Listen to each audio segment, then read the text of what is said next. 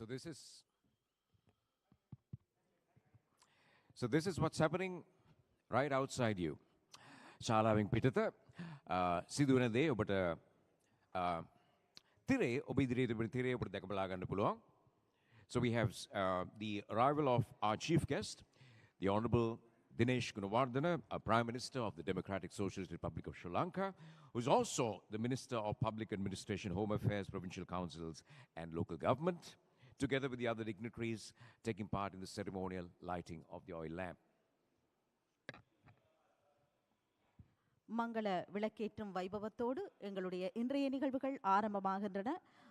மேதகு பிரதம மந்திரி தினேஷ் குணவர்தன அவர்கள் உள்ளிட்ட அதிதிகள் இப்போது மங்கள விளக்கேற்றி எங்களுடைய இந்த மண்டபத்திற்குள் வருகை தருகிறார்கள்.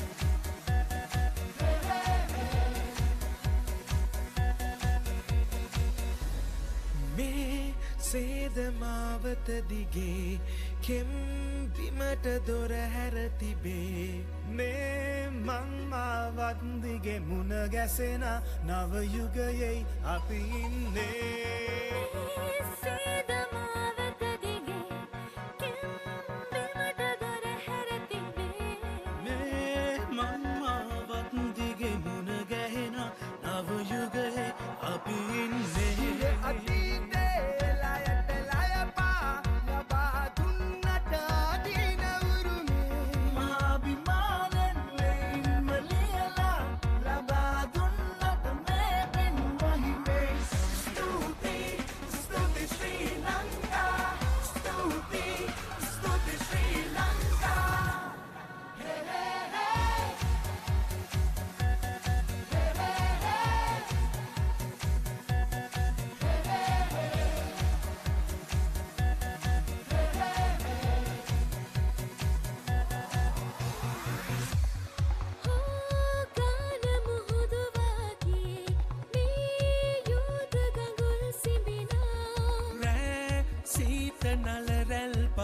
සුවඳයි අපේ සුවඳයි මේ එන්නේ ගාන මුහුදු වගේ මේ යෝධ ගඟුල් සිඹිනා රැසීත නලරල් පවා සුවඳයි අපේ සුවඳයි මේ එන්නේ අපි ගැන ලෝකෙම අපි ගැන අපිටම පුදුම හිතේවි සත්‍යකින්ම අද ලෝඅනන්තට අතට අතදී බෙදා දුන්නට අපේ සිරිය සිරිය ස්තුති ස්තුති ශ්‍රී ලංකා ස්තුති ස්තුති ශ්‍රී ලංකා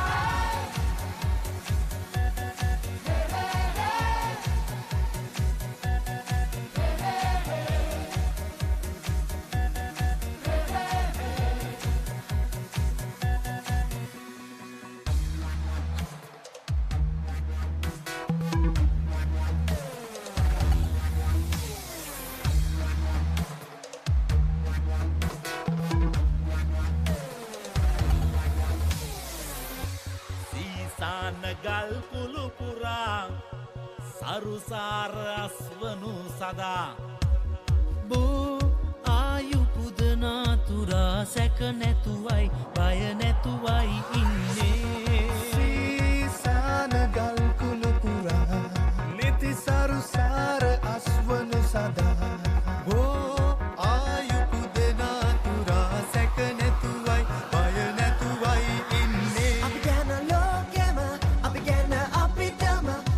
හිතේවි සත්‍යකින්ම අද සෝභාගාමේ සැබෑ ලස්සන ලබා දුන්නට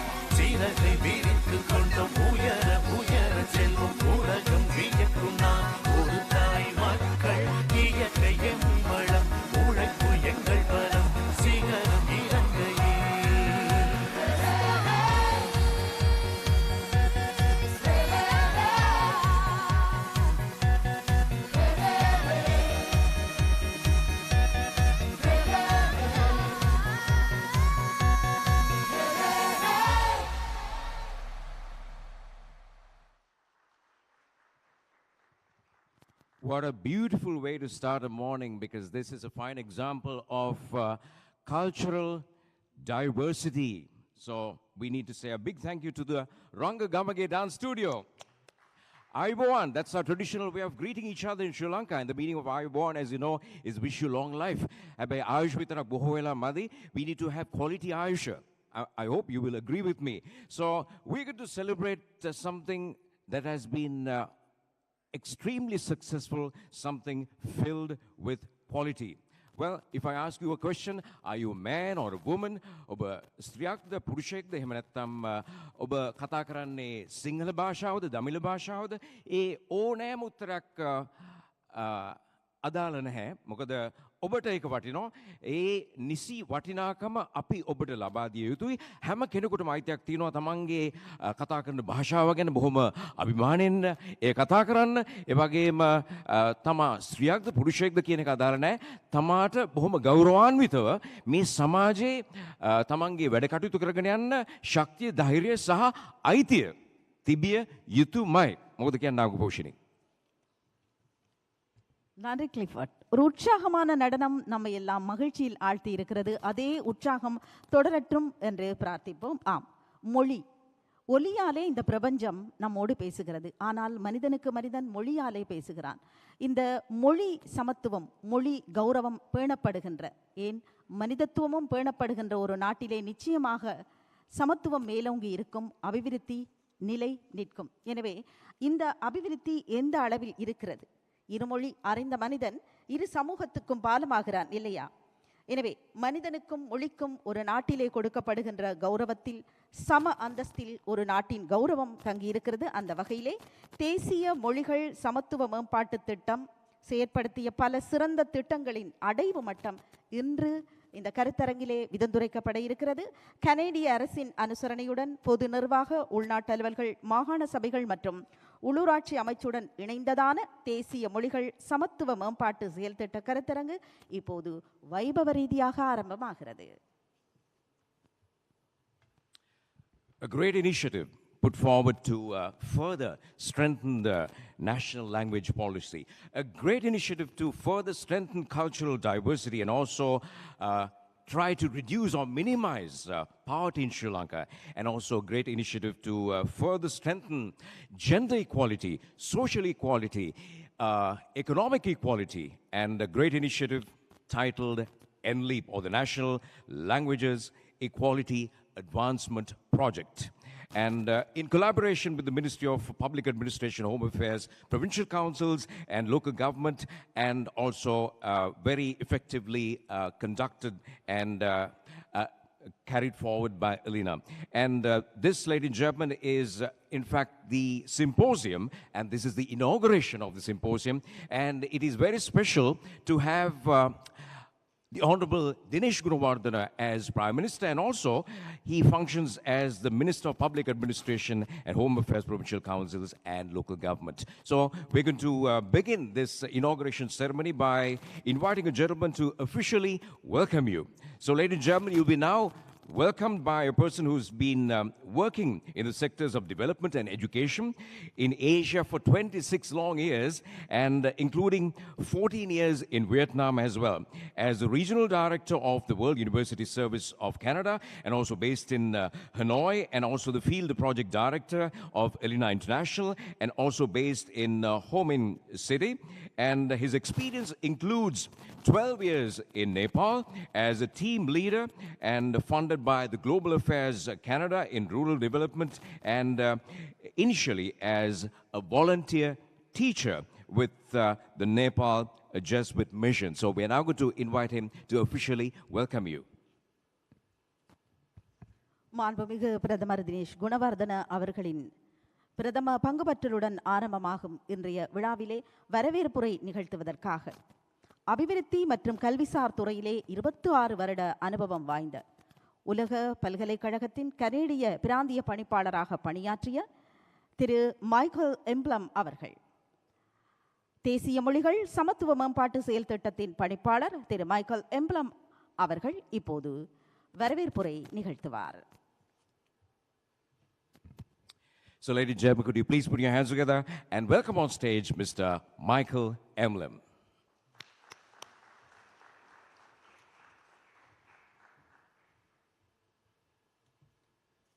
Ayubawan, Vanikam. Good morning, everybody, and welcome to the NLEAP Symposium.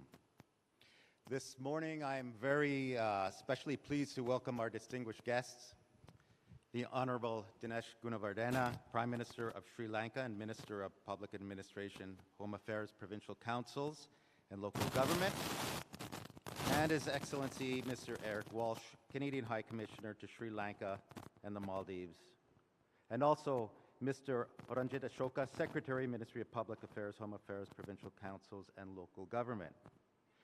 Your presence here today draws importance to the symposium and motivates the key stakeholders to continue assisting citizens to access their rights and promote peace and reconciliation throughout the island.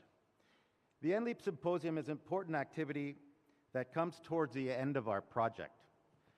We have 4 key objectives over the next 2 days: to highlight results achieved on language rights awareness and provision of bilingual services, to share lessons learned and innovative approaches in implementing the official language policy, promoting language equality and gender equality and women's empowerment, to illuminate the path towards promoting and celebrating language rights for conflict prevention, national integration, and social cohesion. And finally, to spotlight the official languages policy as a constitutional cornerstone for peace and reconciliation and reinforce its significance in the future years. Like Sri Lanka, Canada has 2 official languages. And we have an official language policy, which provides a framework for the citizens to receive languages in the language of choice, government services in their language of choice, rather. So NLEAP has based its support on the Canadian model and localized it in Sri Lanka. It has significantly boosted the implementation of the official languages policy and provided a strategy and roadmap for key stakeholders to follow in the future. Now, a good project leaves a legacy behind. We don't want to just pack up and leave and have everything collapse behind us. We want to have something continue sustainably in the future. And we feel our legacy is the Sri Lankan institutions that we've worked with over the last 5 years. They have been strengthened, and we feel will continue the very important work ahead. As they do so, I'm sure they will remember also what they have learned from Canada. NLEAP's partner institutions are here today with us, and I want to extend a very special warm welcome to the National Language Division from the Ministry, sub-national institutions including district secretariats, divisional secretariats, police, hospitals, courts, the National Institute for Language Education and Training, the Department of Official Languages, the University Grants Commission, and universities including Eastern, Jaffna, Sabaragamuwa, and Kelania, and as well 30 civil society organizations. For 5 years, NLEAP has worked with these stakeholders and strengthened their capacities to deliver services for women and men to access government services, whether it be in schools, courts, government offices, hospitals, or police station, in their language of choice. Over the next 2 days, these same stakeholders will lead discussions, share their knowledge and experience, success and challenges in their frontline work. The symposium will provide a platform for diverse perspectives, fostering dialogue amongst government officials, civil society leaders, and academia. Canada's official language policy has been a model around the world. However, we ourselves have to continue to update and improve its implementation. It's not an easy task, but the institutions in Canada have been established and well supported with a motivated, dedicated, passionate group of people. And we hope that our work in Sri Lanka has inspired the key stakeholders here to continue with this type of dedication and persistence. It's been our pleasure to assist the Sri Lankan people through the NLEAP project.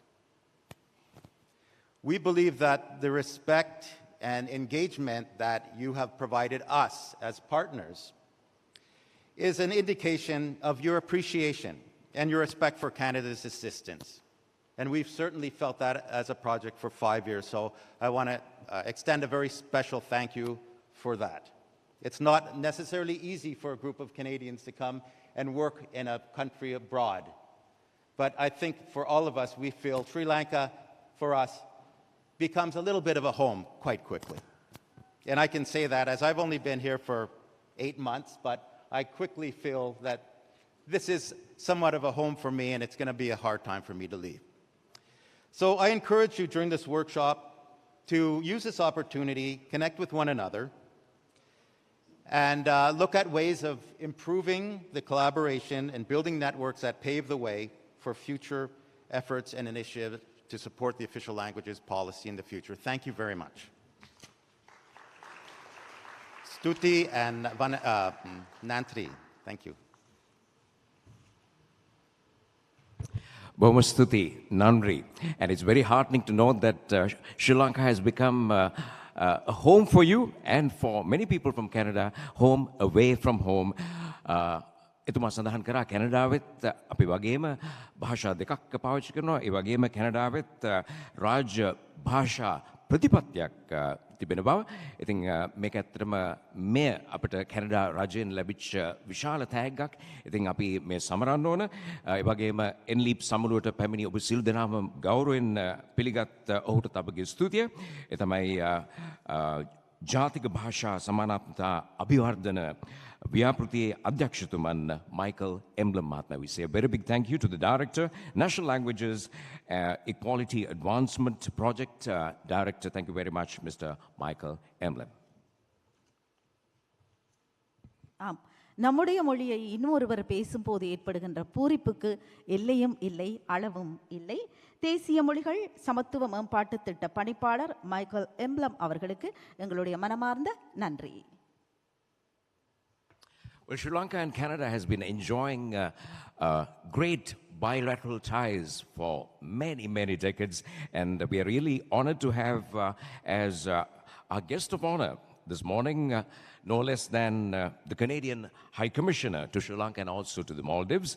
And just to elaborate a little bit about him, with BA Political Science degree from the McGill University, joining the Department of Foreign Affairs and International Trade in 1995, and during his time at headquarters, he has served as Director General for North America, Director North Asia, and also Coordinator Middle East and North Africa, and also among various other positions that he has held, including working to negotiate the Ottawa Treaty and also banning the anti-personnel mines in 1996-97. Positions overseas held, including Turkey, Bucharest, Romania, and also Consular Disarmament in Geneva, Switzerland, and also the Minister of Deputy Head of Mission in Berlin as well, in Germany, and also the Ambassador in Seoul for the Republic of Korea as well. So these are the plethora of offices that he has held over the years. இந்த நிகழ்விலே அடுத்ததாக கௌரவ அதிதியின் உரை இடம்பெற இருக்கிறது. கௌரவ அதிதி வெளிநாட்டு விவகாரங்கள் மற்றும் சர்வதேச வரலாற்றில், சர்வதேச வர்த்தகத்தில் 1995 தன்னை இணைத்துக் கொண்ட ஒரு பன்முக ஆளுமை என்று குறிப்பிட வேண்டும். கௌரவ அதிதி இலங்கை மற்றும் மாலைத்தீவுகளுக்கான கனேடிய உயர்ஸ்தானிகர் கௌரவ எரிக் வால்ஷ் அவர்கள் இப்போது உரையாற்றுவார். අපෙන් සූදානම් වන්නේ මේ කනාඩියානු තානාපතිතුමන්ට එතුමාගේ කතාව සඳහා වේදිකාවට ආරාධනා කිරීම. We'd like to very warmly invite His Excellency Eric Walsh, the Canadian High Commissioner to Sri Lanka and the Maldives.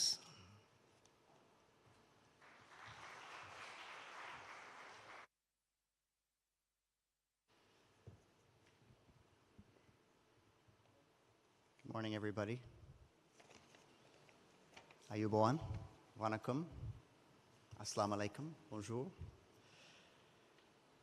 Honorable Dinesh Gunawardena, Prime Minister of Sri Lanka and the Minister responsible for Public Administration, Home Affairs, Provincial Councils and Local Government.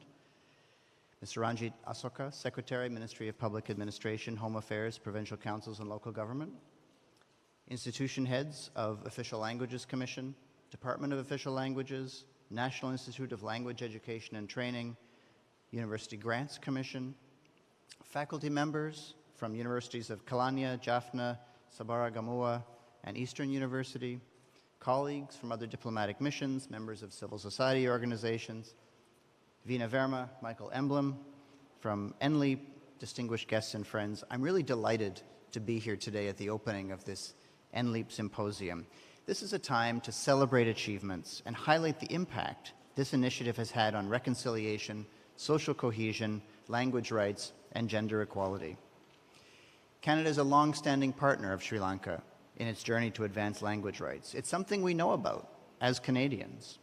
We're pleased that our experiences as a bilingual, multicultural country which sees diversity as a strength can offer support to another diverse country like Sri Lanka in implementing its official languages policy.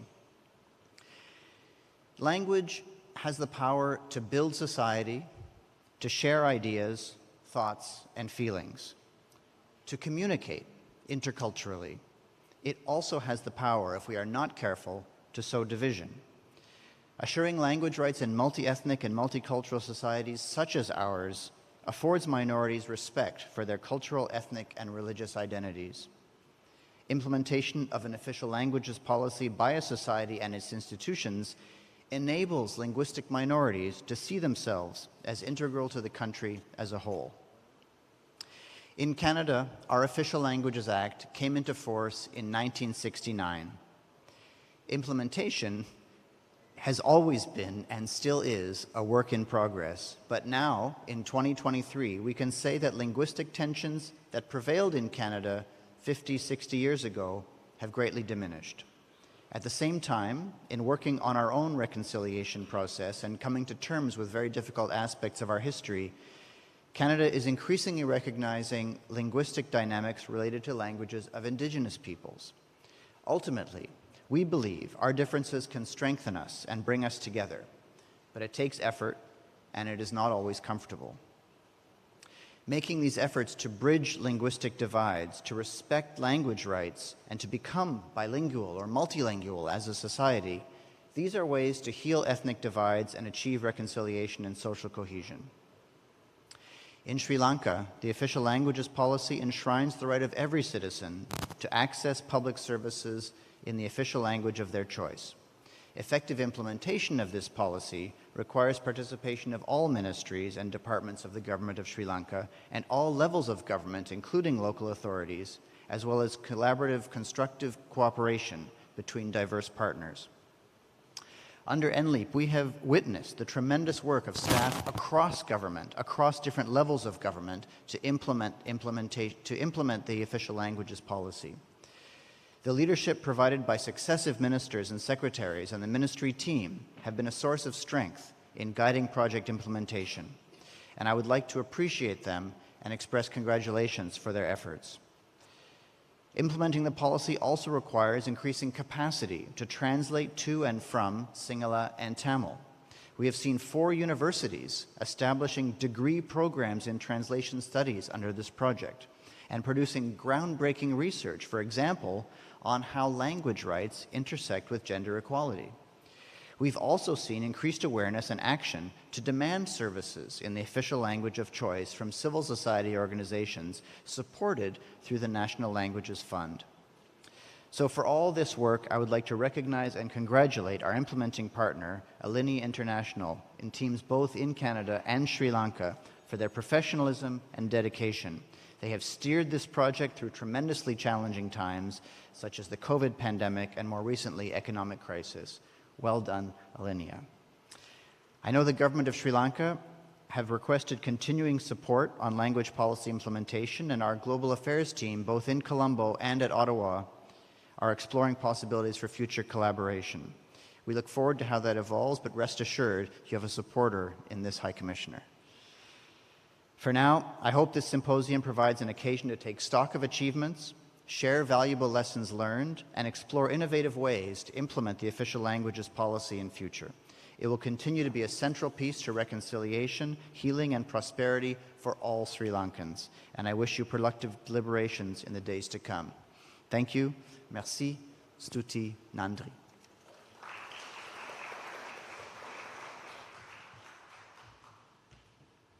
Merci, Stuti, and Ranri to you as well. Thank you, sir. Thank you very much, Your Excellency Eric Walsh.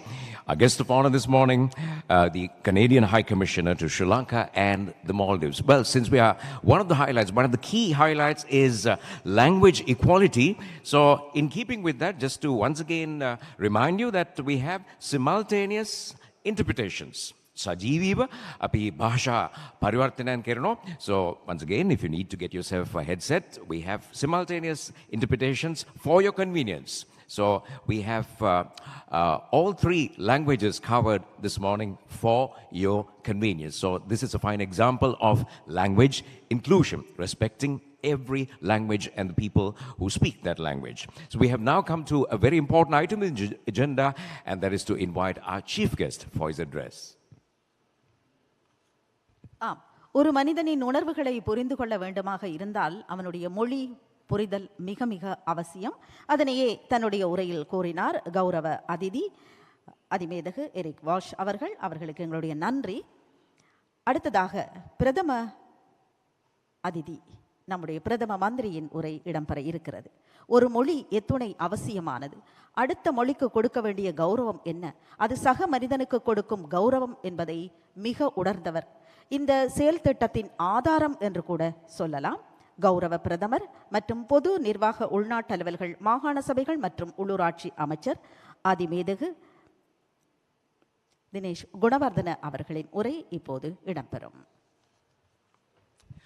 Colombo රාජකීය විද්‍යාලයේ ආදි ශිෂ්‍යයන් ඉන්නවාද කියලා අතුස්සන්න කිව්වොත් ගොඩක්වත් ඉහළට යයි. A proud product of Royal College and also a graduate from the University of Oregon in the United States. And in his very illustrious political journey, he has held many important ministerial portfolios. Quickly, if I may run through some of the portfolios: education, foreign affairs, water supply and drainage, urban development, transport, and also being the leader of the House and the chief government whip as well. And today, we are really honored to have him as our chief guest. And today, he is the Prime Minister of the Democratic Socialist Republic of Sri Lanka. And also, with regard to this symposium, it's very relevant because he holds this ministry as the Minister of Public Administration, Home Affairs, Provincial Councils, and Local Government. So, ladies and gentlemen, let's put our hands together and welcome our chief guest, the Honorable Dinesh Gunawardena, for his speech. Apage Pradhana Arthamutan, Garu Agramatya, Dinesh Gunawardena Agramatyumantai, may ගෞරවනීය ආරාධනය.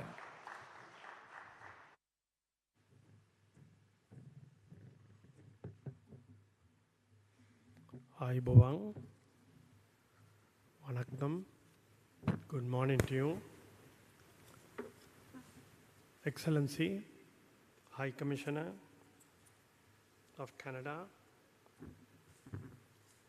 Eric Walsh, Michael Emblem, Director of the National Languages Advancement Project, Ms. Veena Verma, Canadian Project Director, our Secretary, Ranjita Soka, Ministry of Public Administration, Home Affairs, Local Government and Provincial Councils, Additional Secretary Languages, Chairman of the Languages Commission, our members of Parliament, distinguished guests, ladies and gentlemen. Firstly, I appreciate being able to be here at this symposium, which has contributed heavily and supported Sri Lanka's policy on official languages. In implementation, many areas have been covered. Cohesion of any nation comprising different communities depends largely on the ability to communicate with each other. Language is also an inalienable right of the people. Communication rights involve freedom of opinion and expression. participation in one's own culture, linguistic rights, rights to continue education, privacy as well as assemble. Excellency, I was pleased to hear that the NLEAP project was coming to an end, but the assurance that we would work to continue the project, for which I thank you and the Canadian government on this special area that we could continue to work in. The official languages policy of Sri Lanka has been formulated with this vision. Its objective is also to enhance acceptance by the Sri Lankan women and men of the cultural diversity in the country. If I may recap, I'm in Gold Face Hotel. 1 year ago, outside the Gold Face Green was anarchy.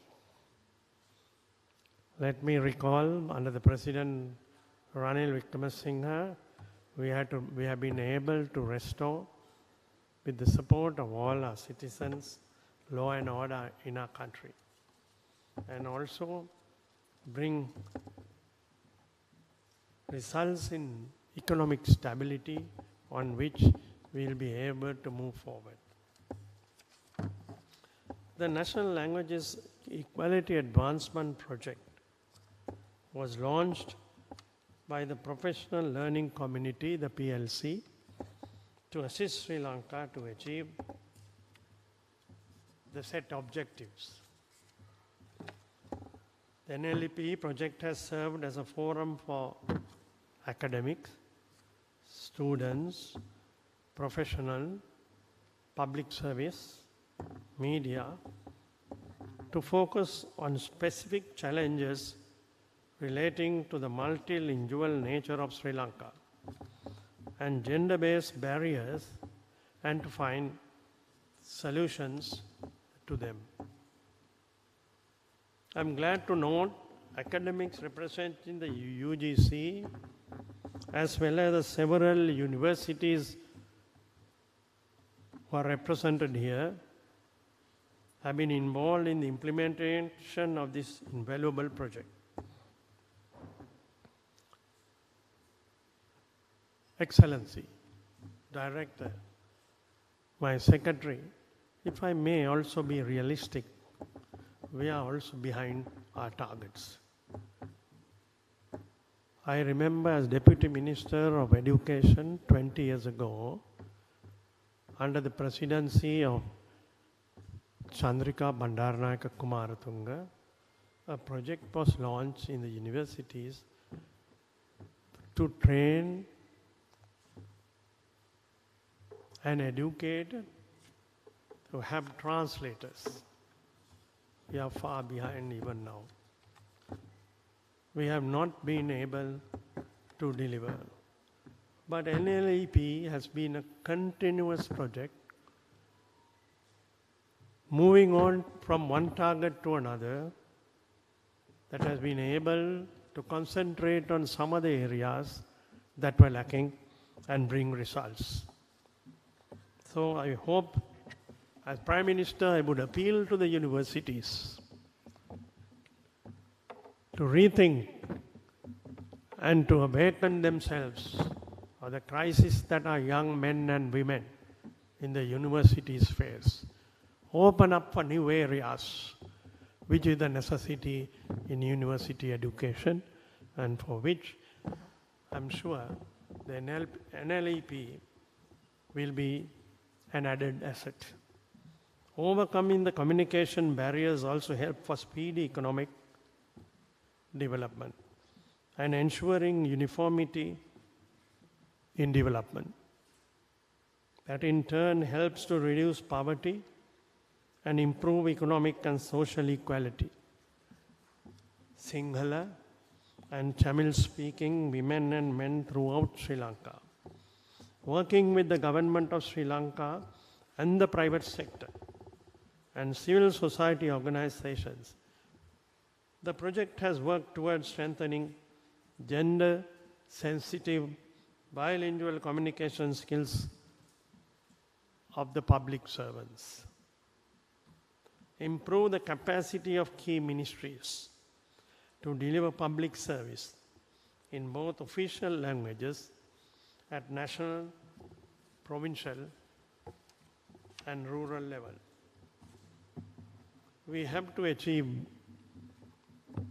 a fair amount in order to fulfill our completed plans. So I hope the director, as you mentioned, would be once again able to work with the government, Ministry of Public Administration, the Language Commission, with the assistance of the Canadian government, in order for us to increase the awareness of languages, diversity, language rights, increase the ability of the citizen to communicate in the official languages. The NLEAP has served as a platform to the academics in the relevant field to discuss the challenges they face and to collectively identify solutions with the support of the expert from Canadian counterparts. Once again,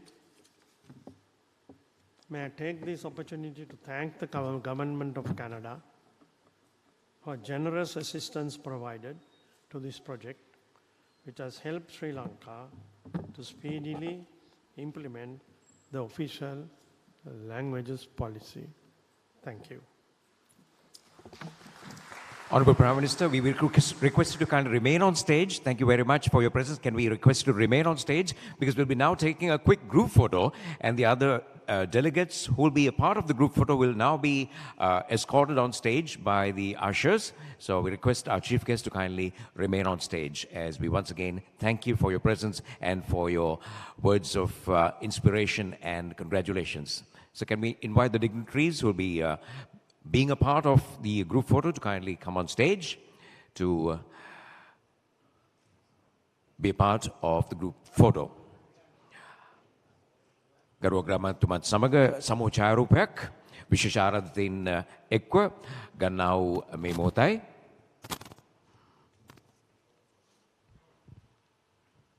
நினைவு சின்னமாகும் புகைப்படம் இப்போது குழு புகைப்படம் எடுக்கும் நிகழ்வு இடம்பெறுகிறது. இலங்கை ஜனநாயக சோசியலிச குடியரசின் மாண்புமிகு பிரதமர் தினேஷ் குணவர்தன அவர்களுடன் அதிதிகள் இணைந்து புகைப்படம் எடுத்துக்கொள்கிறார்கள். So this symbolizes the inauguration of the NLEAP Symposium, which will celebrate, of course, the showcasing the tangible results achieved thus far in this program, sharing valuable lessons learned and exploring the innovative ways to support the official languages policy in Sri Lanka, the OLP, and also illuminate the future path towards equitable language rights as well. And we're going to have a very productive symposium ahead. And this is the inauguration. So we'd like to once again say a big thank you on behalf of the organizers to the Honorable Dinesh Gunawardena, the Prime Minister of the Democratic Socialist Republic of Sri Lanka, and also the Minister of Public Administration, Home Affairs, Provincial Councils, and Local Government for being present here in the midst of his very busy schedule. As we come to the conclusion of the inauguration ceremony, and we'll be having the symposium sessions that will continue throughout today and tomorrow as well. So once again, thank you to our chief guest and to our guest of honor and to the other dignitaries present here this morning for the inauguration. So we'll be having a short break. And thereafter we'll be moving on to the sessions. So our program, I believe you have a copy of the program as well. So we'll be taking a short tea break. So according to the program, we'll be starting after the break at 10:15. හොඳයි. අපේ වැඩසටහනේ ඉදිරි වැඩ කටයුතු 10 කාලට අපගේ න්‍යායපත්‍රයට අනුව 10 කාලට ආරම්භ වීමට සූදානම්. ඉතින් එතෙක් ඔබට පුංචි විරාමයක් අපි ඔබට ලබා දෙනවා. So enjoy your break and see you at 10:15. ஒரு சிறிய தேநீர் இடைவேளை எடுத்துக்கொண்டு நாங்கள் மீண்டும் இணைந்து கொள்வோம் அடுத்த அம்சத்துக்காக. காலை 10:15க்கு அடுத்த அமர்வு தொடரும். எனவே ஒரு சிறிய இடைவேளைக்கு பின் மீண்டும் சந்திப்போம்.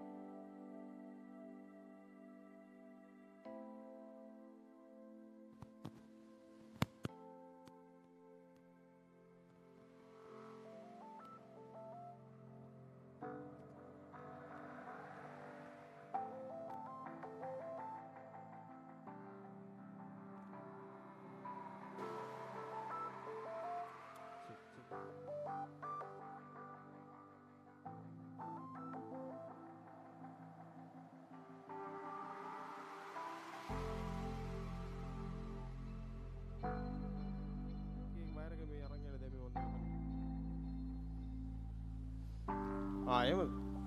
නෑ. මොකද දන්නවද?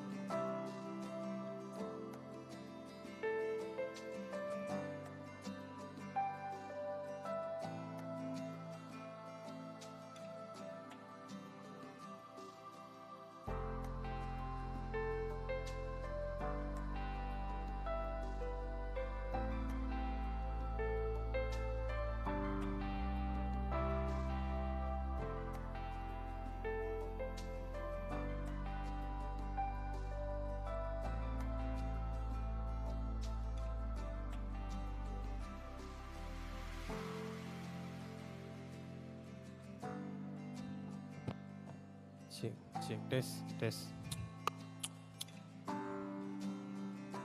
Check, check, check, check, check.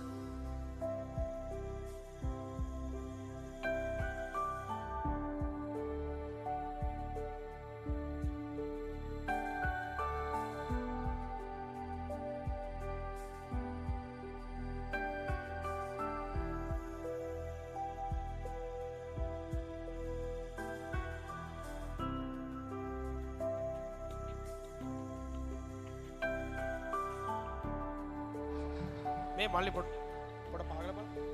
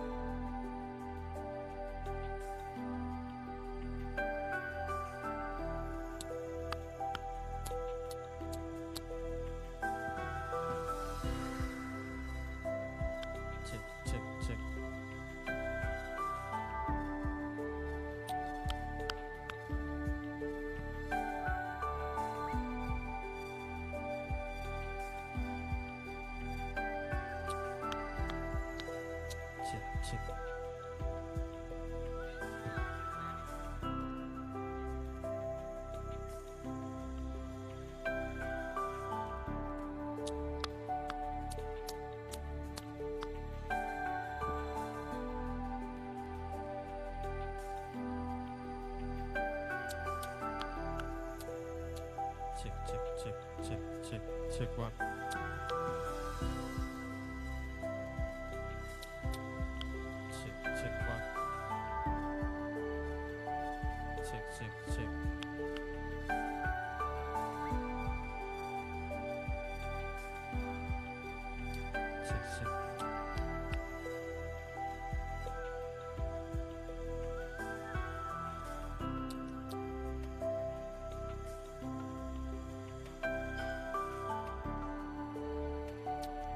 Check. Check one.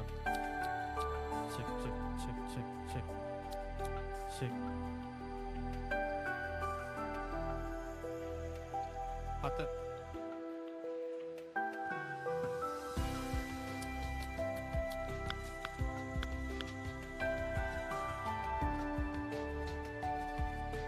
Check.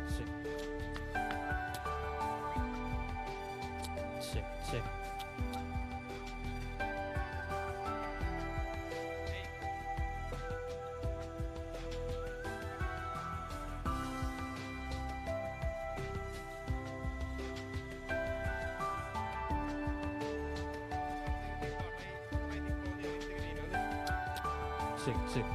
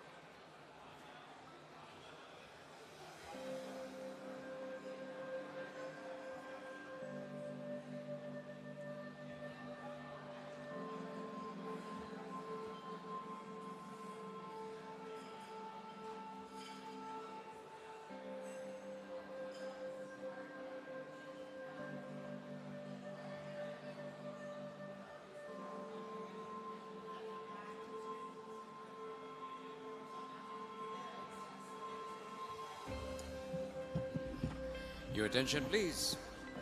Your attention, please. If you're not yet seated,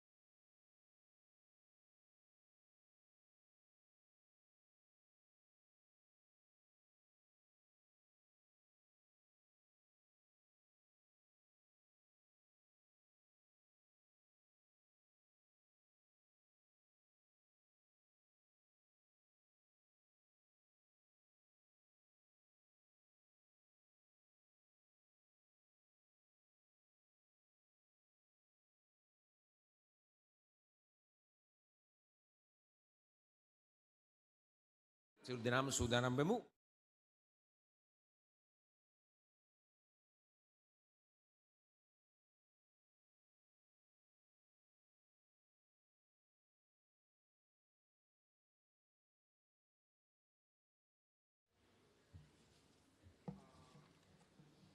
பொது நிர்வாக உள்நாட்டு அலுவல்கள் மாகாண சபைகள் மற்றும் உள்ளூராட்சி அமைச்சுடன் இணைந்து கனடிய அரசின் அனுசரணையுடன் தேசிய மொழிகள் சமத்துவ மேம்பாட்டு செயல்திட்ட கருத்தரங்கு இரண்டாம் கட்டத்தில் நாம் இணைந்திருக்கிறோம். ஆரம்பமாக இருக்கிறது. இப்போது இலங்கை நிர்வாக சேவைகளிலே பல்துறைகளில் சேவையாற்றிய 33 வருட அனுபவம் கொண்ட விசேட தகைமையாளர், பல்வகை விருத்திசார் திட்டங்களிலே தலைமைத்துவம் வகிக்கும் ஆளுமை ஒருவர் பேசவிருக்கிறார்.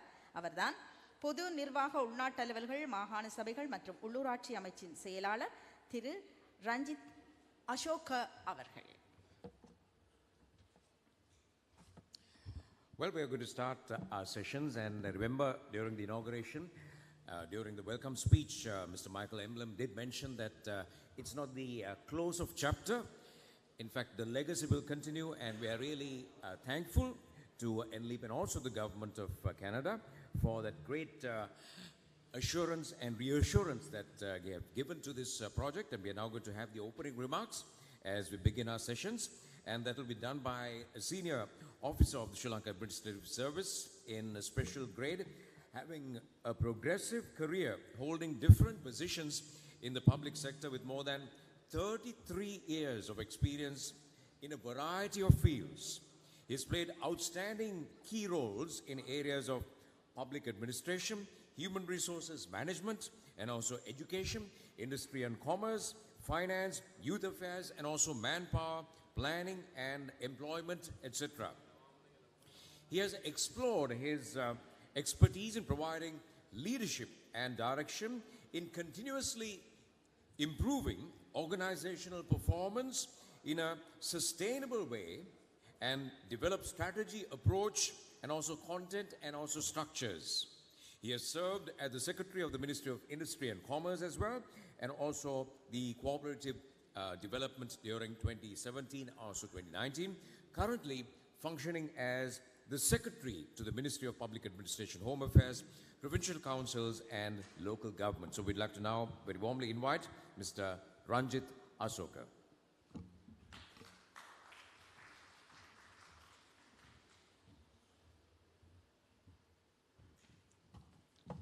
Hi everyone, Vanakkam and good morning.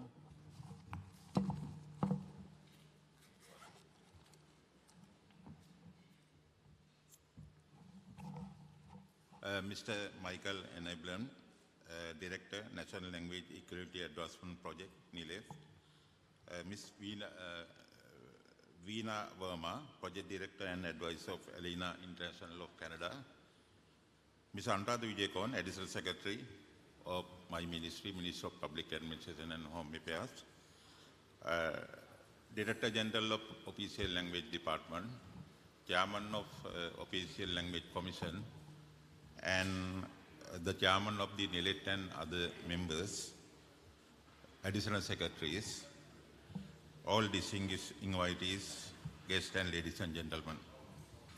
It is my great pleasure for inviting me to participate in this important occasion, NLEAP Symposium, which is organized by National Language Equality Advancement Project, NLEAP, in collaboration with my ministry, the Ministry of Public Administration, Home Affairs, Local Government and Provincial Council, to making opening remarks at this great moment.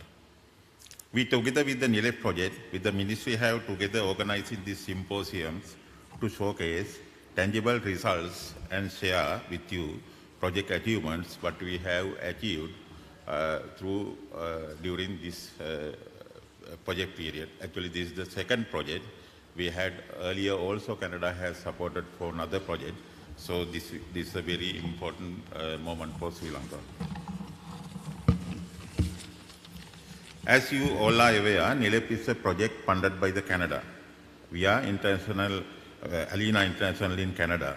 This is the second project, as I mentioned. Canada is a very special friend of Sri Lanka, not just because of funding for different kind of special projects in the history, but also we both, Canada and Sri Lanka, share common values as the pioneer members of the Commonwealth nations, as the non-aligned countries in the world. The both countries consider democracy as the main pillar of the state administration. The diplomatic relationship in between two countries started in 1950s, many decades back, and Canadian bilateral relations started in the form of financial and technical assistance. In this manner, we Sri Lankan continuously remind some notable bilateral assistance given by the Government of Canada to Sri Lanka. Among bilateral assistance, some of the important projects I can remind here: the Colombo International Airport, the Hardy Technical College, we all know, very, very important in our technical educations. Madhurai project, which has been started under the Mahaveli Development Project, and locomotive railways engine. You all remember still, our railway department is running with Canadian supported and Canadian given railway engines under different projects. So likewise, the Canada has helped Sri Lanka in different ways. Since the inception of Canada-Sri Lanka ties, both countries have been maintaining a cordial and multiple diplomatic relations, which had paved the way for further bilateral support by the Government of Canada. One of the landmark bilateral initiatives was the project implemented to provide technical assistance to support proper implementation of official language policy. There were two projects such as I mentioned, National Language Project, the first project, and the National Language Equality Advancement Project, which is this project. Likewise, we have been supported through two projects. If you are thinking why this kind of projects are important for a country like Sri Lanka, being a multi-ethnic country, you know, our country has gone through more than 30 years old civil war, and in order to make some bridge among the different ethnic groups, especially Tamils and Sri Lankan, these kind of projects are very, very important. In this effort, the language should be the bridge and facilitating. It was one of the key objectives of the official language policy of Sri Lanka. As the Secretary to the Ministry mandated to the implementation of OLP, I have to thank Canadian government and taxpayers and all take part institutions for supporting through this project. Therefore, I am very thankful for the Government of Canada for the two important projects, the National Language Project and present NLEAP, which had allowed the Government of Sri Lanka to reach citizens from all ethnic groups from different provinces, including the northern and eastern parts of the country, to eventually help to reach the peaceful society. My ministry, being the policy-making body for the effective implementation of official language policy, and mandated to coordinate and facilitate proper implementation of continuously guaranteed language rights of the citizens of this country, as our Honorable Prime Minister mentioned. As the government, we have taken several steps and administrative measures in order to respond to official language policy as a requirement, which includes issuing of regulations, public administration circulars, and other related notifications. We also have established a separate division in the Ministry of Public Administration as National Language Division to take necessary steps to provide technical and other related supports for the public institution across Sri Lanka to implement official language, to provide services in both official and national language, especially Sinhala and Tamil. The Canadian technical assistance under the NLEAP has been tremendous support in terms of providing of an array of activities that have telling effect for the official implementation. The NLEAP support includes preparation of a strategic framework for the official language policy implementation, which is being prepared to obtain the cabinet approval. Actually, we have already prepared the strategic plan, and we are supposed to submit it to the cabinet for its approval and support. It will be a medium-term and long-term plan, putting a system for monitoring, evaluating, and learning, which have been put together the experiences we had during the implementation of the project period. So this will be a long-term success, I wish, in the country. The language planning guidebook has been prepared, and it facilitates the public institution of Sri Lanka to take progressive steps towards the implementation of the official language. It also emphasizes the responsibilities cast on officers of the public institution to give serious thought in implementing the existing provisions relating to language rights, as the institutional commitment is one of the major factors for the successful implementation of the official language policy. One of the key elements of this project is gender equality and women's empowerment, which makes sure that men and women and girls and boys of this country is treated equally and receive services on the equal footing. Further supporting the Official Language Commission, the project assisted in preparing an organizational plan to strengthen the Official Language Commission and to make sure that it lives up to the expected results that the law requires. As one of the main responsibility of the Official Language Commission is conducting audit in related to the official language policy implementation. Supporting the Department of Official Language languages to set up a translation unit and support to train existing translators in the government service and provide technical assistance and train academics to the BA degrees programs in the universities of Jaffna, Kelaniya and Sabaragamuwa and Eastern Universities of Sri Lanka. And our government also was able to give 100 almost 100 appointments for translators in the last week. The technical assistance was carried out in collaboration with the University of Ottawa and under the relationship with the University Grant Commission of Sri Lanka. Assistant National Language Institute of Language of Education and Training, NLEAP, to provide second language teaching to public servants to improve the second language are some of the remarkable outcomes achieved by the bilateral assistance provided under the NLP and NLEAP projects. I also personally had a chance to visit to Canada for a one-week program on the official language matter. As our ambassador mentioned, Canada is also a bilingual country. The French and English both are taught by the different ethnic groups. In this visit, I truly understood the value of bilingual for more than trilingual for a country that belongs to different ethnic groups are living together.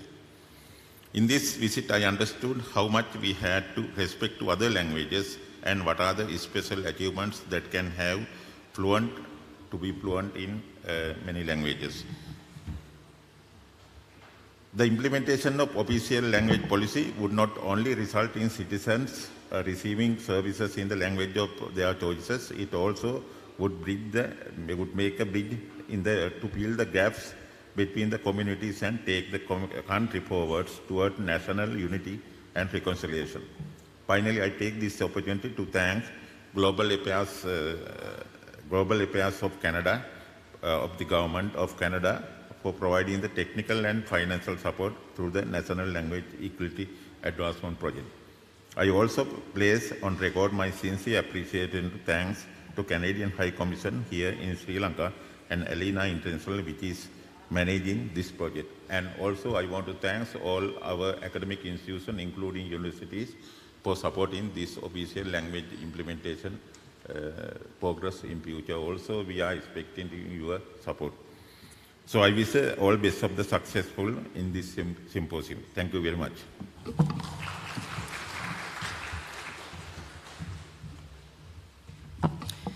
Thank you, sir. Thank you very much for those opening remarks. We say thank you to Mr. Ranjit Ashoka, the Secretary to the Minister of Public Administration, Home Affairs, Provincial Councils, and Local Government.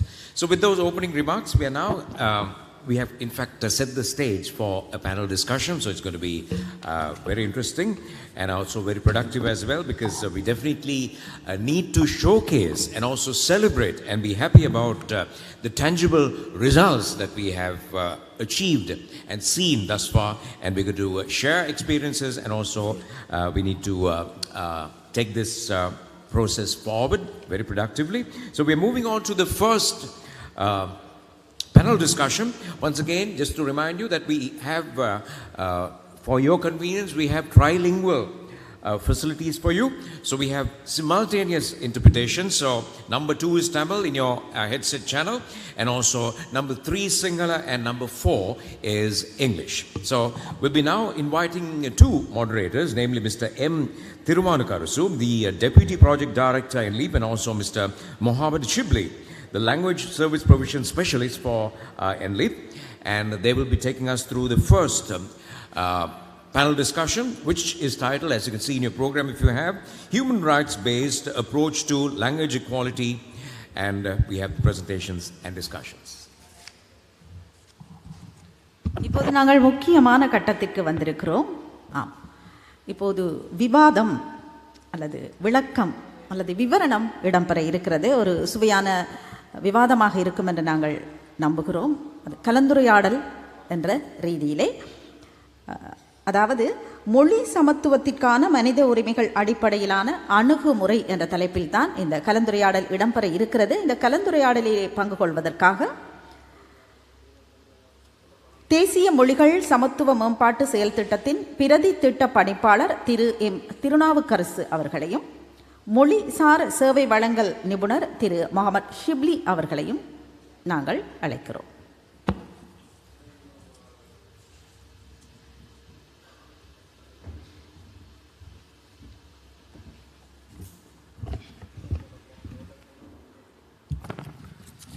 அனைவருக்கும் வணக்கம்.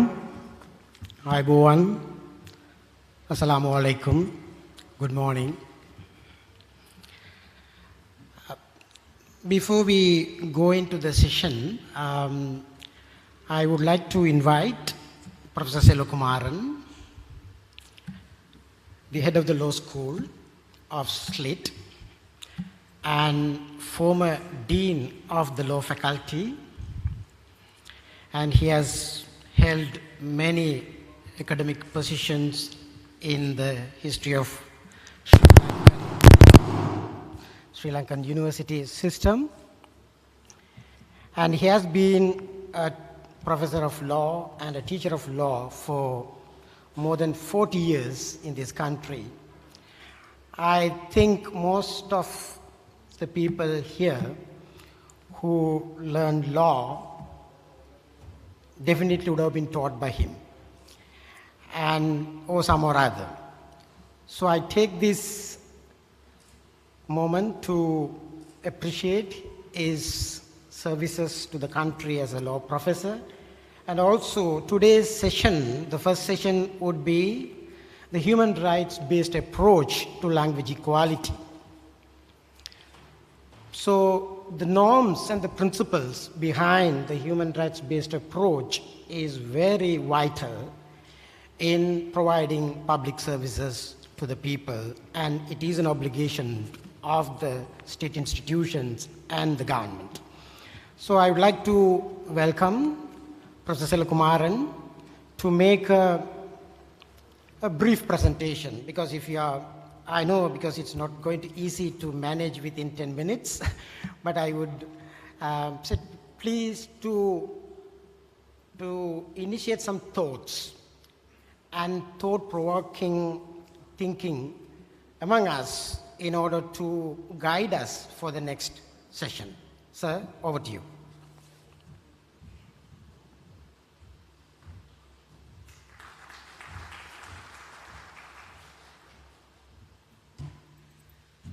Good morning. Thank you very much for those charitable introductory words. It sometimes embarrasses me when people speak of that. Yes, I will speak on the human rights-based approach to language equality. My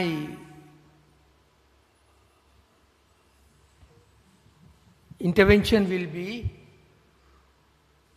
not much of theory, but I will touch on some aspects of them, but within the 10 minutes period, I will also explain practically what it means.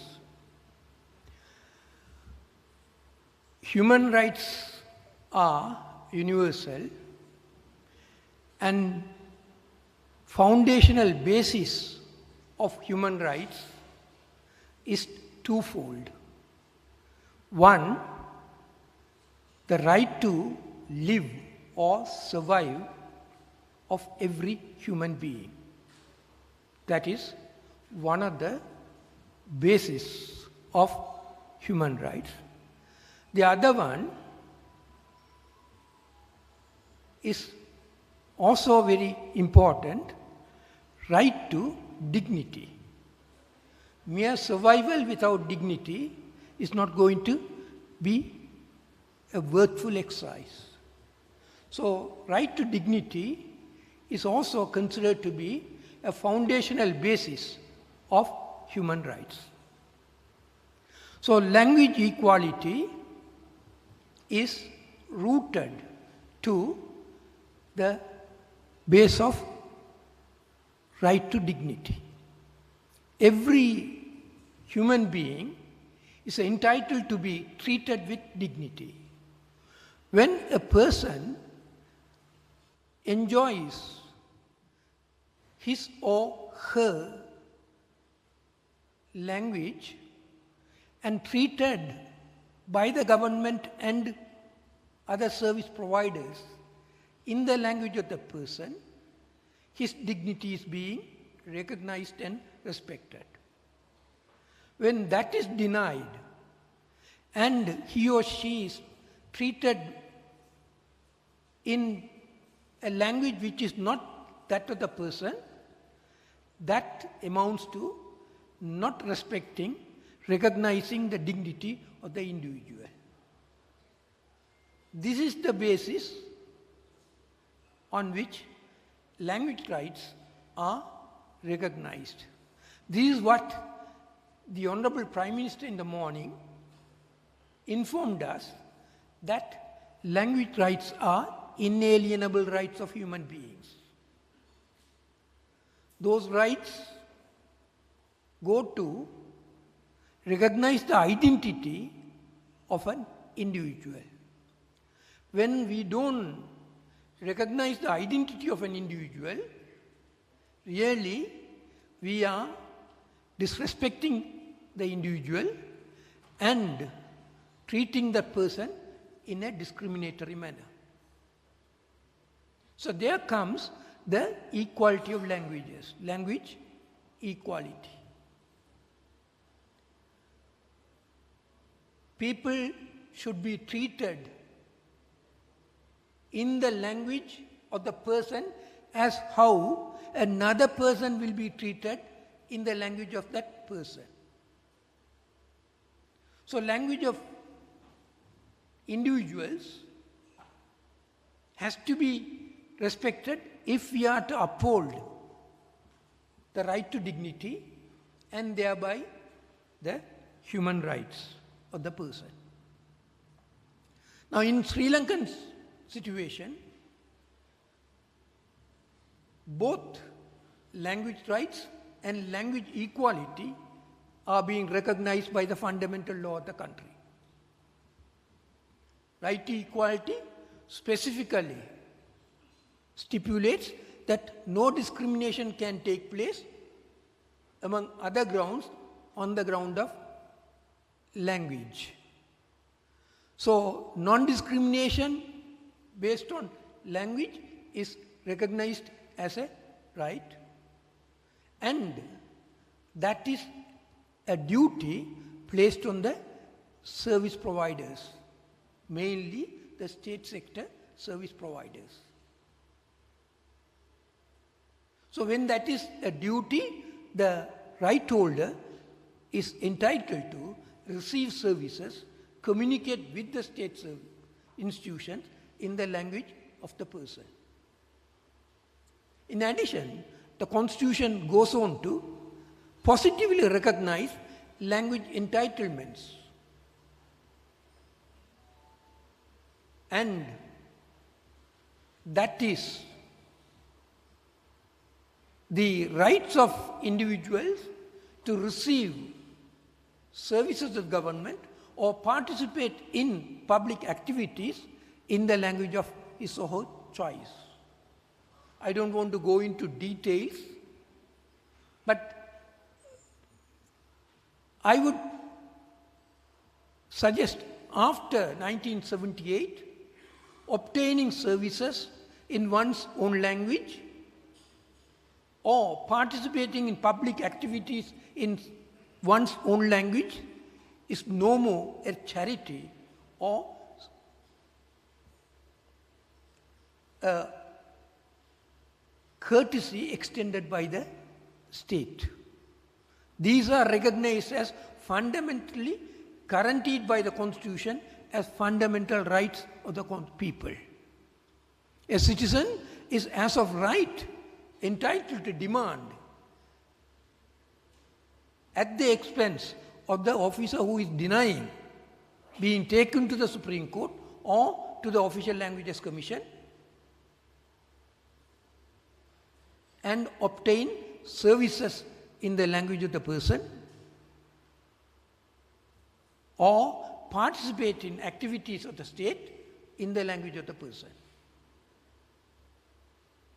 So this is the basis on which language equality is enjoyed, because it is traceable to the human rights recognition, and that's what we say human rights approach to language equality.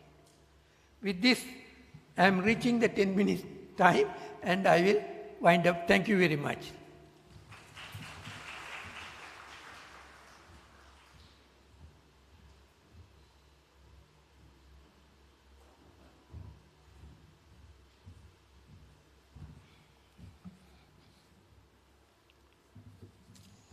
Thank you very much, sir, for your enlightening thoughts. And it provides us a space for our next discussion. The next discussion is going to be a session on human rights approach to language rights.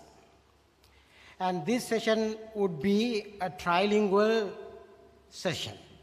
So I would kindly request, if anyone is not able to understand the other official language or linked language, then please receive your equipment, and I would say if you could provide those things to the people, and that will serve the purpose. Because we are today working on language rights, and also we are speaking of diversity and inclusive approach to many other things. So therefore, we want this forum to be trilingual or multilingual, and people should feel that each and everyone has the right to communicate or speak on their own language. So I would request that. So therefore, I would like to invite in English all the resource people for the forum, and then we will conduct the session in bilingual or trilingually. So I would like to invite Mr. Mohammed Shibli, the Language Service Provision Specialist of NLEAP, to co-moderate these sessions with me. And I humbly request the Additional Secretary to the National Languages and Public Service Reforms of the Ministry of Public Administration, Home Affairs, Provincial Councils and Local Government, Mr. Anuradha Thenukon, to the stage. And I also invite Ms.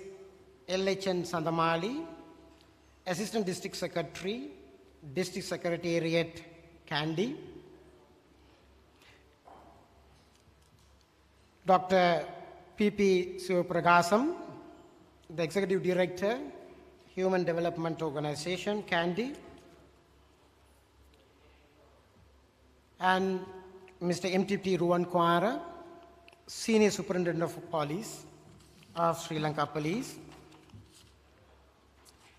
and Ms. Maitri Rajasingham, Executive Director, Viludu, and Ms. Anoma Seneviratna, Senior Nursing Officer, Supergrade Officer of Nuerali General Hospital, and Mr. Sachinta Bandaranayaka, Community Coordinating Officer, Hatton District and Magistrate Court. And more importantly, I would also pleased to welcome Mr. D. Kalanasuriya, Attorney at Law, Chairperson of the Official Languages Commission, and Mr. A. Subhagaran, Executive Director, Center for Governance Innovations, former Director of Center for Governance Innovation. So may I please request each and everyone to take their seats, and then we have very strict timeline has to be followed because it's a big session. But the reason why we wanted to have more resource people is to showcase their good work in this forum.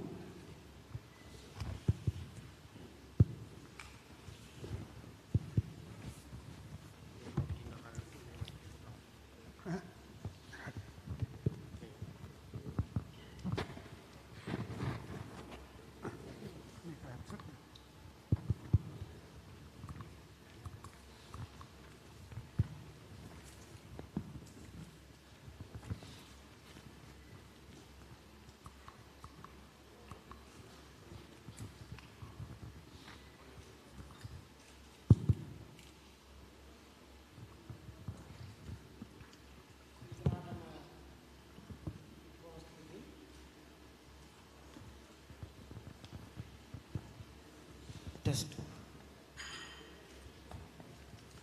அனைவருக்கும் நன்றி. මේ සෙසිය අපි බලාපොරොත්තු වෙන්නේ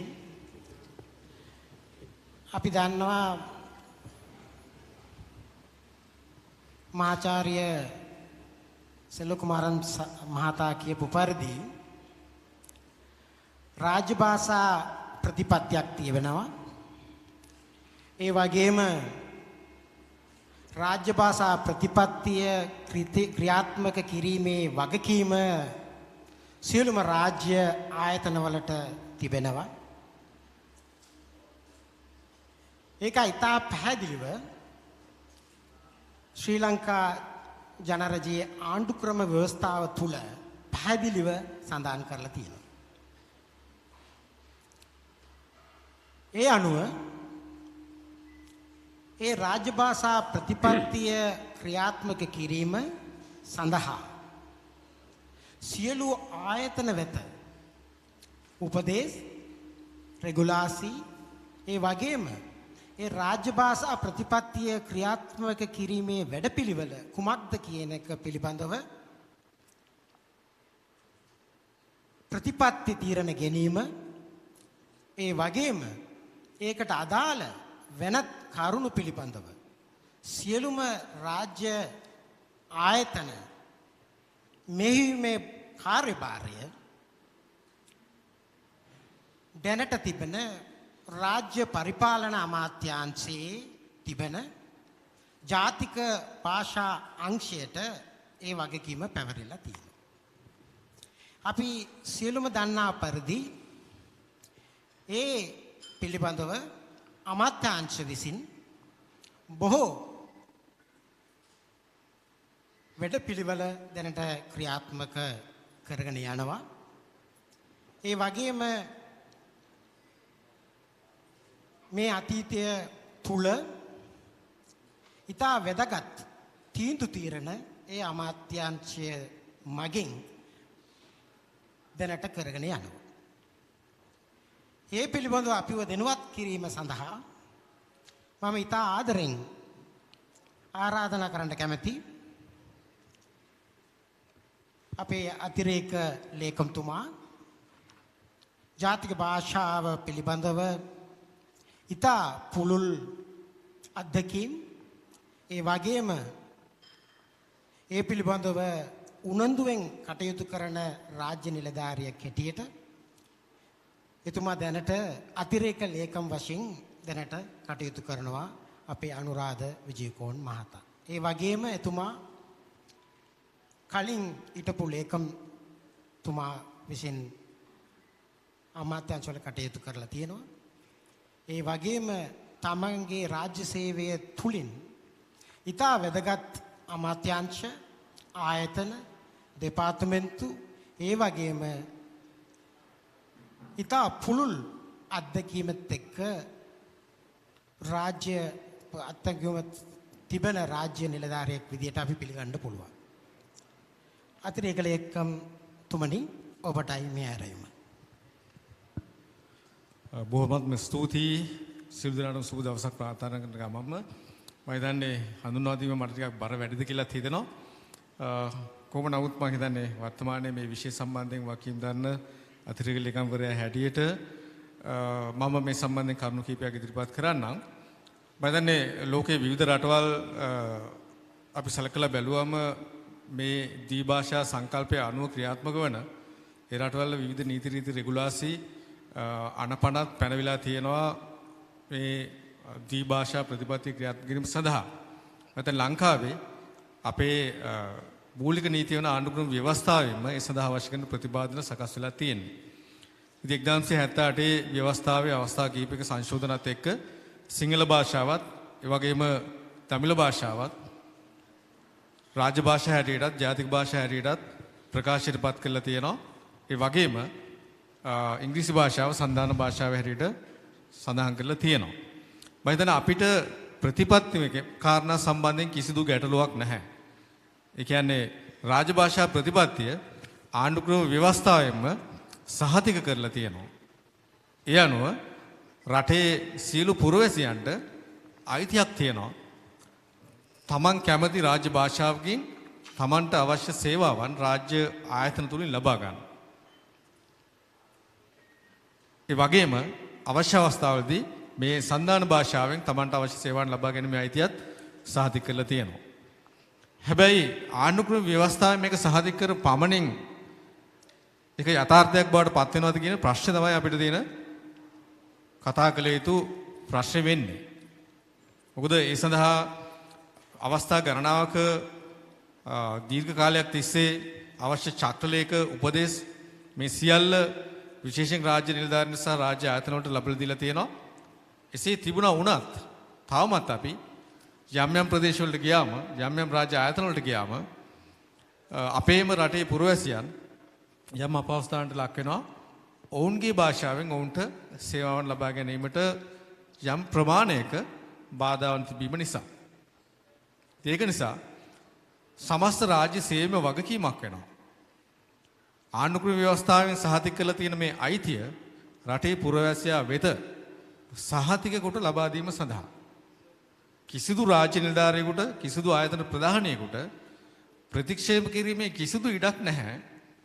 මේ ව්‍යවස්ථාවෙන් සම්මත කරලා තියෙන පුරවැසියා අයිතිය. ඒකට සම්බන්ධව දන්නේ රටක් හැටියට විශේෂයෙන් රාජ්‍ය පරිපාලන අමාත්‍යාංශයේ විශේෂ භාර අමාත්‍යාංශය හැටියට අපි හැම වෙලේම උනන්දු වෙන්නේ කොහොමද ව්‍යවස්ථාවෙන් සහතික කරපු අයිතිය යථාර්ථයක් බවට පත් කරලා මේ රටේ සියලු පුරවැසියන්ට උතුරු වේවා දකුණු වේවා බස්නාහිර වේවා නැගෙනහිර වේවා ඒ ඕනෑම තැනකදී තමන්ගේ කතා කරන භාෂාවෙන් තමන්ට තේරෙන භාෂාවෙන් තමන්ට රාජ්‍ය ආයතන වලින් සේවය ලබා ගන්න තියෙන අවකාශය සහතික කරන්න කොහොමද කියන එක. ඉතින් මේ කාරණාවේදී මට වෙලාවකට හිතෙනවා අපි සමහර දේවල් අර්ථකථනය කරන පිළිවෙලක් ටිකක් නැවත හිතන්න ඕනේ කියලා අපි වෙලාවකට මහා ජාතිය සුළු ජාතිය වගේ වචන පාවිච්චි කරනවා. මම හිතන්නේ මේක අවස්ථානුකූලයි. ඒ වගේම මේක යම් යම් ප්‍රදේශයෙන් ප්‍රදේශයට යනකොට වෙනස් වෙන සුළුයි. දැන් උදාහරණයක් හැටියට දකුණේදී මහා ජාතිය වුණාට සිංහල ජාතිය ඒ සිංහල ජාතිය උතුරේදී සුළු ජාතියක් බවට පත් වෙනවා. උතුරේදී මහා ජාතිය වෙනවා ද්‍රවිඩ ජාතිකයන්. හැබැයි ඔවුන් දකුණේදී සුළු ජාතීන් බවට පත් වෙනවා. විශේෂයෙන් මේ රාජ්‍ය සේවාව ලබා දීමේ කාර්යයේදී මට මෙන්න මේ කියන විග්‍රහය මේ කියන විශ්ලේෂණය වැදගත් වෙනවා. මොකද එතකොට උතුරේදී අපහසුතාවයට පත් වෙන්නේ කවුද? දකුණේදී අපහසුතාවයට පත් වෙන්නේ කවුද කියන එක මම හිතන රජයේ මැනවින් හඳුනා ගැනීම අත්‍යවශ්‍යයි. ඒ අනුව රාජ්‍ය නිලධාරීන් පත් කරන එක ඔවුන් යම් යම් තනතුරු වලට යවනකොට ඔවුන්ට අවශ්‍ය ඇති භාෂා හැකියාවන් භාෂා දෙකම කතා කරන්න භාෂා දෙකම නෙවෙයි අතන භාෂා තුනෙන්ම වැඩ කරන්න තියෙන හැකියාවන් පිළිබඳව සුවිශේෂ අවධානයක් රජය විසින් ගත යුතුයි. මොකද එහෙම නැති වුණොත් බොහෝ වෙලාවට මේ අපේ රටේ හැම කාණ්ඩයකටම අයිති පුරවැසියන් දකුණේදී වේවා උතුරේදී හෝ වේවා නැගෙනහිරදී හෝ බස්නාහිරදී වේවා අසිරිතාවයන්ට පත් වෙනවා. ඉතින් මේක හරහාම අපි මේ ව්‍යාපෘතිය ඇතුලේ කතා කරන අනිකුත් අයිතිවාසිකම් ස්ත්‍රී පුරුෂ සමාජභාවී අයිතිවාසිකම් ඒ වගේම අපි කතා කරනවා අපේ අයුතු ප්‍රතිලාභ හිමි කර ගැනීම පිළිබඳ තත්ත්වයන්. ඒ කියන්නේ කරප්ෂන් කියන කාරණාව ගැන කතා කරනවා. ඒතර කරප්ෂන් ෆ්‍රී කන්ට්‍රි එකක් ගැන කතා කරනවා. නැත්නම් රටක් ගැන කතා කරනවා. හැබැයි මේ රට ඇති කරන්න නම් මිනිස්සුන්ට තවත් කාගෙන් හරි තමන්ගේ සේවාවන් ලබා ගැනීම සඳහා යැපෙන්න තියෙන අවකාශයන් අපි නැති කර දැමිය යුතුයි. ඒ සඳහා සියලුම රාජ්‍ය ආයතන ප්‍රධානීන් සහ උප ප්‍රධානීන් රාජ්‍ය භාෂා ක්‍රියාත්මක කිරීම ප්‍රධාන නිලධාරීන් හැටියට අපි පත් කරන්න අවශ්‍ය ක්‍රියාමාර්ග අරන් තියෙනවා. උප ප්‍රධානීන් ආයතන ඇතුලේ රාජ්‍ය භාෂා ප්‍රතිපත්ති ක්‍රියාත්මක කිරීම සඳහා ක්‍රියාත්මකව මැදිහත් වෙන නිලධාරීන් හැටියට පත් කරන්න 10/2009 කියන චක්‍රයෙන් අපි අවශ්‍ය පියවර අරන් තියෙනවා. ඒ අනුව කියන්න සතුටුයි. විශේෂයෙන් NLEAP ව්‍යාපෘතිය අවස්ථා අවුරුදු 5ක් ඇතුළත ඒ වගේ මීට කලින් කැනඩා රජය අපිට උදව් කරා තවත් ව්‍යාපෘතියකට මේ සියලු සහයෝගයන් එක්ක අපි යම් ප්‍රමාණයකට මැදිහත් වීම කරලා දැනුම ලබා දීලා පුහුණු වීම කරලා එයාගේ අවශ්‍ය කරන අවබෝධය වැඩි කරලා ඒ සඳහා මඟ පෙන්වීම කරලා රාජ්‍ය පරිපාලන අමාත්‍යාංශයත් ඊට පෙර ඇතර මේ සඳහා තිබිච්ච කැබිනට් අමාත්‍යාංශයත් ඒ ආයතන ඇතුළේ හිටපු ඇමතිවරු සහ ලේකම්වරු ඇතුළු වගකිය යුතු නිලධාරීනොත් සැලකිය යුතු මැදිහත් වීම කරලා තියෙනවා. මම හිතනවා ව්‍යාපෘති කාලය අවසන් කරන්න සූදානම් වෙනවා. හැබැයි රාජ්‍ය නිලධාරීන් හැටියට මේ රටේ පුරවැසියන් හැටියට අපේ වගකීම මම හිතන්නේ ව්‍යාපෘති කාලය අවසන් කාලය තුල අවසන් වෙන්නේ නැහැ. ඒ නිසා මෙතන ඉන්න සියලුම තරාතිරමේ සියලු දෙනාගේම වගකීමක් වෙනවා. අපි කොහොමද NLEAP ව්‍යාපෘතියේ සහාය ඉදිරියට අපිට නැති වුණත් වෙනත් ව්‍යාපෘතිකින් සමහරලාට අපිට සහායක් ලැබෙන්න පුළුවන්. හැබැයි මේ දුන්න සියලු මඟ පෙන්වීම සහ සහායන් එක්ක මේ රට සියලු පුරවැසියන්ට සුවදායක තැනක් බවට පත් කරන්නේ. ඒ සඳහා අපි කොහොමද මැදිහත් වෙන්නේ කියන කාරණා පිළිබඳව රටේ රාජ්‍යාංශයේ වගේම නීති රීති රෙගුලාසි ප්‍රතිපත්ති සම්පාදකයන් වගේම දේශපාලන නායකත්වයේ වගේම මේ රටේ සමස්ත පුරවැසියන් තමන්ගේ වගකීම් සහ යුතුකම් මම හිතන්නේ ඊටාම මැනවින් අවධානයට පාත්‍ර කළ යුතුයි කියන එකයි මගේ අදහස.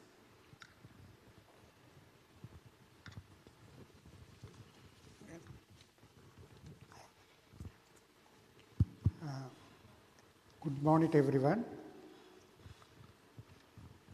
Thank you, sir, for the Additional Secretary for his comments. The next I would like to invite Mrs. Sandamali Hevage, the Assistant District Secretary Kandy, for the next presentation. Mrs. Hevage is one of the officers in the public service. She has shown much commitment to OLP implementation. We have met her recently also in Kandy, and we found that her leadership and commitment was for the OLP implementation, especially the language planning, was very commendable. So Mrs. Hevage is a professional trainer and a master facilitator who has a broad experience in leadership, strategic management, productivity, positive thinking, and community development. She also has an earned basic degree in BSc in Business Management from Rajarata University of Sri Lanka and has fulfilled her master's degree in MSc in Organizational Management at the University of Peradeniya in 2023.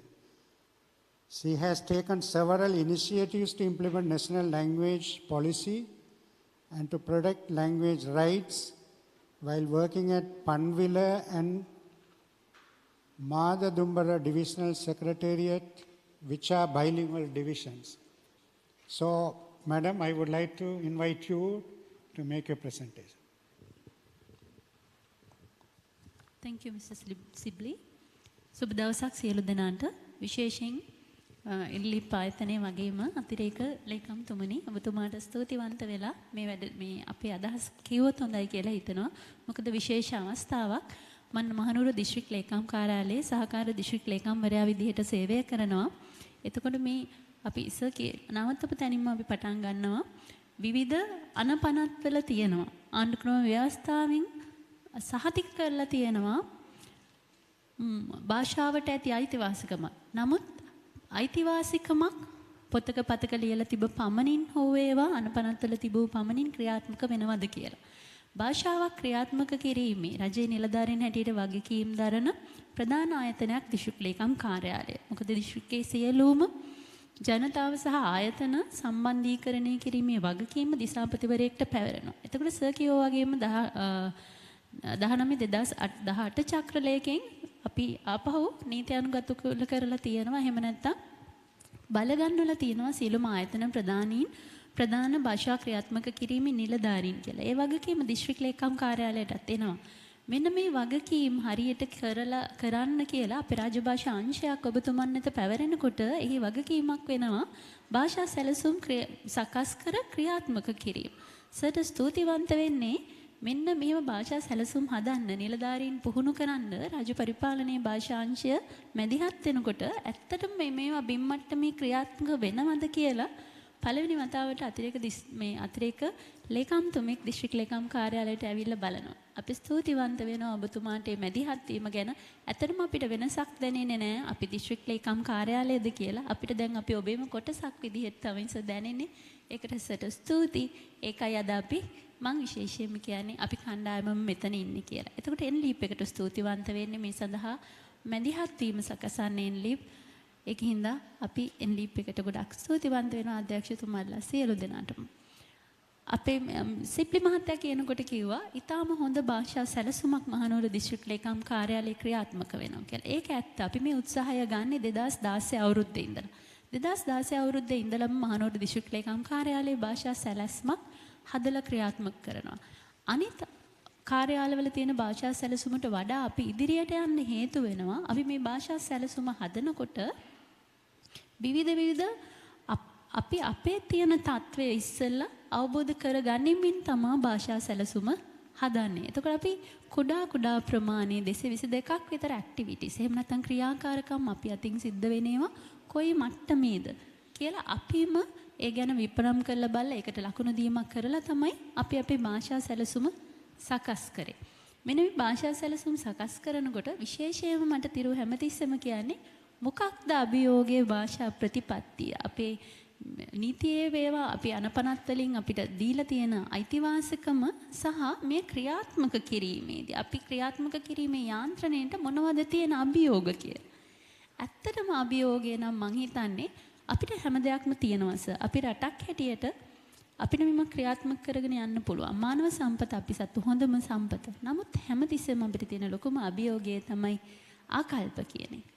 ආකල්ප කියපු ගමන්ම අපිට හිතෙන්නේ එහෙනම් රජයේ නිලධාරීන් ටික කැමති නැතුව ඇති භාෂා ප්‍රතිපත්තිය ක්‍රියාත්මක කරන්න. එහෙට ගියාම මෙහෙම ජාතියත් මෙහෙට ආවම මෙහෙම ජාතියත් කැමති නැතුව ඇති කියලා. නමුත් ඇත්තම කතාව ඊට වඩා වෙනස්.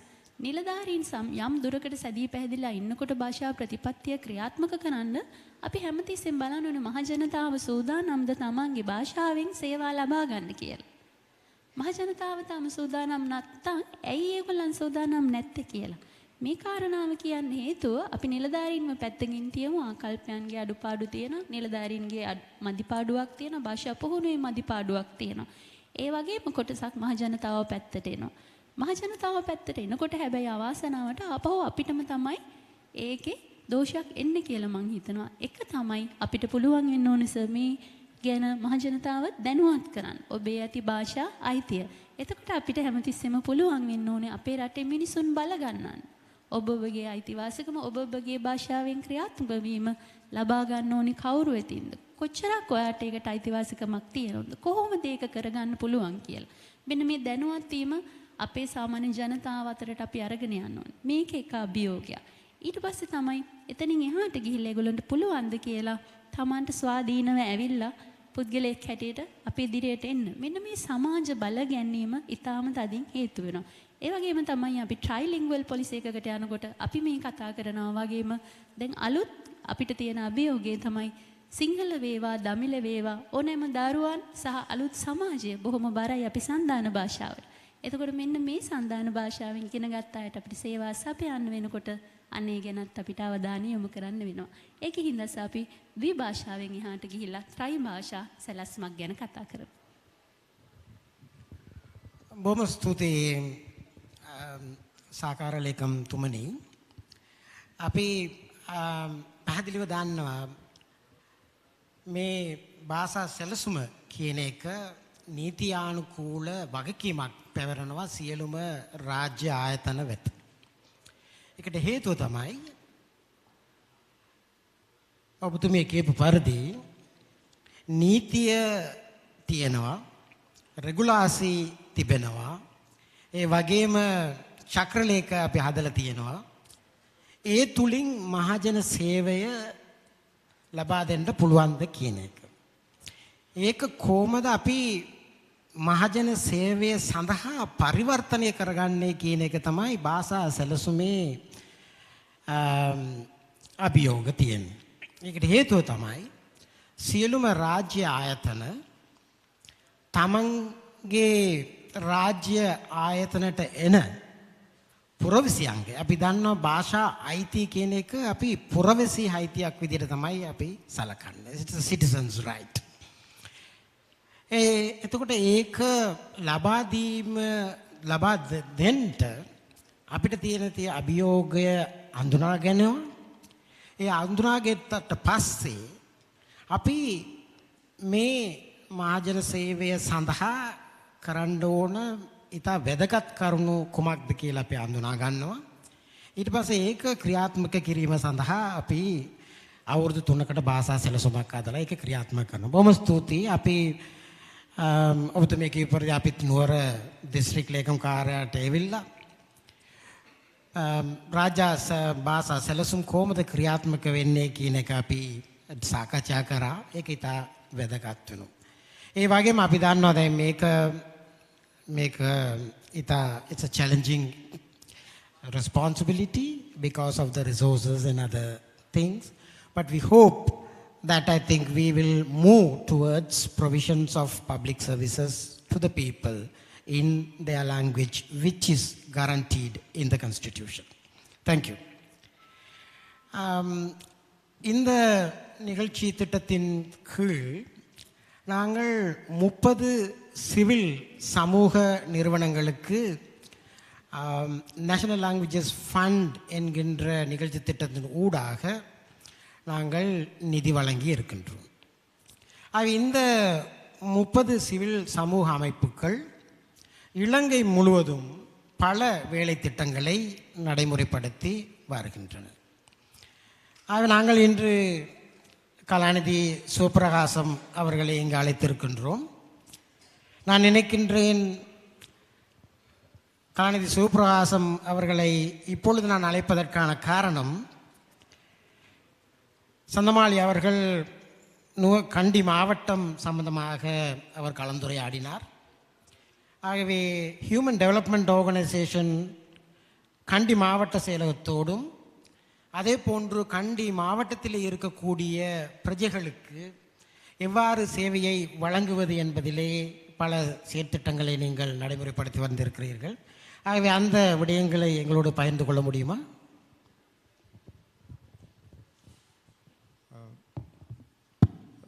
Good morning to all of you. Vanakkam, Aivan, Assalamu alaikum. Thank you very much for Mr. Trunavakar for this wonderful opportunity. So now I think we'll listen from the opinions or the expressions from the duty bearers as additional secretary as well as assistant secretary from the Kandy district secretariat. Yes, I am representing from the right holders or civil society actions. Of course, yes, we have wonderful constructive policies, laws, programs in our country. But so from the civil society side, as a citizen of this country, so what is the problem? How we are facing this problem in a grassroots level? the person who is in Jaffna, who want to talk or want to get information in Sinhala, the person in Kandy or Nuwara or somewhere in the south part who speak Tamil but who want to get information or want to do something, her own language, like in Tamil. So this is a really critical situation. As a district assistant secretary said that, yes, we are willing to do. So we are willing to do whatever needs of our citizens, constituency. But what is the problem? So, as a civil society persons, here there are a lot of civil society here. With the support of NLEAP, we are implementing a lot of programs to ensure bilingual practices in our districts, whether it is in the north or whether it is in south. So, for example, in Kandy or Nuwara or any other districts, the Tamil-speaking people, maybe Tamils or Muslims, they are facing difficulties to get the information from their duty bearers. So the civil societies are trying to bring this issue to the notice of the, one is we are doing advocacy to change the policy as well as law. The other area is we are doing or we engage in empowering people. The people's participation or citizens' participation as well as empowering them, it is another area.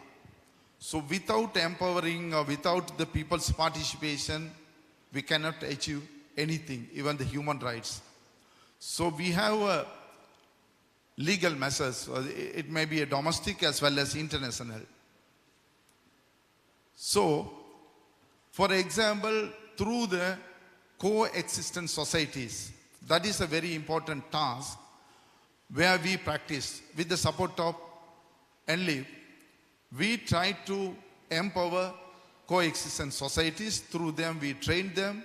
We provided management training, development training, as well as writing proposals, getting financial support.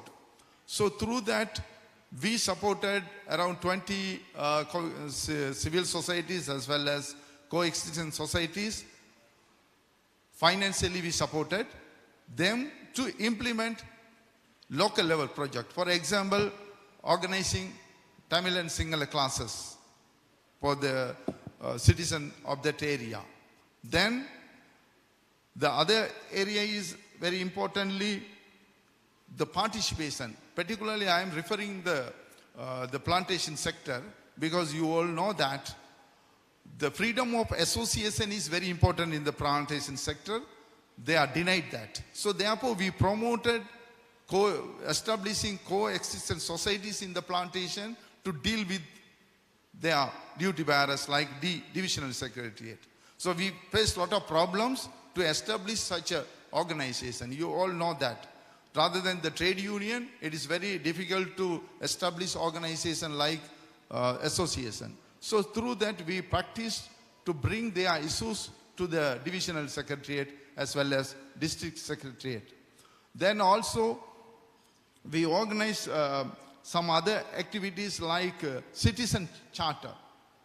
So how the citizen can get their services from the duty bearers, we developed citizen charters.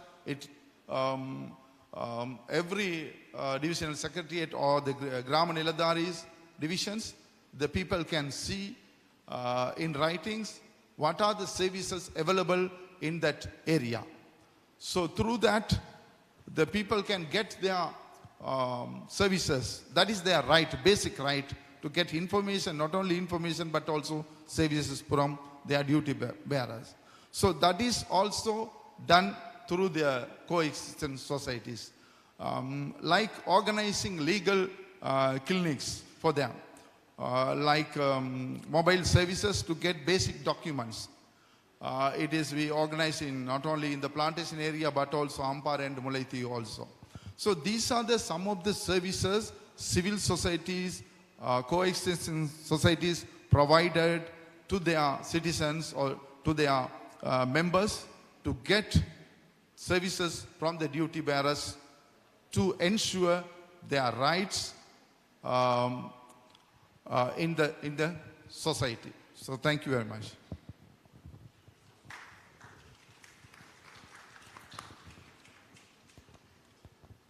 As Thiru pointed out, that one of the important service providers when it comes to the government institutions where mostly the people go to that place very often is one place is the police stations, like health stations. Police station is an important place where very frequently people go there to get their services.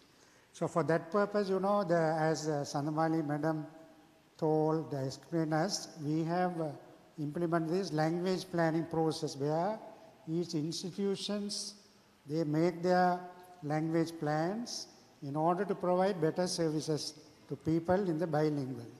So like that said, that when it comes to, we also have in our program, there are a number of police stations participated in the language plans. Today we are proud to have Mr. Senior Superintendent of Police, Mr. MTT Ruan Kumara. Mr. SSP Kumara has over 30 years of experience in the field and currently performs his duty as the Director of the Criminal Records Division.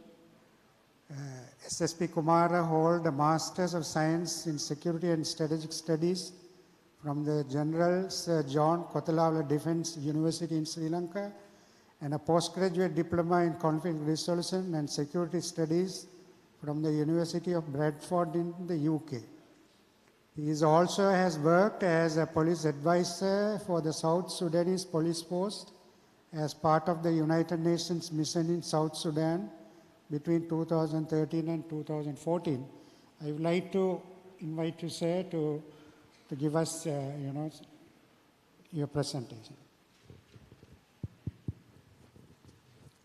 Are you born? You can use it.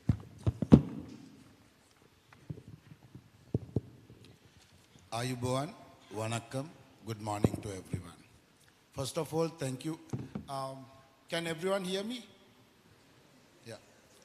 First of all, thank you very much for inviting the Sri Lanka Police to share our views, what we have done so far during the implementation of trilingual languages in Sri Lanka.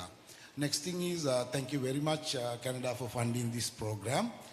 So within the 5 minutes, I will try my level best to summarize the key activities taken by the police so far. First thing is, there's no two words about it, there's an issue. Because majority of Tamil-speaking people, when they come to the southern, it's in northern or eastern part of Sri Lanka, there is a challenge that some of the police officers are unable to communicate in Tamil.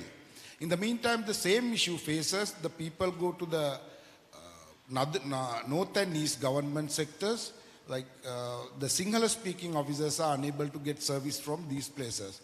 So this is a vice versa issue, and the police Sri Lanka police has already identified the issue and the need. But our need is quite big, and it cannot be done overnight, or it cannot be done within 1 or 2 years' time. But considerable amount of steps have been taken at the moment, and another steps, so many actions are continuously taking to fight against this issue. So, and the next thing is, you have to evaluate where we were in as a Sri Lanka police, and where we are now at the moment. And you have to evaluate with comparative figures. So I always request, now there is a tendency in Sri Lanka, we compare with all the developed countries. So that should be the second stage, not the first stage. So the best thing is we need to compare to the similar countries in South Asian region, like where we were and what steps have been taken now. So I have, my half a time is already gone. So I will start now. We have initiated 2 Tamil training centers in Vaunia and Trincomalee to cover the north and east. Apart from the existing training centers we have in Kandy, Kundasale and Katana. So basically we have each and every 3 months we train like 100 officers from these training centers. And the language proficiency concern, after 2007, we have recruited 30,000 police officers. Up to now, we have trained them with the assistance of official languages as well as national languages institutes, 7,000 officers, and remaining 23,000 is going to be trained and completed at the end of 2024. And recently we have recruited number of police officers from the north and east as well as Muslim community because their first language is Tamil. And majority of them have been deployed to the north and east and kept few because sometimes when a Jaffna person, Tamil speaking person from Jaffna coming to Colombo, he might meet with an accident in Kurunagala. So we have to have at least few officers who are fluent in Tamil in these areas also. And another challenge we face is recruited people from the north and east, their Sinhala knowledge is very weak. So with these language department, we got the assistance and we are already started training them in Sinhala. And more importantly, all the police stations, if you see earlier the police station was either in Sinhala or English. Now each and every police station name boards are placed with 3 languages. In addition to all the documents have been converted officially. Earlier we used to ask from a Tamil speaking person, please translate this and give it to us. But I'm talking about 15 years back. But at the moment we have translated each and everything under the scheme. Even we change our recruitment criteria to get more people from north and east to the police service in the recent past. So we conducted for the first time regional interviews. We went to Jaffna, we went to Ampara, Batticaloa, and we interviewed the people. Therefore, I'm going to wind it up. Sri Lanka Police has done a tremendous job to cater our people from 3 languages so far. So I gave you a little bit. I will finish it in this way. This challenge is not a short-term crop, like you plant bean or carrot. So this is a long-term crop. So you need minimum 10-50 bees because we have already planted now. The seeds will come after few years and it will get more fruits in time to come. And in the meantime, our budget is very limited. We would appreciate like the international community or else NGOs to assist us in various ways to develop these challenges. And thank you very much for everyone.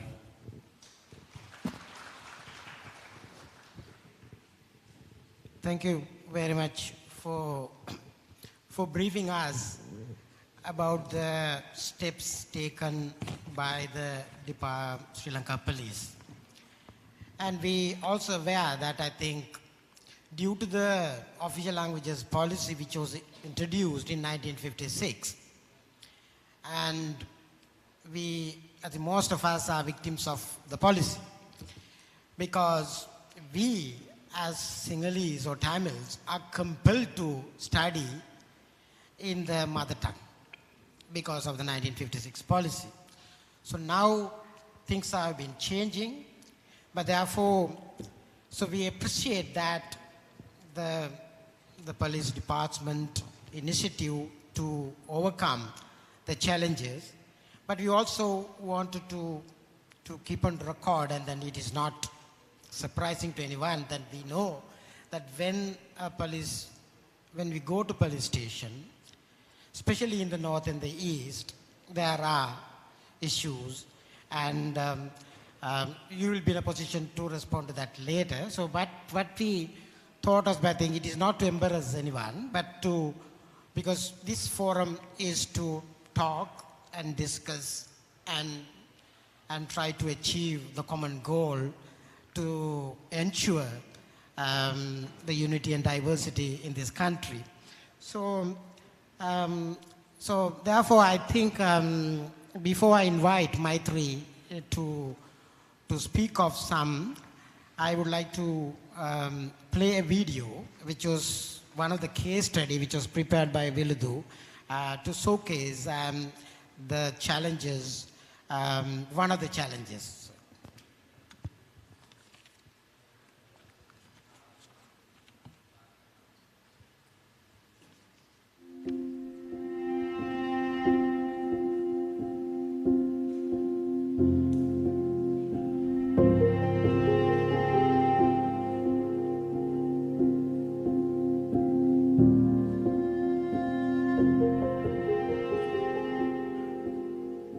என் பேர் சிவச்சந்திரன் சர்லா.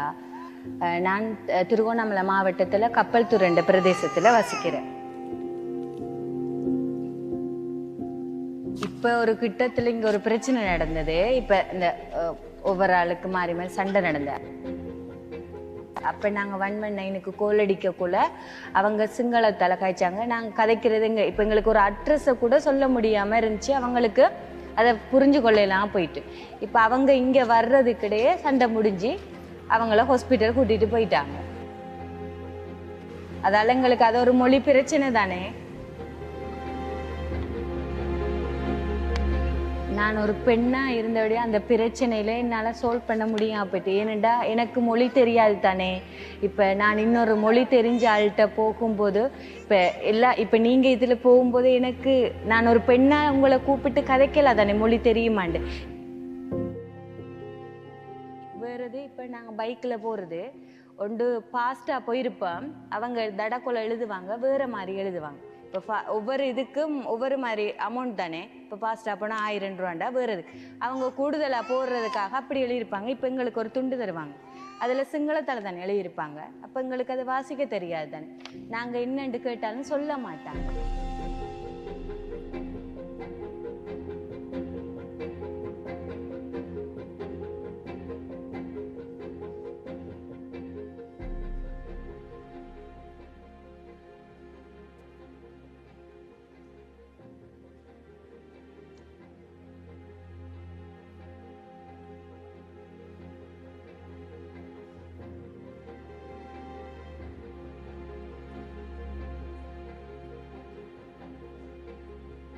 ஆனால் இப்போ அப்படி இல்லை. எனக்கு அதில் இருக்கிறத வாசித்து காட்டணுமெண்டு இப்போ எனக்குள்ளே ஒரு தைரியம் வந்த மாதிரி இருக்கு. விழுது ஆஃபீஸில் இப்போ எங்களுக்கு நிறைய விஷயம் தெரியாமல் இருந்தது. எங்களுக்கு என்ன நடக்கிறது, இப்போ எங்களோட உரிமை எப்படி, மொழி உரிமை எப்படி, நிறைய இப்போ எங்களுக்கு விழுதால மீட்டிங் வச்சு ஒவ்வொரு இதுக்கும் சொல்லக்குள்ள தான் நாங்கள் ஏன் எங்களோட உரிமையில் விட்டு கொடுக்குற இது எனக்கு விழுது மூலியமாக தான் தெரிஞ்சது. இந்த ஆர்டிஏ ஃபார்மை முதலாவது எழுதி போட்டு நான் இப்படி அதுக்கு பிறகு நான் அந்த லெட்டரை கொண்டு அவங்களுக்கு அனுமதி கொடுத்தபடியா அதுக்கு பிறகு எங்களுக்கு அந்த அதிகாரியை மாற்றி தரேன்னு சொல்லி எங்களுக்கு அந்த இதில் சொன்னவங்க ஆஃபீஸ். நாங்கள் பயந்து தானே இருந்த மொழியை கதைச்சா எங்களுக்கு பிரச்சனை வந்துருமோண்டு. இந்த வாசக வட்டத்துக்குள்ளே வரக்குள்ள எங்களோட உரிமையை நாங்கள் விட்டு கொடுக்கக்கூடாதுண்டு, எங்களுக்கு மொழியை நாங்கள் விட்டு கொடுக்கக்கூடாது. அதால் இப்போ எனக்கு ஒரு தைரியம். இப்போயும் நான் பைக் ஓடி போக்குள்ள டிராஃபிக் நிப்பாட்டின்னு தந்தேன், எனக்கு வாசித்து காட்டுங்கன்ட்டு சொன்னதுக்கு பிறகு தான் நான் சரி அப்போ எனக்கு ஒரு தைரியம் வந்த மாதிரி இருக்கு.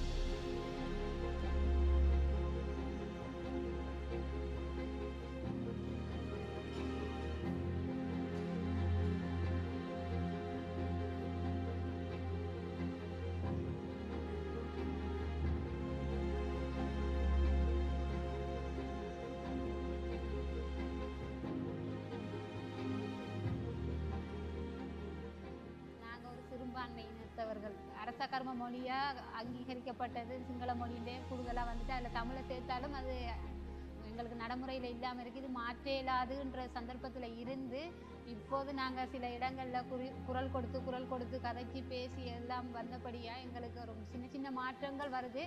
அந்த சின்ன மாற்றங்கள் எங்களுக்கு பெரிய மாற்றத்தை கொண்டு வரும் என்ற ஒரு நம்பிக்கை ஒன்று இருக்குது. நானே ஒரு சாதாரண பெண்ணாக இருந்து இந்த மொழி பிரச்சனைக்கு சந்திக்கும் போது என்னை விட டேலண்டானவங்க முயற்சி செய்கிறவங்க இருப்பாங்க. இப்போ இந்த இலங்கை நாட்டில் இருக்க எல்லாருமே ஒன்றா கைகூடினா இந்த மொழி பிரச்சனைக்கு ஒரு தீர்வு கட்டாயம் எடுக்கலாம்.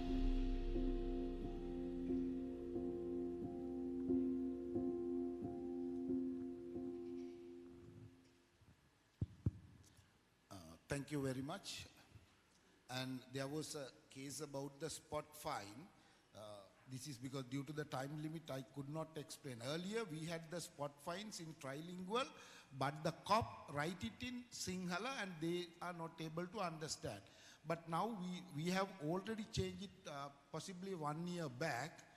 That was already mentioned in trilingual. Police has to mark the offense.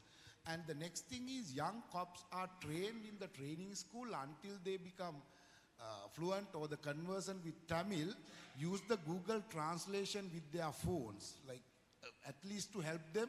So this is what we are going to, this is why we stop you, and this is the offense.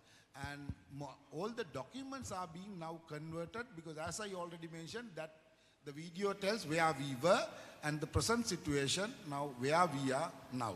Thank you very much. Okay, thank you for that response. So under NLEAP, this video not only speak of the issues, it also speak of the gender equality and women's empowerment. So this is one of the pillars of the NLEAP project, which draw upon very important aspect. Everyone should be mindful of it. So the gender sensitive public services is one of the key objectives this project is trying to achieve. So this video spoke of the language issues, and as well as being a woman or being a girl, they are more vulnerable than men and boys. Due to our cultural traditions and so on and so forth. So the vulnerability has put so many layers to the language disability to women and girls. இந்த விடயம் சம்பந்தமாக கதைப்பதற்கு மிகவும் பொருத்தமான ஒரு ஆள் திருமதி மைத்ரி ராஜசிங்கம் அவர்கள். விழுது நிறுவனம் சமூகத்தோடு எந்த அளவுக்கு ஒன்றுபட்டு வேலை செய்கின்றது என்பதை நாங்கள் இந்த வீடியோவில் பார்க்கக்கூடியதாக இருந்தது. So Maithri, over to you. Thank you very much, Thiru. Vanakkam, Aibovan, Assalamu alaikum, and good morning, everyone. The story that we saw was a story, their story, our story, and the change that we can make together. So it's a real example of the way in which we think and transform our thoughts into seeing it as a possibility for us together. And in terms of what we achieved through the NLEAP supported program, the Language Rights Promotion Program, we particularly focused in Puttalam district and Trincomalee district, so the northwestern province and the eastern province. And in that, one of the things that we did is we went everywhere and anywhere.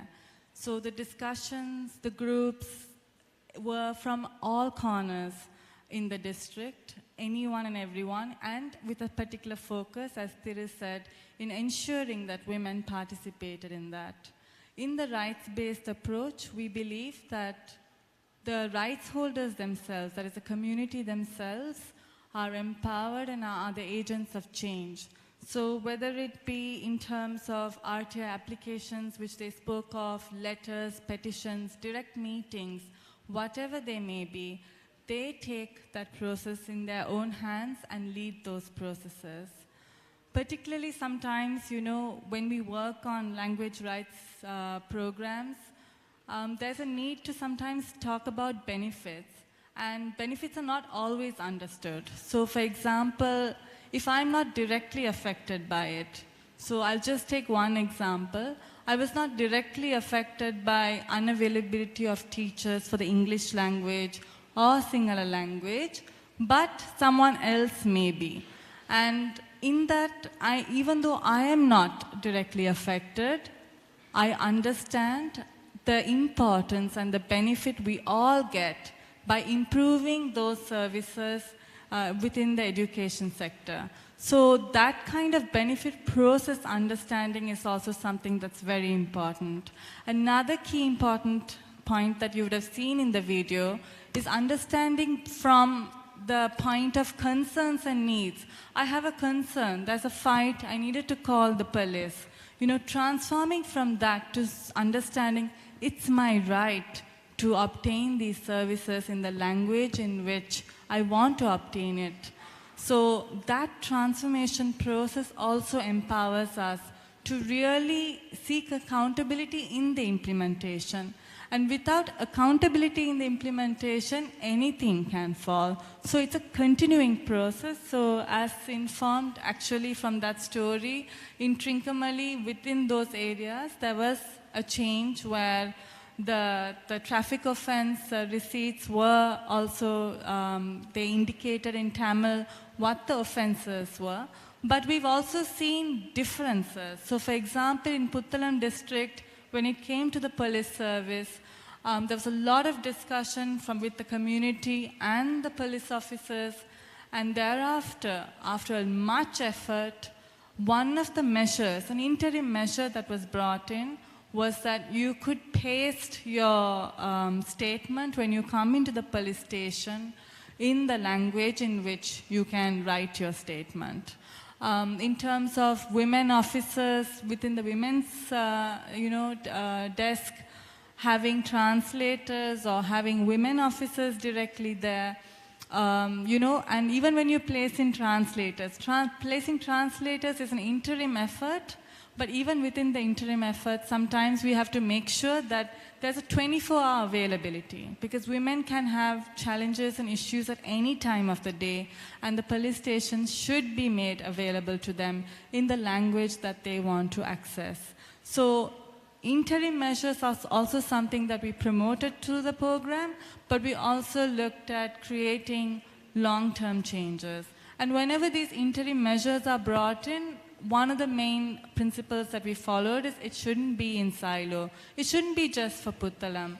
So the Puttalam women actually took their story, took their effort, the examples and what they did, and they shared it in Monaragala district also, so that interim measures and these kind of long-term measures can be built in other districts. So it's very important to take our lessons, to take these kind of very important strategies and share it within the different districts and communities. And my time is up, but I want to just conclude this by saying that it is a continued effort, but the continuing effort is only possible with the joint actions by the communities, by the stakeholders, by the service providers, and the outreaching efforts. In promoting language rights, we can use any effort, any modality. So the media, social media, direct meetings, online meetings, whatever those modalities may be, we can really use technology in this process forward. Thank you. Thank you very much. We have been talking about the services provided by the police station. Now we are switching on to another important institution where people go very frequently, that is the government hospitals. So, ada apit ekka ekathu wela innawa me Anoma Senaviratna Mahatmiya, District Marokala Norelia. She is a special grade nursing officer, and also she has holding a diploma in management and supervision, and also she is qualified in mass communication, University of Sri Jayawardhanapura, and holding a BSc nursing degree. And I have to say that I have met her, and she has participated in our program, in the language development program in Norelia. I have to say that she is one of the very committed officers. So over to you, madam. Thank you. බොහොම ස්තුතියි. මම හිතන්නේ හැමෝටම සම්භාවනීය අමුත්තනුත් ඒ වගේම සහභාගී වෙන හැමෝගෙනුත් අවසරයි. මම හිතන්නේ මේ අවස්ථාව ලබා දුන්න චතුර මිස්ටත් NLEAP ආයතනයටත් මම ස්තුතිවන්ත වෙනවා නුවරඑළියේ දිස්ත්‍රික් මහරෝහල වෙනුවෙන්. මේ ඒ වගේම මම හිතන්නේ මට තියෙන්නේ මං ඉන්න ශාස්ත්‍රය කියන්නේ අනිත් හැමතැනම පුළුවන් ලිපි ගොනු වලින් ගනුදෙනු කරන්න. ඒ කියන්නේ ප්‍රතිපත්ති හදන්න, ඒවා සකස් කරන්න, ඒවා ප්‍රසිද්ධියට පත් කරන්න. නමුත් මම ඉන්නේ ප්‍රායෝගික ලෝකික. රජෙක් වුණත් ලෙඩෙක් වුණාම අසරණ වෙනවා කියලා අපි අහලා තියෙනවා. එතකොට අපි ළඟට එන්නේ ගොඩාක් අසරණ වෙච්ච අය. මං හිතන්නේ අපි හැමෝම දන්නවා අපි වේදනාවටපත් වුණාම ලෙඩක් දුකක් වුණාම අපේ පුරුදු භාෂාවෙන් තමයි අපි හිතන භාෂාවෙන් තමයි අපිට කතා කරන්න වෙන්නේ. අපි ලෙඩ වුණාම අපි කොච්චර ආරෝපිත භාෂාවල් තිබ්බත් අපේ මව් භාෂාව තමයි අපි ඉදිරියට එන්නේ. එතකොට එහෙම අසරණ වෙච්ච රෝගීන් පිරිසක් එක්ක තමයි අපි ගනුදෙනු කරන්නේ. ඒකිනුත් විශේෂිතම දිස්ත්‍රික්කයක් තමයි නුවරඑළිය දිස්ත්‍රික්කය. ඒකේ ත්‍රයි භාෂාම තියෙනවා. ඒ කියන්නේ සංචාරක පුරවරයක් නුවරඑළිය කියන්නේ. එතකොට විදේශීය සංචාරක වෙනවා. ඒ වගේම තමයි අපේ වතුකරේ අහිංසක ජනතාව වැඩි වශයෙන්ම සේවය ලබා ගන්න එන්න ප්‍රදේශයක් නුවරඑළිය දිස්ත්‍රික්කය. ඒ වගේම නුවරඑළිය දිස්ත්‍රික්කයේ රෝහලේ තියෙන විශේෂත්වය තමයි නුවරඑළියේ සම්භවයේ තියෙන කිසිම සේවකයෙක් නැහැ. බොහෝ විට තියෙන්නේ පිට පළාත්වල ඉන්න අය තමයි සේවය සඳහා පැමිණෙන්නේ. සේවය සඳහා පැමිණිලා නතර වෙලා ඉන්නේ. එතකොට අපි ලොකු ප්‍රශ්න ගොඩකට මුහුණ දෙනවා. මම හිතන්නේ අපිට මේ රාජ්‍ය භාෂා ප්‍රතිපත්තියේ මේ අවස්ථාව ලබා දීම ගැන ගොඩක් ස්තුතිවන්ත වෙනවා. මම හිතන්නේ වැඩිම ප්‍රයෝජනයක් ගත්ත ආයතනයක් විදියට නම් කරන්න පුළුවන් අපේ නුවරඑළිය දිස්ත්‍රික් මහරෝහල. මොකද අපි මේ වැඩසටහනට සහභාගී වුණායින් පස්සේ අපේ සිතිවිලි වලින් අපි ඔබට හිතන්න පුරුදු වුණා. හැමදාම අපි හිතුවා තමයි. අපි ඒවා ක්‍රියාත්මක කරා. නමුත් මේ තරම් දේවල් පුද්ගලයාගේ අයිතිවාසිකම ගැන ලොකු හැඟීමක් ඇති කිරීමට සමත් වුණා කිව්වොත් ඒක නිවැරදි. ඒක නිසා අපි යම් වෙනස්කම් සිද්ධ කරා අපේ රෝහල තුල. අපි ඉස්සෙල්ලම ලෙඩ වෙලා එනකොට ඇක්සිඩන්ට් එකක් වෙලා තුවාල වෙලා එනකොට රෝහලට පිළිගන්න රිසෙප්ෂන් එක අපේ පිළිගැනීමේ ස්ථානය අපි ත්‍රයි භාෂාවලින්ම ලේබල් බෝඩ් එකක් සකස් කරලා තිබුණා. ඒ තියලා අපි එතනට උපදේශ මාලාවක් දෙන ත්‍රයි භාෂාවෙන්ම අපි උපදේශ මාලාවක් සකස් කළා.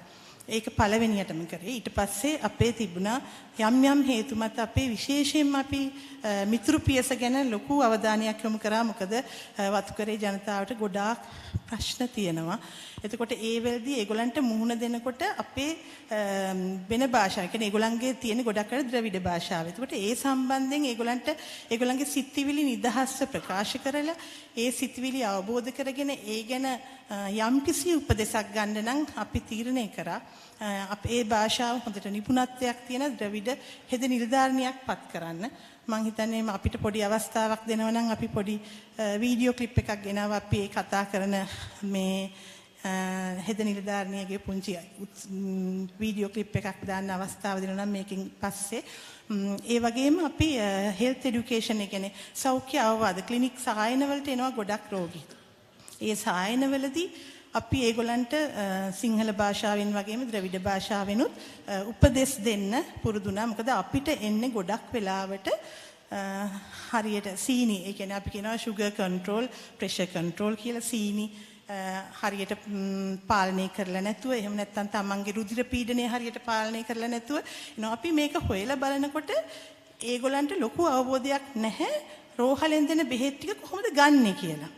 මොකද ඒකේ ලියලා දෙනවා ගොඩක් වෙලාවට ඔෆිස් එකක නම් එයාට තියෙන එයාගේ ප්‍රශ්නේ කාට හරි කොලේක ලියලා එහෙම නැත්නම් ගොළු භාෂාවෙන් හරි කියලා කරගන්න පුළුවන්. නමුත් රෝහලකට ඇවිල්ලා එයාගේ ලෙඩේ අපිට ගොළු භාෂාවෙන් අහලා තේරුම් ගන්න අමාරුයි. ඒක නිසා අපි උත්සාහ කරා එතනදී ඒගොල්ලන්ගේ භාෂාව පිළිබඳ නිපුණතාවයක් තියෙන කෙනෙක්ව ඉදිරියට දාලා ඒගොල්ලොත් එක්ක කතා කරලා ඒ ප්‍රශ්නේ තේරුම් අරගෙන ඒ අවශ්‍ය උපදෙස් දෙන්න පුළුවන්ද කියලා බලන්න. ඒක මම හිතන්නේ ගොඩක් සාර්ථක වුණා. ඒ වගේම තමයි වාට්ටු වගේම ලේබර් රූම් එක. ඒක මම දන්නවා ලේබර් රූම් එක කියන්නේ බබල හම්බෙන ස්ථානේ. අපි ඒ වාට්ටුවටත් අපිට ඒ නිපුණතාවය තියෙන ද්‍රවිඩ භාෂාව කතා කරන මුස්ලිම් සහ ද්‍රවිඩ මේ මිඩ්වයිෆ්ලා, ඒ කියන්නේ පෞල් සෞඛ්‍ය සේවිකාවන් අපි යොදවලා තියෙනවා. මොකද ඒගොල්ලන්ට අවශ්‍ය උපදෙස් අවශ්‍ය වෙලාවෙදී නිවැරදිව ලබා දීම ඉතාම වැදගත් නිසා. මොකද දරු උපතක් කියන්නේ නිරෝගීව සහ ක්‍රමානුකූලව කළ යුතු දෙයක්. එතකොට ඒකෙදි හරි උපදෙස් ඒගොල්ලන්ට අපි ලබා දිය යුතුයි. ඒ නිසා අපි ඒ සඳහා යම් ක්‍රියාමාර්ගයක් අරගෙන ඒ පිළිබඳ ඒ භාෂාව නිපුණතාවය තියෙන අය තමයි ඒ සඳහා යොමු කරලා තියෙන්නේ. ඒ වගේම තමයි විශේෂම දෙයක් තමයි මරණයකදී. ඒ කියන්නේ අපේ ඩෙත් සර්ටිෆිකේට් එකක් ගන්න යනකොට පහුගිය කාලේ ගොඩක් ප්‍රශ්න වලට මේ මුහුණ දෙන්න වෙලා තිබුණා. මේ ඔය කියනවා වගේ ද්‍රවිඩ භාෂාව විතරක් දන්න අය ඇවිල්ලා මොකද අර කියනවාගේ වෙන කෙනෙක්ගේ උපදේශක් ගන්න ඕනේ මොනවාද ගේන්න ඕන ලිය කියවිලි. සමහර විට උපැන්න සහතිකේ නැති අය ඉන්නවා. සමහර වෙලාවට දීලා තියෙන නම වැරදි.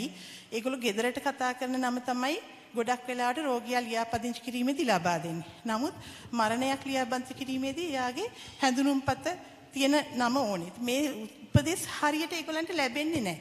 ඒක නිසා අපි භාෂා තුනෙන්ම මේ ලිඛිත ලියවිල්ලක් හදන්න සැලසුම් කරලා දැන් අපි හදලා ඉවරයි. ඒ නිසා අපි ඒක ඩිස්ප්ලේ කරනවා. ඒ කියන්නේ අපි ප්‍රදර්ශනය කරනවා වගේම ලීෆ්ලට් එකක් විදියට වාට්ටුවේදී කවුරු හරි කෙනෙක් මිය ගියොත් ඒ ඥාතීන්ට බාර දෙන්න කටයුතු කරලා තියෙනවා. මේකෙදි අපි බලාපොරොත්තු වෙනවා වැඩි වෙලාවක් සහ අමතර අතරමැදියන් යොමු වෙන්නේ නැතුව, ඒ කියන්නේ අතරමැදියන්ගේ උපදෙස් ගන්නෙ නැතුව කෙලින්ම අදාළ පුද්ගලයාට තමන්ගේ මරණය ලියාපදිංචි කිරීමේ හැකියාව ලබා ගන්න පුළුවන් වෙන්න පහසු කිරීම කියලා. එතකොට මේ ටික තමයි අපි ගොඩාක් වෙලාවට අපි කරේ. මං හිතන්නේ අපිට ඒ අතරතුර අපිට ප්‍රශ්න ටිකකුත් තියෙනවා. මොකද හැමෝටම මේ ද්‍රවිඩ භාෂාව සහ අනිත් භාෂාවන් පිළිබඳ පොඩි මේ අපිට පුහුණු පාඨමාලාවල් ලබා ගැනීම සහ සමහර ඩිස්ප්ලේ කරන්න අපිට ෆන්ඩ්ස් නැහැ. ඒ කියන්නේ අපේ රාජ්‍ය ආයතන වල බොහොම අමාරුවෙන් තමයි අපි මේ දේවල් කරගෙන යන්නේ. ඒක නිසා මම හිතන්නේ මේ ප්‍රශ්න දෙක නැති තිබුණොත් ඒ දෙකටත් උත්තර ලැබුණොත් අපිට මීටත් වඩා හොඳ තවත් පහසු සේවයක් සලසා ගන්න පුළුවන් කියලා මම විශ්වාස කරනවා. බොහොම ස්තුතියි. බොහොම ස්තුතියි. එනම් මීළඟ ඉදිරිපත් කිරීම සඳහා සමන්ත බණ්ඩාරනායක මහතා හැටන් දිසා මජිස්ට්‍රාත් අධිකරණයේ ප්‍රජා විශෝධන නිලධාරී ඒ වගේම ප්‍රවීණ ආකල්ප සංවර්ධන උපදේශක සහ ළමා ගැටළු සම්බන්ධ විශේෂඥ පුහුණු උපදේශක සහ also you have got a degree in sociology from the university. So over to you, Mr. Sachinda Bandaranayak. බොහොම ස්තුතියි. බොහොම ස්තුතියි. ඇත්තටම රාජ්‍ය පරිපාලන අමාත්‍යාංශයේ ඒ වගේම NLEAP ආයතනයේ කැනඩානු පදම එකතු වෙලා මේ කරන වැඩසටහන ඉතාමත්ම මානුෂීය ගණයේ වැඩසටහනකට වැටෙනවා. ඒකට හේතුව තමයි අපි මේ අද කතා කරන මේ මොහොත වෙද්දී අද රජයේ වැඩ කරන දිනයක්. මේ රජයේ වැඩ කරන දිනේදී මේ වෙද්දී ලංකාව පුරා සේවාලාභින්, ඒ කියන්නේ අපිට එන පුද්ගලයන් කොච්චර මේ භාෂා ගැටලු සම්බන්ධව ගැටලු වලට මේ වෙද්දී මුහුණ පානවද, විශේෂයෙන්ම ඇප්ලිකේෂන් ගැටලු ඒ වගේම දුරකථන වලින් රාජ්‍ය ආයතන සම්බන්ධ වෙන ගැටලු, මේ දේවල් ගොඩක් ඉෂුස් තියෙනවා. ඉතින් මේක ලොකු මානුෂීය වැඩසටහනක් ලංකාව පුරා ප්‍රවර්ධනය කරලා තියෙන්නේ. හැටන් දිසා මහේස්ත්‍රාත් අධිකරණයේ විදිහට අපි ඉතාමත්ම ඉහළ මට්ටමේ අගය කිරීම කරනවා අපිව මේ තරම් දුරට මේ වැඩසටහනේ අරගෙන ආවට. අපි ඔබ දන්නවා හැටන් ප්‍රදේශය කියලා කිව්වහම බොහෝ දුරට අපිට හම්බ වෙන උසාවියේ අපි දිනකට නඩු 300ත් නඩු 350 වගේ අතර ප්‍රමාණයක් විභාග කරනවා. එහිදී ගොඩක් වෙලාවට බහුවාර්ගික බහු සංස්කෘතික විවිධ භාෂාවන් වල ඉන්නවා. හැටන් කිව්වහම ඔබට මතක් වෙනවා ඇති උතුරු නැගෙනහිර විශේෂයෙන්ම ප්‍රදේශවල වගේම හැටන් වලත් 50%කට 60%කට විශාල වැඩි ප්‍රමාණයක් දමිළ භාෂාව භාවිතා කරන අය ඉන්නවා. ඒ වගේම ඔවුන්ගේ තියෙන ලොකුම මා හඳුනාගත්ත ගැටලුව තමයි এডুকেෂන් ගැටලුව තියෙනවා. ඒ කියන්නේ ඔවුන්ගේ අඩු අධ්‍යාපනය සහිත පුද්ගලයෝ ගොඩක් ඉන්නේ. ඔවුන්ට තව භාෂාවක් කිසිම හේතුවක් මත ප්‍රවර්ධනය කරගෙන කතා බහ කරන්නට ඔවුන්ට හැකියාවක් නැහැ. ඉතින් මේ වගේ කණ්ඩායමක් එක්ක හැසිරෙද්දී ගොඩක් වෙලාවට අපිට මේ භාෂා ගැටලුව කියන එක ඉහළම මට්ටමින් එනවා. අපි ගිය අවුරුද්දේ මේ වැඩසටහනට NLEAP ආයතනයේ වැඩසටහනට සම්බන්ධ වෙද්දී විශේෂයෙන්ම හැටන් මහේස්ත්‍රාත් අධිකරණයේ ඔබ දන්නවා නඩු 300ක් වගේ තියෙනකොට දිනයකදී ඒ සඳහා සහභාගී වෙනවා අප තියෙන පුද්ගලයනුත් එක්ක පුද්ගලයන් අඩුම 800ක් 17 අතර ප්‍රමාණයක් එක දිනේදී අධිකරණයට එනවා. එතකොට මේ 1000ක් වගේ ප්‍රමාණයත් එක්ක දවස පුරාවට අපි උදෑසන ඉඳලා ගනුදෙනු කරද්දී ඉතාමත්ම කාර්යබහුල වෙනවා සහ භාෂා අතින් ලොකු ගැටලුවකට මුහුණ දෙනවා.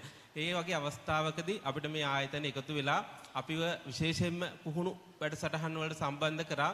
ඒකදී මට දැනුණ සහ හැඟුණ කාරණේ තමයි ඇත්තටම අපි අර කවුන්සලින් වලින් කතා කරනවා වගේ අපි සපත්තු දෙක ඇතුළට බැහැලා පුද්ගලයෙක්ගේ සේවාලාභියෙක්ගේ බලනවා නම් ලොකු ගැටලුවක් තමයි අපි කතා කරන භාෂාවෙන් අපිට ප්‍රතිලාභයක් සේවාවක් ලබා ගන්න බැයි නම්. ඉතින් අපි ඒ සම්බන්ධව අපේ ආයතනයේ පැත්තෙන් කිව්වොත් මේ අවුරුද්ද ඇතුළත ඉතාමත්ම ඉහළ මට්ටමට මේ වැඩසටහනට පැමිණෙන මට්ටම දක්වාම අපි ඉහළ මට්ටමට අපේ ආයතනය අරගෙන ආවා. ආයතනයේ විශේෂයෙන්ම කතා කරන්න ඕනේ මානව සම්පත ගැන. අපි 60 වල වැඩ කරාට ගොඩක් ඔෆිසර්ලා ඉන්නේ 90%කට වැඩිය ඉන්නේ දුර පළාත් නියෝජනය කරමින් ඉන්න සිංහල ඔෆිසර්ස්ලා ඉන්නේ. එතකොට ඔවුන්ව කොහොමද මේ කාර්යයට යොදාගන්නේ කියන එක සම්බන්ධව අපේ පරිපාලන ප්‍රධානීතුමා අද රෙජිස්ට්‍රාර් මහත්තයාත් ඇවිත් ඉන්නවා. ඉතින් අපි සාකච්ඡා කළා හිටන් මේ වැඩසටහන ඉතාමත්ම හොඳින් අපේ හැම සෙක්ෂන් එකටම ට්‍රයි භාෂා තුනම දන්න අය වෙන වෙනම අපි යොමු කරලා තියෙනවා. මේ වැඩසටහනෙන් පස්සේ අපේ විශේෂයෙන්ම නාමපුවරු අවශ්‍ය සියලුම දේවල් අපි ස්ලොට් ඇනලයිස් කරාට පස්සේ තේරුණා මේ දේවල් භාෂා තුනටම අනුව අපි සකස් කරගත්තා. මේ වෙද්දී මූල්‍යමය මට්ටමින් අපිට හැකි මට්ටමින් අපි අපේ අධිකරණයේ ඉතාමත් ඉහළ මට්ටමට අරගෙන ඇවිත් තියෙනවා.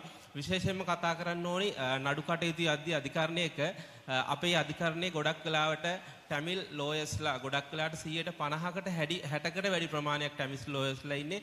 ඒ වගේම සිංහල ලෝයර්ස්ලා ඉන්නවා. ගොඩක් නඩු කටයුතු යන්නේ ඉංග්‍රීසි භාෂාවෙන්. එතකොට එකම මට්ටමේ මේ භාෂා තුන අධිකරණය තුළ භාවිතා වෙනවා. ඉතින් මේ වගේ වැඩසටහනකට අපිව සම්බන්ධ කරගෙන මේ අපි විශේෂයෙන්ම නූරෙලි දිස්ත්‍රික්කයේ වගේ දුර ප්‍රදේශයක ඉඳලා මේ වගේ කාර්යයකට සම්බන්ධ කර ගැනීම සම්බන්ධව විශේෂ ස්තුතිය පුද කරනවා. ලංකාවේ සේවාලාභීන්ට ඉතා ඉක්මනින්ම ලැබිය යුතු සහ 100% දක්වා සංවර්ධනය කරගත යුතු දෙයක් තමයි මේ භාෂා විශේෂයෙන්ම ට්‍රයි භාෂා සැලසුම් කියන්නේ. ඒ වෙනුවෙන් මේ ඉදිරි තිබූ සැලසුම් මේ ඉදිරියට ආපු තවත් අඩියක්. ඉතින් ඒ වෙනුවෙන් අපි විශේෂයෙන්ම අපේ රාජ්‍ය ආයතනය වෙනුවෙන් සියලුම දෙනාට බෙහෙවින්ම ස්තුතිවන්ත වෙනවා. බොහොම ස්තුතියි. Thank you very much. We are going to actually play a video clip. This video clip is actually explaining the language planning process in the Nuwara Eliya district.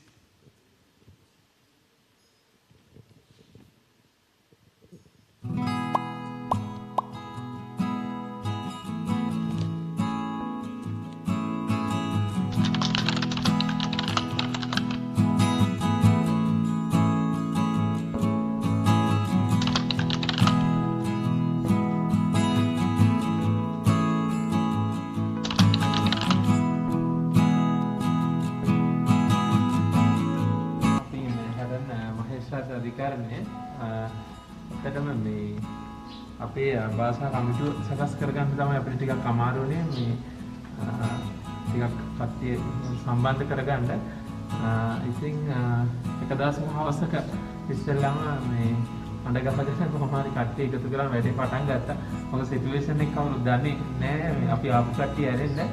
ඊට පස්සේ මේක හදලා රෆ් එක ඉදිරිපත් කරාට පස්සේ අන්න ඊට පස්සේ තමයි කට්ටියට වෙලි ඒක කියන්නේ එනර්ජි එකක් ආවා කියන්නේ සැලසුම් ටික හදුවාම ඒකෙන් හරි ආසාවක් ආවා. ඊට පස්සේ අපි වැඩේ පටන් ගත්තා. දැන් නම් ඉතාලම හොඳින් කරගෙන යනවා. පොත්පලේ අදහසලේකාරී ඉස්සෙල්ලා අපි භාෂා සැලසුම අදානකොට ඔක්කොම ඔෆිස් අතුලම ඔක්කොම පැත්ත ගිහිල්ලා ඉස්සෙල්ලා බැලුවේ කොහොමද අඩපාඩු තියෙනවා. අපි මේ පාඨමාලට ඇවිල්ලා කියන්නේ එතකොට ඉතින් මොකද අඩපාඩු තියෙන කියලා ඔක්කොම බලලා ඉතින් ඔක්කොම ඒ කියන්නේ කට්ටියට සාකච්ඡා කරලා මේ බොහොම අමාරු මේක. ඇත්තටම මේ අපි කලින් අපි හදලා තිබ්බ සංස්කෘතියක් වගේ අපි කාලේ කොටස් වල දැන්වත් තියෙන තමයි ඉඳගත්තේ. ඉතින් මේ මම බැලුවේ මේ වෙන බෙදා දුන්නා මම දැන් මට තියෙන එක මම කිව්වේ මේ වලට අධිකාරී බෙදා දීමක් තමයි අමුතු ආරක්. ඒකට මොකද අපිට මේක එයාලගේ ආකල්ප සංවර්ධනයත් තමයි අපිට අවශ්‍යලා තිබෙන්නේ මොකද කරගන්න යන්නේ කොහොමද? ඒ ආකල්ප සමහරකට හිනාත්මකක් තියෙනවා ධනාත්මකක් තියෙනවා. මුදිනපද සමහරකට ආකල්ප ඍණාත්මක වෙලා තියෙනවා. ඒක අපිට ඕනත් නෙමෙයි. ඒකම මම කරන්න ඕන කාර්යය මගේ කාර්යයක් නෙමෙයි මේක අපේ කාර්යයක්. මේ අපේ අමාත්‍යංශෙම උනාට අපේ ප්‍රතිපා තිබ්බට ප්‍රදාස් තිබ්බට මේක අපේ කාර්යයක්. ඒක අපේ කාර්යයක් කියලා ඒක අපි ඉදු ගන්නවා පස්සේ මේ වැඩේ කරගන්න බෑ. මම මධ්‍යම පළාත් දලේකම් කාර්යාලයේ එතකොට අපේ මුලින්ම මේ රාජ්‍ය භාෂා සැලැස්මක් එකක් තිබ්බේ නැහැ. හැබැයි අපේ කළමනාකරණ සංවර්ධන පුහුණුව එකකින් අපි රාජ්‍ය භාෂා සම්බන්ධයෙන් පුහුණු වැඩසටහන් කරා. නමුත් අපි සැලැස්මක් ගැන කිසිම අවබෝධයක් තිබ්බේ නැහැ. හැබැයි ඒ ට්‍රේනින් එකෙන් පස්සේ තමයි අපි ඒකට අදාළව මේ හොඳ දැනුමක් ලබා ගත්තා. ඒ දැනුමත් එක්ක අපි ආයේ කාර්යාලයට ගිහිල්ලා සියලුම අංශ නියෝජනය කරලා අපි කමිටුවක් හදාගත්තා භාෂා කමිටුවක්. ඒ කමිටුවටත් යම් යම් මුලදී ගැටලු ආවා. හැබැයි ඒවත් අපි නියෝජ්‍ය ප්‍රධාන ලේකම්වරුන් එක්ක කතා කරලා කොලියෝරියෝත් එක්ක සම්බන්ධ වෙලා කතා කරලා ඒ ගැටලු විසඳගත්තා. ඊට පස්සේ තමයි අපි මේ රාජ්‍ය භාෂා සැලැස්ම කියන්නේ මොකක්ද කියන එකවත් අඩුතරම නොදැන හිටපු ඉඳලා පස්සේ මේ දේවල් හිමීට ඉගෙන ගන්න පුළුවන්. ගැටලු ආවම ඔලියෝ කොලියෝ එක්ක නිරන්තර සම්බන්ධතාවයෙන් කටයුතු කළා කියලා. ඒක අත්‍යවශ්‍ය සාධකයක්. මොකද අපි වැඩ කරන්නේ පරිපාලන ව්‍යුහයක්. අපේ ප්‍රධානියා සහ උපප්‍රධානියා වන්නේ මේ භාෂා සැලසුම් සකස් කිරීමට අදාළව කොලියෝ සහ ඔලියෝ. ඒ දෙපළගේ අධීක්ෂණය මඟ පෙන්වීම නැතුව මේ ගමන යන්න බෑ කියනවා.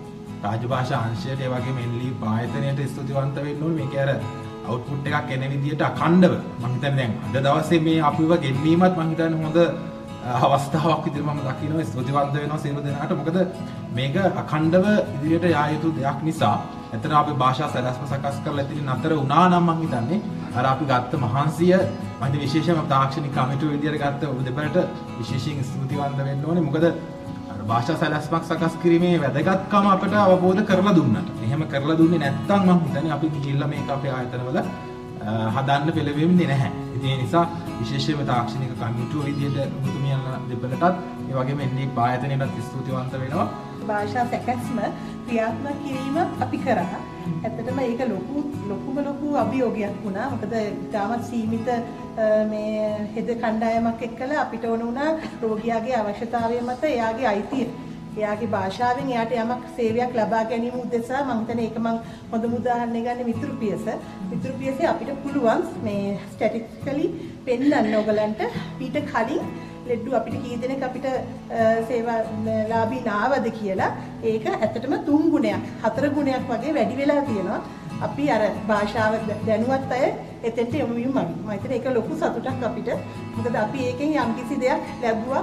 අපි නුවරඑළිය දිස්ත්‍රික්කයේ මේ රෝගීන් සහ අපේ සේවා ලාභීන්ට යම්කිසි දෙයක් කරා කියන එක ගැන සතුටු වෙන්න පුළුවන්. මම පරිපාලන ගාමිණීදාරි විදිහට තමයි කටයුතු කරන්නේ ප්‍රාදේශීය ලේකම් කාර්යාලයේ. වසම් 72ක් තියෙනවා. මගේ යටතේ අධීක්ෂණයට යටත්.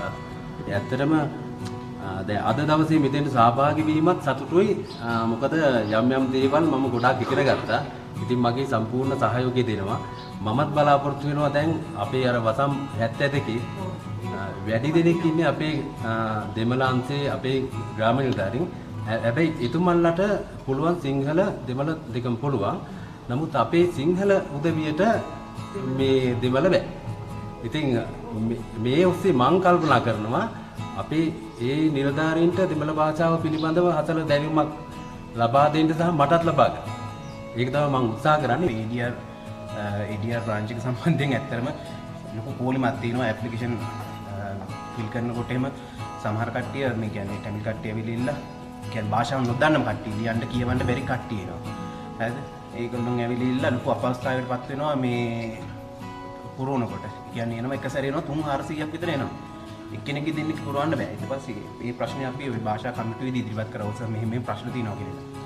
මේ ඊට පස්සේ ඒකට මම හිතන්නේ දැන් මේ වෙනකොට අර අලුතින් ගත්ත ට්‍රේනින් ලබාගත්ත නංගිලා කීප දෙනෙක් යොදවලා ඉල්ලා ඒගොල්ලෝ මේ වෙනම ෂීට් එකකට දාලා අරගොල්ලෝම කියන්නේ ෆෝම් ෆිල් කරන්න වෙනම දාලා තියෙනවා. ඉතින් මගේ ලොකු සතුටක්. ඉතින් අපි මේ භාෂා කමිටුව හරහා විච්ච වැඩ හැටියට තමයි මම ඒක දකින්නේ. ඒකට කියලා ප්‍රායෝගිකව වැඩ කටයුතු කරන තමයි දැනගත්තේ අපිට මෙච්චර සම්පත් තිබිලා අපි ප්‍රයෝජනය අරගෙන ඇත්තටම අපිට දෙමළ භාෂාව කතා කරන්න පුළුවන්. ලෙලාරින් ඉන්නවා ඇත්තටම මේ පරිපාලන ඒ කියන්නේ මේ ත්‍රි භාෂාවෙන් කියපගෙන ලේඛන අපි ගාව තිබුණා. නමුත් අපි ඒවා ක්‍රියාත්මක වෙන්නේ නැහැ. මොකද අර පෙර ගිය විදිහටම තමයි අපි මේ ගියේ. අපි ඉතින් දැන් මේකට ඇවිල්ලා ඇත්තටම මේක ඉගෙනගෙන අපි ඒවා ඒ අදාළ අංශවලට යොමු කරලා දැන් ඇත්තටම මේකෙන් ලොකු සේවාවක් පොලිස් ස්ථානය තුළ සිදු වෙනවා. ඉගෙන ඇත්තටම සන්තෝෂයි. මොකද අපි සම්පත් තියාගෙන අපි ඒක ගැන අවධානය යොමු නොකර සිටීම ගැන. විශේෂයෙන් කියන්න ඕනේ මේ භාෂා කමිටුව මේ හදනකොට කිසි මේ අපහසුතාවයක් වුණේ නැහැ. භාෂා සංගම්වල මේ භාෂා පාඨමාලා කරපු නිසා ඒ සම්බන්ධතාවත් එක්ක හැමෝම කැමති වුණා. භාෂා වැඩසටහන් වලට හරි කැමතියි සම්බන්ධ වෙන්න. මොකද මේ ප්‍රායෝගික දේවල් එක්ක වැඩසටහන යන්නේ. ඉතින් ඒ නිසා මේ භාෂා සැලැස්ම හදද්දී බොහොම පහසුවෙන් ඒක කරගත්තා. ඒ වගේම කියන්න ඕනි මම භාෂාවත් එක්කම තමයි මම ඒකාබද්ධතා නිලධාරී කාර්යාලයේ වැඩ කරනකොට ඇත්තටම මම අරහෙන් මෙහෙන් වැඩ කරා. ඒ කියන්නේ තනින් තනින් වැඩ කරාට අරමුණක් ඇතුව වැඩ කරන්න ඇත්තටම මට මේක ලොකු ප්‍රයෝජනයක් වුණා. මේ එක පිළිවෙලකට වසම් 131ක් තියෙනවා. ඉතින් දැන් ජංගම සේවා හරහා රාජභාෂා ප්‍රතිපත්තිය ගැන දැනුවත් කරනවා. ඊළඟට භාෂා වැඩසටහන් යනවා. ඒ වගේ අරමුණක් ඇතිව වැඩ කරන්න හොඳ පිටිවහලක් වුණා මේ භාෂා සැලැස්ම. කොහොම හරි ප්‍රාදේශීය ලේකම් කාර්යාලය එතකොට අපේ 17ක වගේ නිලධාරීන් හිටියා. ඒගොල්ලෝ කැඳවලා ප්‍රාදේශීය ලේකම් කාර්යාලවල භාෂා සැලසුම් හදන එක ඒක නායකත්වය අරගෙන මට කරන්න සිද්ධ වුණ නිසා මම මේක හොඳට ස්ටඩි කරා. ස්ටඩි කරලා ඒගොල්ලන්ට තේරෙන විදිහට ඒගොල්ලන්ගේ කාර්යාලවල හදන්න පටන් ගන්නකොට අර මමත් වැඩි දන්නේ නැතිකම නිසා ඒක හොඳට අවධානයෙන් කැමැත්තෙන් ඒකට යොමු වුණා. ඉතින් ඒ හින්දා අර ඒගොල්ලන්ගේ අත්දැකීම් එක්කයි ගොඩක් මට ඒක ගැන හොඳ අදහසක් ආවා. අපි කලින් ට්‍රේනින් එකේ කිව්වානේ මුලින්ම ගලක් වෙලා තිබ්බ දෙයක් අපේ මේ රාජ්‍ය භාෂා සැලැස්ම කියන්නේ අහලවත් තිබෙන්නේ නැති දෙයක් ඇත්තම කිව්වොත්. දැන් ඒ අර ගල තිබ්බ රෆ් තද දේ දැන් අපිට ටිකෙන් ටික මේක දැන් ඉගෙන ගත්ත හින්දා ලොකු දැනුමක් හම්බුණා. අද තිබ්බ වැඩසටහනෙත් එහෙමයි අපි කොහොමද සම්පත් සපය ගන්න කියන එක එහෙම දැන් කියලා දීමත් එක්ක අපිට තව ලොකු දැනුමක් හම්බුණා. එතකොට අපිට දැන් මේ සැලැස්මේ තියෙන අඩුපාඩු තවත් ඉදිරියට හදන්න පුළුවන්. දැන් අපේ අර තිබ්බ ගල වගේ දේ දැන් ටිකක් මලක් වේගෙන යනවා. ඉතින් ඒ ගැන ඇත්තටම සතුටුයි. මොකද දැන් ලැබෙන සහයෝගයක් ටිකක් වැඩි වෙලා තියෙනවා. ඒකත් එක්ක ඉදිරියේදී ඉතින් බලාපොරොත්තු වෙනවා පළාතේ ප්‍රධාන ලේකම් කාර්යාලයේ විදිහට මහ ජනතාවට සේවය කරන ආයතනයක් විදිහට මලක් වැනි හොඳ කාර්යක්ෂම සේවයක් එයාලගේ භාෂා අයිතීන් සුරකිමින් සේවයක් ලබා දෙන්න අපේක්ෂා කරනවා.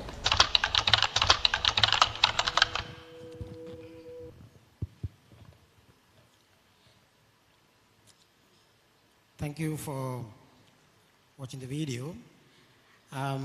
Because at the same time, because I would like to make some apology because we are keeping you for long sitting, and it's a difficult exercise to listen to these kind of discussions on a continuous thing. So thank you very much and appreciating your patience on that. So now I think it's very important we have our chairperson, Official Languages Commission chairperson, Mr. D. Kalnasuriya, attorney at law. And we discussed a lot about the language plans. And we also spoke of the implementation of language plans.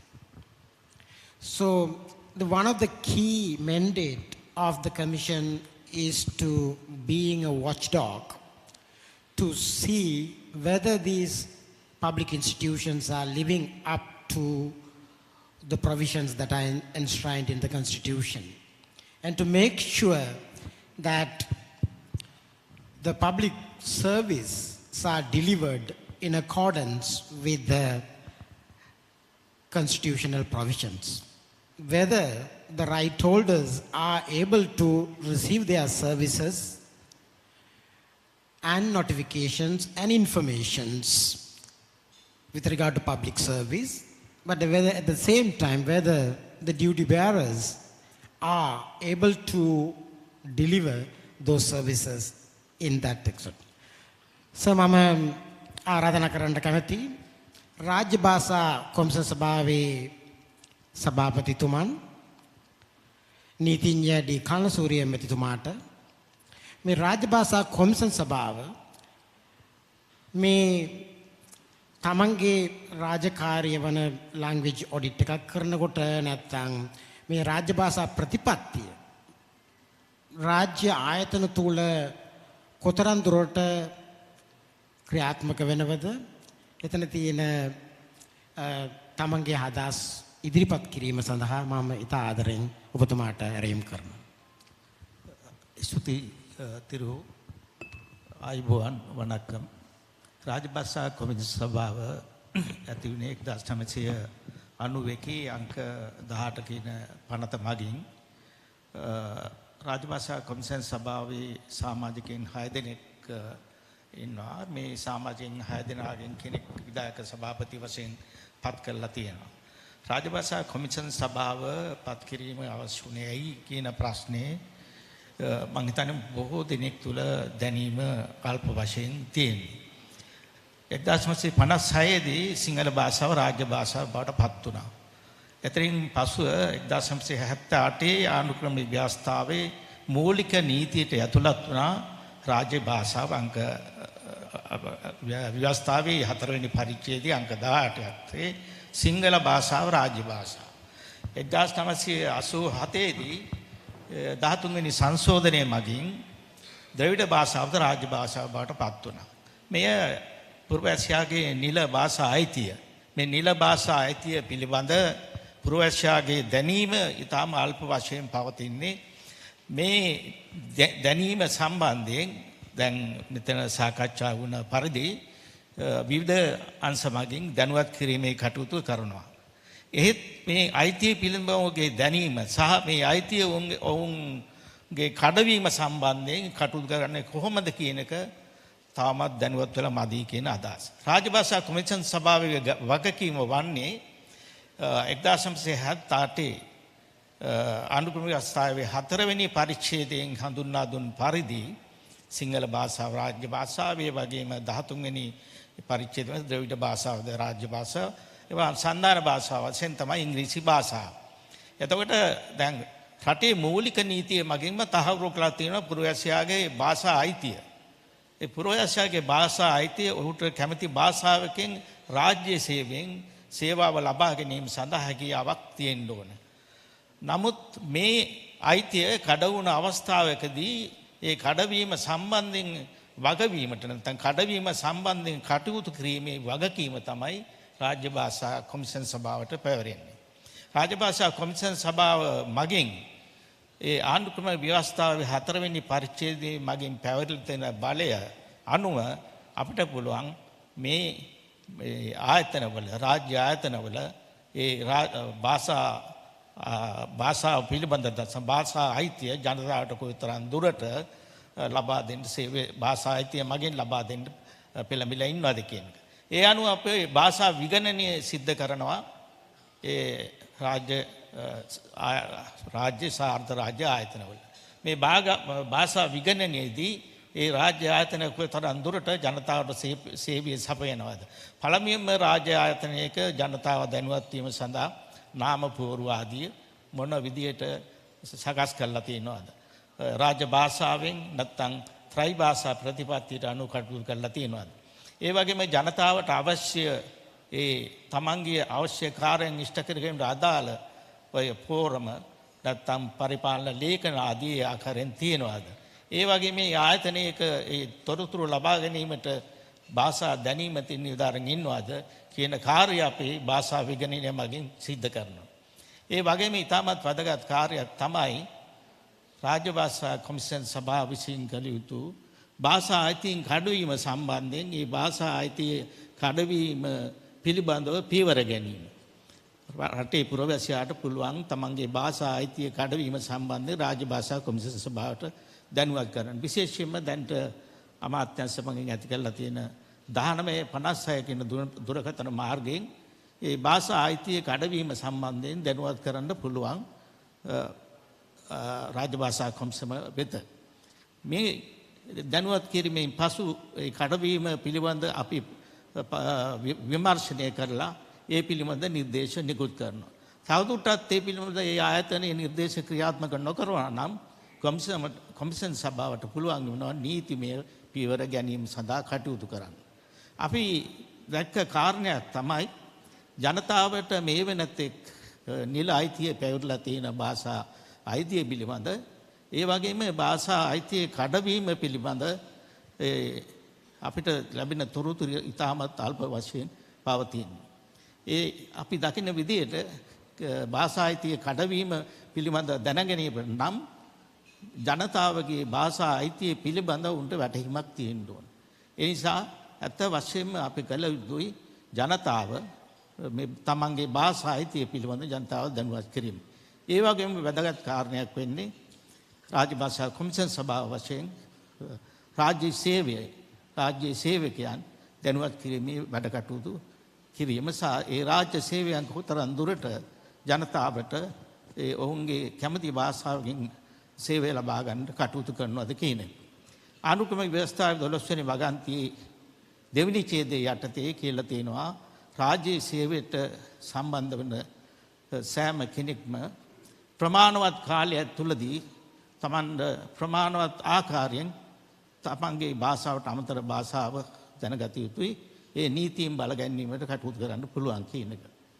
දැන් අපි තිරු මහත්මයා කිව්ව විදිහට අපේ භාෂා විගණනයකදී අපි සොයාගත්තු තොරතුරු අපිට ලැබිලා තියෙනවා වෙනකොට උදාහරණයක් වශයෙන් කිව්වොත් බැංකුවකට කෙනෙක් ණය ලබා ගන්න ගියපු අවස්ථාවක ඒ ණය ලබා ගන්න යන පුජ්‍යලයාට ඒ ණය ලබා ගැනීමේ ගිවිසුම මේ වෙනකොට ඉංග්‍රීසි භාෂාවෙන් තමයි ඔවුන් අත්සන් කරන්න සිද්ධ වෙන්නේ. මේකදී ණය ලබා ගැනීමේ අභිප්‍රායෙන් භාෂාව පිළිබඳ තැකීමක් නොතබා කටයුතු කරනවා ඒ ණය ලබා ගැනීම ගිවිසුම අත්සන් කරනවා. නමුත් පසු කාලයේදී ඔහු යම් කිසි විදියකින් අධිකරණ කාර්යකට යොමු වෙන නොනොත් ඔහු දැනගෙන හිටියේ නැහැ මේ ගිවිසුම පිළිබඳ. මේ පිළිබඳ අපි විමර්ශනය කරලා අපි භාෂා විගණනය කරලා අපි දැන් බැංකු වලට උපදෙස් දෙන විශේෂයෙන් රාජ්‍ය බැංකු වලට ඉංග්‍රීසි භාෂාවෙන් සකස් කරන ඒ ලියවිල්ල නැත්නම් ගිවිසුම ඒ ගෘහවැසියාගේ රාජ්‍ය භාෂා අයිතිය තහවුරු කරන සඳහා ඔහුගේ දන්න භාෂාවකින් දැනුවත් කිරීමේ කටයුතු කරන්න. මෙන්න මේ විදිහට රාජ්‍ය භාෂා කොමිෂන් සභාව අපි රාජ්‍ය ආයතනවල සිදුවන භාෂා ප්‍රතිපත්ති කෙසේද ක්‍රියාත්මක වෙන්නේ කියන එක අපි මේ වෙනුවට විමර්ශනය කරලා කටයුතු කරලා තියෙනවා. ඒ වගේම තමයි පුරවැසියාගෙන් ලැබෙන භාෂා අයිතීන් උල්ලංඝනය වීම සම්බන්ධයෙන් අපි මේ වෙනකොට විවිධ අවස්ථාවල කටයුතු කරලා නිර්දේශ නිකුත් කරමින් පවතිනවා. මේ මෑතකදී අපිට ඒ විදිහේ විමර්ශනය කරන්න ලැබුණ එකක් තමයි කෙනෙකුගේ විදුලි බිල රතු පාටින් තමයි නිකුත් වෙන්නේ. මේක ඉංග්‍රීසි භාෂාවෙන්. පැමිණිලි කරා මේ ඉංග්‍රීසි භාෂාවෙන් තමයි තියෙන්නේ දැනුවත්කම නැහැ. නමුත් මේක රතු පාටින් තියෙන නිසා ඒකේ අනතුරු නැත්තම් විදුලිය කැපීමේ තියෙන තත්ත්වය යටතේ ගෙවනවා. අපි මේ පිළිබඳව විමර්ශනය කරලා විදුලි බල අමාත්‍යාංශෙමුත් ඒ අදාළ ආයතනවලින් විමසීමක් කරාට පස්සේ අන්ත වශයෙන්ම මේ සම්බන්ධයෙන් ජනතාවට අවශ්‍ය විදිහට භාෂා රාජ භාෂාවෙන් නැත්නම් භාෂා තුනින්ම සකස් කරලා තියෙනවා. අතපසු වීමක් මගින් ක්‍රියාත්මක වෙන්නේ ඉංග්‍රීසි භාෂාව. නමුත් අපි උපදෙස් දුන්නා නිර්දේශ කරා මේ භාෂා තුනෙන්ම නිකුත් කරන්න කියලා. මෙන්න මේ ආදී වශයෙන් ජනතාවට සමීපව නැත්නම් ජනතාවට තමත් අවශ්‍ය දේවල් තමන්ගේ කැමැති භාෂාවෙන් ලබා ගැනීමේ අයිතිය තහවුරු කරන්න පියවර ගැනීම සඳහා තමයි රාජ්‍ය භාෂා කොමිෂන් සභාව කැපවෙලා සිටින්නේ. ඒ නිසා අපි විශේෂයෙන්ම කියා සිටිනා මේ අවස්ථාවේදී පුරවැසියන් දැනුවත් කිරීමේ කටයුතු භාෂා ප්‍රතිපත්ති සම්බන්ධයෙන් අත වශයෙන්ම දැන් ඔය භාෂා සැලසුම් සම්බන්ධයෙන් මේ වෙනකොට වැඩසටහන් කීපයක් ක්‍රියාත්මක කරලා තියෙනවා.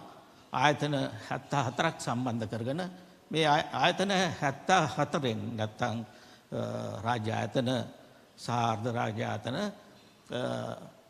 ආයතන 74න් අපි ආයතන 24ක් මේ වෙනකොට විගණනය කරලා අවසන් කරලා තියෙනවා. මෙහිදී අපිට ලැබුණු විගණන තොරතුරු විගණනයෙන් පසු ලැබුණ ප්‍රතිඵලය වශයෙන් අපිට කියන්න පුළුවන් අවස්ථාවල තියෙනවා. සමහර ආයතනවලට විශේෂයෙන් බලපාන ප්‍රශ්නයක් තමයි දැන්ට මෙතෙන්දී කියවන ආකාරයට ප්‍රතිපාදන පිළිබඳ ප්‍රශ්නය මේ භාෂායිතිය ක්‍රියාත්මක කිරීම සම්බන්ධයි. ඒ වගේම තමයි නිලධාරී හිගකම. මේ පිළිබඳ භාෂා නිපුණතාවයක් තියෙන නිලධාරී හිගකම අඩු ගාක් දැකලා ගන්න.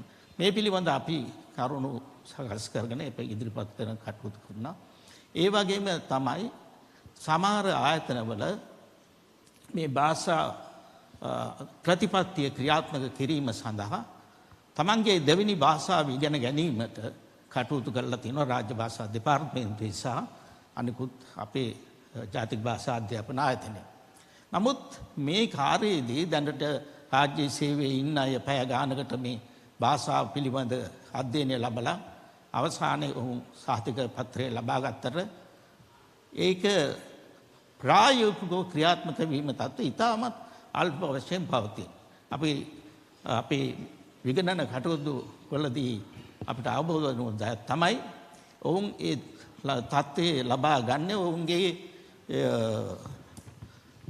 වාර්ෂික කටුපාර්ධකෙන් උසස් වීම නැත්නම් විශ්‍රාමයේ සඳහා. නමුත් අපි අපේක්ෂා කරන අරමුණ කරා යෑම ඉතාමත් අල්ප වශයෙන් සිද්ධ වෙන බව තමයි අපේ නිරීක්ෂණ වලට හසු වෙලා තියෙන්නේ. මේ නිසා රාජභාෂා කොමිෂන් සභාව මේ වෙන විට අපි භාෂා විගණනය සහ භාෂායිතින් කඩවීම සම්බන්ධයෙන් සෑම වෙලාවකම පියවර ගැනීමට කටයුතු කරනවා. ජනතාවගේ අයිතිය තමන්ගේ අයිතියක් විදිහට සලකලා ඒ කඩවීම සම්බන්ධයෙන් මේ වෙනකොට සකස් කරලා තියෙන විශේෂයෙන්ම 1956 මාර්ගයෙන් දැනුම් දුන්නොත් අපිට ඒක කටයුතු කරන්න බෑ. ඊට අමතරව ඕනෑම ක්‍රමයකින් දැන් තියෙන ඕනෑම ක්‍රමයේ භාවිතා කරමින් අපිව දැනුවත් කිරීමේ හැකියාව ඒ ඇයට තියෙනවා. බොහොම ස්තුතියි. බොහොම ස්තුතියි සභාපතිතුමනි. රාජභාෂා කොමිෂන් සභාවේ විදියට ඒ පිළිබඳව අපි දැනුවත් කිරීම පිළිබඳව අපි ස්තුතිවන්ත වෙනවා. අපිට කාලේ ඉතා වේගයෙන් ගලා යනවා. So now it's but not least now we would like to call upon Mr. Subharan, former Executive Director, Center for Governance Innovations. CGI நிறுவனம் யாழ்ப்பாணத்திலே இருந்து சிவில் சமூக அமைப்பொன்றாக பல வேலைகளை செய்து கொண்டு வருகின்றது. அதில் மிகவும் முக்கியமாக நாங்கள் பார்க்கின்ற பொழுது குறிப்பாக இந்த அரச கர்ம மொழி கொள்கை எவ்வாறு நிறைவேற்றப்படுகின்றது, எவ்வாறு நடைமுறைப்படுத்தப்படுகின்றது என்பது சம்பந்தமாக அதனை பகுத்தாராய்ந்து அந்தந்த நிறுவனங்கள் தங்களுடைய நிலைமையை அறிந்து அது தொடர்பான ஏனைய விடயங்களை நோக்கி எவ்வாறு நகர்வது, அதே போன்று அதற்கான எவ்வாறான செயற்பாடுகளை அவர்கள் மேற்கொள்ள வேண்டும் என்பது தொடர்பாக சில மிக முக்கியமான செயற்பாடுகளை சிஜிஐ நிறுவனம் நிறைவேற்றியிருக்கின்றது. ஆகவே அது சம்பந்தமாக எங்களோடு கலந்துரையாடுமாறு திரு சுபாகரன் அவர்களை நான் அன்போடு அழைக்கின்றேன். Thank you, Thiru. Vanakkam, Aibowan, Assalamu alaikum, good afternoon to all. Actually speaking, I'll touch upon the statements actually made by the Additional Secretary and also the other public officials in terms of how the need for implementation of official languages policy in Sri Lanka needs external support. Mainly to build the institutional capacities of these institutions, especially the government service institutions which are providing services to the citizen. So in terms of that, actually, this is a great example because, the Commissioner, Official Language Commission, he explained the duties and responsibilities of the Commission, which is actually simply because they are the agency in Sri Lanka to monitor the implementation of with the mandate, legal mandate, to monitor the implementation of official language policy in over 1,000 institutions, in government institutions and semi-government institutions in Sri Lanka.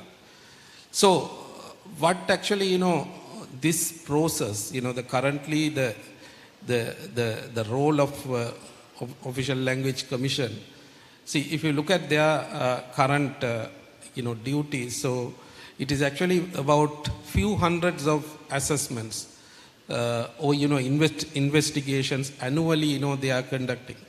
But how best, this service or this process can be expedited or, made it actually more,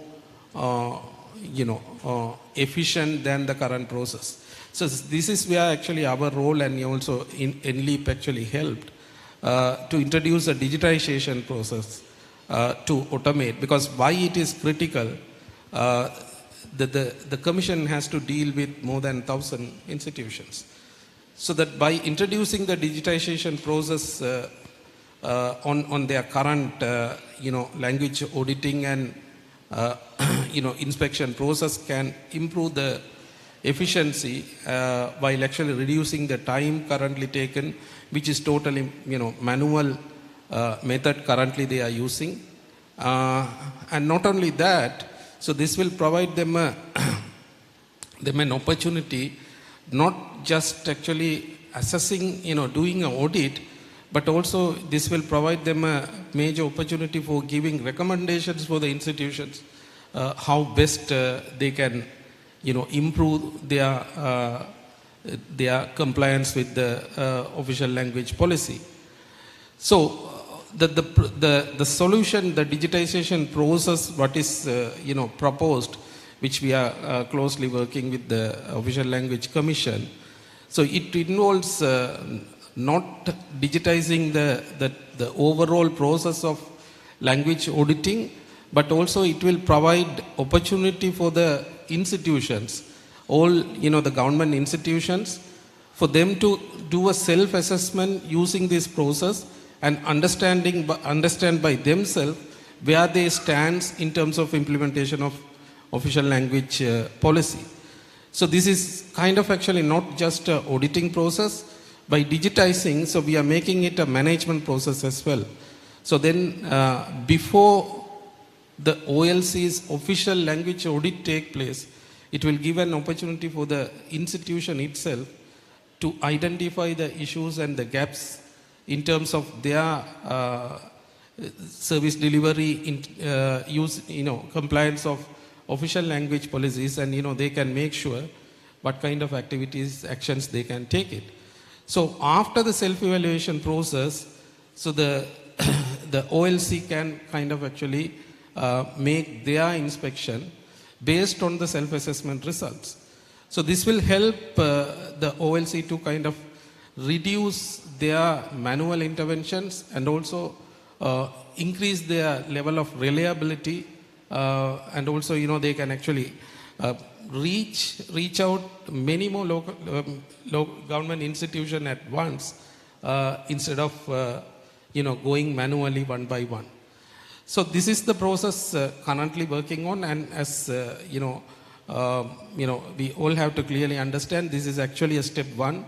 By designing this process alone won't solve the issues. So this has to be institutionalized, and the institutionalization itself is a challenge, because we need to have actually train more people, and especially all the institutions need to be trained how best they can use this system. So these are the other challenging aspects we are working on. So with that, I will conclude my remarks. Thank you. Thank you, Subha, for that. I think with that, I think we are reaching our time limit also.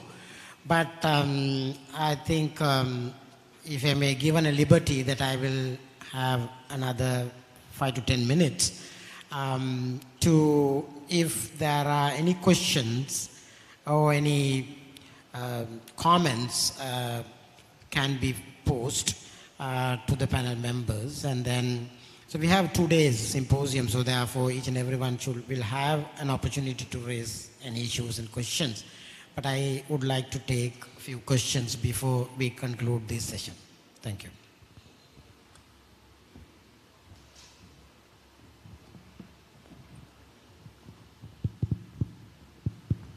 We know that we have the ministry technical team who provided support to language planning, and we also have NIPAs, National Integration Promotion Assistants, who have worked very hard to put these plans with institutions, and so we have few of them have participated in this symposium, so we also welcome their comments or suggestions or questions.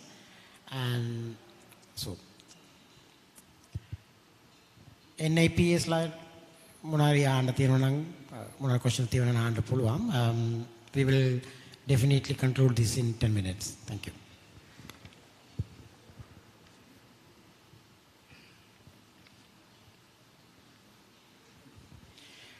Yeah, I understand there aren't any questions. Yes, Nias. Lot of questions, yes, thank you. Not a question. Okay.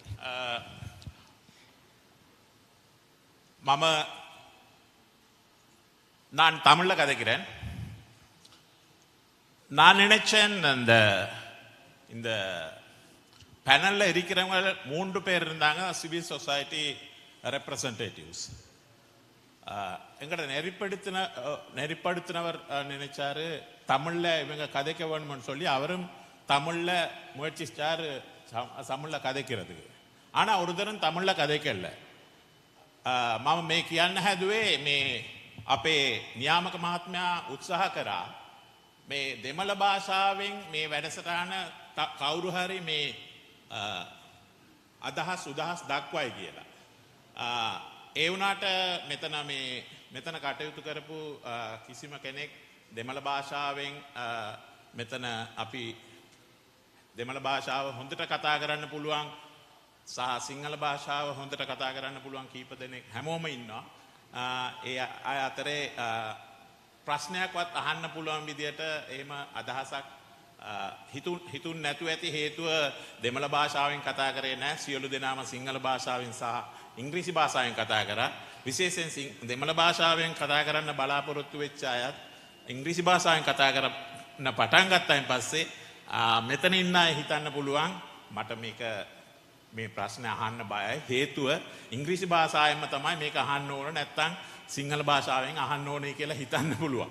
ඒ නිසා මම කියන්නේ මුලින්ම අපි උදාහරණයක් දක්වන්න ඕන නම් අපි කැමති දමිළ භාෂාවෙන් සහ සිංහල භාෂාවෙන් මේ වැඩසටහන පවත්වාගෙන යන එකයි. ඒකම ඉංග්‍රීසි භාෂාව අත්‍යවශ්‍ය වුණොත් කතා කරන්න නැත්නම් අදහස් දක්වන්නේ කියලා කියන්නේ. මොකද ඉංග්‍රීසි භාෂාවෙන් මෙතන පරිවර්තනය කරන්න කතන පරිවර්තනය සඳහා කට්ටිය ඉන්නවා. ඒකයි මගේ අදහස. ඊට අමතරව මෙම වැඩසටහන මෙම කණ්ඩායමේටම සියලුම දෙනා හොඳින් දායකත්වයක් දැක්වුවා. මේ වැඩසටහන ක්‍රමානුකූලව අරගෙන යන්න අපි මම හිතනවා මෙතන හිටපු හැමෝම ඔවුන් දැනුවත් වුණා මේ වැඩසටහනෙන් බලාපොරොත්තු වෙන්නේ මොකද්ද, ඒ වගේම අපිට තියෙන අයිතිවාසිකම්, කාර්යාලයකට ගියොත් මොනවද අපිට ලැබෙන්න ඕන අයිතිවාසිකම් ගැන, ඒ වගේම කාර්යාලයකදී අපි අපේ අයිතිවාසිකම් ලබා ගන්න පුළුවන් කියන එකත් එතනින් දැනුවත් වුණා. බොහොම ස්තුතියි. நன்றி நியாஸ். ஏதாவது கேள்விகள் இல்லாவிட்டால் நாங்கள் நிறைவு செய்யலாம். So we can, yeah, that's a question from the Eastern University. நான் கேட்கலாமோ? மிகவும் சுருக்கமாக வணக்கம். நான் நினைக்கிறேன் இன்று பல மிகவும் பயனுள்ள பல விடயங்களை கருத்துள்ளோம். நான் ஆறுதல் நிறுவனத்தைச் சேர்ந்தேன். என்னுடைய கருத்து என்னென்றால் அரச மொழி அமுலாக்கம் என்பது வடக்கு கிழக்கு பொறுத்தவரை குறிப்பாக அத்துடன் மலையகம் தொடர்பாக நாங்கள் முழுமையாக 13வது திருத்தச் சட்டத்தை அமுல்படுத்தும் பொழுதுதான் அது உண்மையாக உயிர்ப்புள்ளதாக மாறும். இதை நாங்கள் விளங்கி கொண்டால் உண்மையில் நல்லது. ஏனென்றால் நாங்கள் அரச ஊழியர்கள் என்னோ தங்களோட அலுவலுக்காகத்தான் இதை மொழி அமலாக்கத்தை செலவழிய இது உரிமை என்பது உரிமை அமலாக்கத்தோடு சம்பந்தப்பட்டு. நன்றி. ஓகே, நன்றி. உண்மையில் அப்போ நீங்கள் சொன்னது போன்று அவை 13வது சீர்திருத்தத்தின் படி தமிழ் மொழியும் அரச கர்ம மொழியாக ஆக்கப்பட்டதோடு 16வது சீர்திருத்தத்தின் படி இந்த அரச கர்ம மொழிகள் எவ்வாறு நடைமுறைப்படுத்த வேண்டும் என்பது சம்பந்தமான மிகவும் தெளிவாக அரசியலமைப்பு சட்டத்திலே குறிப்பிடப்பட்டிருக்கின்றது. இது தொடர்பாக நான் நினைக்கின்றேன் அரச கர்ம மொழிகள் ஆணைக்குழு காணப்படுகிறது. அவர்கள் இது சம்பந்தமான பரிந்துரைகளை செய்யக்கூடியதாக இருக்கும்.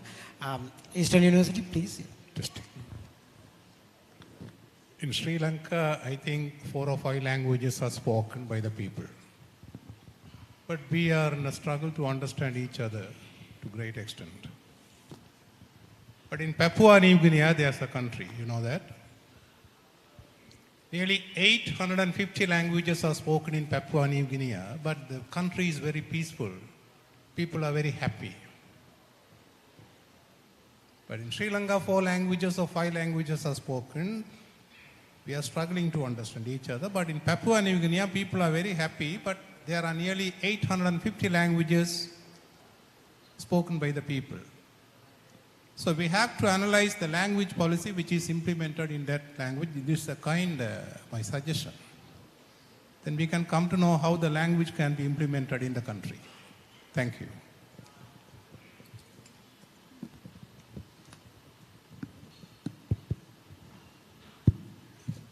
මම හිතන්නේ ඔබතුමාගේ යෝජනාව ඉතාම වැදගත්. අපේ අනාගතයේදී ඉදිරි වැඩසටහන් සැලසුම් කරනකොට පැපුවා නිව් ගිනියාවේ තියෙන අත්දැකීම භාෂා 800 ගණක් එක්ක කොහොමද කිසිම ගැටලුවක් නැතුව කටයුතු කරන්න කියන එකෙන් අපිට ඉගෙන ගන්න පුළුවන් පාඩම් මොනවද සහ අනාගතයේ අපේ වැඩසටහන් වලට උකහා ගන්න පුළුවන් අත්දැකීම් මොනවද කියන එක අපි අනිවාර්යයෙන්ම සැලකිලිට ගන්නවා. පුළුවන් නම් ඉදිරියේදී ඔබතුමාටත් අපිත් එක්ක සම්බන්ධ වෙලා අපිට යම්සි දායකත්වයක් දෙන්න මේ සඳහා මැදිහත් වෙන්න මම හිතන්නේ ඒක අපිට වඩා ප්‍රයෝජනවත් වෙයි.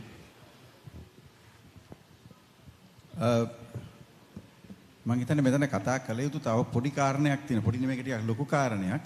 දැන් භාෂාව කියන්නේ කමියුනිකේෂන් ටූල් එකක් නැත්නම් sannivedana මෙවලමක් හැටියට භාෂාව භාවිතා කිරීමට පහසුකම් සැලසීම කියන කාරණේ පිළිබඳව කරපු වැඩ කොටස් ගැන විවිධ අංශ වලින් කතා කරා. පොලිසිය, සෞඛ්‍ය අංශ හැමදේම. නමුත් මම හිතනවා ලංකාවේ තියෙන බරපතලම ප්‍රශ්නය මිස්ටර් නියාස් කතා කරපු එක හරි වැදගත්. ඒ කියන්නේ අපි මෙතනදී සිංහල හෝ දෙමළ භාෂාවෙන් කතා කරමු. English not using English as a link language. මූලික භාෂා දෙකෙන්, මූලික රාජ්‍ය භාෂා දෙකෙන් කතා කරමින් කියන කාරණේ ගත්තාම මට දැනෙන දේ, මම වෘත්තීය භාෂා පරිවර්තකයෙක්, ලංකාවේ තියෙන බරපතලම ප්‍රශ්නයට අපි තාමත් හරියට ප්‍රවිෂ්ඨ වෙලා නැහැ කියලා. ඒක තමයි දෙමළ භාෂාව සහ කියන්නේ දෙමළ ජනතාව දෙමළ භාෂාවක් හැටියට භාවිතා කරන මුස්ලිම් සහ දමිළ සහෝදරයන් සහ සිංහල ප්‍රජාව අතර sannivedanayේදී දෙමළ භාෂාව තවමත් අවශ්‍ය තරමින් භාවිතා වෙන්නේ නැහැ කියන එක. මූලික අදහස් සූමාරුවේදී දෙමළ භාෂාවට අවශ්‍ය පහසුකම් ටික සැලසෙනවා ඇති ආයතනවල. නමුත් සංස්කෘතික හුවමාරුවක් හැටියට දෙමළ සහ සිංහල ප්‍රජාවන් අතර දෙමළ භාෂාව භාවිතා කරන ප්‍රජාව සහ සිංහල භාෂාව භාවිතා කරන ප්‍රජාවන් අතර සම්බන්ධීකරණයට කොහොමද භාෂාව භාවිතා වෙන්නේ කියන එක පිළිබඳව. මොකද මම මේක කියන්නේ රාජ්‍ය සේවය ඇතුලේ තවමත් මේ අඩුව පුරවන්නට අවශ්‍ය සිංහල දෙමළ භාෂාව හැටියට භාවිතා කරන භාෂා පරිවර්තකයන් ප්‍රමාණවත් සංඛ්‍යාවක් නැහැ. සාපේක්ෂව ඉංග්‍රීසි සිංහල කාරණේදී ඒක ඊට වඩා තරමක් හොඳයි. නමුත් තවමත් රාජ්‍ය අංශයේ සිංහල දෙමළ භාෂා පරිවර්තකයන් අවශ්‍ය ප්‍රමාණයට නැහැ. අවාසනාව විභාගයක් තියලා බඳවා ගැනීමට උත්සාහ දරන අවස්ථාවකදී ප්‍රමාණවත් සිංහල දෙමළ භාෂා පරිවර්තකයන් සංඛ්‍යාවක් අවශ්‍ය දැනුමෙන් සන්නද්ධ පිරිසක් රාජ්‍ය සේවයට ඇතුළු වන්නේ නැහැ. මේක මං හිතන්නේ ලංකාවේ මේ අවුරුදු 30 40ක ඇදිච්ච ප්‍රශ්නේ බරපතලම කොටසක් එකිනෙකා අතර සම්බන්ධීකරණය. ඒක නිසා මං හිතන්නේ තව ලොකු වැඩක් තියෙනවා. දෙමළ සහ සිංහල භාෂා දැනුම කියන එක කොහෙන්ද පටන් ගන්න එක මම නම් විශ්වාස කරන්නේ ඒක පාසල් අධ්‍යාපනයෙන් එන්න ඕන කියන එක. ඒක ලංකාවේ අධ්‍යාපන ප්‍රතිපත්තියේ බරපතල වෙනසක් ඇති වෙන්නට ඕනේ. එතනට කොහොමද ගමන් කරන්නේ කියන එක මම හිතන්නේ මෙතනදී සැලකිලිමත් වෙන්නට වෙනවා.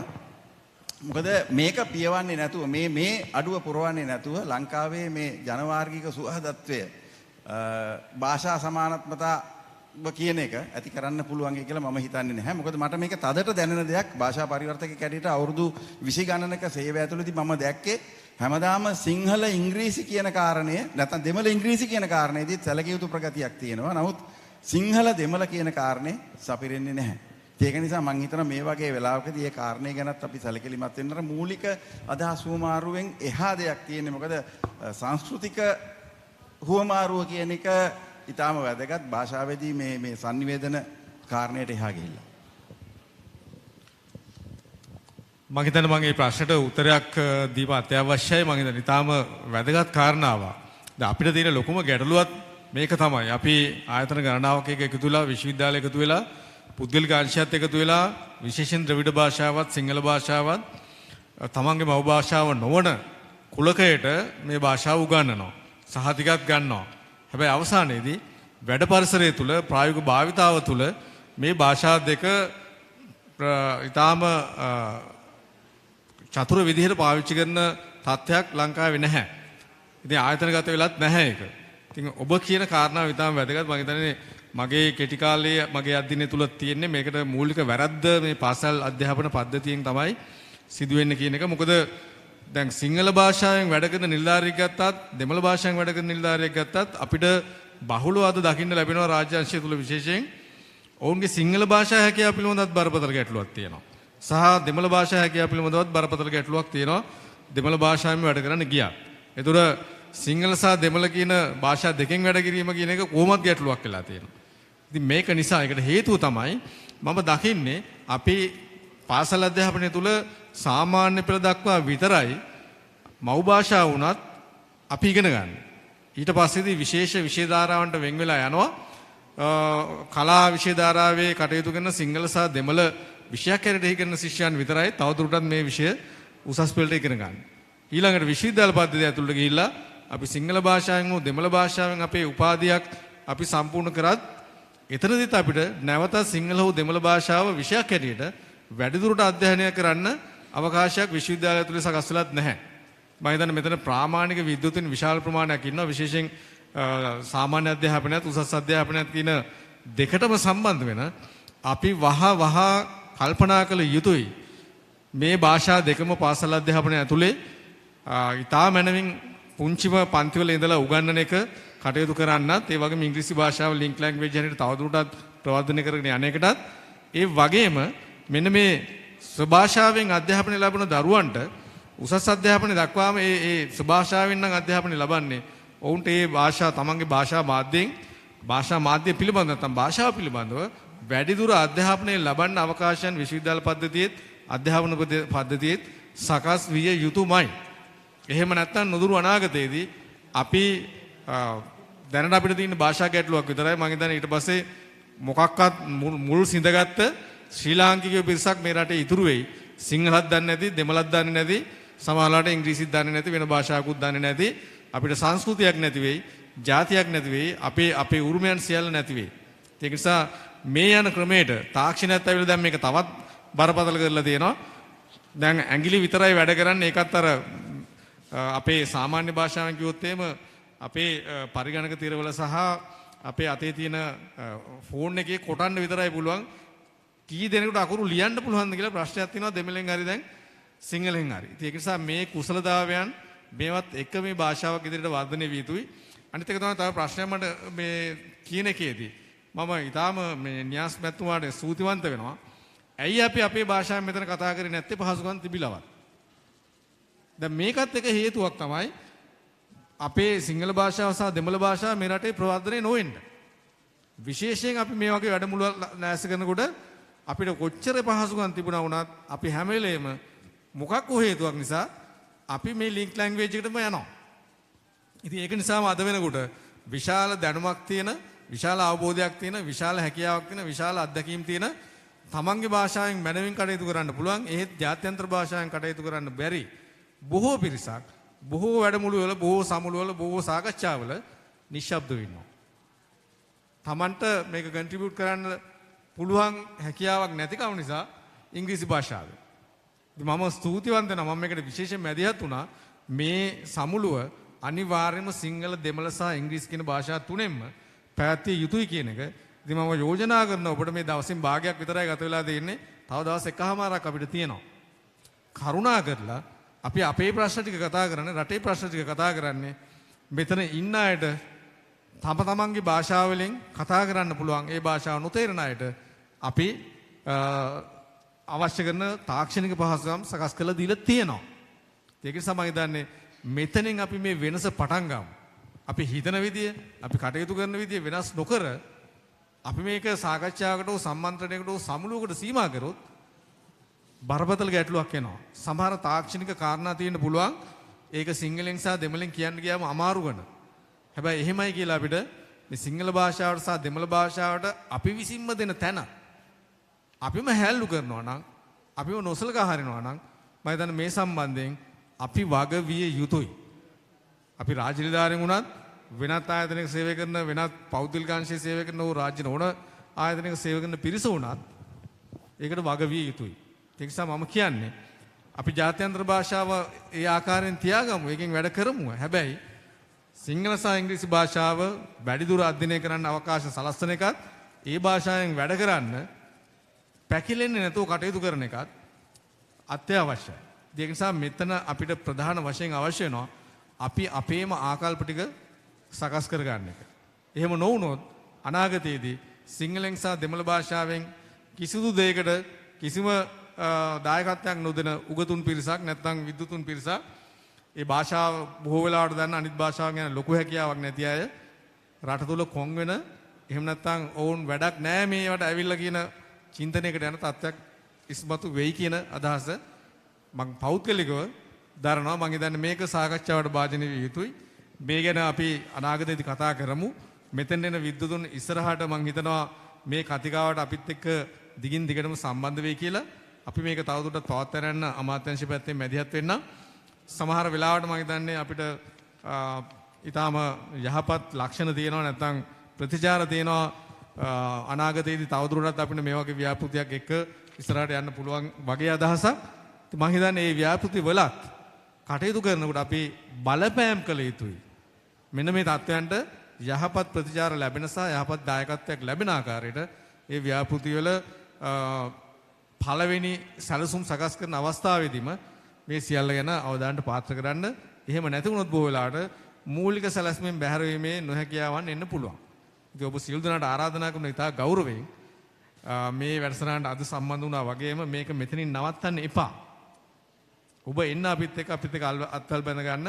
අපි එකතු වෙමු, එකතු වෙලා කටයුතු කරමු. අපි සිංහල භාෂාවත් දෙමළ භාෂාවත් මේ රටේ පුරවැසියන් කතා කරන සියලු දෙනාගේම අයිතිවාසිකම් ආරක්ෂා කරන ගමන් අපි සිංහලෙන් හිතන, දෙමළෙන් හිතන ජාත්‍යන්තර භාෂාවනුත් හිතන්න පුළුවන් සහ කටයුතු කරන පුරවැසියන් වෙන රටක් හැටියට මේ රට පරිවර්තනය කරමු. බොහොම ස්තුතියි. තවත් එක කාරණයක් මතු කරන්න අවස්ථාවක් දෙන්න. මෙතන මම හිතන්නේ සාකච්ඡා හොඳ තැනකට ඇවිල්ලා තියෙනවා. අපි අපේ අනාගතය වෙනුවෙන් රටක් හැටියට අපි ඉදිරියට යාමේදී මේ භාෂාව පාලමක් හැටියට භාවිතා කරන්නේ කොහොමද කියන එක සම්බන්ධයෙන් මම මේ මතු කරන කාරණයට මෙතන ඉන්න පිරිසට විසඳුම් දෙන්න බැරි වේවි. නමුත් මෙතන ඉන්න පිරිස බලපෑම් සහගත පිරිසක් හැටියට සමාජයට මුසු වීමත්, ඒ මතවාදය සමාජය තුළ විසරණය වීම, ප්‍රසාරණය වීමත් තමයි අපි බලාපොරොත්තු වෙන්නේ. කාරණා දෙකක්. පළවෙනි කාරණය, අපි කොච්චර කතා කරත් මේ මොහොත දක්වාත් ශ්‍රේෂ්ඨාධිකරණයේ තීන්දුව තවමත් ලබා දෙන ඉංග්‍රීසි භාෂාවෙන් පමණයි. ඒක කැබිනට් මණ්ඩලයට, පාර්ලිමේන්තුවට පවා ඉදිරිපත් කරන්නේ ඉංග්‍රීසි භාෂාවෙන් පමණයි. එතකොට එය අපි මුලින්ම දැනගන්න ඕන අපි පාලනය වෙන නීතිය මොකක්ද? මේ නීතිය අපිට මව් භාෂාවෙන් ලැබීම රටේ පොදු ජනතාවට විශේෂයෙන්ම ඉතාමත් වැදගත් වෙන කාරණයක්. මේක 2021 අවුරුද්දේදී පාර්ලිමේන්තුවේදී කතා බහට ලක් වුණා. ඒකට ඉඳපු අධිකරණ අමාත්‍යවරයා ප්‍රකාශ කළා ශ්‍රේෂ්ඨාධිකරණ තීන්දුව ලබා දෙන්නේ ඉංග්‍රීසි භාෂාවෙන් පමණක් වන බව. අග්‍රාමාත්‍යවරයා සමවෙන්න කතානායකවරයාත් එවකට ප්‍රකාශ කරා. ඒ සම්බන්ධයෙන් ඔවුන්ට ගත හැකි ක්‍රියාමාර්ගයක් එවකට නොමැති බව. ඉතින් පළවෙනි කාරණය මේ සම්බන්ධයෙන් සමාජ මතයක් ගොඩනැගිය යුතුයි. අපි දන්න ඔය බැද්දගම් වගේ සාහිත්‍ය කෘතිවල ඒ නඩු තීන්දුව Tamanගේ මව් භාෂාවෙන් ලබා නොදීම නිසා ඒ කාර්යයන්ට මැදිහත් වෙන්න Tamanගේ මව් භාෂාවෙන් නොහැකීම නිසා සාමාන්‍ය පොදු ජනතාවට ඇති වෙන ඉරණම් පිළිබඳව. ඒක එක කාරණයක්. ඊට අදාළවම තවත් කාරණයක් මෑතකදී මතු වුණා. නීති විද්‍යාලයේ විභාග සිංහල මාධ්‍යෙන් පැවැත්වීමට සිංහල සහ මව් භාෂාවලින් පැවැත්වීමට තිබුණු විභාග ඉංග්‍රීසි භාෂාවට පමණක් සීමා කිරීම සම්බන්ධයෙන් මම හිතන්නේ මේක සම්බන්ධයෙන්ුත් වඩා පුළුල් අදහසක් මතු යුතුයි. ඒවකට ඒ තීරණය ගත්ත කට්ටිය ගත්ත පාර්ශවයන් මතු කළේ ඒක ජාත්‍යන්තරයත් එක්ක මුසු වීම සඳහා දරපු ප්‍රයත්නයක් හැටියට. නමුත් මම කියන්නේ වඩාත් නිර්මාණශීලී පුද්ගලෙක් බිහි වෙන්න Tamanගේ මව් භාෂාවෙන් සිතීම සහ පැතීම තුලින් කියන එක සම්බන්ධයෙන් පරීක්ෂණ වාර්තා ඉදිරිපත් වෙලා තියෙනවා මේ වෙද්දී. ඒ නිසා අධ්‍යාපනය ලැබීමේ අයිතිය මව් භාෂාව තුලින් ඉදිරියට ගෙන යාම වඩාත් ඵලදායකයි කියන යෝජනාවත් මම මේ සභාවේ ඉදිරිපත් වෙලා ඉන්න සියලු දෙනාට ඉදිරිපත් කරනවා. මේක අපිට තීන්දුව ගන්න පුළුවන් තැනක් නොවුනත් මේ අදහස් මතවාද හැටියට සමාජගත කිරීම සඳහා ඔබ සියලු දෙනාම මැදිහත් වේවි කියලා මම අපේක්ෂා කරනවා. බොහොම ස්තුතියි. බොහොම ස්තුතියි. ඔබතුමාගේ අදහස් ඉතා වැදගත්. අපි ඉදිරියේදී මේ පිළිබඳව අමාත්‍යාංශ සහ රාජභාෂා කොමිසම සභාව මේ පිළිබඳව යම් කිසි නිර්දේශයක් ලබා දෙයි. நன்றி கருத்துக்களுக்கு. நான் ஆங்கிலத்தில் கதைக்க தொடங்கினதற்கான காரணம் இந்த சபையில் முழு சேவைகள் மும்மொழிகளின் சேவைகள் வழங்கி இருக்கின்றன. லைவில் கூட இந்த ஒளிபரப்பு செல்கின்றது. அதன் காரணமாக நான் தைரியமாக ஆங்கில மொழியில் கதைத்தேன். ஏனெனில் தமிழர்களுக்கும் சிங்களவர்களுக்கும் ஆங்கில மொழி தெரியாதவர்களுக்கு கட்டாயமாக நான் சொல்வதெல்லாம் போய் சேரும் என்ற நம்பிக்கையில் நான் இப்பொழுது தமிழில் கதைக்கின்றேன். அவ்வாறு யாராவது இங்கே தமிழில் கதைக்க முடியாது என்று நினைத்திருந்தால் கட்டாயமாக நீங்கள் தமிழில் கதைக்கலாம், சிங்களத்தில் கதைக்கலாம், ஆங்கிலத்திலும் கதைக்கலாம் என்றதை கூறிக்கொண்டு இங்கே சில கருத்துக்கள் பரிமாறப்பட்டன. உதாரணத்துக்கு நாங்கள் எப்பொழுதும் வடகிழக்கு என்று அந்த சேவைகள் மொழி சேவைகள் அடையாமல் இருப்பதற்கான இடங்களாக நாங்கள் எப்பொழுதும் அதை சுட்டி காட்டுகின்றோம். ஆனால் உதாரணத்துக்கு விழுது வடமேற்கு மாகாணத்தில் கூட எங்களுடைய திட்டத்தை நாங்கள் நடத்தியிருந்தோம். எங்களுடைய பகிர்வு நடவடிக்கைகள் ஊவா மாகாணத்தில் நடந்தன. அப்போ இதையெல்லாம் நாங்கள் பார்க்கும்போது எல்லா மாவட்டங்களிலும் கட்டாயமாக மொழி சரியான வகையில் சேவைகள் அந்தந்த மொழிகளில் வழங்கப்படவில்லை என்பது எங்களுக்கு தெரிகின்றது. அதனால் தமிழர்கள் சிங்களவர்கள் எல்லோரும் எல்லா மாவட்டங்களிலும் இருக்கின்றார்கள். அவர்கள் மாவட்டங்களில் பெரும்பான்மையினராக இருக்கலாம், சிறுபான்மையினராக இருக்கலாம். ஆனாலும் நாங்கள் உரிமை ரீதியாக அவர்களுக்கு இந்த சேவை அவர்கள் தேர்ந்தெடுக்கும் மொழியில் சென்றடைய வேண்டும் என்ற விஷயத்தை தான் இந்த திட்டங்கள் இந்த நடவடிக்கைகள் மூலமாக நாங்கள் எடுத்துக்கொண்டு போகின்றோம். முக்கியமாக இங்கே சட்டத்துறையை பற்றி சில உதாரணங்கள் சொல்லப்பட்டன. ஒரு சட்டத்தரணியாக நான் செயற்படும் வேளைகளிலே என் கண்ணெதிரே நான் பார்த்த விடயங்கள். இங்கே மேற்கு மாகாணத்தில் கூட சட்டத்தரணிகள் செய்யும் சப்மிஷன்ஸ் கூட அவர்கள் இழிவாக அவர்களை பார்த்து நகைத்து அவர்களுக்கு சரியான மொழியில் சேவை வழங்கக்கூடாது என்று அவ்வாறெல்லாம் நடவடிக்கைகளை நாங்கள் எங்கள் கண்ணெதிரே கண்டிருக்கின்றோம். அது மட்டுமன்றி உச்ச நீதிமன்றத்தில் 2-3 வருடங்களுக்கு முதல் தமிழ் கேஸ்கள் யாவும் நடைபெறாத வகையில் சிக்கலில் நாங்கள் மாட்டியிருந்தோம். ஏனெனில் உச்ச நீதிமன்றத்தில் 3 நீதிபதிகளில் குறைந்தது 2 நீதிபதிகளுக்காவது தமிழ் மொழி தெரிந்திருக்க வேண்டும். அவ்வாறு இருக்கவில்லை. அதனால் பல தடவைகள் அந்த கேஸெல்லாம் தள்ளி போட்டு பல சிரமங்களுக்கு ஆளாகி இருந்தார்கள். அப்போ கட்டாயமாக நீதிமன்றங்களில் கூட இவ்வாறான சேவைகள் மிக மிக முக்கியம் என்பதை நாங்கள் அறுத்துறுத்து கூறுகின்றோம். நன்றி. நான் நினைக்கிறேன் நேரம் இப்பொழுது முடிவடைந்திருக்கிறது. நாங்கள் அனைவரும் பசியோடு இருக்கிறார்கள் என்பது எங்களுக்கு தெரியும். இந்த நிகழ்விலே கலந்து கொண்ட ஒவ்வொருவருக்கும் பிரிவாக நான் நன்றி கூறுவதற்கு எங்களுக்கு நேரம் காணாது. ஆகவே இங்கு எங்களோடு கலந்து கொண்டிருக்கக்கூடிய அரசு உத்தியோகத்தர்கள் மற்றும் සිවිල් සමූහ அமைப்பை சார்ந்த අனைவருக்கும் நன்றி தெரிவித்துக் கொள்வதோடு මේ පැමිණ සිටින සියලුම රාජ්‍ය නිලධාරීන් හා ඒ වගේම සිවිල් සංවිධාන නියෝජන කරමින් පැමිණ සිටින සියලු දෙනාට මම ස්තුතිවන්ත වෙනවා. So thank you very much for listening, and we hope we have a good lunch, and I will pass on to my responsibility to Clifford and Nagapusani to announce the next announcements. Thank you very much. அனைவருக்கும் நன்றி, வணக்கம், அஸ்ஸலாமு அலைக்கும். තිරු මහත්මයාට ශ්‍රිබ්ලි මහත්මයාට බොහොම ස්තුතියි, විද්වත් මඳුරටත් බොහොම ස්තුතියි. හොඳයි, අපි දැන් වෙලාව දහවල් 1යි. ඒ කියන්නේ ලන්ච් වෙලාවෙන් පැය භාගයක් අපි පාවිච්චි කරලා තිනවා. yes ඔබ සියලු දෙනාට කරුණාකර වේදිකාවේ රැඳෙන්න අපි ආරාධනා කර සිටිනවා සමූහ ඡායාරූපයක් ගන්න. right. ඒ ඡායාරූපය ගන්න අතරේ අපි දිවා ආහාරයෙන් පසුව හමු වෙන වෙලාව 2 කියලා තියෙන්නේ න්‍යායපත්‍රයට අනුව. ඉතින් අපි පුංචි උත්සාහයක් දරමු. මොකද දිවා ආහාරයට අපි තියලා තිබ්බා පැය එකමාරක කාලයක්. දැන් ඒ එකමාරෙන් පැය භාගයක් ගිහිල්ලා. ඉතින් අපි පොඩි උත්සාහයක් දරමු. පැයක කාලයක් ඇතුළත දිවා ආහාරය අවසන් කරලා 2ට අපි නැවතවරක් හමු වෙන්න අපි try කරමු. හොඳයි. එහෙනම් සියලු දෙනාටම ආරාධනා කරනවා දිවා ආහාර බුක් වෙන්න. the lunch buffet එක තියෙන්නේ ශාලාවෙන් පිටත. අපේ පැත්තේ තියෙන දොරටු වලින් ඔබ පිටත ගියාම lunch buffet එක තියෙනවා. so enjoy your lunch. අපි හමු වෙමු දහවල් 2ට.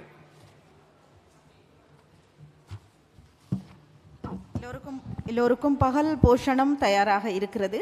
மொழி சமத்துவத்திற்கான மனித உரிமைகள் அடிப்படையிலான அணுகுமுறை என்ற மகுடத்திலே விவரணத்துடனான கருத்து பரிமாறல்கள் இடம்பெற்றன. இணைப்பாளராக தனது பணியை வழங்கிய தேசிய மொழிகள் சமத்துவ மேம்பாட்டு செயல் திட்டத்தின் பிரதி திட்ட பணிப்பாளர் திருநாவுக்கரசு அவர்களுக்கு எங்களுடைய நன்றியை கூறிக்கொண்டு மீண்டும் மதிய போஷணத்தின் பின் நாம் 2 மணி அளவில் இணைந்து கொள்வோம்.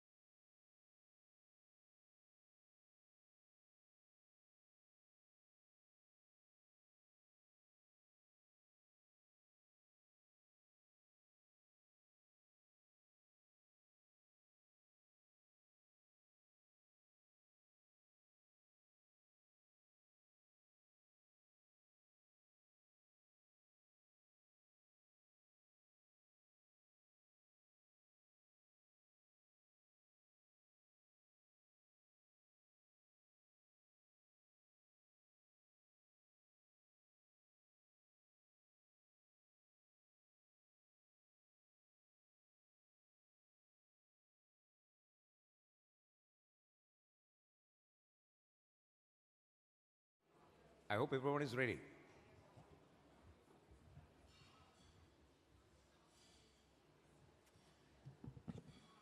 சமகால மொழிபெயர்ப்பு இடம்பெறும்.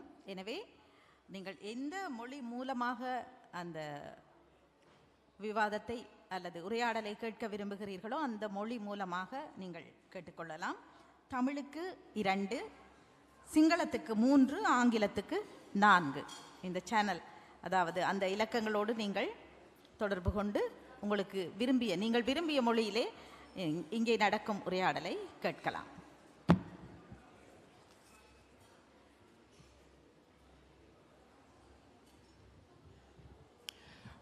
හොඳත් සුළු මොහොතකින් අපේ විද්වත් මදුල්ල දෙවෙනි සාකච්ඡාවට සහභාගී වෙන විද්වත් මදුල්ල තමන්ගේ ආසන ගන්න තව සුළු මොහොතයි තියෙන්නේ.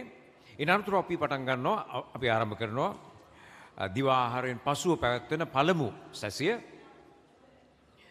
දිවා ආහාරයට කලින් තිබ්බ සැසිය අපි මානව සම්පත සහ ඒ වගේම විශේෂයෙන් මානව අයිතීන් මේ භාෂා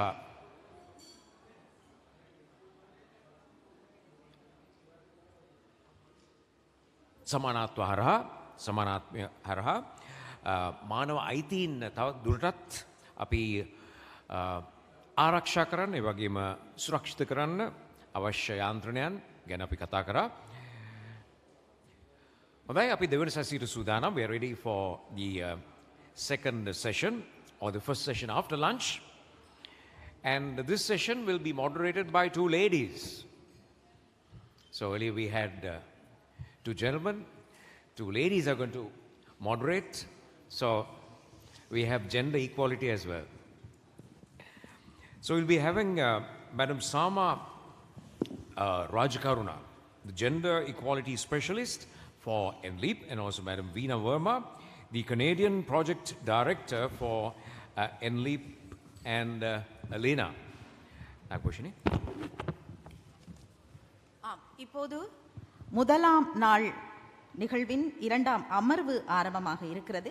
பாலின சமத்துவம், பன்முகத்தன்மை மற்றும் மொழி சமத்துவம் பற்றியதான கலந்துரையாடலாக இது அமைகிறது. இதிலே இணைப்பாளராக 2 பெண்மணிகள் பங்கு பெற்றுகிறார்கள். ஒருவர் பாலின சமத்துவ நிபுணர் சாமா ராஜகருணா அவர்கள், மற்றவர் கனடிய திட்ட பணிப்பாளர் வீணா அவர்கள். எல்லோரையும் செவிமடுக்குமாறு கேட்டுக்கொள்கிறோம். Thank you. Sri Lanka recognizes the right to language as a fundamental right, as you have heard in the other sessions before us, and it applies to women, men, non-binary genders, and the issue here is that they have diverse experiences in their realization of language rights. Is there a specific need to talk about gender equality and women's empowerment within language rights? Good afternoon, and welcome to the second session of the NLEAP Symposium, which is titled Gender Equality, Diversity and Language Rights. We have with us 5 panelists here: Professor Rose Vijayasekara, Ms. Jnani Vikramasinghe, Ms. Ridma Lansakara, Mr. Buhari Mohammed, and Ms. Shirani Mills. And we also have with us the co-moderator for this session, Veena Verma. Welcome to you, all of you, and thank you for being with us. Before we discuss the topic, let's clarify a few things. Gender equality entails a concept that all human beings are free to develop their personal abilities and make choices without the limitations set by stereotypes, rigid gender roles, and prejudices. What does this mean? It means that the different behaviors, aspirations, and needs of all genders are considered, valued, and favored equally. It also means that their rights, responsibilities, and opportunities will not depend on whether they are born male, female, intersex, or because they are transgender. Gender equality is both a human rights issue and a precondition for sustainable people-centered development. If we are talking about gender equality, why is it necessary to talk about women's empowerment specifically? This is because women in particular experience further marginalization and exclusion in comparison to men. Women as a homogeneous group, as well as in their diversity stemming from ethnic, religious, and cultural backgrounds, their socioeconomic status, their sexual orientation, and the geographic area and community in which they live, among other identity factors.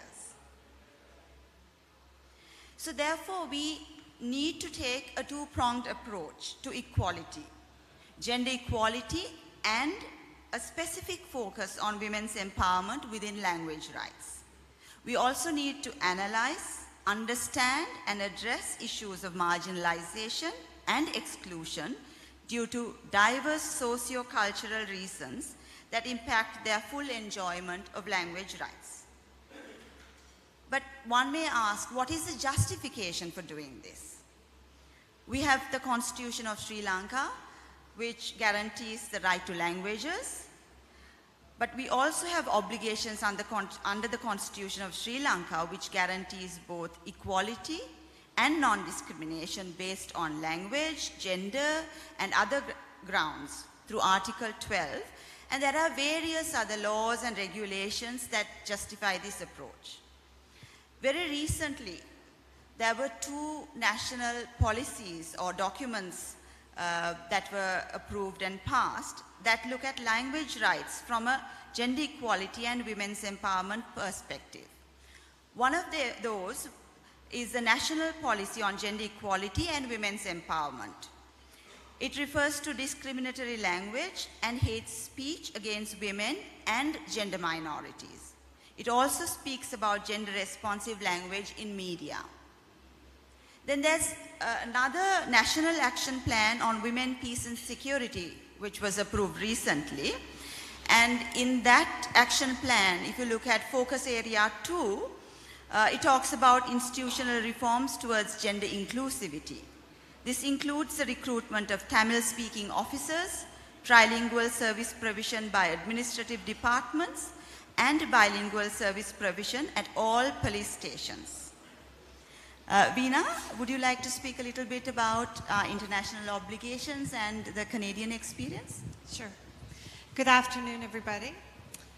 I'll just jump in here to quickly highlight international instruments that recognize gender and language rights. Sri Lanka has demonstrated its commitment to these rights by ratifying core UN conventions, including the International Covenant on Civil and Political Rights, the International Covenant on Economic, Social, and Cultural Rights, and the International Convention on the Elimination of all forms of discrimination against women. NLEAP was also guided by Canada's Feminist International Assistance Policy. This policy is aimed at eradicating poverty around the world by supporting projects that, let's see, now I've lost my screen. Basically, to eradicate poverty by promoting projects that support women's empowerment and girls' empowerment and gender equality, because research has found that this is the best way to build more inclusive, more prosperous, and more peaceful societies. NLEAP also leveraged Canada's tools that they've used to integrate gender considerations in its government policy making, called Gender Pace Analysis Plus. This tool, the plus in there, is also looking at other angles that should be considered in policy making, such as age, disability, ethnicity, and language. So I look forward to hearing also our panelists speaking about some of these learnings as we go on.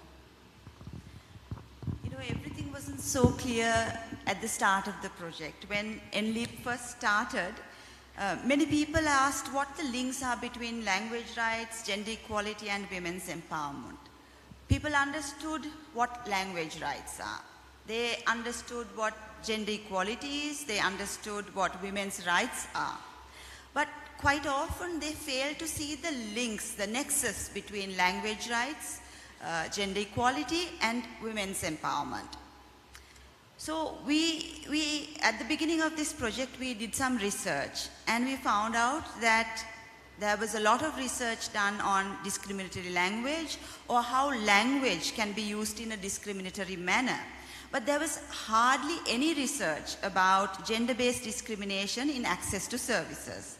And this wasn't the case only in Sri Lanka. When we looked at other global studies also, we found that this was the case. So in order to bridge this gap, the Center for the Study of Human Rights of the University of Colombo undertook a research project. This project, the project title is Reflections on the Nexus Between Language Rights and Gender Equality and Women's Empowerment, Perspectives from Sri Lanka, with funding from the National Languages Fund of NLEAP. We're happy to have you with us, Professor Rose. She is from the Department of Private and Cooperative Law, Faculty of Law, University of Colombo. Professor, I would love to hear about the research findings. Thank you, Sama. Good afternoon, ladies and gentlemen. This is our research, and this is the research output. As you can see, the research is titled Reflections. Okay.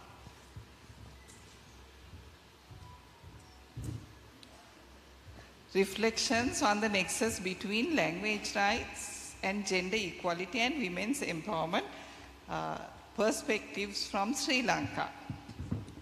We started this research with the understanding that men, women, children and third gender people of Sri Lanka are defined and identified in various ways.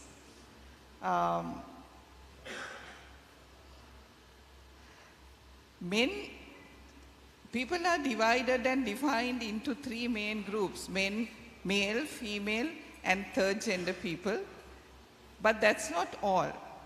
I'm not going to go into details of all the diversities among men, women, and third gender people.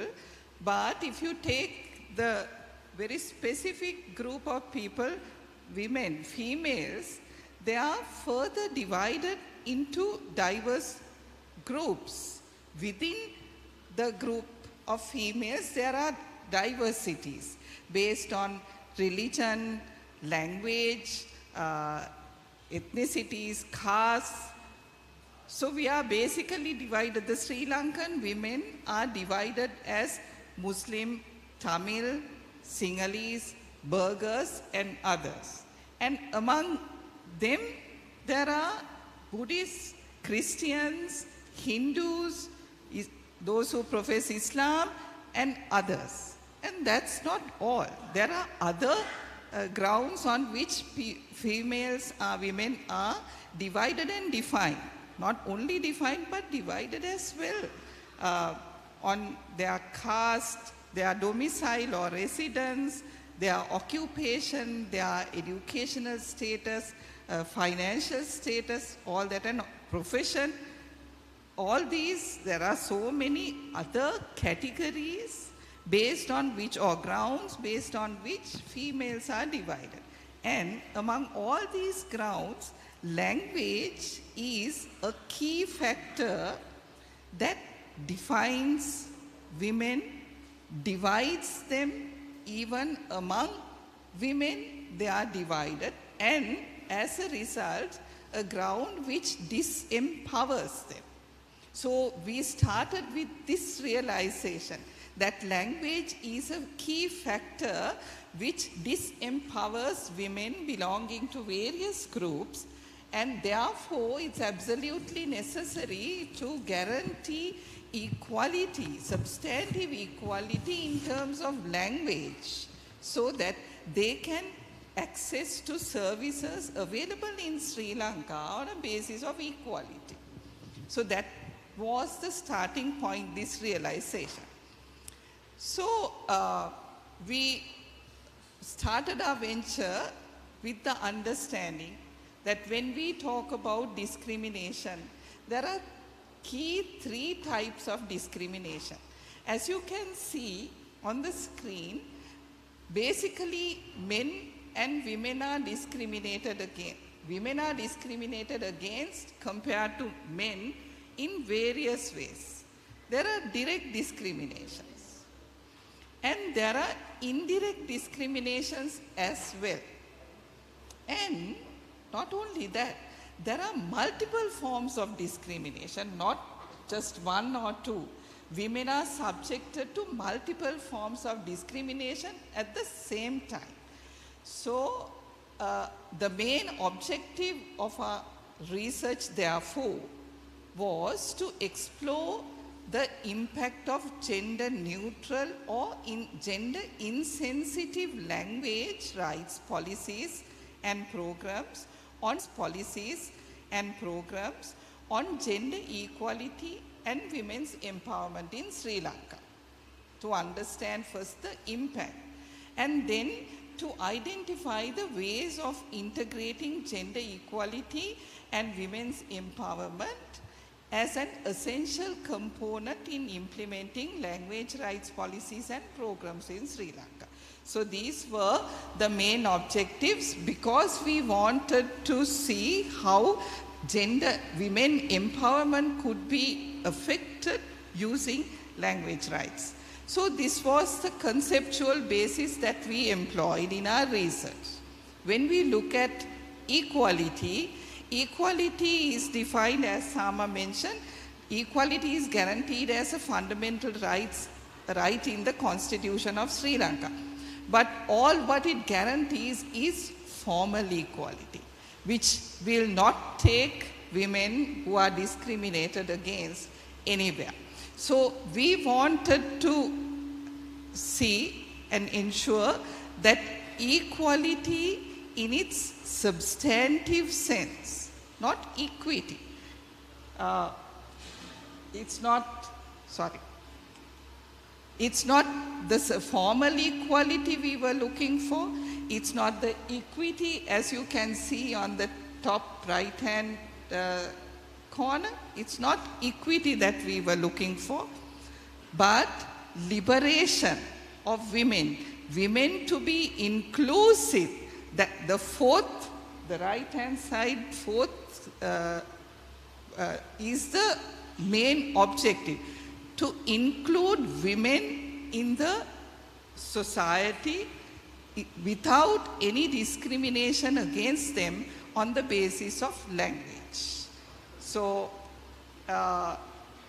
this was the conceptual framework we adopted. Gender neutral or insensitive language in laws and policies and implementation strategies. We didn't look only at the laws, but we also looked at policies and institutional frameworks.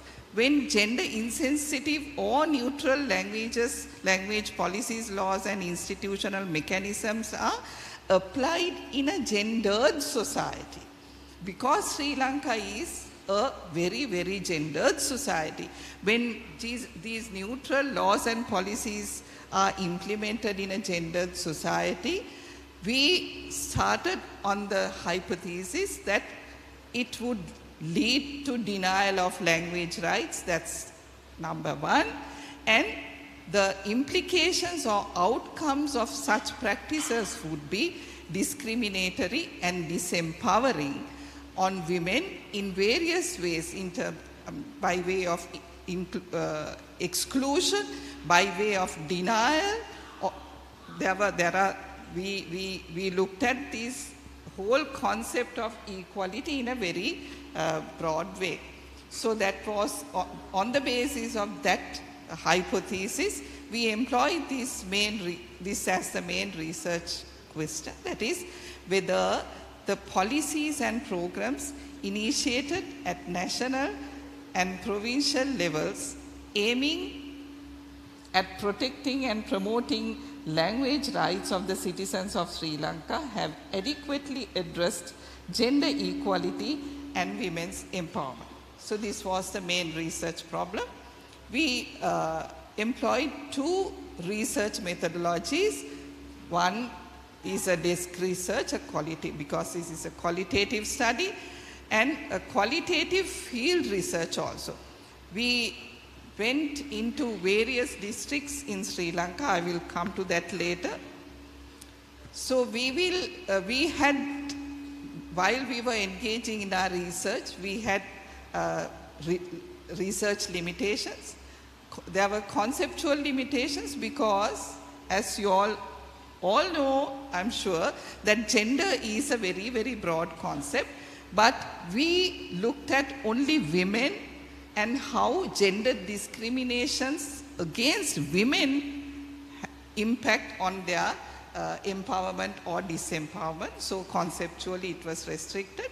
And geographical areas we visited, we tried to capture the entire Sri Lanka, the different parts of Sri Lanka, but due to limitations, we could visit only 5 DS divisions, that was Jaffna, Vaunia, Vanathavilluwa, Dehiwala and Nuwara. And then this was also only a qualitative study, but not a quantitative one. And there were other challenges as well. We were engaged in this research while the COVID-19 pandemic was on its height. So we could not do as much as we wanted to, but we tried to do our best. And there were certain times when officers in certain DS divisions were not available. So that was another challenge. So these are the 3 key findings.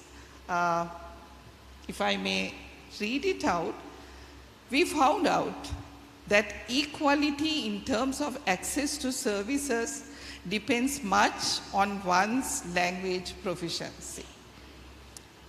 And gender insensitivity in the implementation of official languages policy has not lived up to the objectives of the official languages policy in terms of equality in both accessing and delivering public services. And 3, gender responsive and gender transformative implementation of the official languages policy is key to the empowerment of women, both service providers and service seekers. So we had a lot of experiences. I don't know whether I have time. Yes, once we went to, I will just share with you just one experience. Once we went to a police station and we went to the Women and Children's desk. Obviously, we expected a female police officer, and there was a female police officer.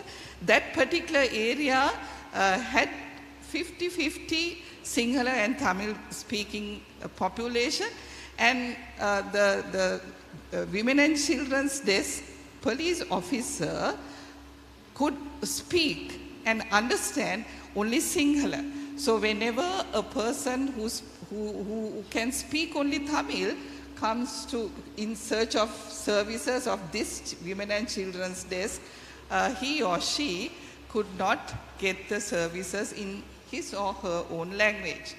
So we found out that gender responsive and gender transformative implementation of the official languages policy is absolutely essential in this country. So what we found out as what is needed in the gendered Sri Lankan society is transformative equality. And we found out through our research, through our first-hand research, that policy and law should transform the society so as to be inclusive, appropriately take persistent gender-based discriminations into account. Sri Lanka should transform the social structures of hierarchy and dominance based on sex, gender, and other factors. Sri Lanka should change the institutional structures which perpetuate women's oppression and take positive, affirmative measures to empower women. Thank you very much. So these were the key, some of the key recommendations. Thank you. Thank you, Professor Rose, for that very clear presentation of the research findings. This, as I mentioned earlier, was groundbreaking research, but I think Professor Rose also spoke about the limitations of this research. So if there are any academics in the audience, I encourage you to take a look at this research and see how you can use this research as a stepping stone to doing further research on maybe other genders and so on and so forth. Veena will now give an introduction to how gender equality and women's empowerment was institutionalized in the language institutions that we worked with, and she'll speak briefly about the three-step process that we followed, namely reaffirming commitments and strengthening capacity, applying commitments, and once again strengthening capacity, and institutionalization of GEWE. So before we turn to our next speakers, let me take a moment to give you some context on how NLEAP's gender strategy was designed in the work with our government partners. NLEAP conducted a gender-based analysis of our university and government partners at the outset of the project. The data revealed that our partner institutions did not have a uniform understanding of the linkages between gender and language rights, and there was a minimal understanding of how gender was relevant to their day-to-day work. This analysis further revealed that GEWE, or Gender Equality and Women's Empowerment, was promoted in the institutions in an ad hoc manner. And so as Sama just outlined, we looked at developing a three-step process in our gender strategy. And in summary, some of the activities that we did to get to that final stage of institutionalization was after raising awareness through some general GEWE training on key gender concepts that was necessary to drive forward future programming. NLEAP then focused on tailored training programs. So for example, one for government leaders and another for the GEWE focal points in the National Languages Division and the other languages institutions. That training resulted in the ministry deciding that the need for 2 focal points, actually, in each institution, including one at the senior level. Another pivotal piece in demonstrating commitment and institutionalizing the gender focal points is the GEWE strategy, adopted by the ministry and the institutions, which included the terms of references for the focal points. The ministry recognized that the document should not be separate and apart from the broader language policy framework, and took the commendable first step to institutionalizing GEWE by including it in the strategy framework for the implementation of the official languages policy that we heard about this morning. During a technical exchange mission to Canada, 3 of our gender equality and women's empowerment focal points attended, including 2 of them who are on the panel today. And they met with Canada's Women and Gender Equality Department to learn how Canada mainstreams gender in government initiatives using Gender-Based Analysis Plus. For NLEAP, it was critically important to ensure that we were not just introducing GBA Plus as it is applied in Canada, but that it had to be localized to the Sri Lankan context. And I'm very much looking forward to hearing our panelists' impressions about this tool in their work. Other capacity building measures supported by NLEAP included the development of several manuals. As I noted, localizing the GBA Plus tools to the Sri Lankan context, which required an undertaking of developing case studies that were relevant to the language institutions, and establishing a network for the GEWE focal points. Capacity building will continue next week as the NLEAP delivers its TOT for the GEWE focal points so that they will be better equipped to train others in their institution on gender equality and GBA+. So I'll just end with one personal observation before handing it over to the others. That as the leaders in our partner institutions saw the value of gender perspectives in their work, their commitment to support the gender focal points was key to institutionalizing their roles and provides a promise of sustainability. They say that images and pictures speak much louder than words. So next we would like to show you a short video on what Veena was talking about, institutionalizing gender equality and women's empowerment. This video was produced by NLEAP as a tool to show the importance of why we need to institutionalize gender equality and women's empowerment. This video is available in both Sinhala and Tamil. Today we'll be showing you the Tamil video, but you can listen to the Sinhala and English translations if you have your headphones. Let's watch the video now. மொழி உரிமைகளை ஊக்குவிப்பது தொடர்பில் பணியாற்றும் நாம் ஆண் பெண் இருபாலாரிடையே சமத்துவத்தினை ஊக்குவிப்பது எமது பணியில் முக்கிய அங்கம் பெறுகிறது என்பதனை அறிந்துள்ளோம். ஆனாலும் இந்த நடவடிக்கையினை நாம் எங்கிருந்து ஆரம்பிக்க வேண்டும்?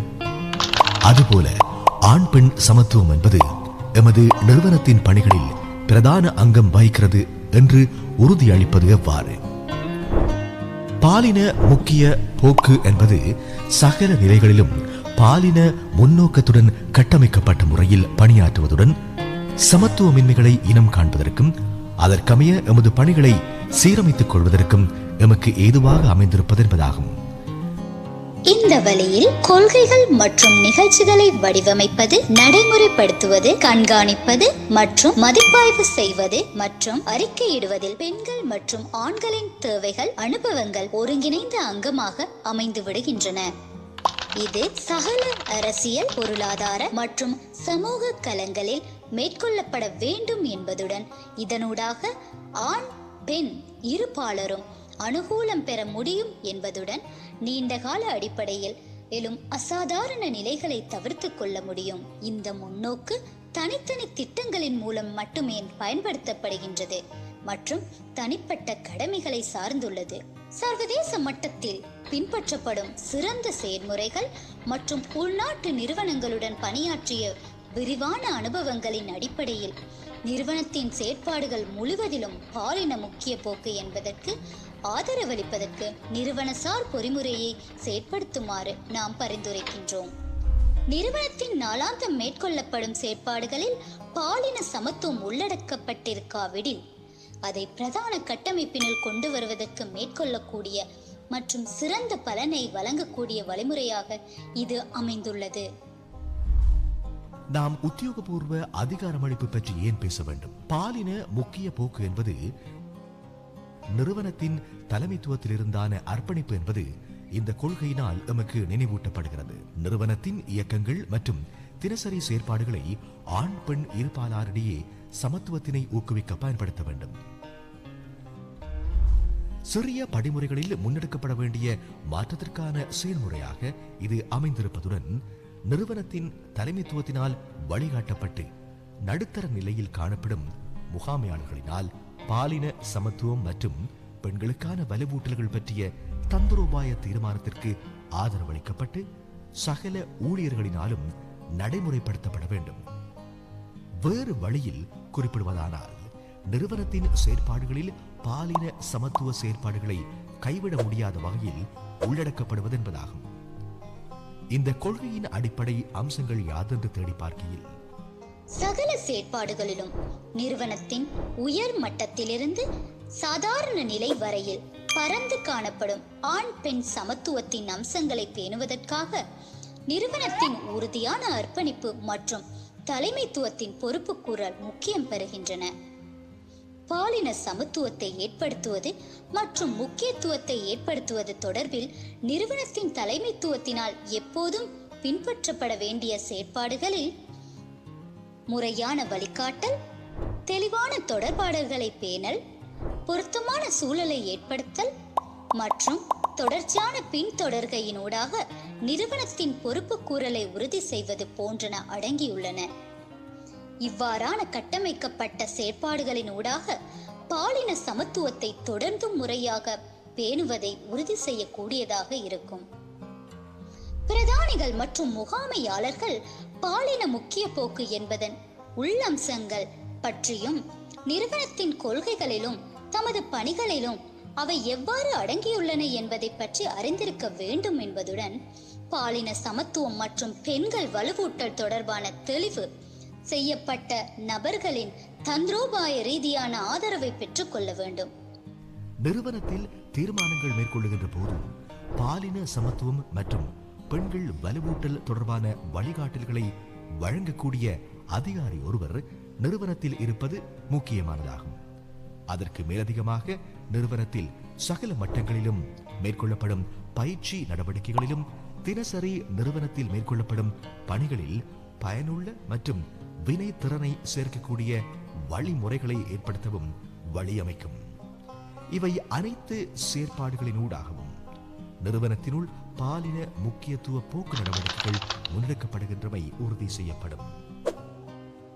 சம்பந்தப்பட்ட விடயங்களில் சிறந்த அறிவை கொண்டவர்களாக இருப்பதுடன் சக ஊழியர்களுடன் சிறந்த முறையில் பணியாற்றக்கூடிய சிறந்த தொடர்பாடல் மற்றும் இணைந்து பணியாற்றும் திறன்களை கொண்டிருப்பது மற்றும் தமது அணியின் பணி செயல்பாடுகளில் நேர்த்தியான தாக்கத்தை ஏற்படுத்துபவராக இருக்க வேண்டும்.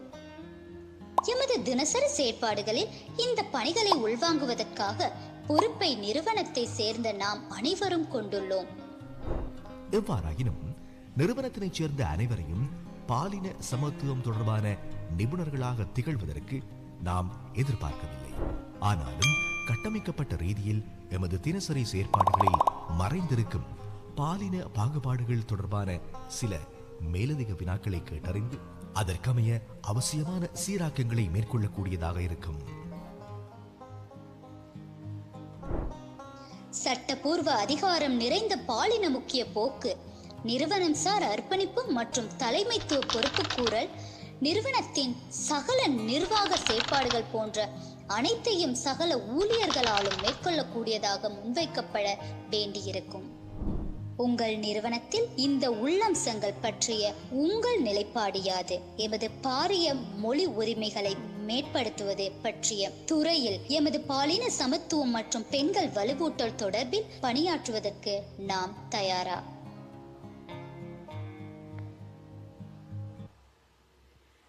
We have been told that this video is a useful tool when it comes to training programs carried out by the partner institutions.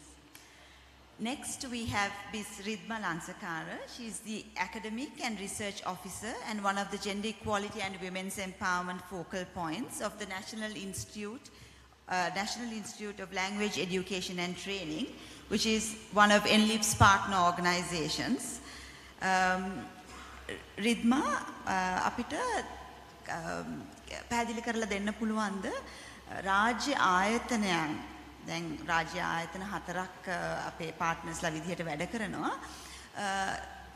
අපි NLEAP ආයතනයත් එක්ක එකතු වෙලා කරපු වැඩමුළු වෙන්න පුළුවන් නොයෙකුත් ටෙක්නිකල් එක්ස්චේන්ජ් මිෂන්ස් වෙන්න පුළුවන් ඒකෙන් මොන වගේ අත්දැකීමක් ලැබුණාද මොන වගේ දැනුමක් ලැබුණාද කියලා පැහැදිලි කරන්න පුළුවන්ද රිද්මා? ඔව් බොහොම ස්තුතියි සාමා අවස්ථාවට සියලු සම්භාවනීය අමුත්තන්ගෙන් අවසරයි.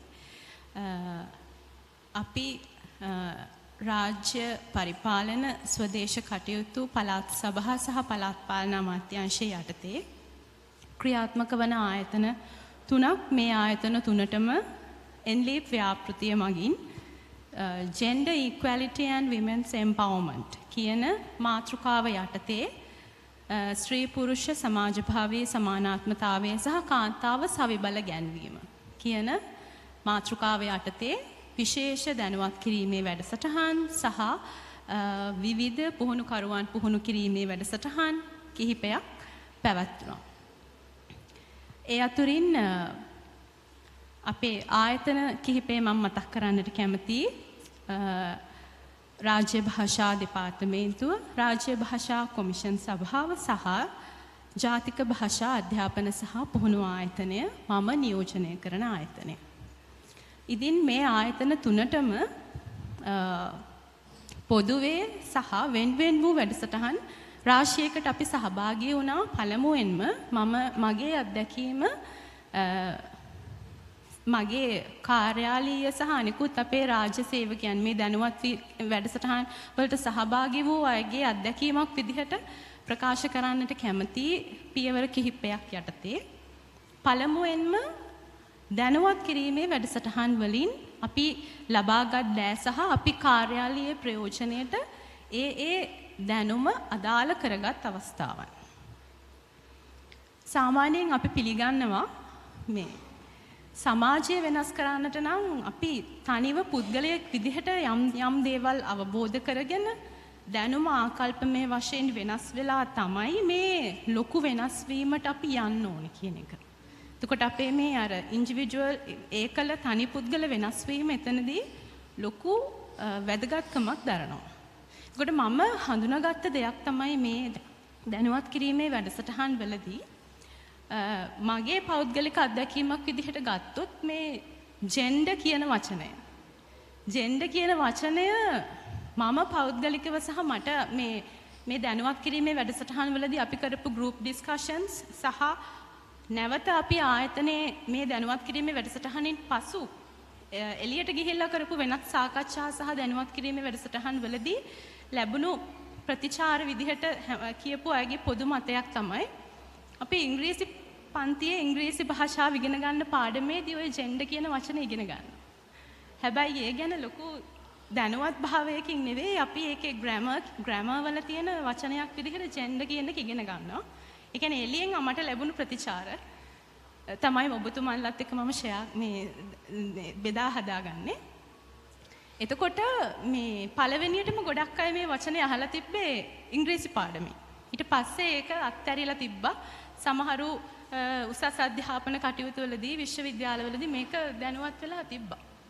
නමුත් මමත් පෞද්ගලිකව මමත් ඒ වගේ කෙනෙක් තමයි. පසු කාලීනව මේ ව්‍යාපෘතියත් එක්ක ආයතනයට සම්බන්ධ වීමත් එක්ක මේකේ දැනුවත් භාවයේදී මට මේ ලැබුණු සමහර දැනුවත් කිරීමේ වැඩසටහන් වලදී මම තනිව ඒ වචනය ගැන සමහර අවස්ථාවලදී සෙව්ව වෙලාවල් තිබ්බා. එතනදී මම ඒ වචනේ එටිමොලොජි එකේ පවා හොයපු තැන් තිබුණා. එතනදී දැනගත්තා ලැටින් ලැන්ග්වේජ් එක ඕල්ඩ් ෆ්‍රෙන්ච් වලින් ඇවිල්ලා මේ වචනේ ඇවිල්ලා තියෙනවා සහ මේකට සමාජයේ සම්බන්ධතාවයක් තියෙනවා ඒකේ තේරුමට කියන එක. එතකොට ඒ ජෙන්ඩර් කියන එකේ දැනුවත් භාවය අපි මේ දැනුවත් කිරීමේ වැඩසටහන් වලදී ලබා ගත්තා.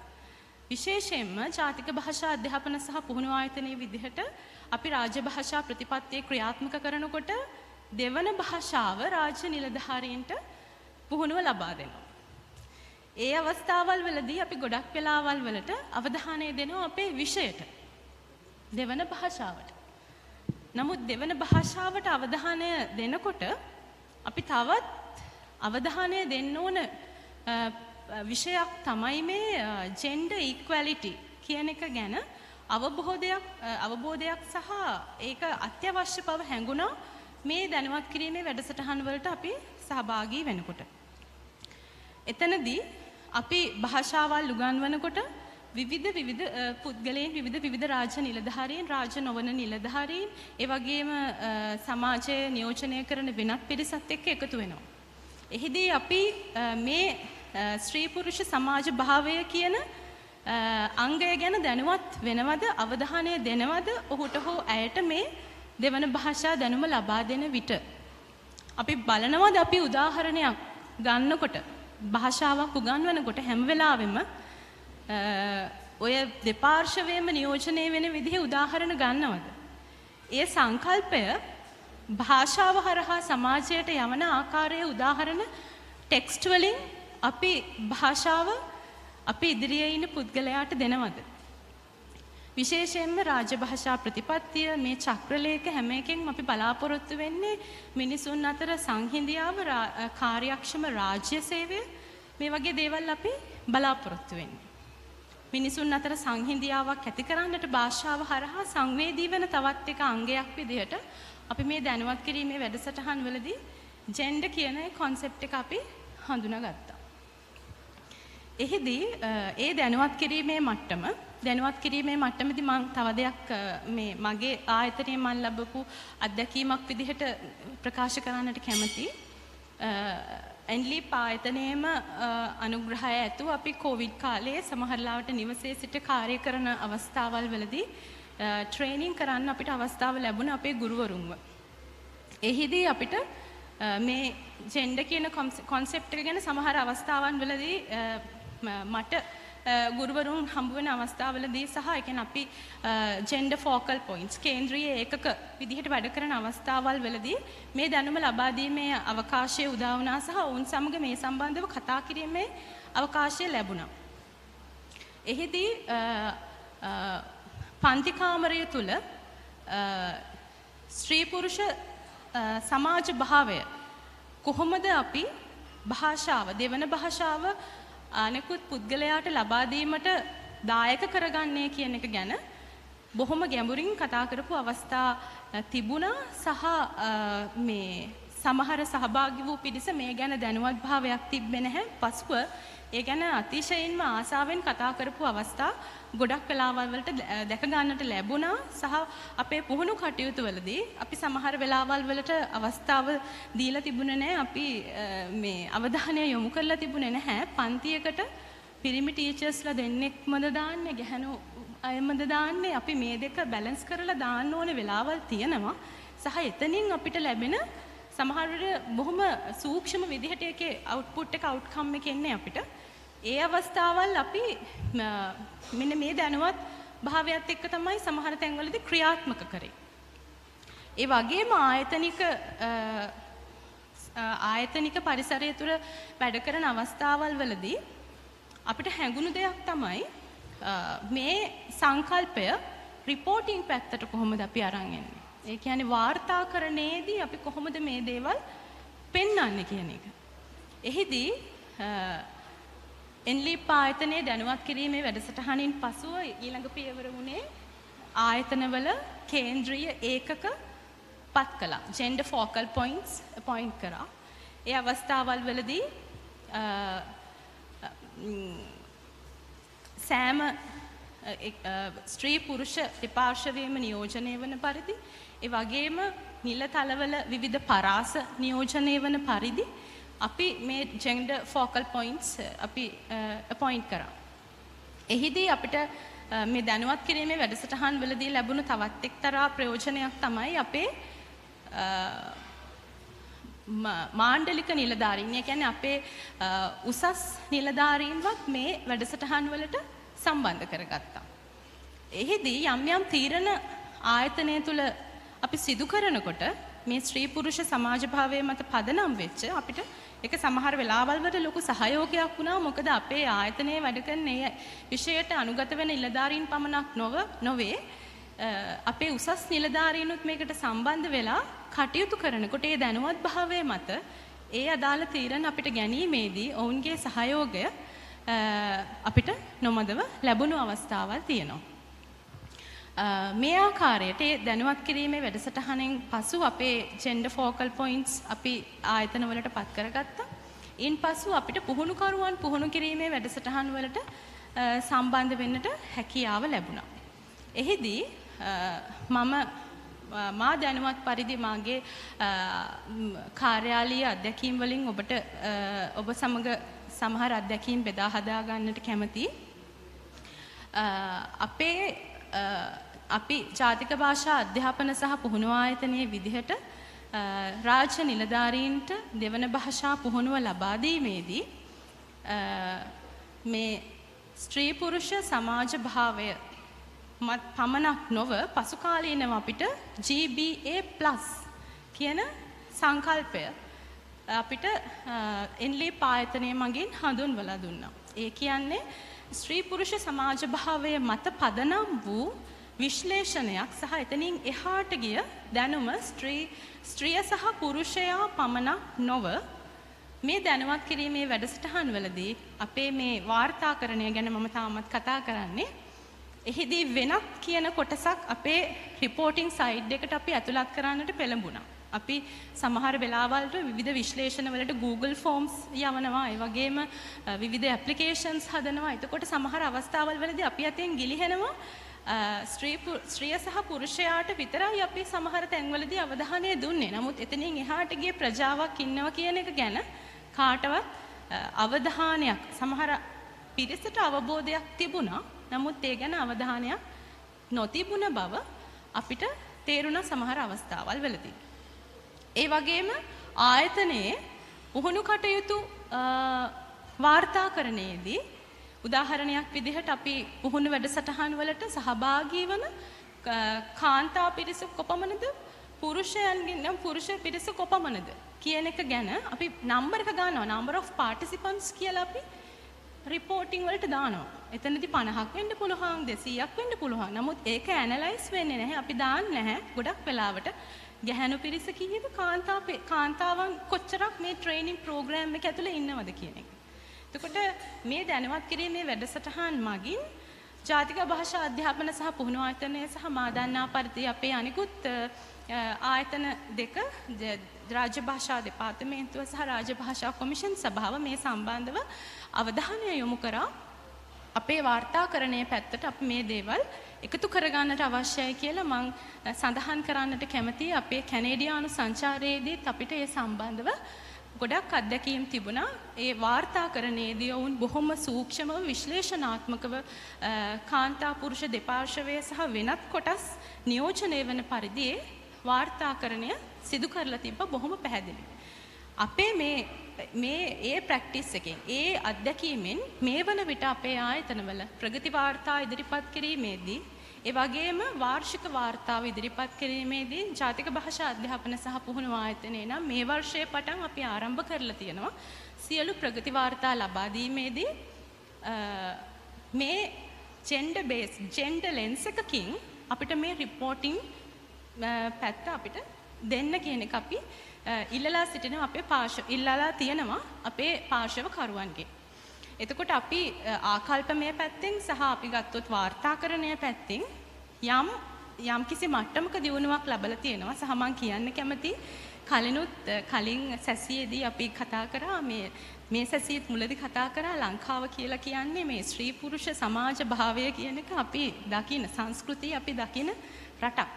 එතකොට අපිට ඒක බොහොම ටික කාලයකින් මේක ඉවර කරන්න කියන එක අපිට හිතන්න අමාරුයි. ඒකට යම්කිසි කාලයක් යනවා මේ පිරිසගේ දැනුම ආකල්පත් එක්ක අපි ඉදිරියට ගිහිල්ලා පොඩි මේ සමහර වෙලාවල් වලට විවිධ වාද විවාද වලටත් එළඹෙන්න සිද්ධ වෙනවා මේ වගේ concepts අපි ඉස්සරහට අරන් යනකොට. ඉතින් මේ ආකාරයට අපේ ආයතනික පරිසරය අපි මේ වෙනකොට දියුණු කරගෙන තියෙනවා. සහ NLEAP ආයතනය මගින් අපිව දැනුවත් කරලා තියෙනවා මේ gender focal points කේන්ද්‍රීය ඒකකවල කාර්යභාරය. එහිදී ප්‍රධාන කාර්යභාරය දෙකක් හඳුන්වලා දීලා තියෙනවා. එකක් තමයි තමන්ගේ ආයතනික පරිසරයේ සංස්කෘතිය සමබර ආකාරයට කොහොමද හදාගන්නේ මේ gender equality and women's empowerment ඒ වගේම gender based analysis කියන සංකල්ප දෙක එකතු කරගන්න ආකාරයට. ඒ දැනුවත් භාවය මේ ආයතනික සංස්කෘතිය තුළ කටයුතු කරනකොට සහ තීරණ ගැනීමේදී කොහොමද අපි ඒක පාවිච්චි කරන්නේ? දෙවැනි ප්‍රධාන කාර්යය අපි කොහොමද පිටස්තර ජනතාව සහ ආයතනික පරිසරය දැනුවත් කරන්නේ. මම හිතනවා අපිට තව TOT එකක් ඉස්සරහට අපිට සහභාගී වෙන්න තියෙනවා පුහුණු කරුවන් පුහුණු කිරීමේ වැඩසටහනක්. ඉන්පසු අපිට එය තවත් සාර්ථකව ආයතනය තුළට අනුගත කර ගැනීමේ හැකියාව ලැබෙනවා. සහ මේ සම්බන්ධව තව දිගින් දිගට අපි මේ සැසිය තුල සාකච්ඡා කරනවා. මම මගේ අදහස් දැක්වීම අවසන් කරන්නට කැමති එක්තරා කාරණයකින් අපි කියන්නේ ඉගෙන ගත්ත දෙයින් චුට්ටක් එහාට ඔබට යමක් තව හිතනවාද කියලා මගේ යෝජනාවක් මේක. මෑත කාලීනව මේ මෑත අතීතයේ අපි තවත් NLEAP ව්‍යාපෘතිය හරහා දැනුවත් කිරීමේ වැඩසටහනකට සහභාගී වුණා මහනුවර ප්‍රදේශයේ විවිධත්වය අන්තఃකරණය කිරීමේ වැඩසටහනක්. එහිදී අපිට සම්පත්දායකත්වය ලබා දුන්නා මේ ආචාර්ය නිශාදි සෝමරත්න මහත්මිය පේරාදෙණිය විශ්වවිද්‍යාලයෙන්. එහිදී ඇය සඳහන් කළ කාරණාවකට ඇතරම මමත් එකඟයි සහ මේ සම්බන්ධව මෙතන යම්කිසි අධිකාරීත්වයක් තියෙන පිරිසක් ඉන්නවා. අපි මේ ජෙන්ඩර් කියන වචනය කාන්තා පුරුෂ සමාජ භාවය කියලා සිංහල භාෂාවට පරිවර්තනය කරලා තියෙනවා. නමුත් එය එතනින් එහාට ගිය වචනයක් විදිහට සිංහල භාෂාවට හදාගන්නට පුළුවන් නම් සරලාකාරයට ඒක වඩාත් හොඳයි කියලා යෝජනා කරනවා. මොකද කාන්තාව සහ පුරුෂයට එහා ගිය තවත් පිරිසක් අපේ සමාජයේ ඉන්නවා. ඒ බව ගොඩක් මේ දැනුවත් කිරීමේ වැඩසටහන්වලදී අපි සංවේදී වුණා ඒ තත්ත්වය ගැන සහ අපි ඒකට අවස්ථාවක් අපේ සමාජයේ හදලා දෙන්න ඕනේ කියන එක ගැන. ඒ වගේ භාෂාව පැත්තෙන් බලද්දී ඒ වගේ කාරණාවලට දැනුම ආකල්ප පැත්ත ගැන අවධානය ලබා දෙනකොට මීට ඉහත මා සඳහන් කළ කාරණා වලටත් අවධානය දෙමින් මේ සංකල්පය අපේ කාර්යාලීය පද්ධතියට සහ රාජ්‍ය භාෂා ප්‍රතිපත්තිය ක්‍රියාත්මක කිරීමට ඒ වගේම ශ්‍රී ලංකා සමාජය සවිබල ගැන්වීමට කොහොමද අපි උපකාර කරගන්න කියන එක තවදුරටත් අපි සිතා බැලිය යුතු කාරණාවක් යන අදහස යෝජනාව සඳහන් කරමින් මගේ වචන ස්වල්පය අවසන් කරනවා. බොහොම ස්තුතියි. බොහොම ස්තුතියි රිද්මා ඒ පැහැදිලි කිරීමට. මොකද මම හිතන්නේ ඒ ලබාගත් දැනුම ප්‍රායෝගිකව භාවිතා කරේ කොහොමද කියලා ඉතා පැහැදිලිව කිව්වා. We also have with us today Ms. Jnani Wickramasinghe. She is the technical team lead of the National Languages Division of the ministry that we are working with. She is also one of the 2 GWE focal points of the ministry. ඥානි දැන් රිද්මා කතා කරා මේ අපි කරපු training programmes ගැන ඊට පස්සේ අපි ටෙක්නිකල් එක්ස්චේන්ජ් මිෂන් එකක් තිබ්බා ඒකට සහභාගී වුණු එක ගැන ඊට අමතරව ඥානිට කතා කරන්න පුළුවන්ද මේ අපේ ස්ට්‍රැටජි ෆ්‍රේම්වර්ක් එකක් තියෙනවා ඒකේ ස්ත්‍රී පුරුෂ සමාජභාවීය සමානාත්මතාවය ඒක ඇතුළත් කරලා තියෙන්නේ කොහොමද උයි මේ ලබාගත් දැනුම අනාගතයේදී මිනිස්ට්‍රි එකයි සම්බන්ධ ආයතනයි මේවා භාවිතා කරලා ඉදිරියට යන්නේ කොහොමද කියලා සාකච්ඡා කරන්න පුළුවන්. ඔව් ස්තුතියි සාමා. සුබ සන්ධ්‍යාවක් ප්‍රාර්ථනා කරනවා හැමෝටම.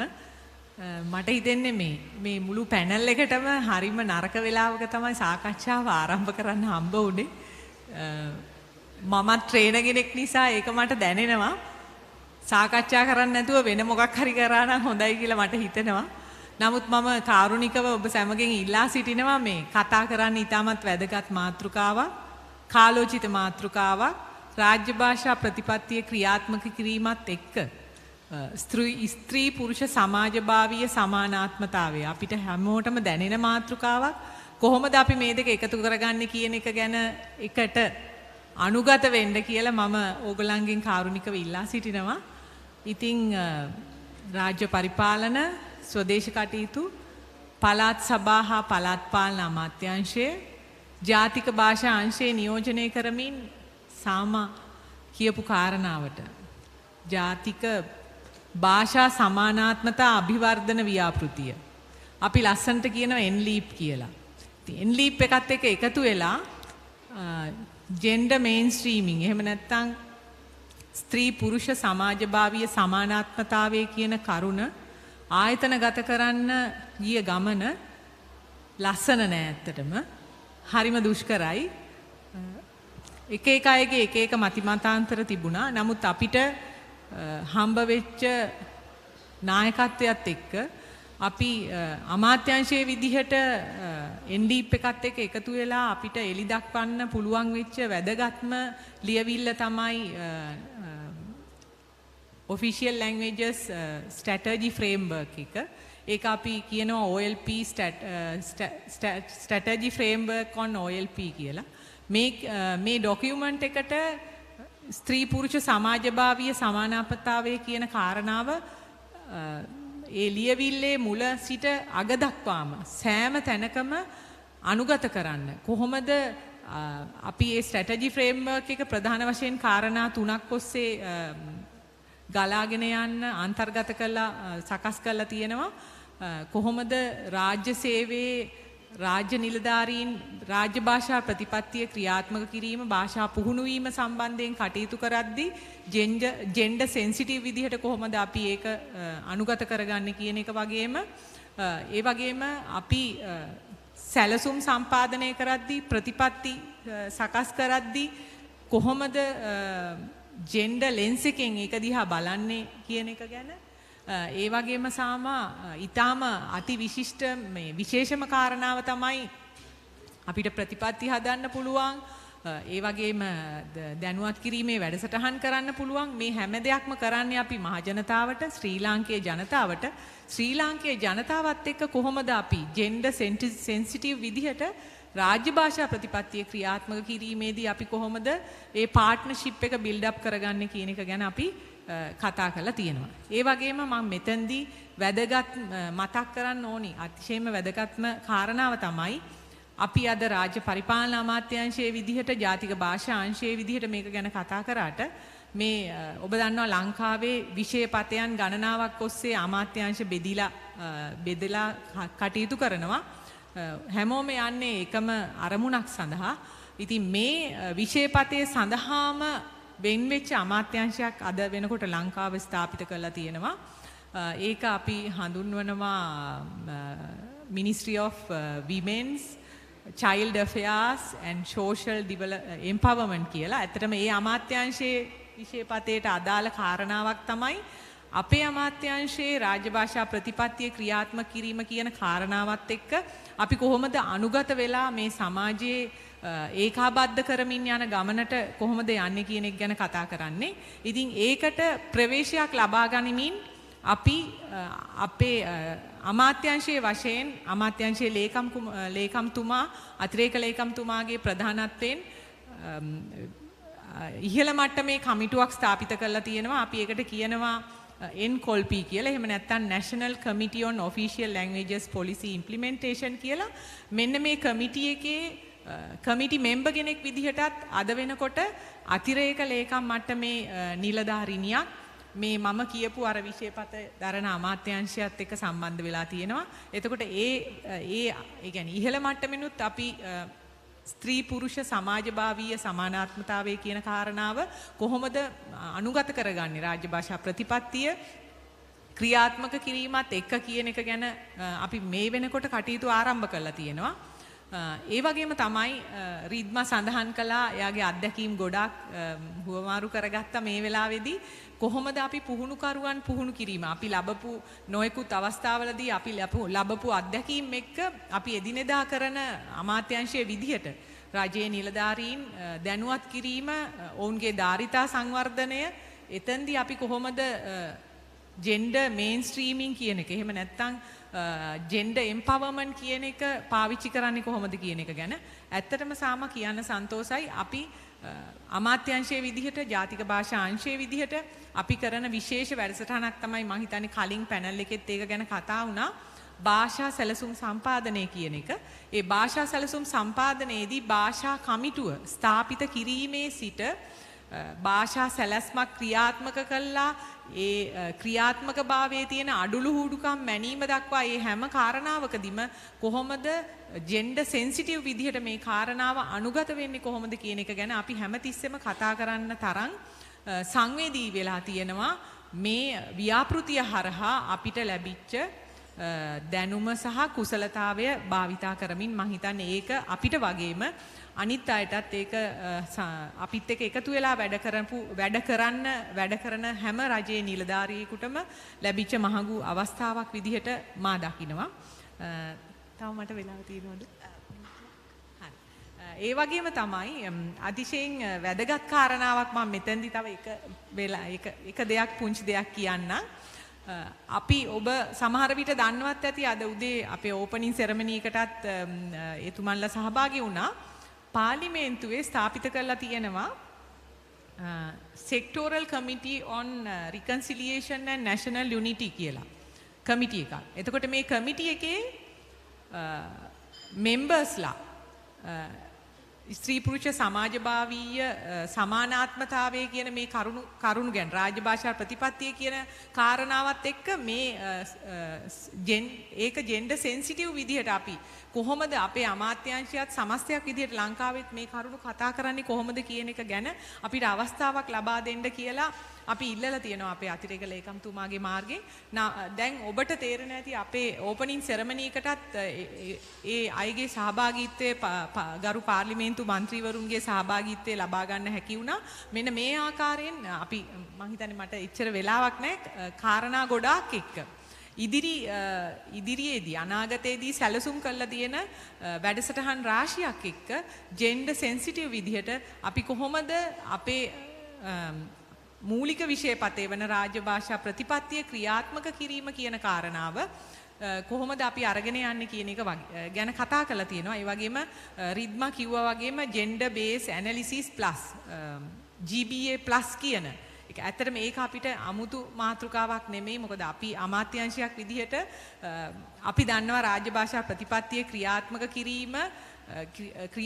කිරීමේ අවසාන ප්‍රතිඵලය වෙන්නේ සාමය ස්ථාපිත කිරීම ලංකාව පුරාම එකම ශ්‍රී ලාංකේය ජාතියක් විදියට. එතකොට අපි කොහොමද සමානාත්මතාවයේ රජයන එකම ශ්‍රී ලාංකේය ජාතියක් විදියට මේ gender based analysis plus කියන උපාය මාර්ගය එහෙම නැත්නම් ඒ ටූල් එක පාවිච්චි කරන්නේ කොහොමද කියන එක ගැන දැනටමත්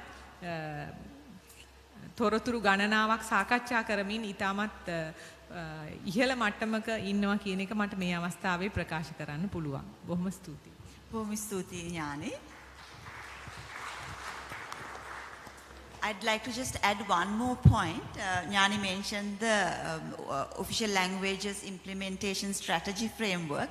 I want to clarify that within that strategy framework, there's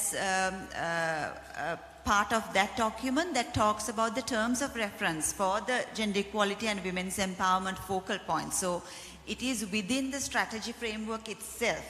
It is not a separate document, it's within the strategy framework, which I think will be very useful in the work that you're hoping to do in the future. Right, now we've heard about the research done, we've heard about what the institutions are doing on promoting language rights and gender equality and women's empowerment. But how does this work in practice? NLEAP works with over 30 civil society organizations with funding from the National Languages Fund of NLEAP. We have with us 2 representatives from civil society organizations here with us today. Welcome. First, I'd like to invite Mr. Buhari Mohammed, who is the Executive Director of Eastern Social Development Foundation. Mr. Buhari, will you speak about the project you implemented with the assistance of NLEAP with specific reference to the Coalition of Women Civil Society Organizations? And I think you said that you'll be speaking in Tamil. Yeah, it's fine. I can go with that. Yeah. Right, எனக்கு கேள்வி என்னன்னா நான் இங்கிருந்து start பண்ணுறேன்றது. So anyhow முதலாவது கேள்வி என்னன்னா gender equality பால்நிலை சமத்துவத்துக்கும் மொழிக்கும் என்ன தொடர்பு அண்ட் துணியிலிருந்து தான் இந்த ப்ரொஜெக்டை டிசைன் பண்ணுறதுக்கு வழிக்கிட்டேன் நாங்கள். ஸோ முதலாவது நான் யாரை பற்றி அல்லது இந்த பால்நிலை சமத்துவம் அல்லது இந்த மொழி பிரச்சனைன்னு சொல்கிறது யாரை பாதிக்குதுன்னு அடிப்படையில் பார்த்தா யாருக்கு இங்கே இருக்கிறதுக்கு தளம் இல்லையோ அந்த மாதிரியான சூழலில் இருக்கிற பெண்களை பற்றி தான் நான் கூட கதைக்க வேண்டியிருக்கும்னு நான் நினைக்கிறேன். அப்போ நாங்கள் கூட யாரை பார்க்குறேன்னு சொன்னால் ஜெண்டர் பேஸ்ட் வயலன்ஸால் அல்லது செக்ஷுவல் வயலன்ஸால் பாதிக்கப்பட்டு சர்வீஸுக்காக வார யாரோ ஒரு சகோதரி அல்லது ஒரு அம்மா அவங்களோட நிலைமையில் இருந்து தான் இந்த மொழின்னு சொல்கிறது அவங்கள எப்படி ரீவிக்டிமைஸ் பண்ணுது என்ற கேள்வியை தேட தொடங்கின நாங்கள். அப்போ முதலாவது நாங்கள் பார்க்க வேணும் என்னன்னு சொன்னால், பெண்கள் குறிப்பாக பாதிக்கப்பட்ட பெண்கள் அரச சேவையை நாடேக்கல்ல அவர்களுக்கு நிறைய பாராபட்சம் இருக்குது மொழி ரீதியான. ஏன்னு சொன்னால் சர்வீஸ் அக்சஸ் பண்ணுறது ப்ளஸ் சர்வீஸை டெலிவர் பண்ணுறேன்னு சொல்கிறதுல பாரிய சவால் இருக்குது. நாங்கள் எவ்வளவுதான் என்ன சொல்கிற ஆழமாக சொன்னாலும் நாங்கள் சட்டத்தை கொள்கையை வகுக்கிறதுல நாங்கள் வெரி ரிச். பட் எங்களை நாங்கள் கேள்வி கேட்க வேணும். இம்ப்ளிமெண்டேஷன் இந்த அளவில் எங்கள்கிட்ட இருக்குன்னு சொல்கிறத நாங்கள் எங்களை வச்சுக்கொண்டு கேள்வி கேட்க வேணும்னு சொல்கிற நிலையை நான் சொல்ல வரேன். நான் கிரிட்டிசைஸ் பண்ணல, பட் எங்களோட சர்வீஸை நாங்கள் சரியாக செய்கிறதாக இருந்தால் என்னை பொறுத்த வரைக்கும் கிட்டத்தட்ட ஒரு 15 வருஷ சர்வீஸ் சமூகத்தோடு இந்த கிழக்கு குறிப்பாக இலங்கையில் விசேடமாக கிழக்கு மாகாணத்தில் இருக்கிற எல்லா சமூகங்களோடையும் வேலை செஞ்ச அனுபவத்தில் நான் கற்றுக்கொண்டது எங்கள்கிட்ட இருக்கிற பெரியொரு இடைவெளி அல்லது அந்த கெப்புன்னு சொல்கிறது அமலாக்கம்.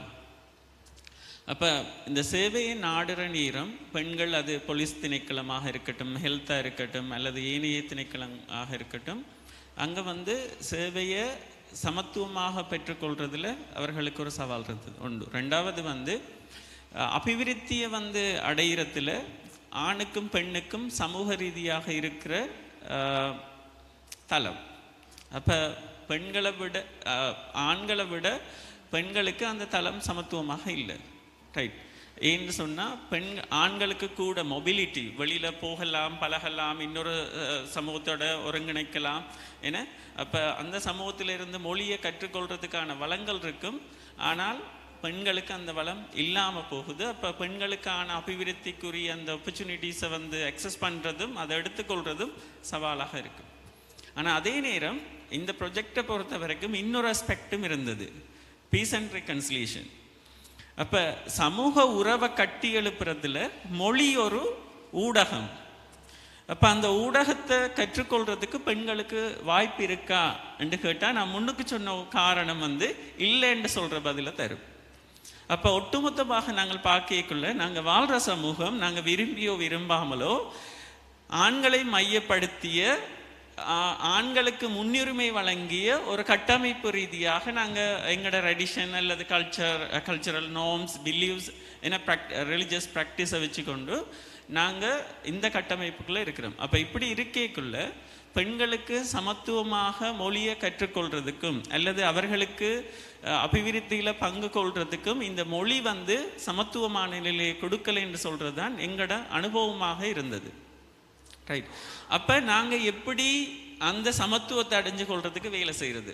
அப்போ நாங்கள் எப்பயும் என்ன யோசிக்கிறேன்னு சொன்னால் சிஸ்டர்ஹுட் வந்து எப்பயும் ஒரு அடிப்படையான விஷயத்தை கொண்டு வரைக்கும் humanity and human rights principles. அப்போ அந்த தளம் வந்து எங்களுக்கு எப்பயும் சேஃபாக இருக்கும், கதைக்கலாம், எக்ஸ்சேஞ்ச் பண்ணலாம், அதில் நாங்கள் கற்றுக்கொள்ளலாம். அப்போ எங்களுக்கு அது ஆரோக்கியமானது. அப்போ அந்த சிஸ்டர்ஹுட்ஸ் இனிஷியேட்டிவாக நாங்கள் எப்படி இதை கதைக்கிறது, அதே நேரம் நாங்கள் கதைக்கிறது ஒரு சமூக பிரச்சனை, ஒரு தனிநபருடைய பிரச்சனை அல்ல, ஒரு சமூக பிரச்சனை.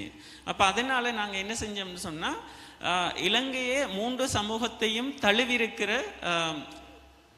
7 சிவில் சமூக அமைப்புகள், குறிப்பாக அம்பாறை, மட்டக்களப்பு, திருவண்ணாமலை, மன்னார், புத்தளம், அனுராதபுரம் அண்ட் மொன்றாகலை டிஸ்ட்ரிக்டில் இருக்கிற 3 சமூகத்தையும் சேர்ந்த 7 பெண்கள் நிறுவனங்களும் ப்ளஸ் என்னுடைய நிறுவனமும் 8 நிறுவனமாக சேர்ந்து நாங்கள் ஒரு சிஸ்டர்ஹுட் இனிஷியேட்டிவை தான் நாங்கள் எடுத்து எப்படி பெண்களுடைய மொழி உரிமையை பாதுகாக்கிறது, பெண்களுக்காக விளைவிக்கப்படுகின்ற அந்த மொழி உரிமை தொடர்பாக நாங்கள் எப்படி அதை அடையாளப்படுத்துவது, அந்த இடைவெளியை எவ்வாறு நாங்கள் இல்லாமல் செய்வது, அல்லது பெண்களுக்கு சமத்துவமான வாய்ப்பை பெற்றுக்கொள்வதற்கு எப்படி நாங்கள் அவர்களுடைய அந்த மொழிக்கான அக்சஸை வந்து கொடுக்க போகிறோம்னு சொல்கிறத அந்த கருத்தில் கொண்டு தான் நாங்கள் இந்த ப்ராஜெக்டை இனிஷியேட் பண்ணினாங்க.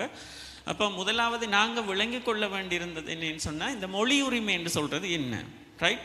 அப்போ இந்த மொழி உரிமையை நாங்கள் பாதுகாக்கிறதுக்கு எங்களுக்கு டொமஸ்டிக் ப்ளஸ் இன்டர்நேஷ்னல் வைஸாக இருக்கிற மெக்கானிசம்ஸ் சிஸ்டம்ஸ் என்னன்னு சொல்கிறத நாங்கள் பார்க்க வேண்டியிருந்தது. அதுக்கு பிறகு நாங்கள் எங்களை கெப்பாசிட்டேட் பண்ண வேண்டியிருந்தது இந்த மொழி தொடர்பான பிரச்சனைகளை அணுகிறதுக்கு அல்லது டீல் பண்ணுறதுக்கு அல்லது இருக்கிற மெக்கானிசத்தை யூஸ் பண்ணி அதுக்கான ரெமெடிஸை கிளைம் பண்ணுறதுக்காக நாங்கள் இருக்கிற சிஸ்டத்தை எப்படி பாவிக்கிறேன்னு சொல்கிறத மையப்படுத்தி நாங்கள் முதல் எங்களோட அறிவை வளர்த்து கொண்டோம். அதுக்கு பிறகு நாங்கள் அது தொடர்பாக மற்ற ஆக்களோட வேலை செய்ய தொடங்கினோம். அப்போ முதலாவது நாங்கள் செஞ்சது என்னன்னு சொன்னால் எங்களோட நிறுவனங்களுடைய மொழித்திறனை இரண்டாம் மொழித்திறனை விருத்தி செய்கிறதுக்குன்னு சொல்லி நாங்கள் இரண்டாம் மொழி கொள்கையை இரண்டாம் மொழியை செகண்ட் லாங்குவேஜை நாங்கள் கற்றுக்கொள்ள தொடங்கினோம், ரைட்? அது மாதிரி அது நிறைய குறிப்பாக ஒரு 550 பெண்களுக்கும் யங் கேர்ள்ஸுக்கும் ஒரு தளமாக இருந்தது இரண்டாம் மொழியை கற்றுக்கொள்வதற்கும். குறிப்பாக தமிழ் சகோதரிகள் சிங்கள மொழியையும் சிங்கள சகோதரிகள் தமிழ் மொழியை கற்றுக்கொள்றதுக்கும் ஒரு தளம் இருந்தது. அடுத்தது நாங்கள் என்னன்னு சொன்னால் இந்த பன்முகத்தன்மை டைவர்சிட்டியை பற்றி நாங்கள் கதைக்க வேணும். மொழி என்று சொல்கிறது எங்களோட கலாச்சாரம் அல்லது மொழி என்று சொல்கிறது எங்களுக்கு அது ரிச்னஸ். ஆனால் நாங்கள் கூட அது ஒரு நெகட்டிவாக பார்த்து தான் பழகின நாங்கள் பாசிட்டிவாக பார்த்து அதை அந்த ரிச்னஸை நாங்கள் ஃபீல் பண்ணி அல்லது அதை என்ஜாய் பண்ணுறதுக்கான தளமாக எங்களுக்கு அது இருக்கே இல்லை. அப்போ அதை எப்படி நாங்கள் எங்களோட அடுத்த ஜெனரேஷனுக்கு அல்லது இந்த தலைமுறைக்குள்ளே நாங்கள் எப்படி அதை கொண்டு போகிறோம்னு சொன்னால் அதை நாங்கள் ஆரோக்கியமான கலந்துரையாடலுக்குள்ளால் கொண்டு போவோம் என்று சொல்லி நாங்கள் நினைச்சோம். அப்போ குறிப்பாக நான் சொன்ன இந்த 7 மாவட்டங்கள்லையும் இருக்கிற 350 இளைஞர்களை நாங்கள் தேர்ந்தெடுத்து அவர்களுக்கு இந்த மொழி உரிமை, மொழி பன்மத்துவம், அதே மாதிரி எங்களோட அந்த டைவர்சிட்டி எப்படி நாங்கள் ரெஸ்பெக்ட் பண்ணலாம், அதில் இம்போர்ட்ஸ் அதில் முக்கியத்துவம் என்னன்னு சொல்கிற விஷயங்களை பற்றி அவங்களோட இருந்த கதைச்சி அவங்களுக்கு ஒரு அடிப்படை புரிதலை ஏற்படுத்தினோம். அதுக்கு பிறகுதான் ஒரு சவாலான ஒரு விஷயம் இருந்தது. இலங்கையினுடைய அரச கர்ம மொழி கொள்கை ஒஃபிஷியல் லாங்குவேஜ் பாலிசியை இம்ப்ளிமெண்ட் பண்ணுறது தொடர்பாக ஹெட் ஆஃப் த டிபார்ட்மெண்ட்டோட ஒவ்வொரு மாவட்ட ரீதியாகவும் நாங்கள் அதை கதைக்க தொடங்கினோம். சில மாவட்டங்களில் அது வெற்றிகரமாக இருந்தது, சில மாவட்டங்களில் கேள்வி வந்தது. நாங்கள் SLAs முடித்த எங்களுக்கு மொழிக் கொள்கை நீங்கள் சொல்லித்தர வேணுமான்ற கேள்வியும் இருந்தது. எப்படியோ ஆனால் நாங்கள் குறிப்பிட்ட பிரதேசங்களுக்கு போய் அந்த ஹெட் ஆஃப் த டிபார்ட்மெண்ட் எடுத்து அவர்களுடைய பொறுப்பும் கடமையும் என்ன, அவர்களுடைய பொறுப்புகள் சரிவரை செய்யாத பட்சத்தில் எப்படி பாதிக்கப்பட்ட பெண்களை அது ரீவிக்டிமைஸ் பண்ணுது என்று சொல்கிறத நாங்கள் தெளிவாக எங்களோட அனுபவத்தினூடாக அவர்களுக்கு சொல்ல வலிக்கிட்டோம். ஸோ அந்த வகையில் அந்த செயற்பாடுகளும் நடந்தது. இந்த செயற்பாடுகளின் பிற்பாடு நாங்கள் கற்றுக்கொண்ட ஒரு விஷயம் என்னன்னு சொன்னால், ஒரு சிஸ்டர்ஹுட் இனிஷியேட்டிவாக வந்ததுக்கு பிறகு எந்த ஒரு பெண்ணுடைய மொழி உரிமை பாதிக்கப்பட்டாலும் ஒரு திடகாத்திரமாக எங்களோட குரலை எழுப்பி அந்த பெண்ணுடைய உரிமையை பாதுகாக்கிறதுக்கு நாங்கள் தயாராக இலங்கையில் நிறுவனம் இருக்கிறோம்னு சொல்கிறது எங்களுக்கு ஒரு பலமான ஒரு கற்றுக்கொண்ட ஒரு இதாக இருக்கின்றது. அதே நேரம் எப்படி நாங்கள் ஒரு லேர்னிங் ஸ்பேஸு பெண்களுக்கு, குறிப்பாக கிராமிய பெண்களுக்கு ஒரு லேர்னிங் ஸ்பேஸை நாங்கள் கொடுத்த நேரம், அதில் போஸ்ட் இவாலுவேஷனுக்கு போன நேரம் எனக்கிட்ட ஒரு பெண் கதைச்ச ஒரு விஷயம் எனக்கு இன்றைக்கும் நினைப்பு இருக்கு. அவன் எனக்கு என்ன சொன்னான்னா, கலம்புக்கு நான் தனியே போய் 3-wheel ஒன்று கை பண்ணி நான் போகிற இடத்துக்கு டிரெக்ஷன் சொல்லி நான் காசு பே பண்ணி நான் போகிற நம்பிக்கை என்கிட்ட வந்திருக்கு, ரைட்? அப்போ இதுதான் எங்களுக்கு வெற்றி. ஆனால் கலம்புன்னு சொன்னால் கிழக்கில் இருக்கிற பெண்களுக்கு தனியாக ட்ராவல் பண்ண கஷ்டம், ரைட்? மொழி தடை அதுதான் முன்னுக்கு வரும். நான் எப்படி போகிற சிங்களத்தில் காய்க்கிறேன். ஆனால் அண்டே எனக்கிட்ட அந்த பெண் சொன்ன விஷயம், அந்த செல்ஃப் கான்ஃபிடென்ட்டை நாங்கள் அந்த மொழி கொடுத்துருக்கு. அப்போ அவள் என்னத்தை மொபிலிட்டி அவருக்கு இருக்கிற அந்த மொபிலிட்டிக்குரிய அந்த அக்சஸ் அவள் எடுக்க இயலுமா இருந்தது. தான் தனியாக பயணித்து கொழும்புக்கு போய் என்னால் கம்யூனிகேட் பண்ண முடியும், என்னால் ட்ராவல் பண்ண முடியும். அப்போ அந்த மொழின்னு சொல்கிறது அந்த பெண்ணுக்கு எவ்வளவு ஒரு பாதுகாப்பான ஒரு விஷயமாக அல்லது அந்த பெண்ணுடைய அபிவிருத்திக்கு எப்படி ஒரு செல்வாக்கு செலுத்துகிற காரணியாக மாறிக்குன்னு சொல்கிறதுக்கு ஒரு உதாரணமாக எங்களோட திட்டத்தினுடைய அறுவடை என்னன்னு சொல்கிறத நான் சொல்லலாம். அப்போ அதே நேரம் நாங்கள் கூட விளங்கி கொண்ட ஒரு விஷயம் என்னன்னு சொன்னால், நாங்கள் எப்படி மற்ற குறிப்பாக இளம் சமூகத்துக்கு போய் எங்களுடைய இந்த பன்முகத்தன்மை குறிப்பாக மொழி பன்மத்துவத்தை நாங்கள் எப்படி கற்றுக் கொடுக்க போகிறோம், ரைட்? அப்போ அதை நாங்கள் அந்த சமூகத்தில் விதைக்கிறது தான் எங்களோட அடுத்த ஜெனரேஷனில் எல்லா மொழிகளையும் சமமாக மதிக்கிறதுக்கும் அல்லது அதுக்குரிய சந்தர்ப்பங்களை ஏற்படுத்துறதுக்கும். இதில் இன்னொரு அனுபவத்தை நான் ஷேர் பண்ணலான்னு நினைக்கிறேன். அந்த மொழி தொடர்பாக நடந்த எல்லா ஒர்க் ஷாப்பையும் ஃபெசிலிட்டேட் பண்ணுறதுக்கு நானும் ஒரு பகுதியாக இருந்தேன். சாரி. அப்போ அதில் பார்க்குற நேரம் என்னன்னு சொன்னால், 3 ஒர்க் ஷாப் சிங்கள மொழியில் நடந்தது. அதில் ஒரே ஒரு இடத்துல மட்டும்தான், குறிப்பாக மொன்றாகலையில் ஒரே ஒரு சிங்கள மொழி கதைக்கிற ஒரே ஒரு நபர் மட்டும்தான், ஒரு இளைஞர் மட்டும்தான் அதை சொல்லியிருந்தது. என்னன்னு சொன்னால், ஒரே ஒரு இடத்துல தான் வாழ்நாளில் தான் கண்டது என்னன்னு சொன்னால், மொழி ஒரு சொல் பிழைச்சிருந்தது. ஆனால் நாங்கள் ஒரு எக்ஸிபிஷனும் செஞ்சிருந்தோம், ஸ்ட்ரீட் எக்ஸிபிஷன். அதில் நான் சேகரித்ததே ஒரு 1000க்கு மேற்பட்ட ஆவணங்கள் என்னிடம் இருக்கு. தமிழ் மொழின்னு சொல்றது எவ்வாறு வன்முறைக்கு உள்ளாக்கப்பட்டது அல்லது எப்படி அது மிஸ் இன்டர்பிரேட் பண்ணப்பட்டது என்று சொல்றதை நான் ஆவணப்படுத்தி ஒரு கலந்துரையாடலுக்காக கொண்டு போயிருந்தேன். அப்போ அங்கே இருக்கிற அனுபவமும் இங்கே இருக்கிற அனுபவத்தையும் பார்க்குற நேரம் வித்தியாசமாக இருந்தது. அப்போ தமிழ் மொழி எப்படி மாறுபட்ட முறையில் அது நடைமுறைப்படுத்தப்படுகின்ற சொல்கிறத சிங்கள மொழி கதைக்கிற சமூகத்தோடு பகிர்ந்து கொள்கிற நேரம் தான் அவர்கள் எங்கள்கிட்ட கேட்ட கேள்வி என்னென்னா, இப்படியெல்லாம் இருக்குமா, இப்படியெல்லாம் மொழி பிரச்சனை இருக்குமாண்டு. அப்போ அந்த இடத்துல எனக்கு கற்றுக்கொள்ளக்கூடியதாக இருந்தது என்னன்னு சொன்னால், இந்த பிரச்சனையை அந்த ஜெனரேஷனுக்கு நாங்கள் தெளிவாக விளங்கப்படுத்த இல்லை. அப்போ இந்த மொழி இந்த கலந்துரையாடல் ஊடாக நாங்கள் அந்த சமூகத்தை கொண்டு போகிற நேரம் தான் ஒரு சமூகத்தை பற்றி புரிஞ்சு கொள்றதுக்கான ஒரு தளம் வரும். ஸோ அதுதான் எங்களுக்கு நிலையான சமாதானத்தை இந்த நாட்டில் கட்டி எழுப்புறதுக்கு தூணாக இருக்கும்னு சொல்கிறது தான் நாங்கள் கற்றுக்கொண்ட விஷயங்களாக இருக்குது. அதுதான் நான் இதில் ஷேர் பண்ணக்கூடிய விஷயம்னு நான் நினைக்கிறேன். Thank you so much.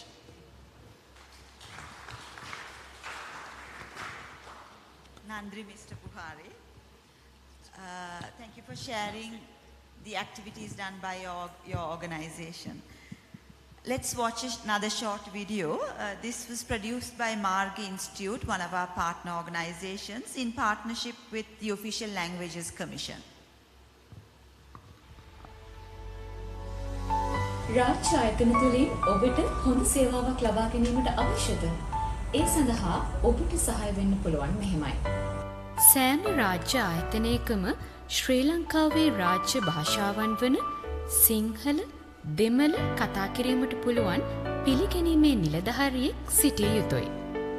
එය ශ්‍රී ලංකාවේ රාජ්‍ය භාෂා ප්‍රතිපත්තියේ එක කොටසක්.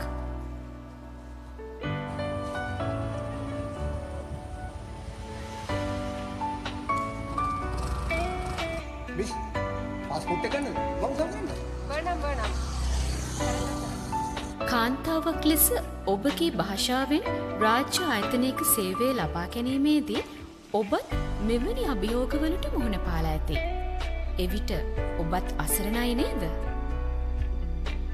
උදාහරණයක් ලෙස පොදු දැන්වීම් ඔබගේ භාෂාවෙන් නැත්නම්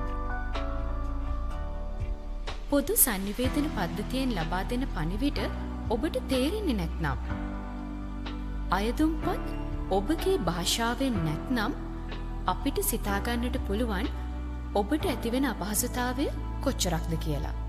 ඔබගේ අමහිරි අත්දැකීම අපගේ අවධානයට යොමු කරවන්න. එය මෙම ගැටලු ඉක්මනින් විසඳීම සඳහා අවශ්‍ය සහයක් වනු ඇත. භාෂා ප්‍රතිපත්තිය අපි හැමෝටමයි. එය ඔබගේ අයිතියක්. එය සිංහල, දෙමළ, මුස්ලිම්, බර්ග, ගැහැණු පිරිමි අපි හැමෝටමයි.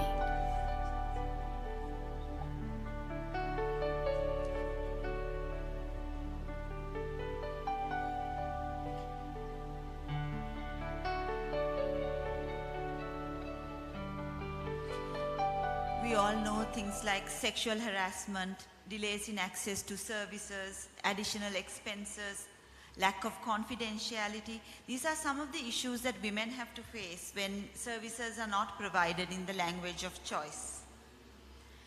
Our second CSO representative is Ms. Shirani Mills. She's the Executive Director of Women's Education and Research Center. Her organization received funding from the Rapid Response Fund of the National Languages Fund to work with language clusters. Shirani, could you talk a little bit about the work that you did? Thank you, Sama.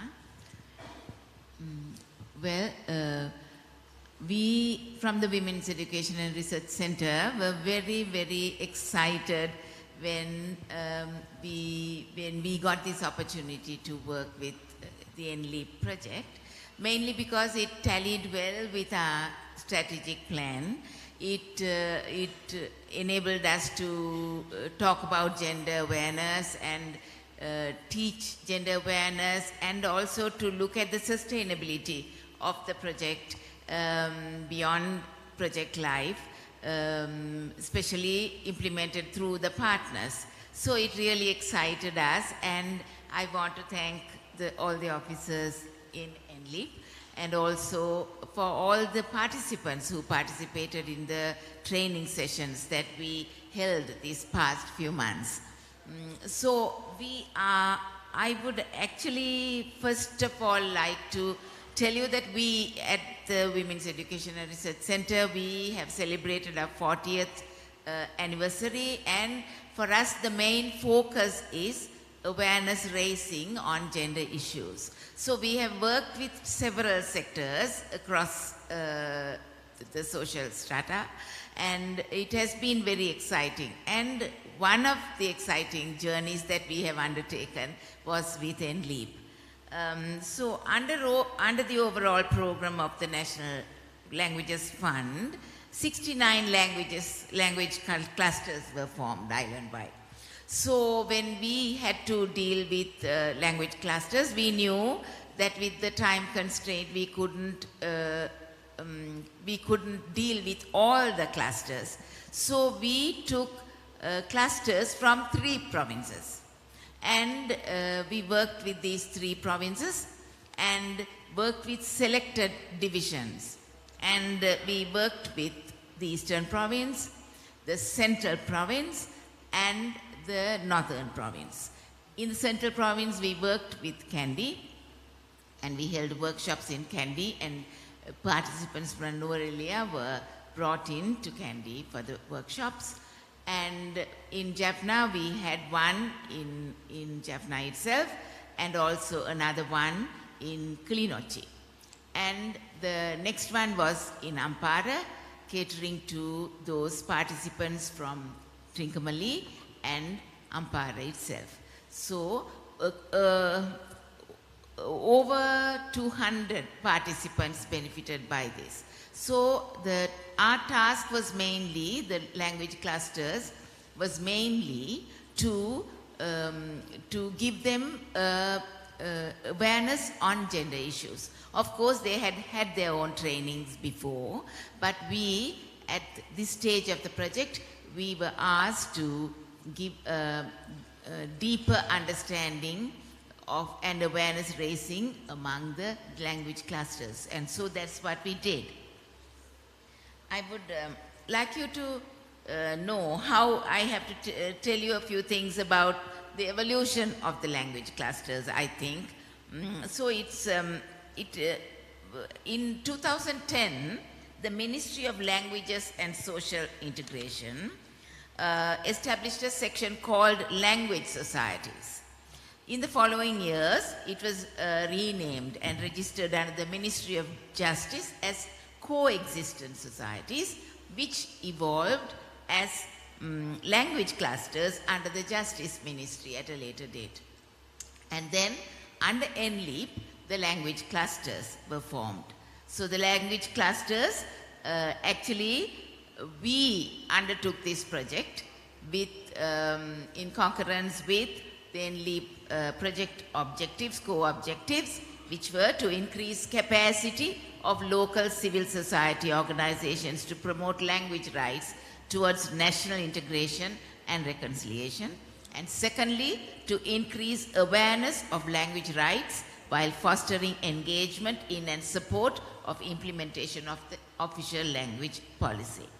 In the light of these two core objectives, our project wanted to achieve these two objectives: a clearer understanding of the OLP, focusing on the importance of gender in its functioning, and secondly, to integrate gender into the programs and training conducted by and through the language centers.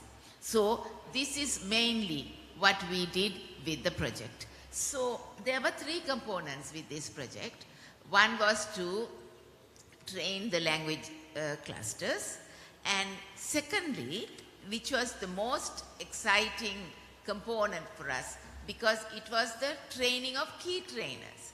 Because when I say key trainers, it meant that we were going to reach out into the future, because these key trainers were going to be there, installed in their own clusters, and they were going to be given a thorough knowledge of gender. As you know, patriarchy and societal attitudes need to be changed over many generations. So when we have these key trainers trained and functioning in the language clusters beyond Project Life, we know that we are reaching out to the future generation. So that is what really excited us. So the key trainers are 24 key trainers who will go back into the clusters, and they will be functioning as their guide, and they will provide all the necessary advice and guidance and tools that the clusters need in order to progress in their work. Beyond that, we are also wanted to train the key trainers as a mobile training unit.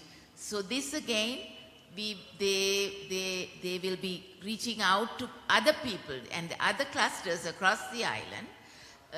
Those who want any help from them, they will be moving on to those areas and providing the needed training for these groups. So these are the main components, and I'm not going to keep you long. You've been waiting very long. So I would like to share with you a few of the content of the trainings that we had, and I'll quickly run through this. So we actually mainly concentrated on a few things during the training. We asked them what gender was. What is gender? Then how does gender impact the different areas of life and life experiences? How gender is an integral component where peace and reconciliation are concerned. So we work with, and another thing that excited us was that we, in our own organizational strategic plan, we have working with vulnerable communities as one strength. So this project enabled us to work with such communities because they were conflict affected areas, and secondly, we also had to train people from the plantation communities. So it really excited us, and it really benefited us also, because we were able to fulfill some of our organizational goals also. So that was also something that I wanted to share with you. At the end of the workshops, we had a lot of positive feedback. And looking back now, I was just pondering over last night when I was preparing for this. I was wondering whether we as an organization had met with the expected outcomes of the project. So what was expected was that the language clusters greater awareness and understanding of the link between language and gender among language clusters, increase skills to integrate gender into language rights issues, more confidence and skills to guide the public to access complaint procedures, and wider outreach through key trainers functioning as a mobile unit. So looking back, I feel half satisfied that we have fulfilled this, and it was a very satisfying project, and it was a very satisfying experience for us. On behalf of the Women's Education and Research Center, I would like to take this opportunity once again to express my thanks for this opportunity given to us to be a partner with the NLEAP project in this progressive and useful project. Our thanks to all the officers who were there, and my thanks for listening to what I have said. Thank you very much, Shirani. I don't think we were the only ones getting excited by your presentations. The lights behind us were going crazy as well. and the screen right in front of us too. NLEAP also worked with 4 university partners, Jaffna, Kelaniya, Eastern and Samparagamua. And gender equality and women's empowerment was promoted within these universities through capacity building sessions, which resulted in more gender sensitive syllabi. I think more about this will be discussed at a later session, so I won't talk about that. Now that you've heard from the panelists, I'd like to open for questions and answers. I know we have very limited time, so maybe just a couple of questions or comments from the audience, if any. There's one there. Kindly speak in any language that you are comfortable with. Mic එකක් දෙන්න පුළුවන්ද කරුණාකරලා පිටිපස්සේ අතන මම හිතන්නේ ඉස්සරහ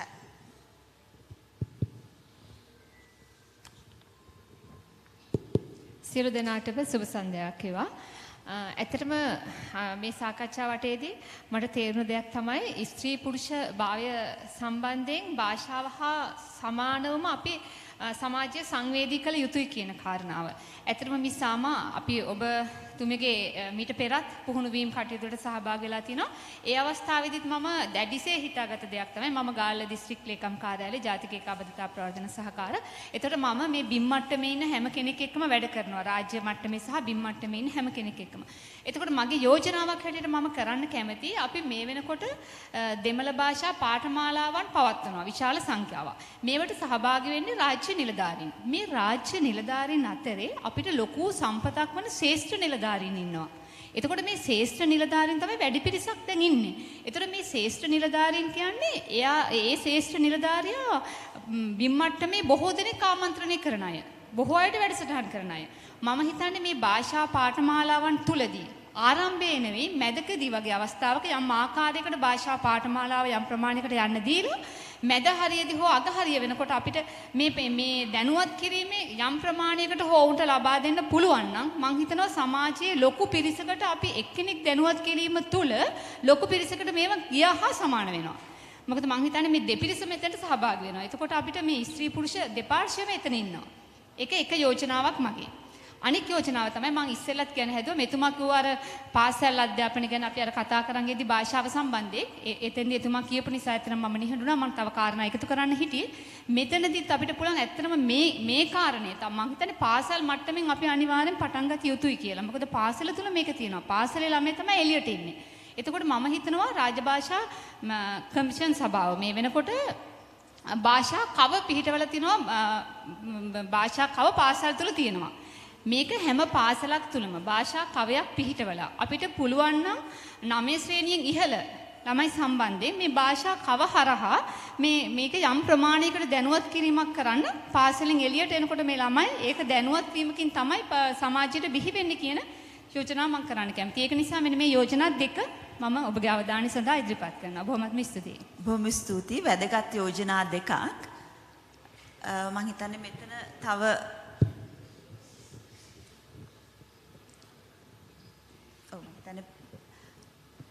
දෙන්නෙක් ඉන්නවා. நன்றி. முதலாவது கேள்வி நிலட், மற்றது அமைச்சிலிருந்து வந்திருக்கிறவர்களுக்கு கேள்வி. நீங்கள் தமிழ் மொழி சம்பந்தமான கருத்தியலை உருவாக்குகின்ற நிறுவனங்கள் அல்லது தமிழ் மொழிக்கான ஒரு அடையாளத்தை கொடுக்கின்ற ஒரு நிறுவனமாக இருக்கின்றீர்கள். நீங்கள் அதாவது இந்த விடயம் ஒரு கொள்கை ரீதியான விடயமாக இருந்த போதும் நான் உங்களிடம் கேட்பது, நீங்கள் எவ்வாறு தமிழ்,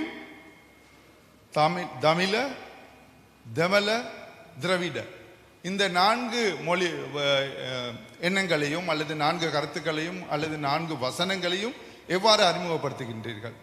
உங்களுடைய என்ன அடிப்படையில் நீங்கள் தெமல என்ற வசனத்தை நீங்கள் பயன்படுத்துகின்றீர்கள்? இது முதலாவது கேள்வி. இரண்டாவது ආයු සම්බන්ධமாக මම ඔන්න ඔක සිංහලෙන් කියනවා. දැන් සිංහලෙන් අපි සාමාන්‍යයෙන් දැන් කතා කරනවා අපි දෙමළ කියලා කියනවා. ද්‍රවිඩ කියලා කියනවා. තමිල් කියලා කියනවා. දමිළ කියලා කියනවා. මොකල්ද ඔයගොල්ලන්ගේ අදහස? එයි දෙමළ කියලා කියන්නේ කොහොමද වචන? ඒක ඔයගොල්ලන්ට කියන්න පුළුවන්. ඒක රජෙන් ආපු එකක් කියලා. නමුත් දමිළ ජනතාව, තමිල් ජනතාව මොකද්ද කියන්නේ? ඒගොල්ලන් කැමතිද දෙමළ කියලා කියන්නේ? මම නම් අවංකව කියන්න, මට කවුරු හරි දෙමළ කියලා කියන්නෝ, මගේ භාෂාවට කවුරු හරි දෙමළ කියලා කියන්න මම කැමති නැහැ. මොකද එහෙම වචනයක් නැහැ. තමිල් තමයි හරිම වචන. සිංහල කිව්වොත් සිංහලමයි. මම කැමති හෝ අකමැති මට වෙන වචනයක් කියන්න බෑනේ. සිංහල කියලා තමයි මම කියන්න ඕනේ. ඒ වගේ තමිල් කිව්වොත් තමිල් තමයි. ඒ කොහොමද දෙමළ උනේ? එතකොට ඒක අපි පටන් ගන්න තියෙන්නේ. කෙනෙකුට කියන්න පුළුවන් ඕක රජයෙන් ප්‍රතිපත්තියක්, රජයෙන් එන්න ඕනේ කියලා. නෑ, අපි පටන් ගන්න ඕනේ. මෙතනින් පටන් ගන්න ඕනේ. සමහර කට්ටිය මෙතනම දමිළ කියලා කියනවා. ඒක මම හොඳ වචනය කියලා මම පිළිගන්නවා. තමිල් කියනකට වඩා දමිළ කියන එකේ පොඩ්ඩක් ඒකේ ලස්සනකුත් තියෙනවා. සමහර මාධ්‍යත් පාවිච්චි කරනවා. ඒක එකක්. இரண்டாவது கேள்வி ஆய்வு சம்பந்தமாக, அதாவது பால்நிலை சம்பந்தமான ஆய்வை நீங்கள் செய்கின்ற பொழுது உங்களுடைய ஆய்வுக்கு அப்பாற்பட்ட விடயமாக இருக்கலாம். நான் கேட்கின்ற கேள்வி, வசனங்கள் எப்படி பயன்படுத்தப்படுகின்றன? உதாரணமாக தமிழ் பெண்களை காண்கும் பொழுது தெமலிச்சி, உங்களுக்கு தெரியும் ஒரு குருவி இருக்கின்றது, அந்த குருவி அதிகமாக சத்தம் விடும். ஆகவே அந்த குருவிக்கு தெமலிச்சி என்று பெயர் வைத்திருக்கிறார்கள். ஒன்று பெண்ணிலை வசனம். அதேபோல் தமிழ் பெண்களை கண்டால் அல்லது ஒரு சிங்கள பிள்ளை கருப்பாக இருந்தால் நீங்கள் தமிழ் மாதிரி இருக்கின்றீர்களே என்று கேட்கின்றார்கள். இது சம்பந்தமாக ஆய்வுகள், அதாவது வசனங்கள் எவ்வாறு இன ரீதியாகவும் பெண்ணிலை ரீதியாகவும் மாற்றப்படுகின்றன என்ற கேள்வி. මම ඕක සිංහලෙන් කියන්න දැන් සාමාන්‍යයෙන් අපිට දන්නවා කුකුලෙක් ඉන්නවා දෙමලිච්ච කියලා කියන්නේ. I think there was simultaneous translation. Yeah, okay. So I think thank you for your comments. Okay, thank you. I think we can take maybe one more comment or question from the audience. Hi, am I audible? Hi, am I audible, ma'am? I can't see where the comment. Yes, please. Yes. I'm audible, right? Yes, you are. Thank you, ma'am. So this question probably goes up for the entire panel, which I have. I myself am a university student. I am studying linguistics at University of Sri Jayawardhanapura. And it is no secret that language kind of formulates public opinion towards gender as a whole. And in fact, there has been a research which was conducted by the Harvard University that was published in the Journal of Politics, which mentioned that gendered languages such as German and Spanish, where they weaved all these they weaved all nouns and they gave a gender to each and every single noun, had more egalitarian views about women as a whole, in contrast and comparison with non-gendered languages such as Sinhala, where we do not call a chair a woman or we don't have a pronoun for such things. But in taking this into consideration, how would we deal when a language has cultural connotations? For example, like Sinhala as a language or Tamil as a language, it cannot be ignored that we have cultural connotations that aren't exactly gender sensitive or that aren't exactly sensitive to the plights of the women as a whole. So in this case, when we consider all the history and how language as a whole has originated throughout the history of Sri Lanka, how do we exactly and where do we draw the line as to not to Obviously, language is ever changing, but where do we draw the line so that we do not change culture as a whole and we do not offend it as a whole, but still make it inclusive and gender sensitive as well? Thank you for your question. Would any of the panelists like to respond to any of the comments that were made?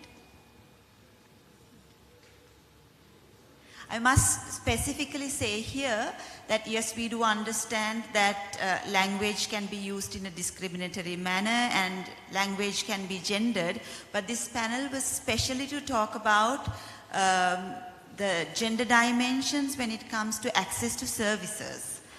That is one comment that I'd like to make, but I'd like to give the opportunity to the panelists to respond to. Yes, please. First, I will respond to the question this gentleman raised.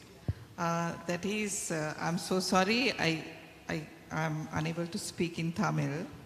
The proper word that must be used for Tamil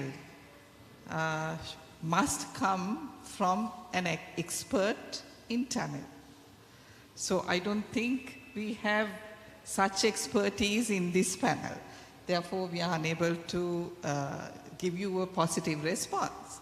But with regard to the gender sensitivity in words that are, in words, Tamil or Sinhala words that are used in general in the society, we in our research was very, very concerned about those words. And that's exactly what we meant when we said that the language must be gender sensitive rather than gender neutral.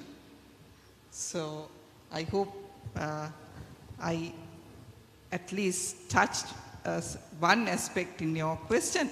And if I may respond to the last question that was raised by a California University graduate or an undergraduate, sorry, Jayavardhana University graduate, where to draw the line demarcating gender and language and linguistics and all that.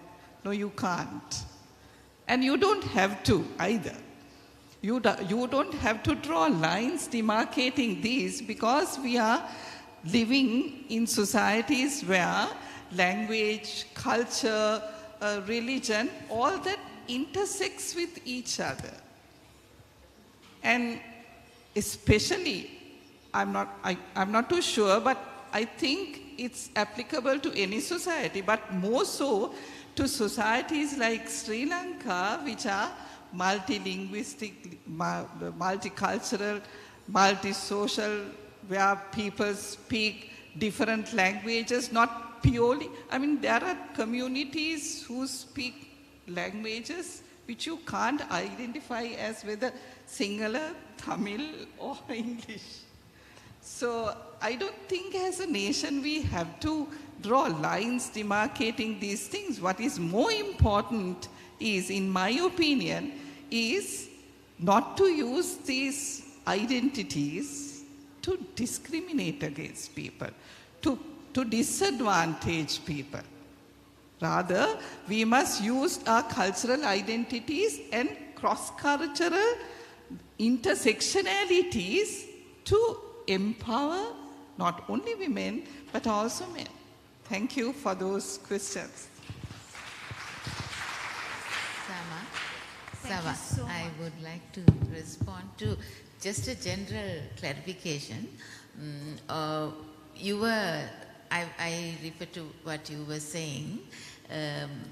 எங்களுடைய சமுதாயத்தில் சரியாக ஊறி இருக்கிற சில மரபுகள் இருக்குது, சில கலாச்சாரங்கள் இருக்கின்றன. அப்படி இருக்கும் பொழுது சில நேரத்தில் அவற்றை நாங்கள் களையிறது வெறும் கஷ்டம். அப்போ அதை கூறுவார்கள் unemancipated elements in our thinking, in our attitudes. அவற்றை களையிறது. ஆனப்படினாலே நாங்கள் சிறிதாகத்தான் அதனை நாங்கள் களைந்து கொண்டு போகலாம். அதை பற்றி நாங்கள் அவேர்னஸ் கிரியேட் பண்ணுறது எங்களுடைய கடமை. நீங்களும் உங்களுடைய ஸ்தாபனங்கள்லையா, நாங்களும் எங்களுடைய ஸ்தாபனங்கள்லையா நாங்கள் படிப்பிக்கிற பிள்ளைகளுக்கா அல்லது சமுதாயத்தில் வர ஃப்யூச்சர் ஜென்ரேஷனுக்கு, தட் இஸ் ஆர் டியூட்டி. ஆனால் சில வேளைகளே எங்களிடம் ஊறி இருக்கிற பேற்றியாக்கிய சொல்லுவார்கள், மிகவும் அனாதிக்கம் ஊறி கிடக்கிறது எங்களுடைய சமுதாயத்திலே. அதனாலே நாங்கள் எவ்வளவு ரைட்ஸ் கான்ஷியஸாக இருந்தாலும் சில நேரத்தில் அந்த அன்இமான்சிபேட்டட் எலிமெண்ட்ஸ் எங்களில் தோணத்தான் செய்கின்றது. ஆனப்படினால அவற்றை நாங்கள் கொஞ்சம் பொறுமையோடு நாங்கள் இவற்றை எங்களோட சமுதாயத்தில் எங்களுடைய வரும் சந்ததியோடு பகிர்ந்து கொள்வது நல்லவென்று நான் நினைக்கின்றேன். Unfortunately, that's all the time we have for today's discussion. We hope that the discussion has given you more insight to the links between gender equality, women's empowerment and language rights, and have shown the importance of looking at other identity factors that will result in a more inclusive and equal society. I'd like to thank all the panelists and Veena, the co-moderator, and hope the rest of the panels will go successfully. Thank you, ladies. Thank you very much. Thank you, sir. We request you to kindly remain on stage. Please remain on stage. Like before, we're going to take a group photo. So all panelists and the two moderators are kindly requested to remain for the group photo. And while they pose for a group photo, quick tea break. And quick meaning 10 minutes. So we need to catch up on the lost time. So we need to start our next session. That is the after tea session at 4 o'clock. So, so enjoy your tea, enjoy your break. And api nawatarak hamuemu passaru hatarat. Thank you. சுவாரஸ்யமான ஒரு கலந்துரையாடலில் பங்கு கொண்டோம். ஒரு சொற்ப நேரம், அதாவது ஒரு 10 நிமிடங்கள் தான் உங்களுக்கான தேநீர் இடைவேளை. அதைத் தொடர்ந்து இன்னும் ஒரு அமர்விலே நாங்கள் இணைந்து கொள்வோம்.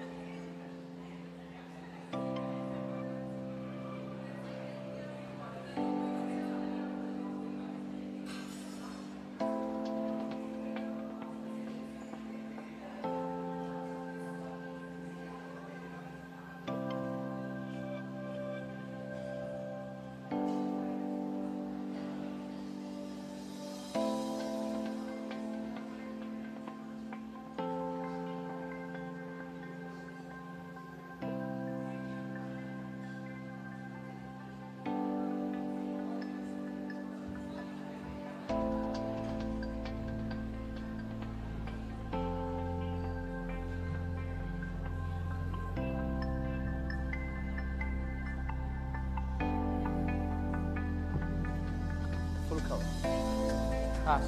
சரி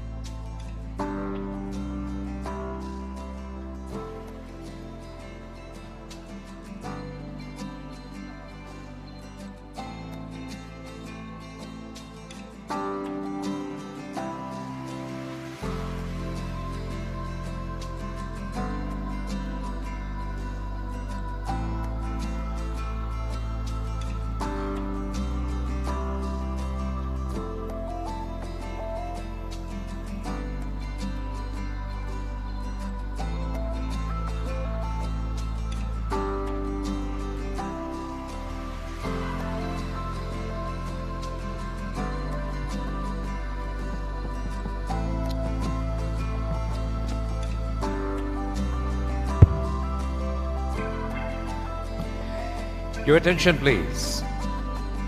The time is little past 4. If you're already seated, no problem. If you're not yet seated, we have a problem. Because you need to be seated for us to start. So please take your seats. I know it's the break was like really short. Our apologies, but we need to make sure that we stick to our time frame. So our scheduled time for commencement after tea is 4 o'clock.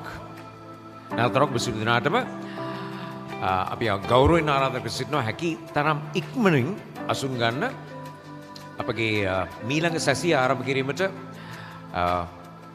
සුදුසු වෙලාව ඇවිල්ලා තියෙන්නේ. හවස 4ට තමයි ඒ ආරම්භ කරන්න තියෙන්නේ. නැවතරක් ශාලාවෙන් පිටත ඉන්න සියලු දෙනාටම ගෞරවයෙන් ආරාධනා කර සිටිනවා. ශාලාව තුලට ඇවිල්ලා ඔබගේ අසුන් ගන්නා මෙන්. බොහොම ස්තුතියි.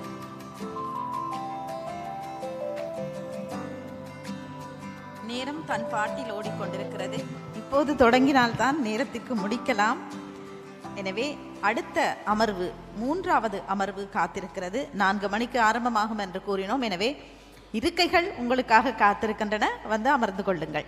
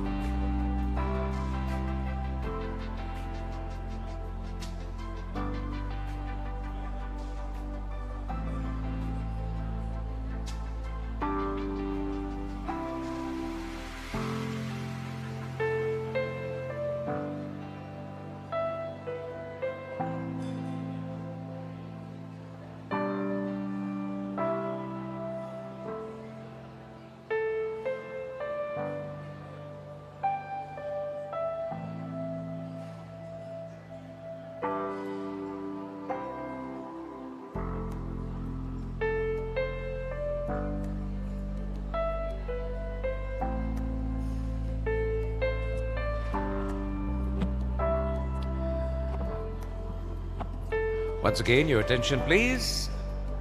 We have to start. We need you to cooperate. Thank you very much. Because this session, we need to finish by 5:15.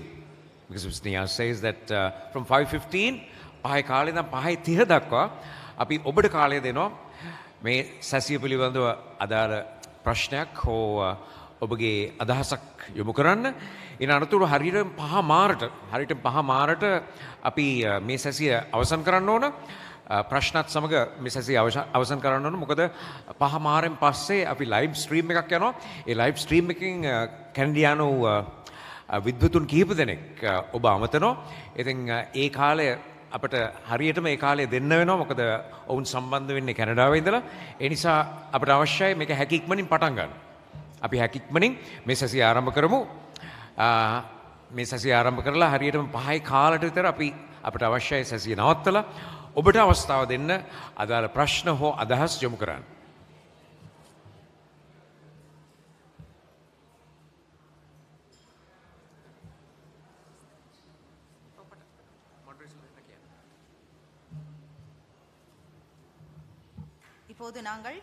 இப்போது ஆரம்பித்து 5:15க்கு நிறைவு செய்து 5:15க்கு உங்களுடனான உங்கள் கேள்விகளுக்கான பதில்கள் வரும்.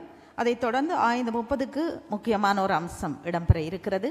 அதற்கு சரியான நேரத்தை நாங்கள் கொடுக்க வேண்டும் என்பதனால் நாங்கள் இப்போதே இந்த அமர்வை ஆரம்பிக்கிறோம். இரு சமூகங்களுக்கான பாலமாக அமைவது இரண்டாம் மொழி கற்கை. அதாவது இரண்டாவது மொழி என்று நாங்கள் ஒன்றை கற்கிறோம். தமிழாக இருந்தால் ஆங்கிலம் அல்லது சிங்களம், சிங்களமாக இருந்தால் தமிழ் அல்லது ஆங்கிலம். இவை எந்த அளவுக்கு இரு சமூகங்களுக்கும் இடையிலான பாலமாக அமைகிறது என்பது தொடர்பான கலந்துரையாடல் தான் இப்போது இடம்பெற இருக்கிறது. இந்த கலந்துரையாடலிலே இணைப்பாளர்களாக கலந்து கொள்ள இருக்கிறார்கள் நட்டாலி டி சில்வா அவர்கள், நிதி நிர்வாக அதிகாரி, தேசிய மொழிகள் சமத்துவ மேம்பாட்டு செயல் திட்டத்தின் நிதி நிர்வாக அதிகாரி நட்டாலியா டி சில்வா அவர்களும், மொழிக் கொள்கை மற்றும் கற்பித்தல் நிபுணர் திரு நியாஸ் ரஸ்கின் அவர்களும்.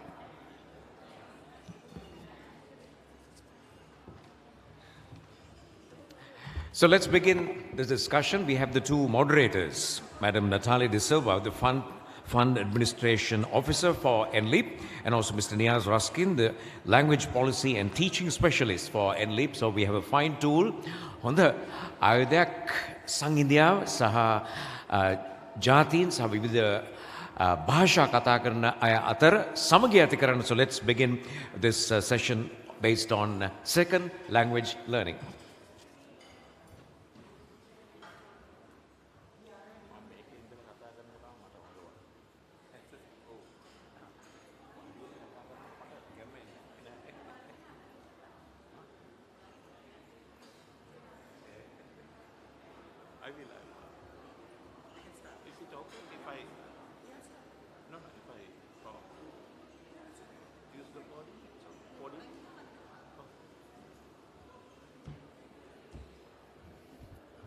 බොහොම ස්තුතියි සියලුම දෙනා අසුන් ගන්නාමෙන් කරුණාවෙන් ඉල්ලා සිටිනවා මං අපි කාල වේලා දැනට පහුවෙලා තියෙන්නේ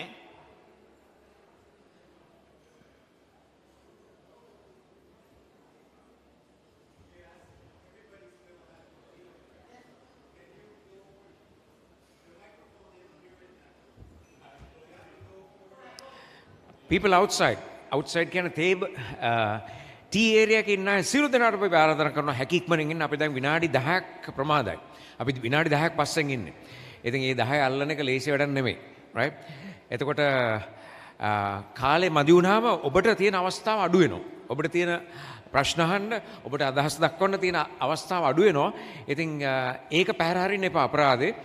ඉතින් ඒකත් අපි කොහොම හරි මේ කාලේ අතුරට දාගමු. So people outside in the tea area, please come in and take your seats. Thank you.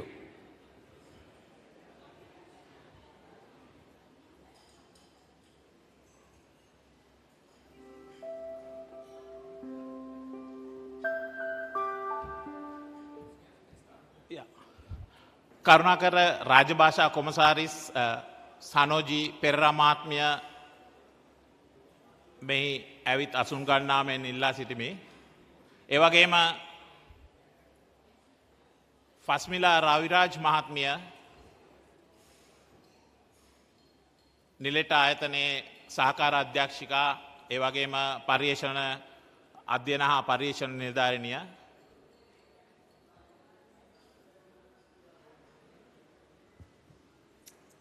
Good evening, everyone.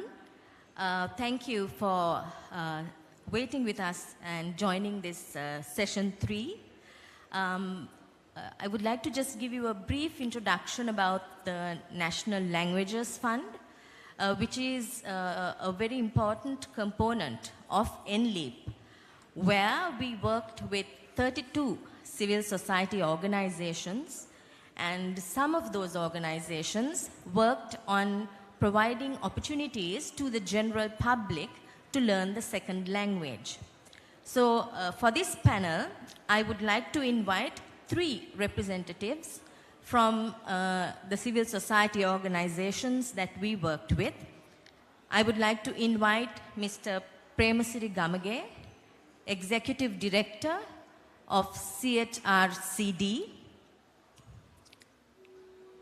Mr. Sanat Jayatunga, Manager Programs and Administration, SLCDF,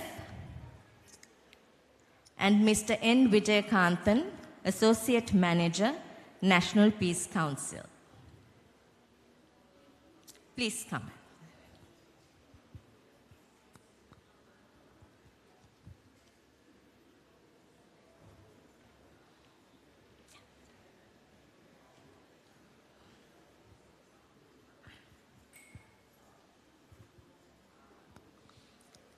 Mr. Sanath Jayatunga.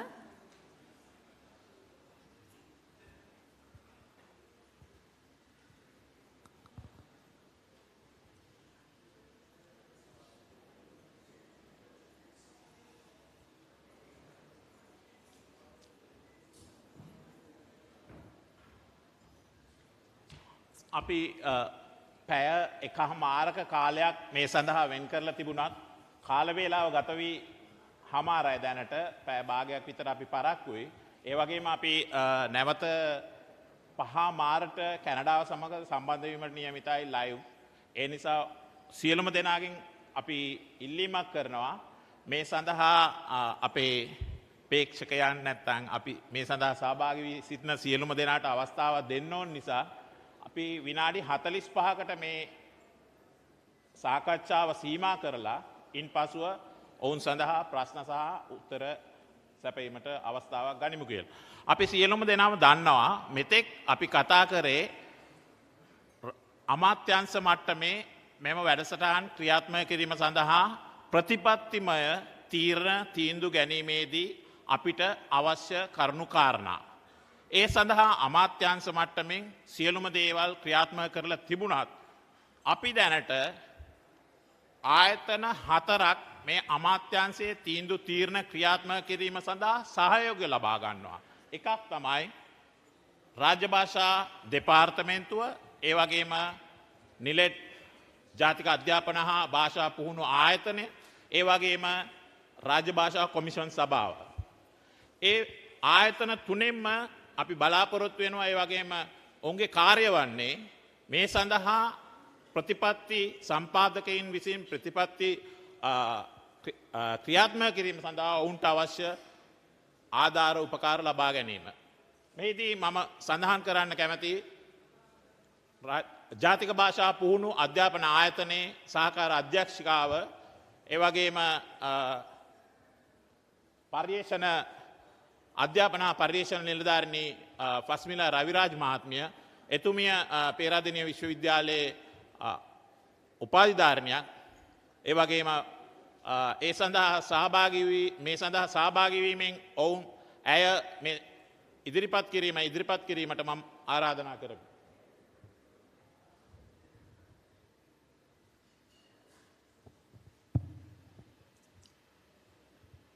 பொது நிர்வாகம், உள்நாட்டு அலுவல்கள், மாகாண சபைகள் மற்றும் உள்ளூராட்சி அமைச்சோடு இணைந்து NLEAP நிறுவனம் வழங்கிக் கொண்டிருக்கின்ற இன்றைய நாள் கருத்தரங்கிலே கலந்து கொண்டிருக்கும் உங்கள் அனைவருக்கும் முதற்கண் என்னுடைய மாலை நேர வணக்கங்களை தெரிவித்துக் கொள்கின்றேன்.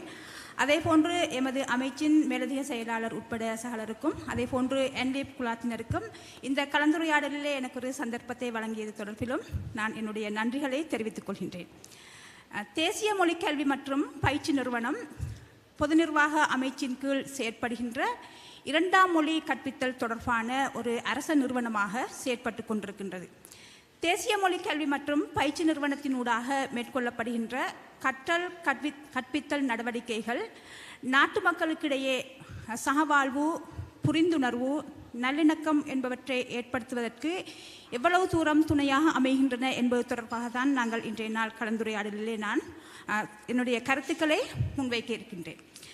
தேசிய மொழிக்கல்வி மற்றும் பயிற்சி நிறுவனம் 2007ஆம் ஆண்டு 26ஆம் இலக்க தேசிய மொழிக்கல்வி மற்றும் பயிற்சி நிறுவன சட்டத்தின் கீழ் ஸ்தாபிக்கப்பட்ட நிறுவனமாக காணப்படுகின்ற அதேவேளை நாட்டின் அரச மொழிக் கொள்கையை அமல்படுத்துவது தொடர்பிலும் நாட்டு மக்களுக்கிடையே நல்லிணக்கம், சகவாழ்வு என்பவற்றை இரண்டாம் மொழி கற்றல் செயற்பாடினூடாக மேம்படுத்தும் நோக்கிலும் ஆரம்பிக்கப்பட்ட ஒரு நிறுவனமாகும். காலத்திற்கு காலம் அரசினால் மேற்கொள்ளப்படுகின்ற ஏற்பாடுகளுக்கு அமைய, வெளியிடப்படுகின்ற சுட்டு நிரூபங்களுக்கு அமைய தேசிய மொழிக் கொள்கையை தேசிய மொழிக் கல்வி மற்றும் பயிற்சி நிறுவனம் நடைமுறைப்படுத்திக் கொண்டிருக்கின்றது.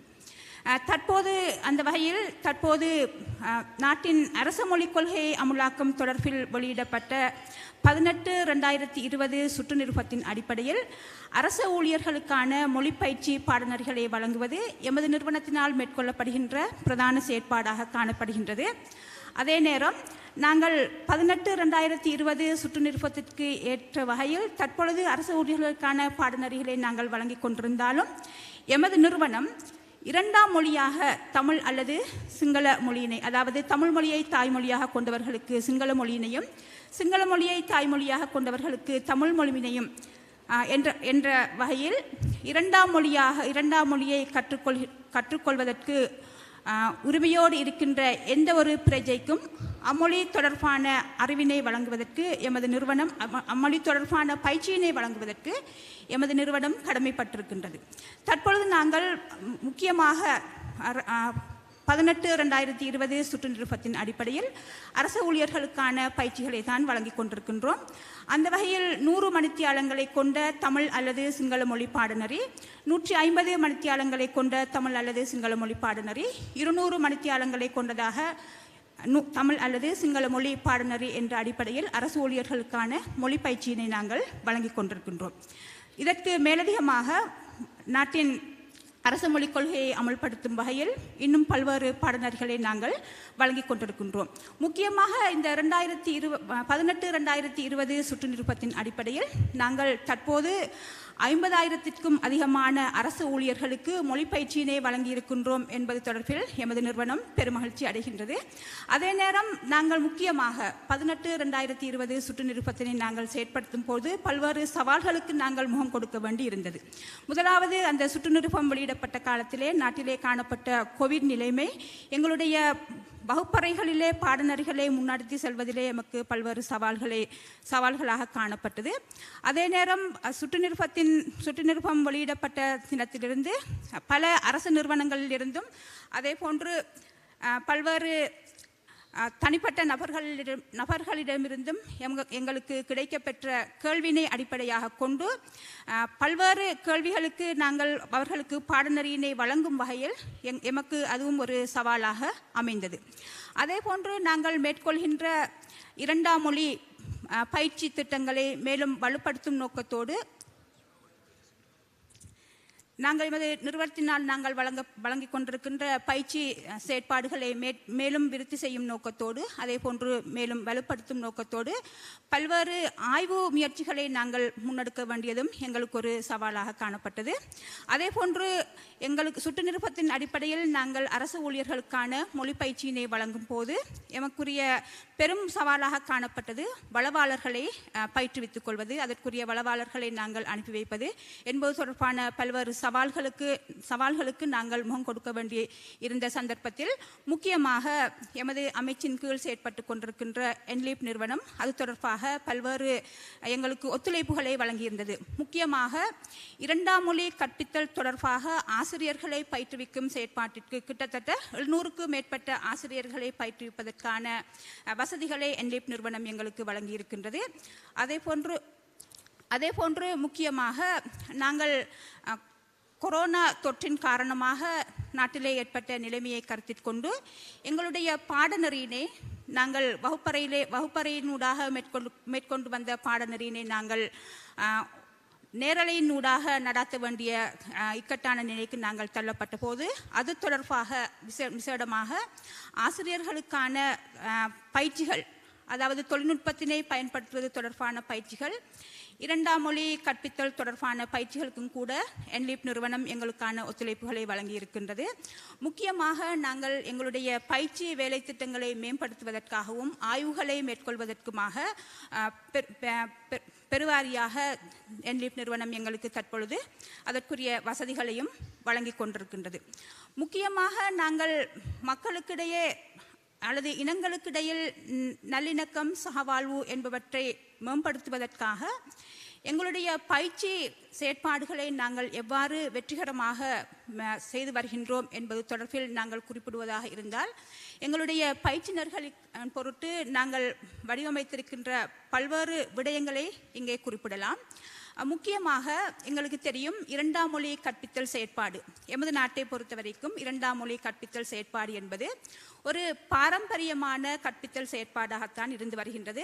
நாங்கள் இதை பாடசாலை மட்டத்தில் நாங்கள் அதை எடுத்து நோக்கலாம், அதே போன்று பல்கலைக்கழக மட்டத்திலாக இருக்கலாம் அல்லது உயர்கல்வி நிறுவனங்கள் என்ற அடிப்படையில் நாங்கள் நோக்குகின்ற பொழுது ஒரு பாரம்பரிய கற்பித்தல் செயற்பாடாகத்தான் இரண்டாம் மொழி கற்பித்தல் செயற்பாடு என்பது இருந்து வருகின்றது.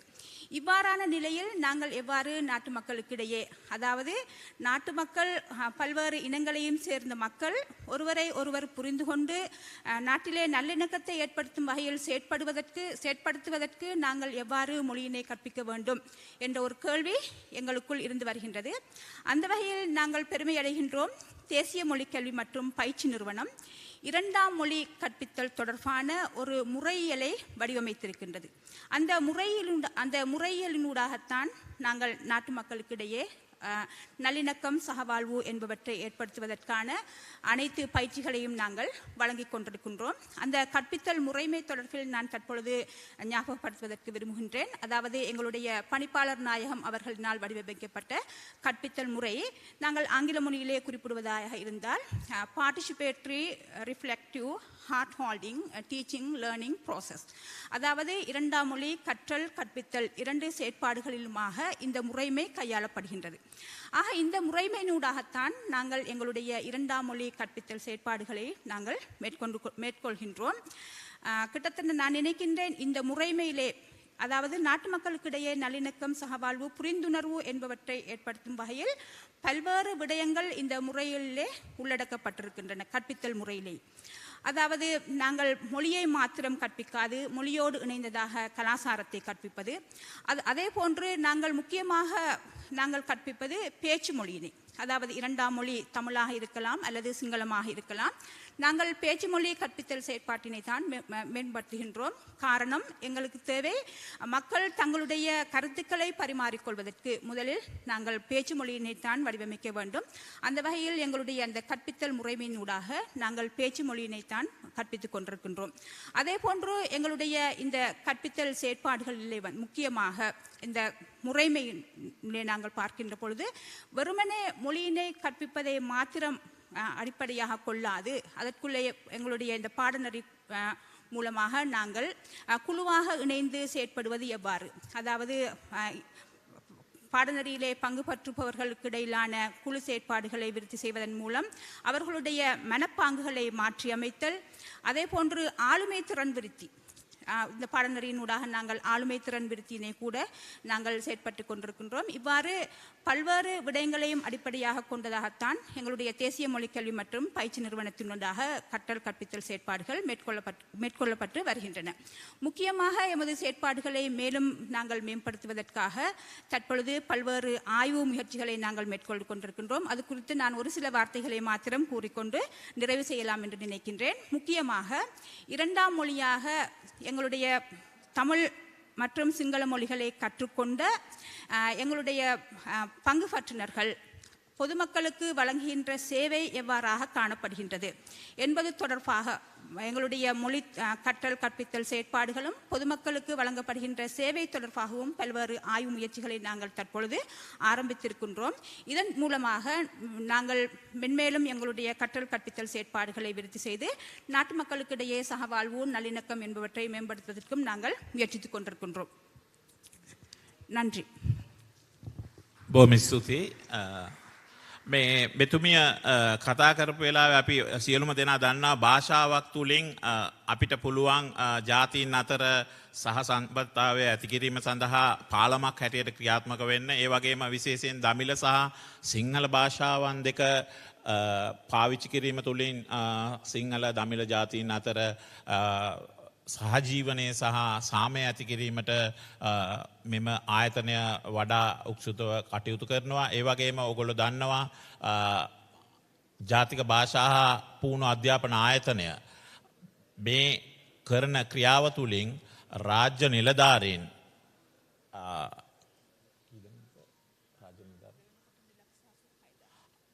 රාජ්‍ය නිලධාරීන් 2,86,000ක් දෙවන භාෂාව පුහුණු කරලා තියෙනවා.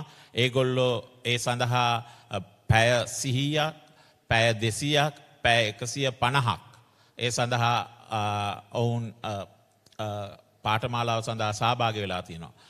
දැන් මම ආරාධනා කරන්න කැමති මේ සඳහා ඇගයීම් කටයුතු භාරව කටයුතු කරන රාජ්‍ය භාෂා දෙපාර්තමේන්තුවේ රාජ්‍ය භාෂා කොමසාරිස් සනෝජී පෙරේරා මහත්මියට.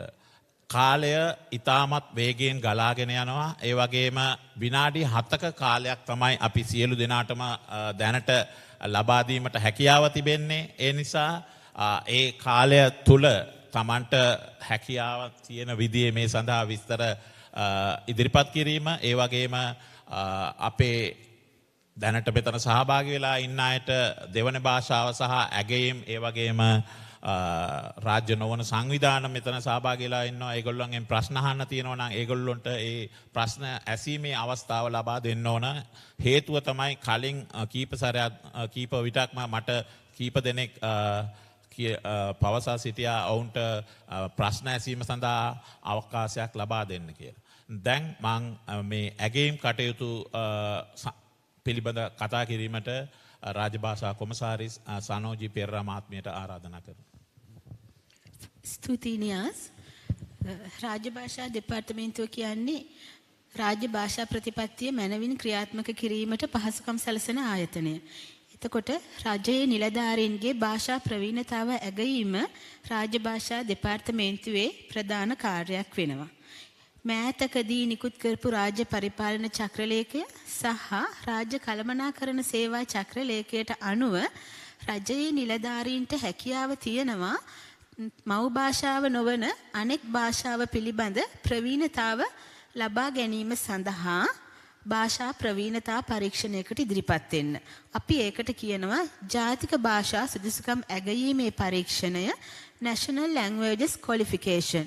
එතකොට රජයේ නිලධාරියෙකුට තමන්ගේ මව් භාෂාවට අමතරව අනෙකුත් රාජ්‍ය භාෂාවේ ප්‍රවීණතාව තක්සේරු කරගන්නට අවශ්‍ය නම් ඒ ඕනෑම කෙනෙකුට පුළුවන් රාජ්‍ය භාෂා දෙපාර්තමේන්තුව මගින් පවත්වන ඒ විභාගයට පෙනී සිටින්න.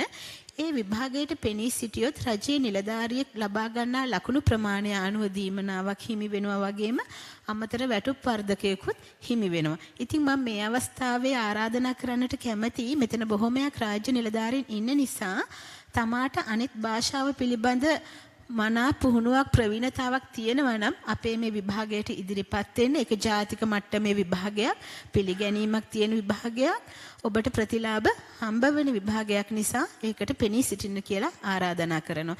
ඊට අමතරව මේ විභාගයට උනන්දුවක් දක්වන වෙනත් ඕනෑම කෙනෙකුටත් පෙනී සිටින්නට පුළුවන්.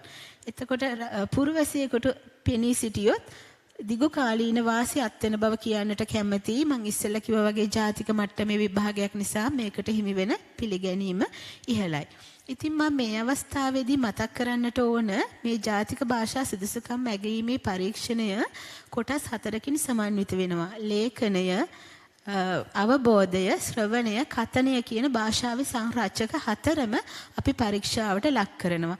ඉතින් ඒ සංරචක 4ම ලක් කරන විදිහට ප්‍රශ්න පත්‍ර සකස් කිරීම ලිහිසි පහසු කටයුත්තක් නෙමෙයි. මේ අවස්ථාවේ මම ස්තුතිවන්ත වෙන්න ඕනේ ජාතික භාෂා සමානාත්මතා හා අභිවර්ධන ව්‍යාපෘතියට මේ ප්‍රශ්න පත්‍ර සකස් කිරීමේදී මේ විභාගයේ සූදානම් කර ගැනීමේදී අපට ලබා දුන්නු තාක්ෂණික සහාය වෙනුවෙන්. ඔටාවා විශ්වවිද්‍යාලයේ මහාචාර්ය බෙවලි බේක මහත්මිය අපිත් එක්ක Zoom තාක්ෂණය ඔස්සේ කිහිප වතාවක්ම සම්බන්ධ වුණා. සම්බන්ධ වෙලා තාක්ෂණික සහාය මේ ප්‍රශ්න පත්‍රය සකස් කරන්නේ කොහොමද? ප්‍රශ්නයක් ගැන පවා අපි වැඩි සැලකිල්ලක් යොමු කරන්නට ඕන බව එතුමිය අපිට මඟ පෙන්නුවා. ඒ වගේ මේ ප්‍රශ්නයකට යම්කිසි ලකුණක් දෙන්නේ කොහොමද? ඒ හැම දෙයකම බරක් තියෙනවා. ඒ හැම දෙයකම අවශ්‍යතාව මත තමයි කරන්නේ. ඉතින් ඒ හැම දෙයකටම මඟ පෙන්වීම සම්බන්ධයෙන් ජාතික භාෂා සමානාත්මතා හා අභිවර්ධන ව්‍යාපෘතියට ස්තුතිවන්ත වෙන්න මම මේ අවස්ථාවක් කරගන්නවා.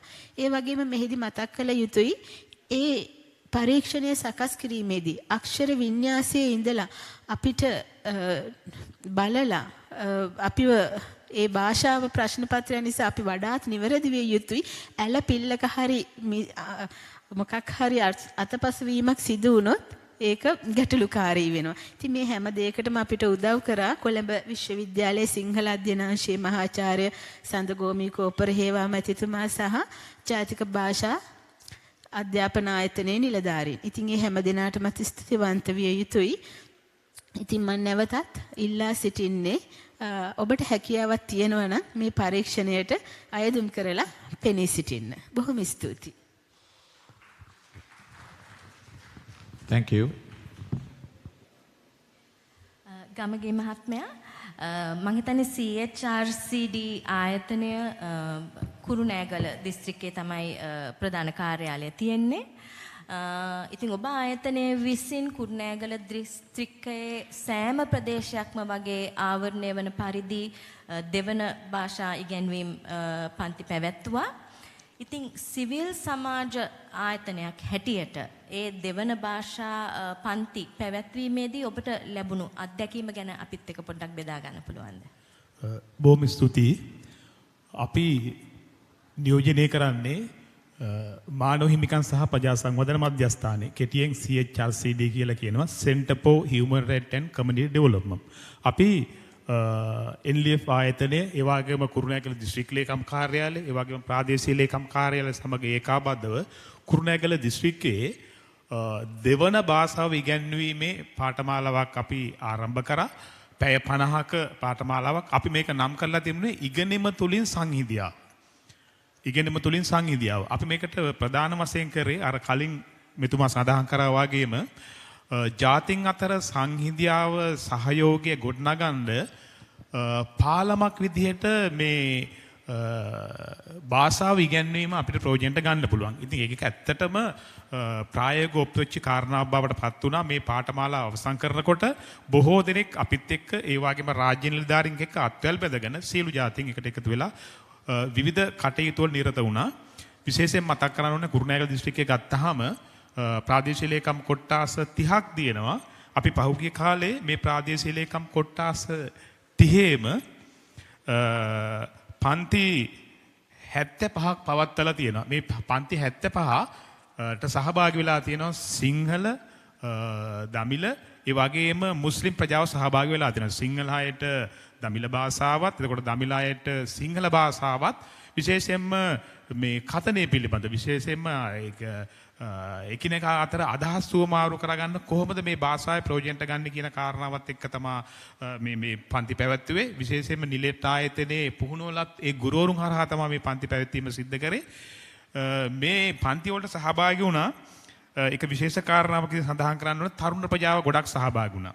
ඒ වගේම පූජ්‍ය පක්ෂයේ සහභාගී වුණා. ඒ වගේම පෙර පාසල් ගුරු බවතුන්, දහම් පාසල් ගුරුවරුන්, රැකියා අපේක්ෂිතයින්, විශ්වවිද්‍යාල ශිෂ්‍යයින් මේවායේ කොටස් සහභාගී වුණා. ඉතින් මේ කට්ටිය සහභාගී වෙලා මේ පන්තියට අවසානයේ වටිනා සහතිකයක් ලබා ගන්නවා වගේම ඔවුන් ප්‍රකාශ කරේ අපිට මේ පාඨමාලා හුඟක් ප්‍රයෝජනවත් වුණා අපේ එදිනදා ජීවිතය සහ ජාතීන් අතර සංගීතය ගොඩනගන අදහස් මාරුවට මේක බොහොම ප්‍රයෝජනයක් වුණා කියන කාරණාව. දැන් කුරුණෑගල දිස්ත්‍රික්කය ගත්තාම ඔබත් දන්න කාරණාවක් පහුගිය කාලේ විවිධ හේතු මත ගැටුම් ගොඩක් ඇතිවෙච්ච ප්‍රදේශයක් බවට පත් වුණා. ආසන්නම කාරණාව පාස්කු ප්‍රහාරයෙන් පස්සේ එක රැල්ලක් විදිහටම කුරුණෑගල දිස්ත්‍රික්කයේ ගම්මාන කීපයක මුස්ලිම් සහෝදරයෝ ජීවත් වෙන ගම්මාන කීපයකට මේ ප්‍රහාර එල්ලනකොට විශේෂයෙන්ම අපේ ආයතනයේ සහ අපිත් එක්ක අත්වැල් බැඳගත්තු සියලු ජාතුන් එකට එකතු වෙලා සංහිඳියාව ගැන ඇල්මක් තියෙන මේ ජාතීන් එකට එකතු වෙලා මේ අන්තවාදී ප්‍රහාර වැළැක්වීම සඳහා ඒ ගම්මාන වලට ගිහිල්ලා එකට අත්වැල් බැඳගෙන විවිධ කටයුතු සිද්ධ කරා. ඒ නිසා මම හිතන්නේ අර ලොකු විශේෂණයක් වෙන්න ගියේ එක తాවකාලික නැවතුණා. ඉතින් මේ එතන කතා කරන බොහෝ දෙනෙක් කිව්ව එකක් තමයි අපිට ඇත්තටම මේ අපි එකිනෙකා අතර තියෙන අදහස් සුවමවර කරගන්න පුළුවන් නම් සංනිවේදනය අපිට කරගන්න පුළුවන්කම තිබ්බනම් මෙවැනි ගැටුම් ඇති වෙන්නේ නැහැ. මේක අපිට ඇත්තටම මීට කලින් මේක නවත්තන්න පුළුවන්කම තිබුණා. කුරුණෑගල දිස්ත්‍රික්කයේ හිටපු ප්‍රධාන පූජ්‍ය හාමුදුරුවෝ පූජ්‍ය පක්ෂ කෙනෙක් හොඳ ප්‍රකාශයක් කරා.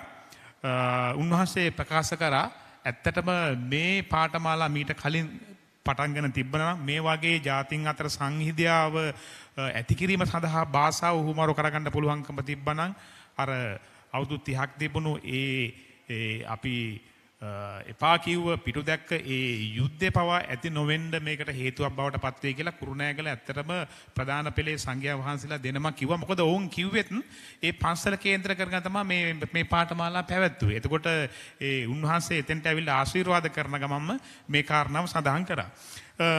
එතකොට අපිට විශේෂයෙන්ම මේ පන්ති පවත්වනකොට අපිට ඇත්තටම අභාග්‍ය සම්පන්න කාලයක් මේ කොවිඩ් කාලේ ওই කොවිඩ් වසංගතය ආපු නිසා අපිට හරි ගැටලුවක් බවට පත් වුණා මේ පන්ති කොහොමද පවත්වාගෙන යන්නේ කියන එක. ඉතින් ඇත්තටම NLEAP ආයතනයෙන් අපිට මඟ පෙන්වීමක් කිව්වා මේ නතාලියා මෙතන ඒ කට්ටියකට එකතු වෙලා අපි කොහොම හරි මේ වැඩේ නවත්තන්න නැතුව මේ වැඩේ කොහොම හරි පටන් ගමු. ඊට පස්සේ අපි ඔන්ලයින් හරහා ඒ කණ්ඩායම් එකට එකතු කරාගෙන මේ පන්තිය පවත්වා ගන්න එක ඒකට ලොකු පිරිසක් සහභාගී වුණා. හැබැයි මේක ටිකක් සමතිකරපත් වුණාට පස්සේ අපි නැවත වතාවක් කණ්ඩායම් එකට එකතු කරාගෙන මේ ෆිසිකල් මේ පන්තිය පැවැත්වුවා. ඉතින් මේකට ඇත්තටම බොහොම උනන්දුවෙන් සහභාගී වුණා.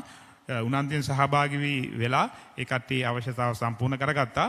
ඉතින් මෙතනදී අපිට මතක් කරන්න ඕන පුංචි කාරණාවක් තියෙනවා. මේකේ මේ හොඳ යහපත් ප්‍රතිචාර කීපයක් මම ඔබත් එක්ක බෙදා හදා ගන්නම්.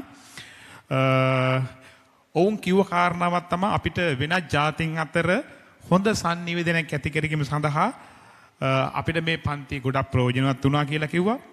එතකොට තව විශේෂම කාරණාවක් තමයි මේ තෝරාගත්ත ඒ නිලට ආයතනයේ මේ කාර්ය සඳහා තෝරාගත්ත ගුරු ඉතාම හොඳින් ඉතාම ප්‍රායෝගිකව එයත් එක්ක ඒ වැඩිහිටි සහ යොවුන් සහ එතකොට පූජ්‍ය පක්ෂේ වාගේ කට්ටියත් එක්ක බොහොම ප්‍රායෝගික ක්‍රියාකාරකම් සහිතව තමයි මේ පන්ති පැවැත්වුවේ. අර සුපුරුදු විදියට ලියන්න කියන්න නෙමෙයි මේ කතනිය සඳහා කොහොමද ජාතින් අතර යම් අදහසක් ගුමාරු කරගෙන මේ පන්තියේ ප්‍රයෝජනයක් වෙන්නේ කියලා ප්‍රායෝගික ක්‍රියාකාරකම් එක්ක මේ පන්තිය පවත්වාගෙන ගියා. හොඳ ගුරුවරු කණ්ඩායමක්. ඉතින් ඒ නිසා ඒකත් හොඳ එකක් බවට පත් වුණා. අනිත් එක තමයි අපි විශේෂයෙන් මතක් කරන්න ඕනේ මේ පන්තිය පවත්වාගෙන යනකොට මේ කට්ටියට අත්පොතක් විදිහට ලබා දුන්නු සිංහල සහ ඒ දමිළ අත්පොත් දෙක ඒක ඉතාම ප්‍රයෝජනවත් වුණා. මොකද මේ පොත පදනම් කරගෙන තමයි එයාලත් එක්ක මේ ප්‍රායෝගික ක්‍රියාකාරකම් සහිතව මේක කරගෙන ගියේ. ඉතින් ඒකත් හොඳ ප්‍රයෝජනයක් බවට පත් වුණා. අනිත් එක තමයි මේ රාජ්‍ය නිලධාරීන්. ඇත්තටම මේ රාජ්‍ය නිලධාරීන් මේ සඳහා ගොඩක් ලොකු දායකත්වයක් ලබා දුන්නා. විශේෂයෙන්ම කුරුණෑගල ගත්තාම දිස්ත්‍රික් ලේකම්තුමා, අතිරේක දිස්ත්‍රික් ලේකම් තුමිය සහ භාෂා නිලධාරීන් සහ ප්‍රාදේශීය ලේකම් කාර්යාලවල සිටින භාෂා නිලධාරීන් මේ වැඩේට ගොඩක් උදව් උපකාර වුණා සහ මේක වැඩේට ඉතා හොඳින් පවත්වාගෙන යන්න අවශ්‍ය කටයුතු එකට එකතු කරුවා. මම කාලේ හරස් වෙන්න නිසා මේ පන්ති පවත්වපු එකේ සාර්ථක නැත්නම් මේ සත්‍ය සිදුවීම් සහ ඔවුන්ගේ අදහස් කීපයක් ප්‍රකාශ කරන්නම්.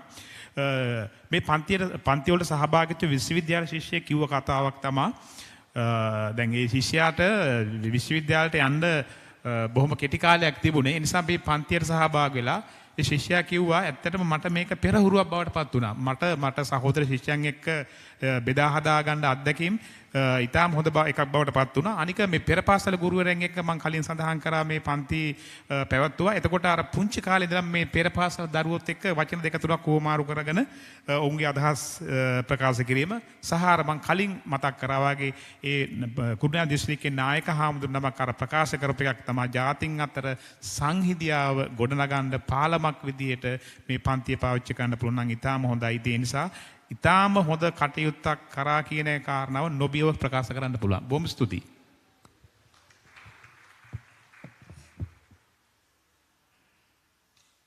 බොහොමත්ම ස්තුතියි ගමගේ මහත්මයා. ඔබතුමා කිව්වා දැන් අර පුහුණු පොත් කට්ටලය ගැන දෙවන භාෂා පුහුණු කියන ඒ පොත් කට්ටලය සකස් කරන්න මුල් වුණු ෆස්මිලා රවිරාජ් මහත්මියත් අපිත් සමග මේ මඩුල්ලේ ඉන්නවා.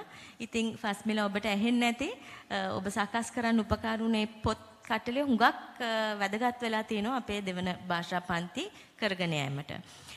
Before I invite Mr. Sanath Jayatunga to speak, we would like to show a short video on some of the work that SLCDF has done in second language teaching.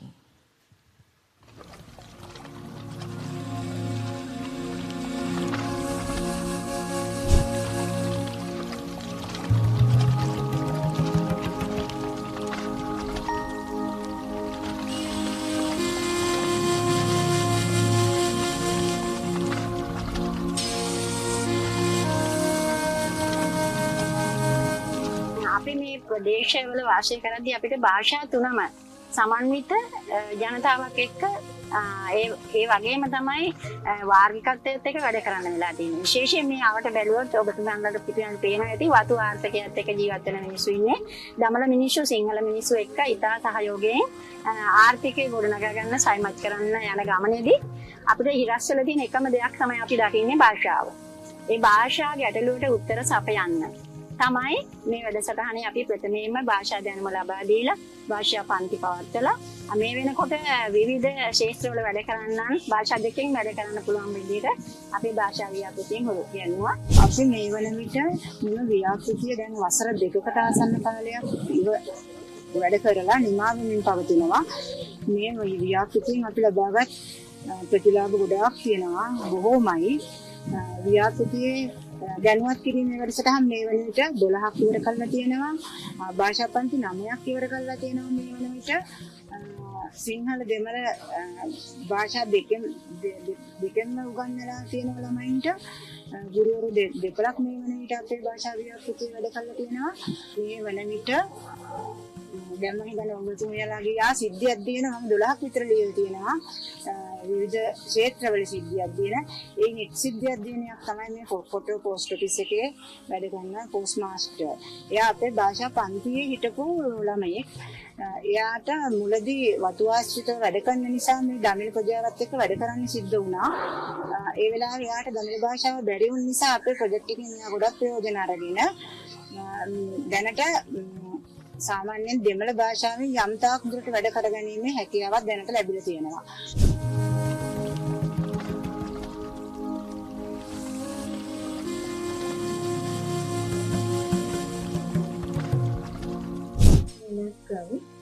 எந்த பேர் சஷினி. நான் ஒரு உப்பத்தப்பால் அதிபர். எந்த ஊர் கொட்டவகම. මම සශිනි. මම උපතපල් ස්ථානාධිපතිතුමා. මගේ ගම කොට්ටවගම. මට ප්‍රජාශක්තියකේ දෙමළ පාඨමාලාව හැදෑරීමෙන් මේ මගේ ජොබ් එකට ලොකු උදව්වක් වුණා.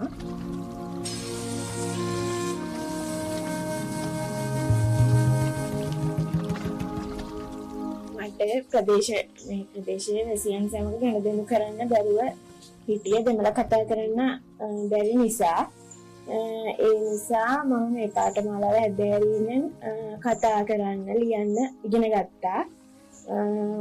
මට එයාලට ටෙලිමේල් එකක් එහෙම ලියන්න ඒවට උදව් කරන්න පුළුවන්කම තියෙනවා. දැන් ලිපිනයක් එහෙම ලියලා දෙන්න පුළුවන්. කතා කරන්න එහෙම පුළුවන්. මේ පාඨමාලාවෙන් මටත් මගේ මෙම රැකියාවට ගොඩක් උපකාරයක් වුණා මේ පාඨමාලාව හැදෑරීම.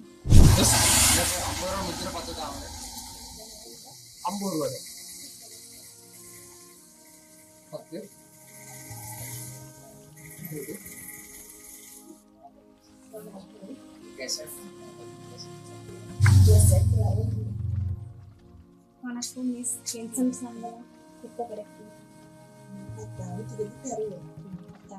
මට එම දෙමළ ජනතාව සමග කතා කරන්න ඒ වගේ දේවල් පුළුවන් වෙන නිසා මට එයාලත් එක්ක සමීපව කතා කරන්න පුළුවන්. දැන් සමීපව ආශ්‍රය කරන්න පුළුවන්. එයාලා මගෙන් බලාපොරොත්තු වෙන දේ මට ඉටු කරලා දෙන්න පුළුවන්කම ලැබුණේ මේ පාඨමාලාව හැදෑරීම නිසා.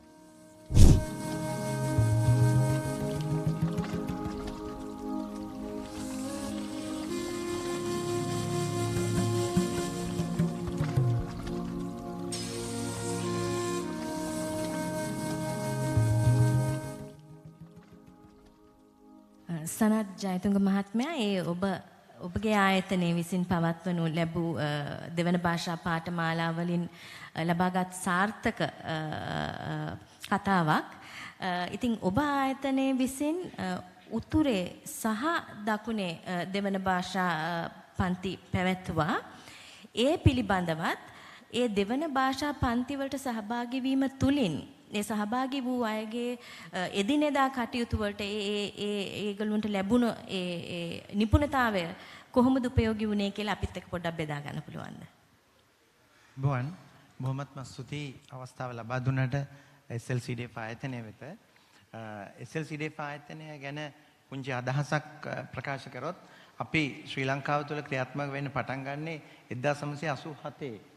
1987 සිට 2002 දක්වා කැනේඩියානු රජය යටතේ ඍජු ව්‍යාපෘතියක් හැටියට ක්‍රියාත්මක වූ ශ්‍රී ලංකා කැනඩා සංවර්ධන අරමුදල ඉන්පසු 2002 සිට ශ්‍රී ලාංකීය රාජ්‍යනෝන සංවිධානයක් ලෙස ලියාපදිංචි කරලා ක්‍රියාත්මක වෙනවා මේ දක්වා. මෙහි එක කොටසක් හැටියට තමයි අපිට NLEAP ආයතනයත් සමග මේ ජාතික භාෂා ව්‍යාපෘතියට අදාළව කටයුතු කරන්නට සිද්ධ වෙන්නේ. අපි මේ ව්‍යාපෘතිය නම් කරනවා Establishment of Civil Society Structure for Official Language Policy. මේකෙදී අපි සංවිධානයක් හැටියට රාජ්‍යනෝන සංවිධානයක් හැටියට අපේ ආයතනය මේ වන විට ලංකාවේ දිස්ත්‍රික්ක 18ක ක්‍රියාත්මක වෙනවා. ඒ දිස්ත්‍රික්ක 18 තුලම හැම දිස්ත්‍රික්කයකම රාජ්‍යනෝන සංවිධානවල එකමුතුවක් එහෙම නැත්නම් ගොනුවක් සමග තමයි අපි කටයුතු කරන්නේ.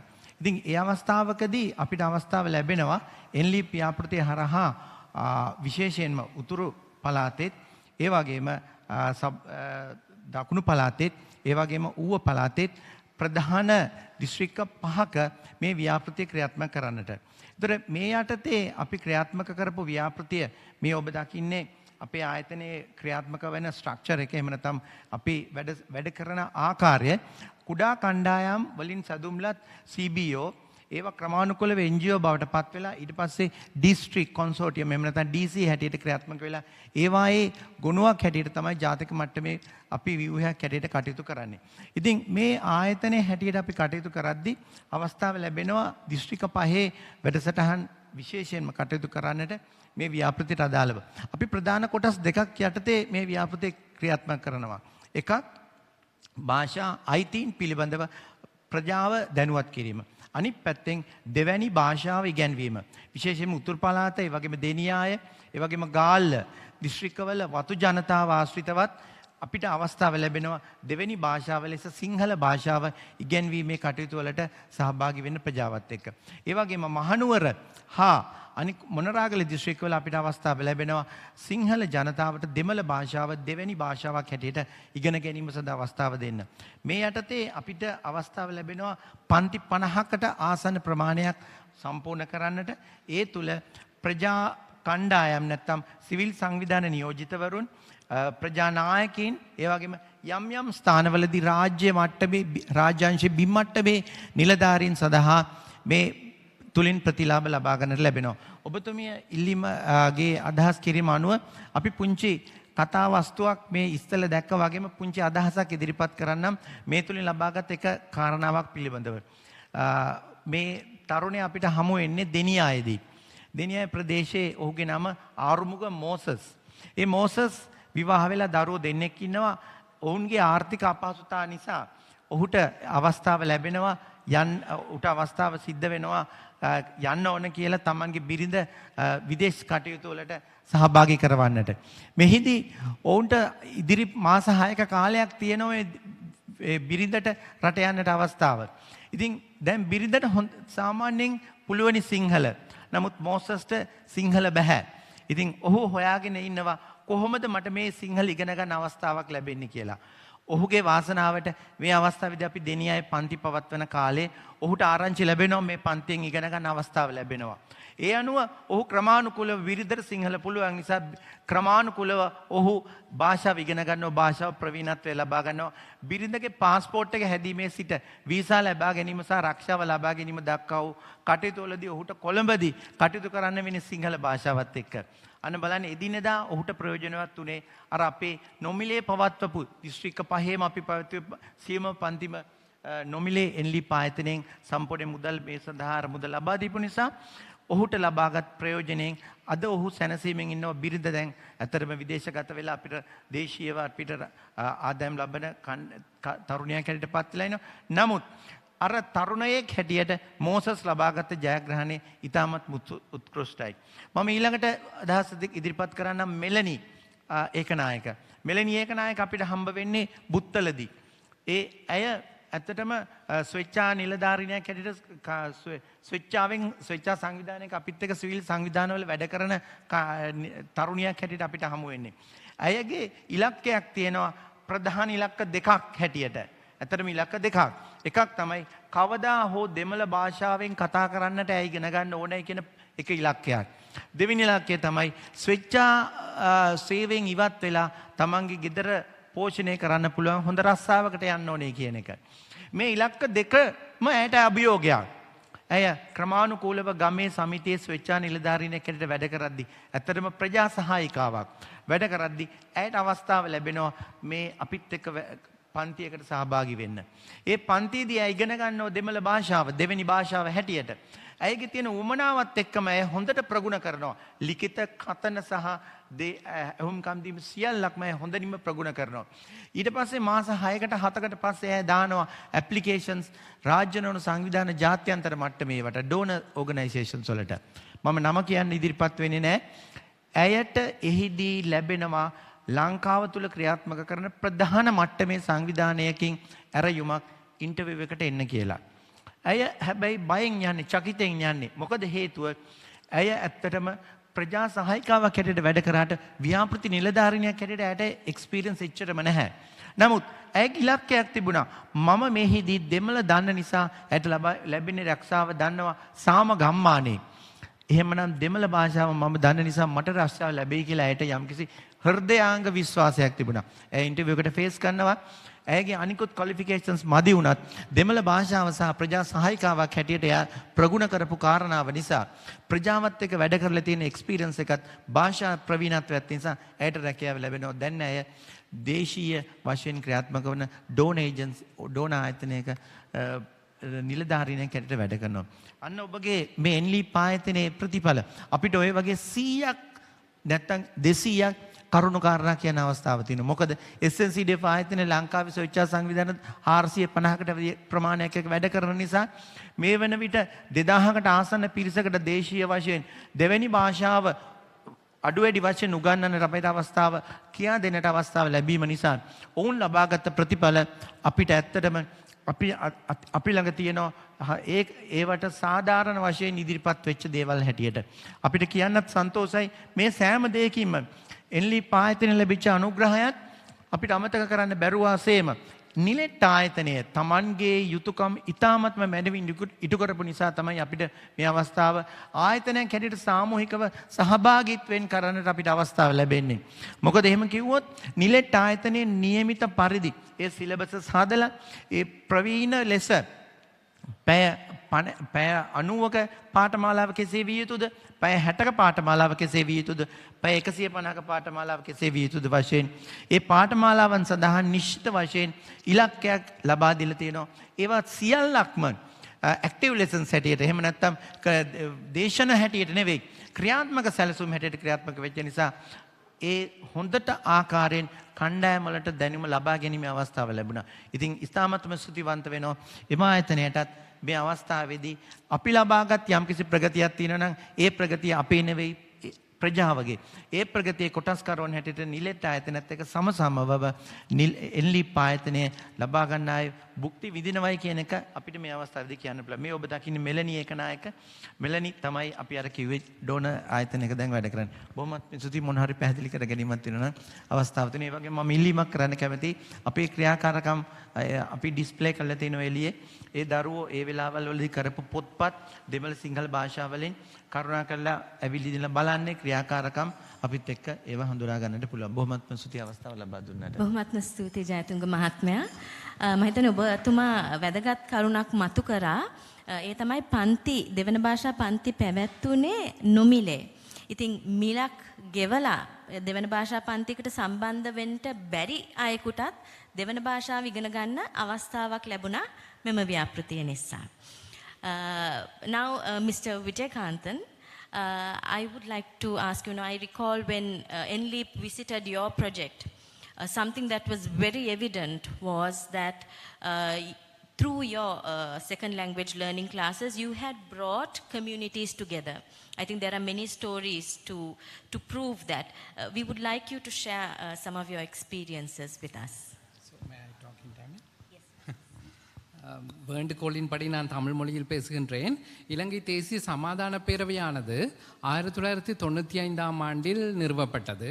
இன மத அரசியல் கட்சி பேதமின்றி இலங்கையில் சாந்தியும் சமாதானம் நல்லிணக்கம் தொடர்பாக முன்னெடுப்புகளை எடுத்து செல்லும் ஒரு நிறுவனமாக இலங்கை தேசிய சமாதான பேரவையானது காணப்படுகின்றது. இலங்கை தேசிய சமாதான பேரவை இலங்கையில் 24 மாவட்டங்களில் பணியாற்றி வருகின்றது. இதன் அடிப்படையில் இன்று டிஐஆர்சி, அதாவது மாவட்ட ரீதியான சர்வமத குழுக்களும் அதே போல பிராந்திய நிலையிலான சர்வமத குழுக்களும் லா என்று கூறப்படுகின்ற ஒரு செயற்திட்டமும் ஆர்கானிக் ஃபார்மேஷன்ஸ், வாய்ஸ் என்று சொல்லுகின்ற பெண்களை மேன்மைப்படுத்தும் ஒரு திட்டமும், ஃப்ரீடம் ஹவுஸ் என்று சொல்லப்படுகின்ற 4 பல்கலைக்கழகங்களுடனான யாழ், மட்டக்களப்பு, சப்ரகமுவ, ருகுணு இந்த பல்கலைக்கழகங்களுடனான சேவையை நாடி வருபவர்களுக்கு எவ்வாறு ஒரு சிறந்த சேவையை பெற்றுக் கொடுக்க முடியும் என்ற டிப்ளோமா பாடநெறியையும் நடத்தி வருகின்றது.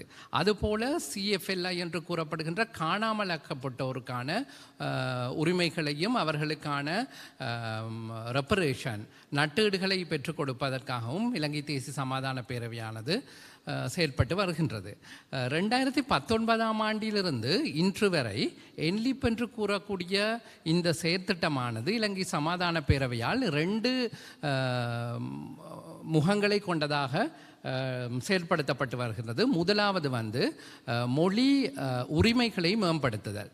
இந்த மொழி உரிமையை மேம்படுத்துவதன் நோக்கமாக நாங்கள் தெரிவு செய்யப்பட்ட மாவட்டங்களில் முதலாவதாக ஒரு ஃபோக்கஸ் குரூப் டிஸ்கஷன், அதாவது தெரிவு செய்யப்பட்ட ஆக்களுடனான ஒரு குழு கூட்டம் நடைபெறும்.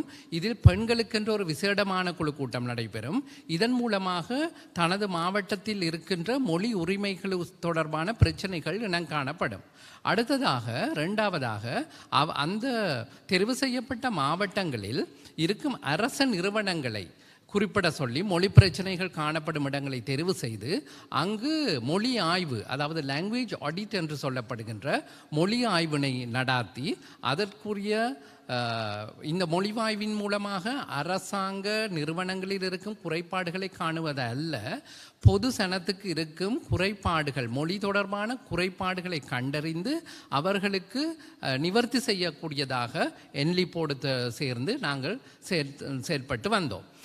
இதில் முக்கியமான விடயமாக மொழி 2ஆம் மொழியை கற்றுக் கொடுத்தல், அதாவது செகண்ட் லாங்குவேஜ் லேர்னிங் கம்போனன்ட்ல நாங்கள் தெரிவு செய்யப்பட்ட முதல் கட்டமாக திருகோணமலை நகரம், கண்டி அக்குரணை, களுத்தர ஏறுவல ஆகிய இடங்களை தெரிவு செய்து 2ஆம் மொழி 90 மணித்தியால பாடத்திட்டத்தை அமைத்தோம். இதன் அடிப்படையில் நிலெட் எனக்கு முன்னால் கூறிய இருவருமே கூறியது போல அவர்களால் வழங்கப்பட்ட ஒரு சிறந்த பாடத்திட்ட செயல்முறையை அவர்களால் பயிற்றுவிக்கப்பட்ட ஆசிரியர்களை கொண்டு இந்த பயிற்சி நடைபெற்றது. இது 90 மணித்தியாலத்தை அடிப்படையாக கொண்டதாக இருந்தது.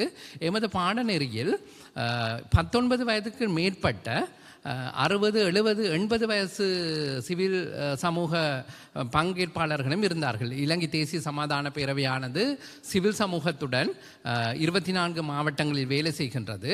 இந்த மாவட்டங்களில் வேலை செய்யும் போது இவர்களுக்குரிய மொழி பிரச்சனைகளை கண்டறிவதை நோக்கமாக கொண்டு தான் இந்த NLEAPோடு செயல்பட்டு இந்த திட்டத்தை நாங்கள் செயல்படுத்தினோம். அதே போல் 2ஆம் கட்டமாக திருகோணமலையில் இருந்த அரச அதிபரின் வேண்டுகோளுக்கு அமைய கோமரன் கடவளை என்று சொல்லப்படுகின்ற பிரதேச சபையில் கிட்டத்தட்ட 60 அரச உத்தியோகத்தர்களுக்கும் சிங்கள மொழி பேசும் இந்த அரச உத்தியோகத்தர்களுக்கு தமிழ் மொழி பயிற்சி பாடநெறியை நடாத்தினோம். அதே போல் கம்பஹா மாவட்டத்தில் நீர்கொழும்பு பிரதேச சபையிலும் மட்டக்களப்பு மாவட்டத்தில் மண்முனை நார்த் என்று கூறப்படுகின்ற மண்முனை மட்டக்களப்பு நகரத்திலும் இந்த மொழி பயிற்சியை எடுத்தோம். இதில் உதாரணமாக நாங்கள் சொல்லப்பட வேண்டுமாயின் மட்டக்களப்பில் கடந்த 30 வருடமாக காணப்பட்ட யுத்தத்தின் காரணமாக ஒரு நபர், அவருக்கு தற்போது 63 வயது, அவர் கூறிய ஒரு விடத்தை உங்களுடன் கலந்து கொள்ள விரும்புகின்றேன். அவர் கூறிய விடயமானது தான் வாழ்க்கையில் ஒரு நாளும் சிங்கள மொழி கற்கவே கூடாது என்ற நிலைப்பாட்டில் இருந்தவர். எனினும் இந்த செயற்பாட்டினை கலந்து கொண்டு தமிழ் மொழியை கற்றதனூடாக அவர் மீடியேஷன் போர்டிலையும் வேலை செய்கிற ஒருவர் இன்று தனது நாட்குறி பேட்டினை தமிழ் மொழியில் எழுதக்கூடிய நிலைமை வந்துள்ளது. அதே போல் கம்பக மாவட்டத்தில் ஒரு சித்த வைத்தியர் திருமதி மெனிகே குமாரிகாமி என்பவர் தமிழ் மொழி கற்றதினூடாக கூறிய விடயமானது, எனக்கு இதன் மூலமாக சர்டிஃபிகேட் ஒன்று தேவையில்லை, ஆனால் எனக்கிட்ட வரும் நோயாளிகள் உங்கள் பெயர் என்ன, உங்கள் வருத்தம் என்ன, உங்களுக்கு எவ்வாறாக உதவி செய்யலாம் என்றதை தெரிந்து எனக்கு செயற்படுத்தக்கூடிய ஆற்றல் இன்று உள்ளது. இது ஒரு திறம்படமான ஒரு விடயமாகும். கண்டி அக்குரணை என்ற இடத்தில் நாங்கள் செஞ்ச இந்த ஃபோக்கஸ் குரூப் டிஸ்கஷனில் ஒரு பெண், இஸ்லாமிய பெண், ஒரு 80 வயது இருக்கும், அவர்கள் மருத்துவரிடம் போய் அரிப்புக்கு இருமலுக்கு மருந்தெடுக்க போகும்போது அவருக்கு அரிப்புக்கு மருந்து கொடுத்த ஒரு நிகழ்ச்சி இடம்பெற்றுள்ளது.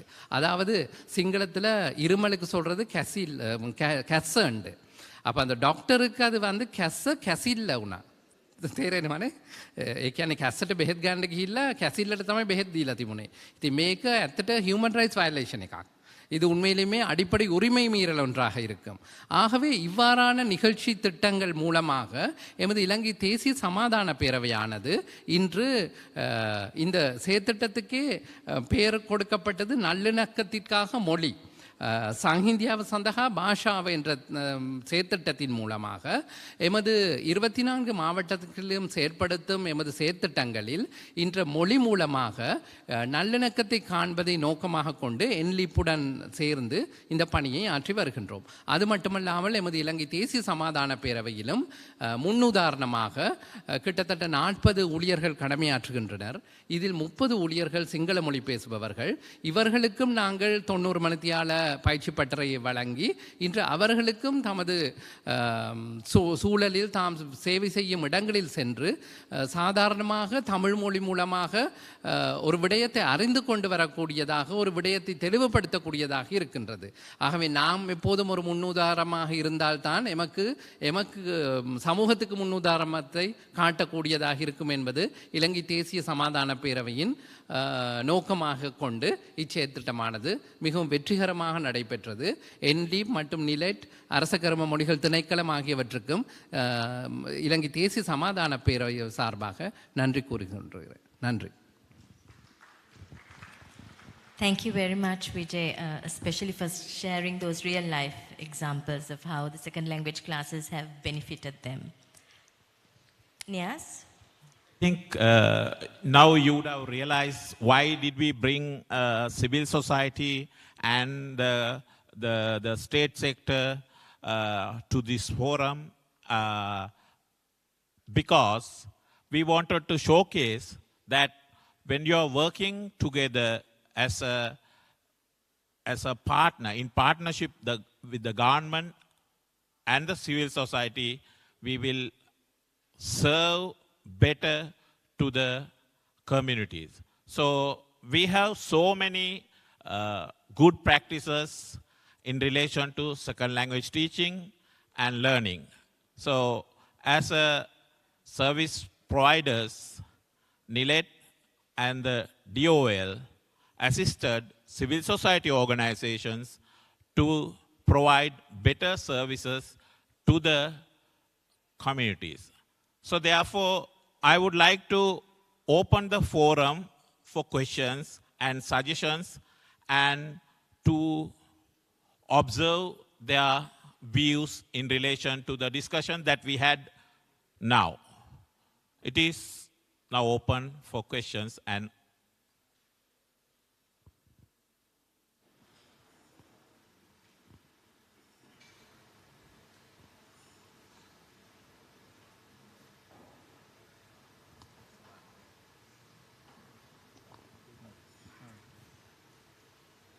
is there anybody from the youth parliament? I would like to hear.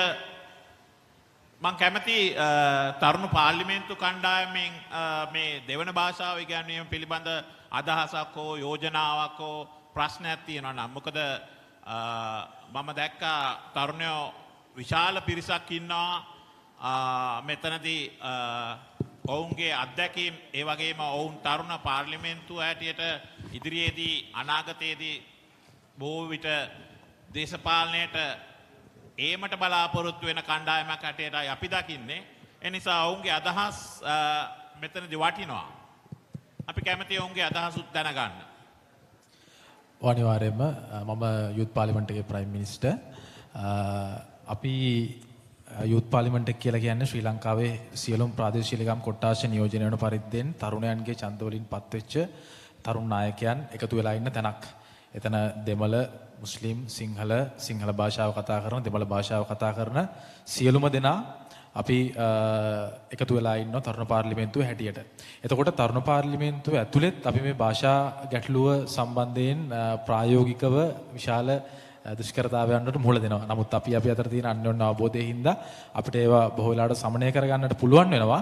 මම දැන් අපි අනාගතයේදී දේශපාලනයට ප්‍රවිෂ්ඨ වීම සඳහා දේශපාලනික පුහුණුවීමක් ලබමින් ඉන්න අපේ પરම්පරාවේ තරුණයෝ හැටියට අපි විශ්වාස කරනවා ජාතික සමගියේ පාලමක් හැටියට අනිවාර්යයෙන්ම භාෂාව සකස් විය යුතුයි කියලා.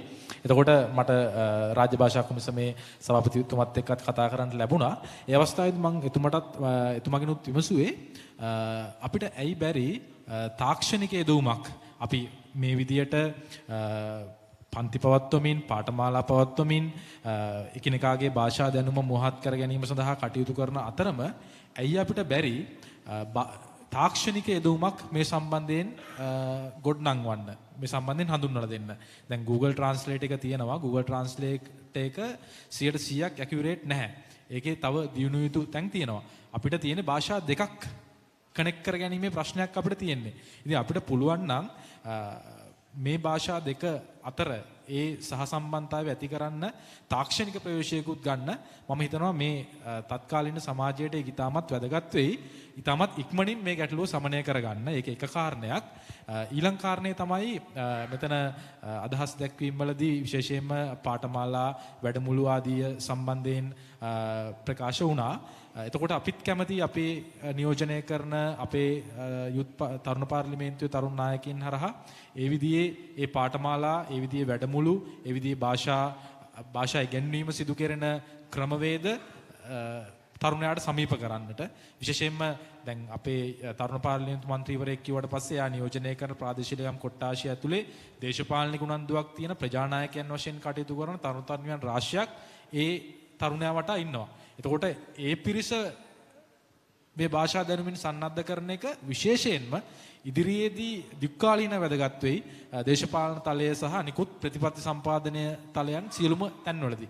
ඒක නිසා මම ආරාධනා කරනවා විශේෂයෙන්ම ඔබලත් සමග අපි ඉදිරියේදී සාකච්ඡා කරන්නත් බලාපොරොත්තු වෙනවා මේ කොයි ආකාරයෙන්ද අපිට සහසම්බන්ධ වෙලා කරගෙන යන්න පුළුවන් කියලා.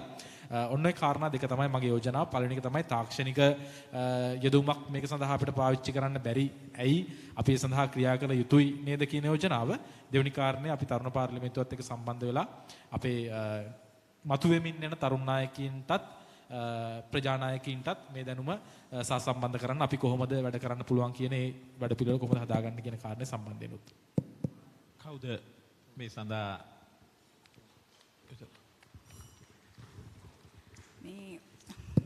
අපි ජාතික භාෂා අධ්‍යාපන සහ පුහුණු ආයතනයේ ඇත්තටම ඔබතුමාගේ යෝජනාව ඊටාම වැදගත් යෝජනාවක්. මේ සම්බන්ධව අපි පොඩි වැඩපිළිවෙලක් දැනට ආරම්භ කරලා තියෙනවා. විශේෂයෙන් මට කලින් කතා කරනකොට මට බැරි වුණා ඒ සම්බන්ධව මේ කියන්නට. විශේෂයෙන් අපි අපේ භාෂා පුහුණුවේදී අපි විශේෂ වෘත්තිකයන් සඳහා උදාහරණ වශයෙන් වෛද්‍යවරුන් සඳහා, ඉංජිනේරු සඳහා, මිනින්තෝරු සඳහා, හෙද නිලධාරීන් සඳහා එහෙම විශේෂ අපි විෂය මාලාව සකස් කරගෙන යන අතරතුරදී එයායින්ට ස්වයංම භාෂාව ඉගෙන ගැනීමට පුළුවන් විදිහට අපි පොඩි හෑන්ඩ් බුක්ස් කිහිපයක් අපි දැනට අපි ඒක ඒ වැඩේ අපි කරගෙන යනවා. හැකි ඉක්මනින්ම අපි ඒක අපේ අන්තර්ජාලයට, ඒ කියන්නේ අපේ නිරට ආයතනයේ අන්තර්ජාලයට අපි මුදා හරින්නටත් බලාපොරොත්තු වෙනවා.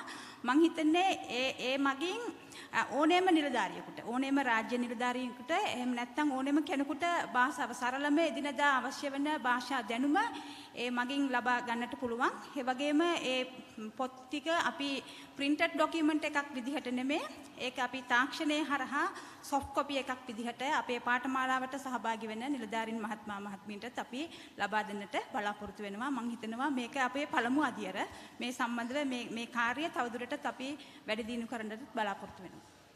මම හිතන්නේ මම පොඩි දෙයක් එකට එකතු කරන්න කැමතියි. අපි මඩගලපුව සහ කළුතර අකුරණ කියන ප්‍රාදේශීය ලේකම් කාර්යාලවල යුනිවර්සිටි යන යූත්ලට ඇප් එකෙන් තව භාෂාවක් ඉගෙනගෙන හැටියට හැම ඩිස්ට්‍රික්ට් එකකම 100කට පුහුණු කරා. ඒ පුහුණු කරේ ස්කූල් ඔෆ් ජර්නලිසම්. ඒකේ විශේෂ මහතුරු ඉන්නවා ඒගොල්ලන්ත් එක්ක. එතකොට ඒගොල්ලන් කිව්ව කතාවත් අර මහත්තයා කියපු කතාවටත් ඉතා සිමිල. ඒ කියන්නේ ඒගොල්ලන් උත් කිව්වේ මේ භාෂාවක් දැනගන්න අපිට මේ මීඩියා ඒ කියන්නේ ස්මාර්ට් ෆෝන් එකේ උඟක් දේවල් අපිට පුළුවන් කියලා. ඉතින් ඒ වගේ දෙයක් අපි ඉම්ප්ලිමන්ට් කරන එක ඉතා වැදගත් තරුණ நாயக்கோ மத்திய ஸ்துதி பூமி ஸ்துதி வகைම யாராவது தமிழில் ஏதாவது இரண்டாம் மொழி கற்கை கற்பித்தல் சம்பந்தமாக ஏதாவது கேள்விகள் இருக்கின்ற கேட்கறது நல்லமென்று நினைக்கிறேன். தமிழில் ஒரு கொஷன் அடிக்குது. நான் வந்து இளைஞர் பாராளுமன்ற வெளிவிவகார பிரதி அமைச்சர், deputy minister of external affairs, இளைஞர் பாராளுமன்றம். இந்த இடத்துல உண்மையில் இந்த அமர்வை ஒரு சிறப்புமிக்க அமர்வாகத்தான் நான் பார்க்குறேன். ஏனெண்டா இளைஞர் பாராளுமன்றத்தில் இதுவரையில் நடந்த ஒவ்வொரு அமர்வாக இருக்கலாம், ஒவ்வொரு நிகழ்வுகளாக இருக்கலாம், ஒவ்வொரு முறையும் நாங்கள் 3 மொழிகளும் கட்டாயமாக 3 மொழிகளையும் பேசப்பட வேண்டும், 3 மொழிகளையும் தகவல்கள் வந்து வழங்கப்பட வேண்டும் என்பதுதான் எங்களுடைய ஒரு வேண்டுகோளாக எப்பொழுதுமே இருக்கும். அந்த அடிப்படையில் எங்களுடைய உரைகள் வந்து ஹென்சார்படுத்தப்படும். அந்த உரையும் 3 மொழிகள்லையும் நாங்கள் பேசப்பட்ட விடயங்கள் அனைத்தும் வரும். அதில் சில நேரங்களில் தவறுகள் மொழிகளில் பிரச்சனைகள் வரும் சந்தர்ப்பத்தில் தமிழ் மொழியில் இருக்கக்கூடிய சில நேரங்களில் சில பிரச்சனைகள் பொதுவான பிரச்சனைகளாக இன்றைய அமர்வில் பேசப்பட்ட நிறைய விடயங்கள் தான் பொதுவாக பிரச்சனைகளாக வரும். அப்படி மொழி பிரச்சனைகள் தவறுகள் வரும் சந்தர்ப்பத்தில் அதை நாங்கள் சுட்டி காட்டி அதில் மாற்றங்கள் எங்களுக்கு ஏற்படுத்தணும்னு சொன்னால் அந்த நேரத்திலே மாற்றங்கள் வந்து இடம்பெறும். இதில் வந்து தென்னாசியாவினுடைய முதல் பெண்மணி ஸ்பீக்கராக இருக்கக்கூடிய எங்களுடைய மதிப்புக்குரிய இளைஞர் பாராளுமன்ற சபாநாயகரும் இருக்கிறாங்க. ஸோ அந்த அடிப்படையில் இன்றைய அமர்வை நான் வந்து ஒரு சிறந்த ஒரு அமர்வாக என்றால் 30 வருஷத்துக்கு முன்னுக்கு இப்படியான மொழி பிரச்சனைகள் இருக்கக்கூடிய விடயங்கள் தொடர்படுத்தக்கூடிய இந்த அமர்வுகள் நடந்திக்குமான்றது என்னுடைய ஒரு சந்தேகம்தான். ஆனால் தற்பொழுது இலங்கையில் வந்து நாங்கள் இந்த முன்னேற்றத்தை நோக்கி வைத்து கொண்டிருக்கிறதான் நான் கருதுகிறேன். அந்த அடிப்படையில் இன்றைய அமர்வு வந்து ஒரு சந்தோஷமான ஒரு அமர்வாகவும் இதில் என்னுடைய இப்போ இன்றைய டொபிக்கில் இருக்கக்கூடிய ஒரு விடயம்தான் கற்கை நெறிகளில் மாற்றம் ஏற்படுத்துறது. கற்கை நெறிகள் 2ஆம் மொழி அந்த கற்கை நெறிக்கு நாங்கள் எந்த வகையான ஆதரவு வழங்குறது தொடர்பாக எவ்வளவுதான் நாங்கள் அதிகமாக பேசினாலும் எவ்வளவுதான் நாங்கள் ஃபோரங்கள் நடத்தினாலும் இதில் பிரதானமாக இருக்கக்கூடிய ஒரு விடயம்தான் ஆசிரியர் பற்றாக்குறை. ஆசிரியர் பற்றாக்குறை என்று சொல்லக்கூடிய 2ஆம் மொழி கற்கை நெறி. நான் படித்த பாடசாலையில் என்னுடைய 2ஆம் மொழியாக நான் சிங்கள பாடத்தை தெரிவு செஞ்சேன். ஆனால் எனக்கு பாடம் சொல்லித்தரத்துக்கு ஆசிரியர்கள் இல்லை. நான் பேருவலையை சேர்ந்தவன், களுத்துறை மாவட்டம். என்னுடைய காலத்தில் சிங்களத்தில் நான் அதிகமான ஒரு வீக்காகத்தான் இருந்தேன் என்னுடைய கல்வியில். ஆனால் அதுக்கு பிறகு பல்கலைக்கழகம் சென்றதுக்கு பிறகு இப்போ இளைஞர் பாராளுமன்றத்தில் என்னுடைய சிங்களம் வந்து நான் இப்போ சிறந்த முறையில் பேசக்கூடியவனாக இருக்கிறேன். அது என்னுடைய ஒரு தனிப்பட்ட ஒரு முன்னேற்றமாக தான் கருதுறேனே ஒழிய பாடசாலை கற்கை நெறிகளில் புத்தகத்தில் நாங்கள் எவ்வளோ மாற்றங்கள் ஏற்படுத்தினாலும் ஆசிரியர் பற்றாக்குறை என்பது மிகவும் ஒரு முக்கியமான ஒரு பிரச்சனை. அது சிங்கள மொழி கற்கக்கூடிய இளைஞன் ரீதியில் எனக்கு பிரச்சனையாக இருப்பது போல ஒரு சிங்கள மொழியில் இருக்கக்கூடிய ஒரு இளைஞன், அதாவது அவருக்கு தமிழ் மொழி கற்கிறதுல கண்டிப்பாக பிரச்சனை இருக்கும். ஸோ இதுக்கான காரணம் ஆசிரியர் பற்றாக்குறை என்று சொல்றது மிகவும் ஒரு அடிப்படையான ஒரு பிரச்சனை என்பது என்னுடைய ஒரு கருத்து. இதற்கான ஒரு தீர்வாக என்ன நீங்கள் செய்ய போறீங்க, இதற்கான தீர்வாக நாங்கள் என்ன எதிர்காலத்தில் செய்ய வேண்டும் என்பது தொடர்பான கருத்துக்கள் வந்தால் நல்லா இருக்கும்னு சொன்னது என்னுடைய ஒரு கேள்வி.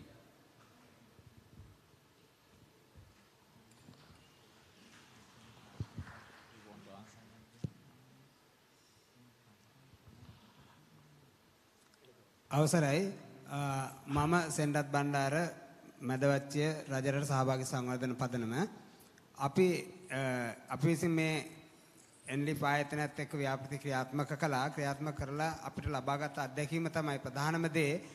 මම හිතන්නේ අද උදේ ඉඳලා අපි ගොඩක් දේවල් කතා කළා. හැම තැනකම ලංකාව ගත්තොත් එහෙම විශාල ප්‍රදේශයක වැඩසටහන් ක්‍රියාත්මක වෙනවා මේ ජාතීන් අතර සංහිඳියාව ඇති කිරීම සඳහා. නමුත් මට දැනෙන දේ තමයි මේක කොච්චර දුරට සමාජගත වෙලා තියෙනවද කියන කාරණාව. මේ අවශ්‍යතාවය සමාජගත වෙලා තියෙනවද කියන කාරණාව තමයි. ඒ කියන්නේ දැන් අපි භාෂාවක් ගත්තාම භාෂාව කියලා කියන්නේ ඇත්තටම දෙන්නෙක් අතර sannivedanaya සඳහා තියෙන ප්‍රධානම මාධ්‍ය තමයි භාෂාව. අපි මිනිසුත් එක්ක කතා කරනකොට අපි කියන දේ තමයි දැන් ගොළු අය දෙන්නෙක් ගත්තොත් එහෙම ඒගොල්ලෝ සම්පූර්ණයෙන්ම ඒගොල්ලෝ භාෂාව හුවමාරු කරගන්නවා සංකේත මගින්. එහෙම නැත්නම් හස්ත මුද්‍රා වලින්. හැබැයි කතා කරන්න පුළුවන් දෙන්නෙක් ගත්තොත් එහෙම දෙමළ දමිළ කෙනෙක් සහ සිංහල කෙනෙක් ගත්තොත් එහෙම මේ දෙන්නට දෙන්න ගොළු වෙනවා භාෂාව නොදන්නාකම නිසා. ඒ අතරතුර ඒ නිසා මේ දෙගොල්ලෝ අතර ලොකු ગેප් එකක් ඇති වෙනවා. හැබැයි මේ දෙගොල්ලෝ එකට එකතු කරන්න තියෙන එකම මාධ්‍ය භාෂාව කියන කාරණාව අපි ඒත්තු ගන්නනවා. එතනදී අපිට දැනෙන දේ තමයි ඉස්සර මීට කලින් සිංහල අයට දමිළ භාෂාව ඉගෙන ගැනීමේ පොඩි අඩුවක් තිබුණා. ඒගොල්ලන්ට එච්චර කැමැත්තක් තිබුණේ නැහැ. දැන් හැබැයි ලොකු කැමැත්තක් ඇති වෙමින් පවතින ලොකු බාල සහ මහලු තරුණ හැම කෙනාටම මේ අවශ්‍යතාවය දැනලා තියෙනවා. දැඩි විදිහට අවශ්‍යතාවය දැනලා තියෙනවා. ඒ දැඩි විදිහට අවශ්‍යතාවය දැනෙනකොට ඒ රික්තය පුරවීම සඳහා කිසියම් මාධ්‍යයක් වැඩපිළිවෙලක් තියෙනවද කියන කාරණාව තමයි තියෙන්නේ. දැන් මට ළමයි 3 දෙනෙක් ඉන්න පොඩි අය 3 දෙනාටම ඉස්කෝලෙන් ඒගොල්ලෝ ඉගෙන ගන්නවා දමිළ භාෂාව. ඒගොල්ලෝ තමයි අපිට ඇවිල්ලා උගන්වන්නේ. මේ උච්චාරණය කරත් වචනක් උච්චාරණය කරත් ඒගොල්ලෝ අපිට හදලා දෙන්න. දැන් එහෙම ලොකු ට්‍රෙන්ඩ් එකක් මේ සමාජය තුළ හැදෙමින් පවතින. ඒ වගේම ඊට පිටින් දැන් NLEAP ආයතනය වගේ දැන් මේ ආයතනයේ විසින් කරන ලබන කාර්ය තවදුරටත් සමාජගත වුණා නම් මීට වඩා වැඩි හොඳ යහපත් ප්‍රතිඵලයක් අපිට දකින්නට පුළුවන් වෙයි කියන කාරණාව තමයි මට කියන්න තියෙන. බොහොමත්ම ස්තුතියි. බොහොම ස්තුතියි. නන්රි thank you. දැනට කාල වේලාව ඉක්මවා ගොස් ඇති බැවින් අපිට මේ අවස්ථාවේදී මේ වැඩසටහන මේ සාකච්ඡාව අපිට මෙතනින් අවසන් කරන්න වෙනවා. හේතුව තමයි තව එක් අවස්ථාවක් දෙන්න. චෙක්වන් සියලු දෙනාට සුබ සන්ධ්‍යාවක්. භාෂාව සමාජ ඒකාබද්ධ සම්බන්ධයෙන් දිසිකේ දිසික් නිලධාරී වශයෙන් වැඩ කර දිසික් 25ක අපි අමාත්‍යාංශයට වැඩ කරනවා. 1997 සිට විවිධ අමාත්‍යාංශයට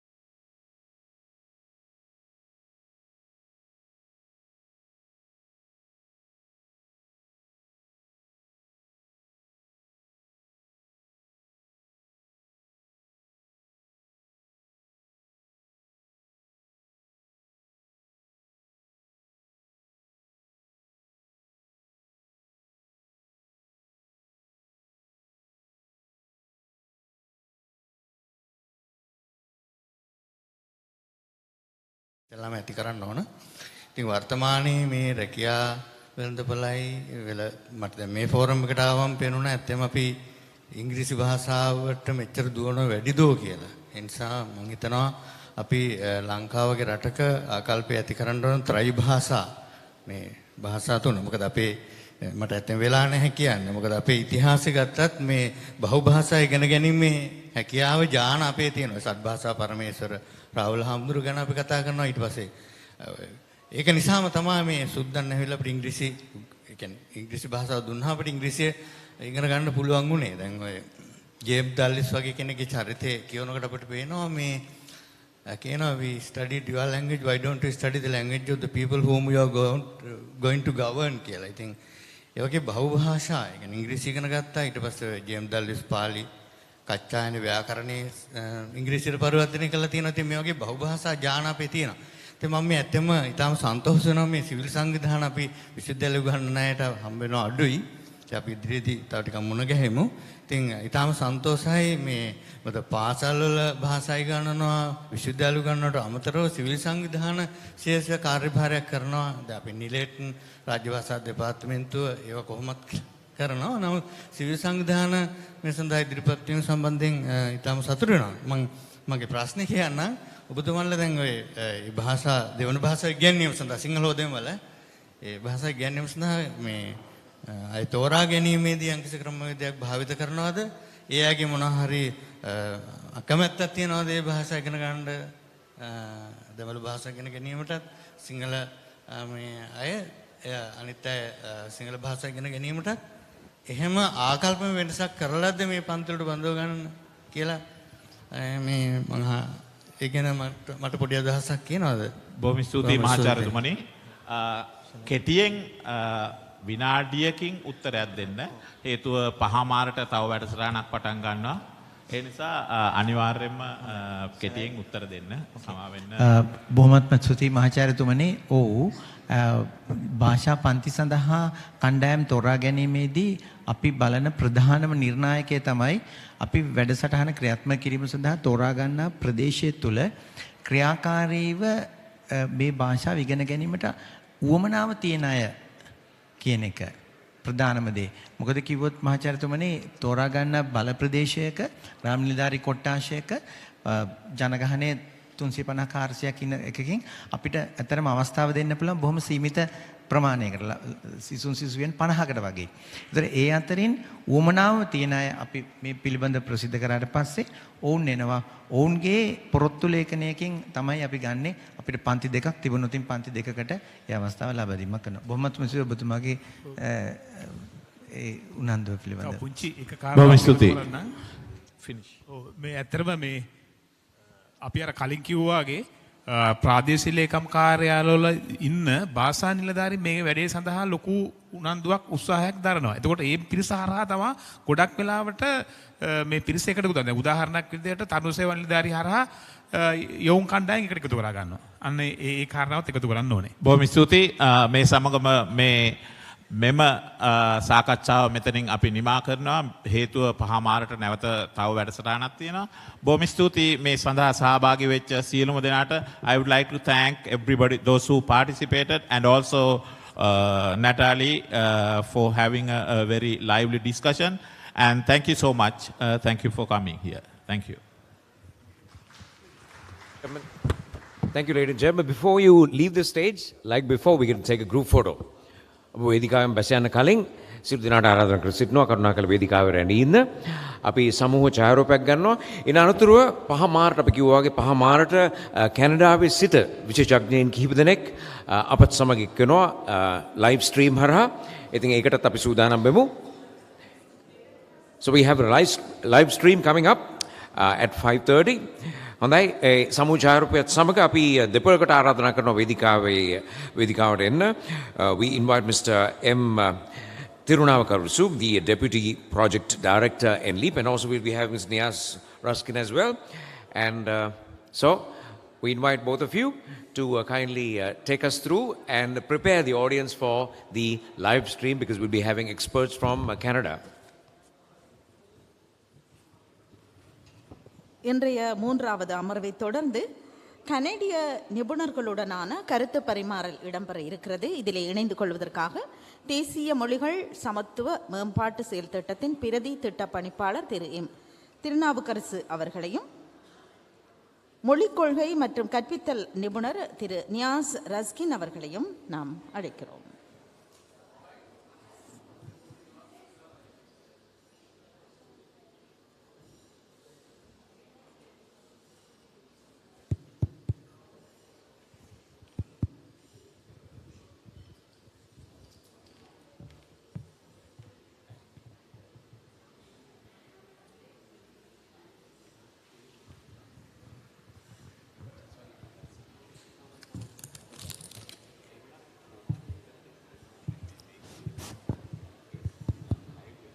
Test.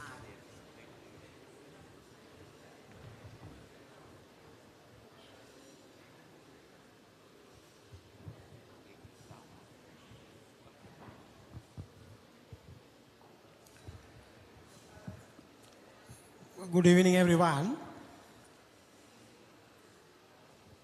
So this session is going to be in English because, or in French, because we are going to speak to our Canadian counterpart experts. So I think it is important that if someone is not in a position to understand English, better to switch on to the simultaneous translation. Before we are getting ready for the online session, and our guest speakers today is getting ready to participate. Before that, if I want to give an introduction, because as a technical assistant project, NLEAP was able to work with the Canadian counterpart institutions, which are responsible for the official languages policy implementation in Canada. And from morning to now, we discussed many activities and technical assistance programs that are supported by the Government of Canada, and NLEAP projects which is implemented by Alinea International, and which the Canadian counterparts organizations are played a very vital role in providing their time and energy on a voluntary basis. So one aspect today is we are planning to have a session with Mr. Carsten Quell, the Executive Director of Treasury Board Canada, Official Languages Secretariat, which is an institute equivalent to the public administration in Sri Lanka. Nias, can you explain the other guests, please? Yeah, and we would have 3 professors from the University of Ottawa. One is Professor Louise Von Fluto. She is the professor of Translation and Interpretation of the School of Translation, University of Ottawa, and Professor Adjunct Professor Malcolm Williams. He is also a translator, cum a professor in translation. And Professor Jeremy, who is who was in charge of OLBI, Official Languages and Bilingual Institute. Now he is the Vice Dean of the University of Ottawa, Faculty of Arts and Governance. So 3 of them from the University of Ottawa, and Mr. Carsten Quell will join us shortly to have a discussion for about 45 minutes that follows a question and answer session.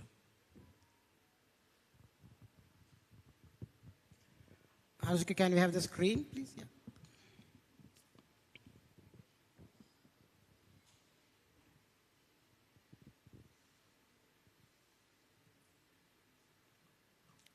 please bear with us because we are working on online platform, which is always challenging.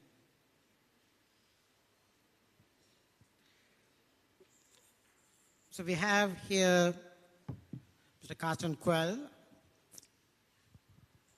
Good morning, Carsten. Can you hear us?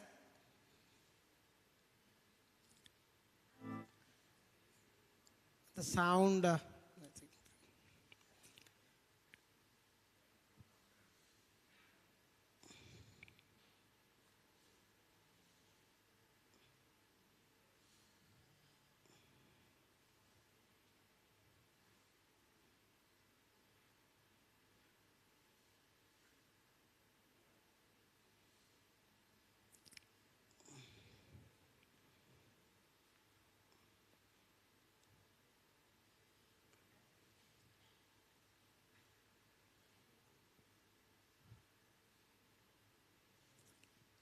Carsten, we can't hear you. Please bear with us. Can you hear us?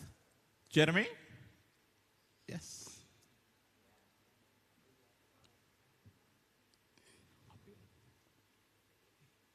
We can't hear you. Oh, yes. Yeah, yes. Thank you. Thank you. Carsten, can we check? Please?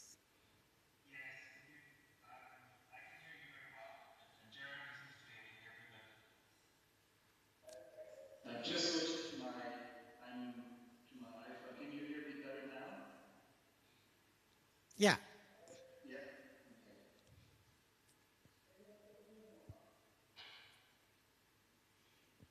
Shall we start the session? Yeah, it's better. Yeah. Can you hear us?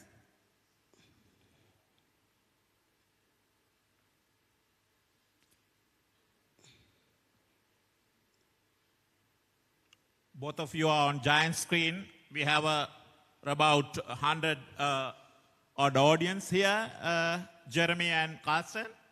So we can see you in a giant form. Or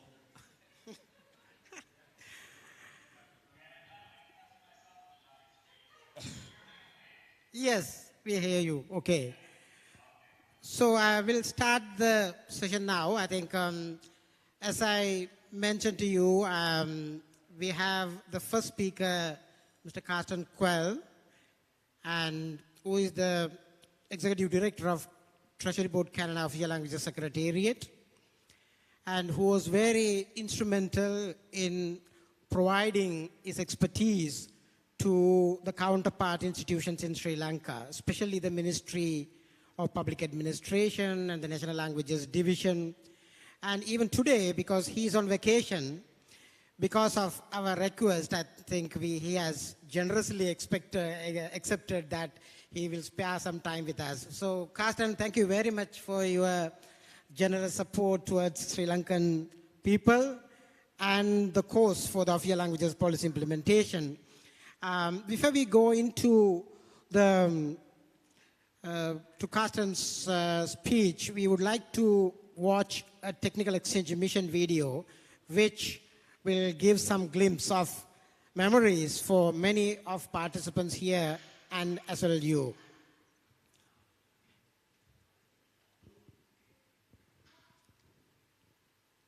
Anushka?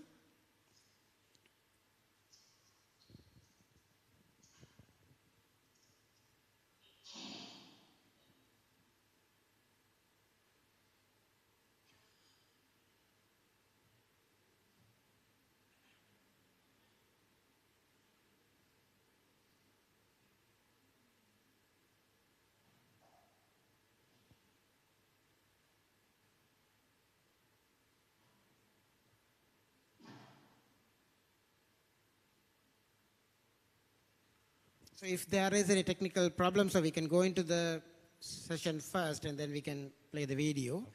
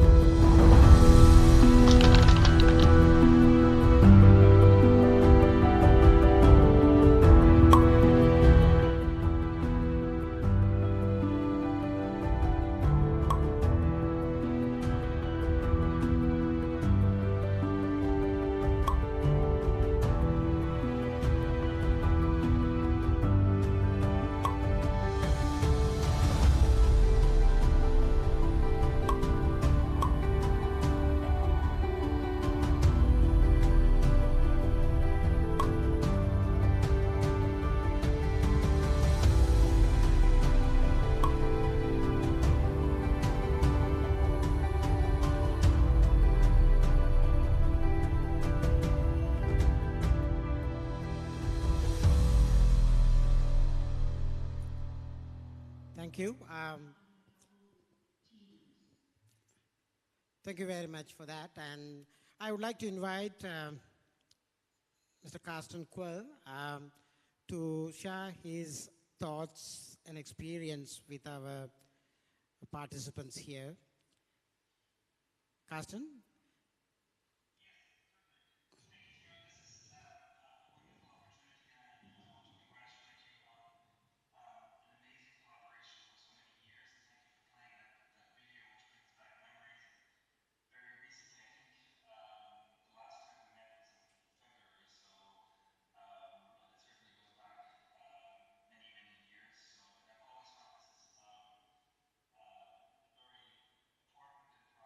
and prized project for Ghana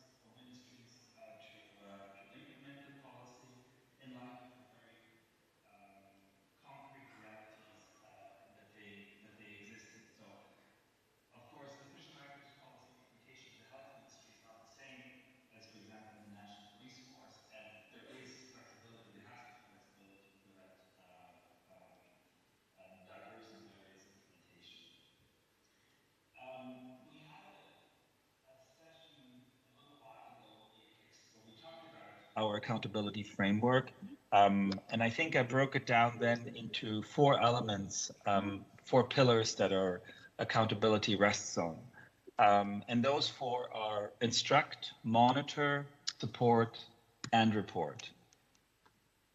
Our policies, the policy instructions, they set up the expectations. And then the next step that we focus on is the monitoring. That monitoring has to be impartial. It has to be evidence-based. It has to be based on data that we request of the ministries. And when I say request, they don't have much of a choice. So we can certainly discuss with them if it is too burdensome to produce some data, then maybe there's other data sources that can be come by, can be obtained more easily. But we do insist that some data be provided to us.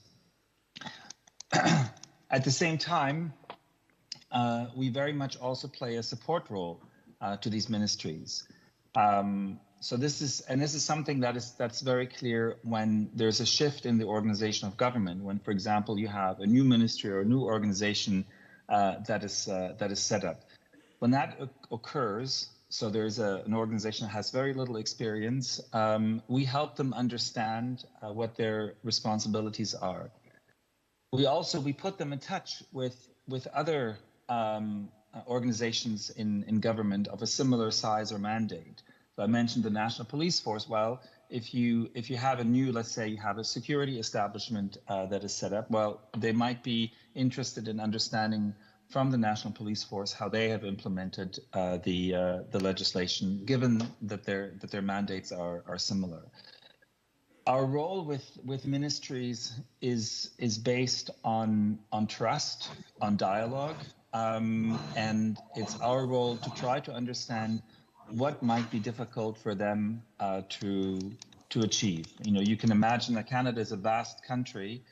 The federal government is obviously present in every part of the country, but the reality in different parts of the country are very different. So we cannot use a uniform approach. Official languages, I'd like to say, is about setting expectations, but it's also very much about values.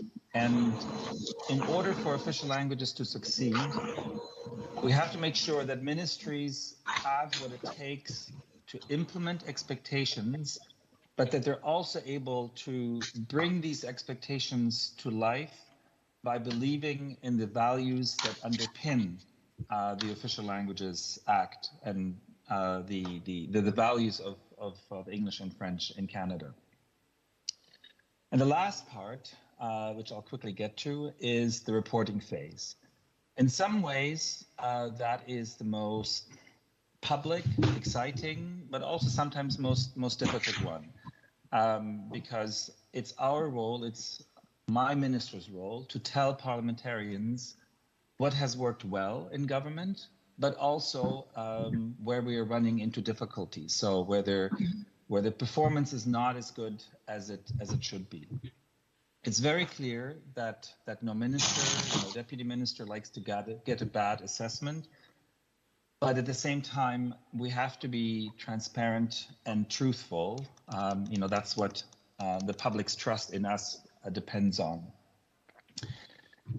If a ministry is supposed to serve the citizens, for example, in both languages, but we're noticing that they are falling short, then those results have to be communicated publicly. However, when things do not go as expected, at least to the ministry, that should not come as a surprise. There's always a history, and what we try to do is we try to give ministries many tools where they can self-assess. So before we would show up for an evaluation or an audit, the ministry should have the tools and the time, also that's very important, the time to self-assess. And if someone does a truthful self-assessment, they will notice where there's certain weaknesses in their performance. And we notice that. Typically when we speak with ministries, they're quite aware of the areas where they could improve. So when we notice underperformance, do we punish ministries? Not really, or only very rarely. In theory, the head of a ministry, so the we call it the deputy minister, could have their delegations taken away. However, that's something that almost never happens. More often, what occurs is that already the fact that evaluations are communicated very publicly and openly, that leads to pressure within the system, political pressure for ministry to take action and take corrective measures. And we have seen over the last 30 years of implementing official languages policy that it's a bit like the stock market. You know, it goes up and then sometimes it goes down, but over the long run, we've definitely seen a continuous improvement across the system. And we, as the central coordinating body, we also learn in the process. Perhaps our instructions are not clear. Perhaps our expectations are unrealistic. Perhaps our notion of services in both languages are outdated. In fact, I often worry in my job about sitting in, what we call an ivory tower, of making a policy in a vacuum, of being disconnected from the reality in the country. So we need to, it's very important for myself and for my team to be constantly in touch with those ministries and ask them, what the realities are that they're living in, what obstacles they see, so that we can think about better ways that they can achieve the outcomes that they should be achieving.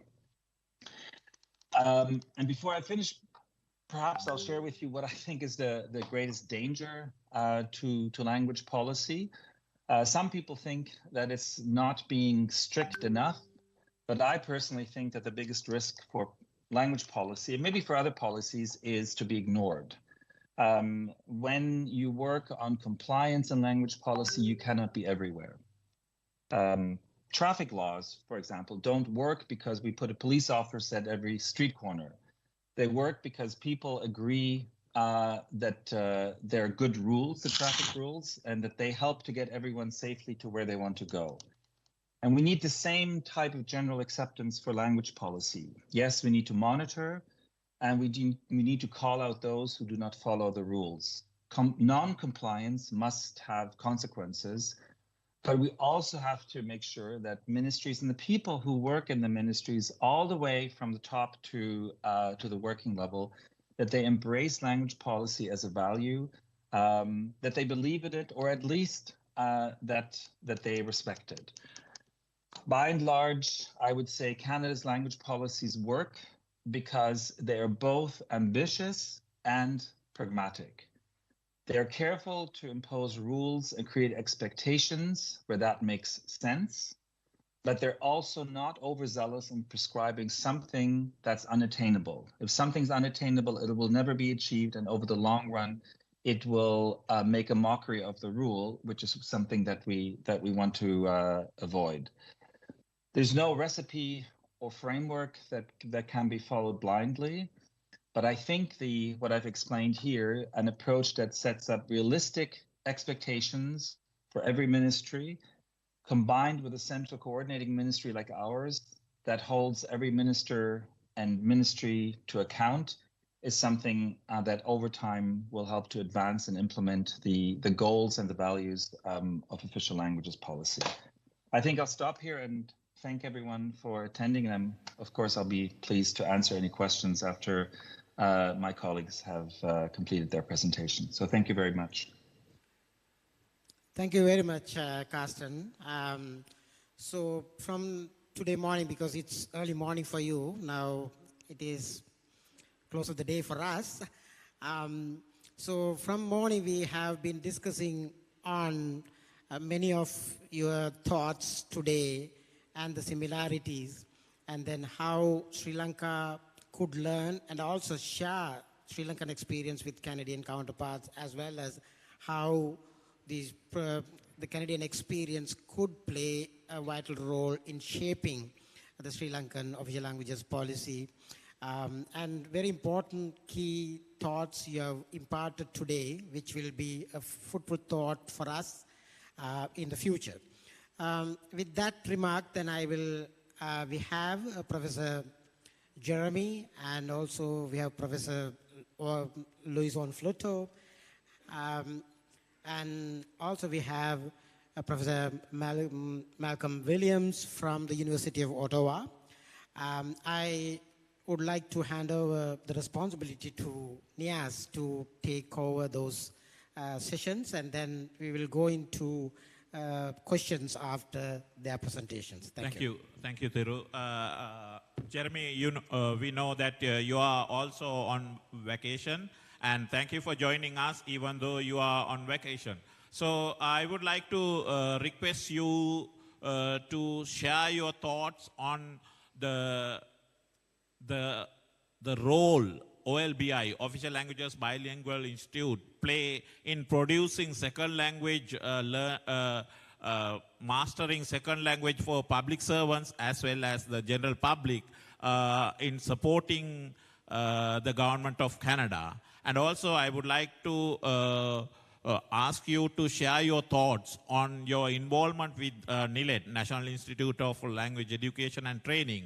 So we were able to send two of the NLEAP representative to Canada to oversee your work with OLBI, and also some of the things that you were able to share with those two participants. So will you be able to share those experiences with us, Jeremy?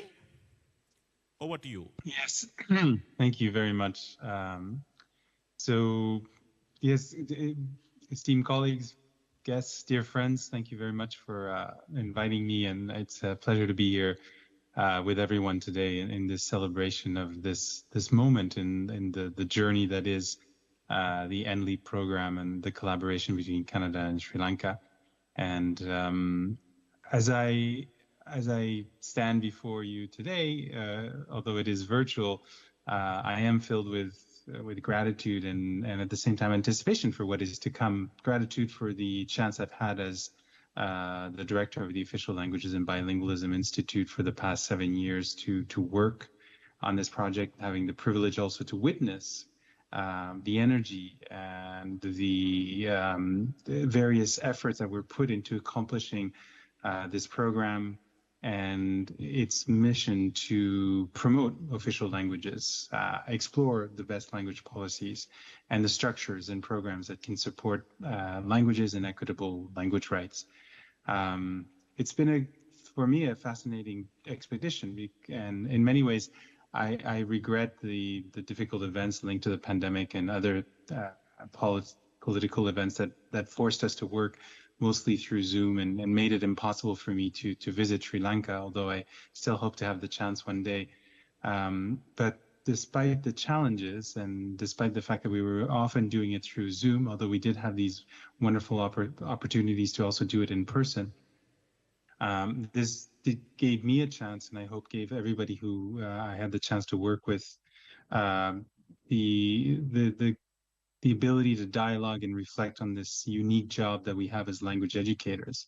So although I'm an administrator and a researcher, I think in my heart I'm most closely aligned with this notion of this unique job that we have of helping learners and individuals navigate this confluence of cultures and different languages, different grammars, different perspectives, and the enriching experiences that comes when we allow people to engage in this challenge, because it is very, very difficult. There are few things harder to do, I think, than to learn another language seriously and to embody and assimilate a completely sometimes different way of not only expressing ourselves, but of building the world that surrounds us.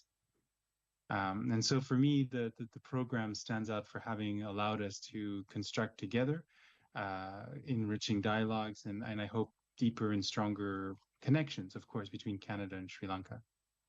It's also helped establish, I think, a bridge, which I believe will be lasting, connecting our teams here at the Official Languages and Bilingualism Institute, and particularly with the National Institute of Language Education and Training. It really was great to be able to have this close partnership with NLEAP, with Dr. Prasad Herath and his dedicated team.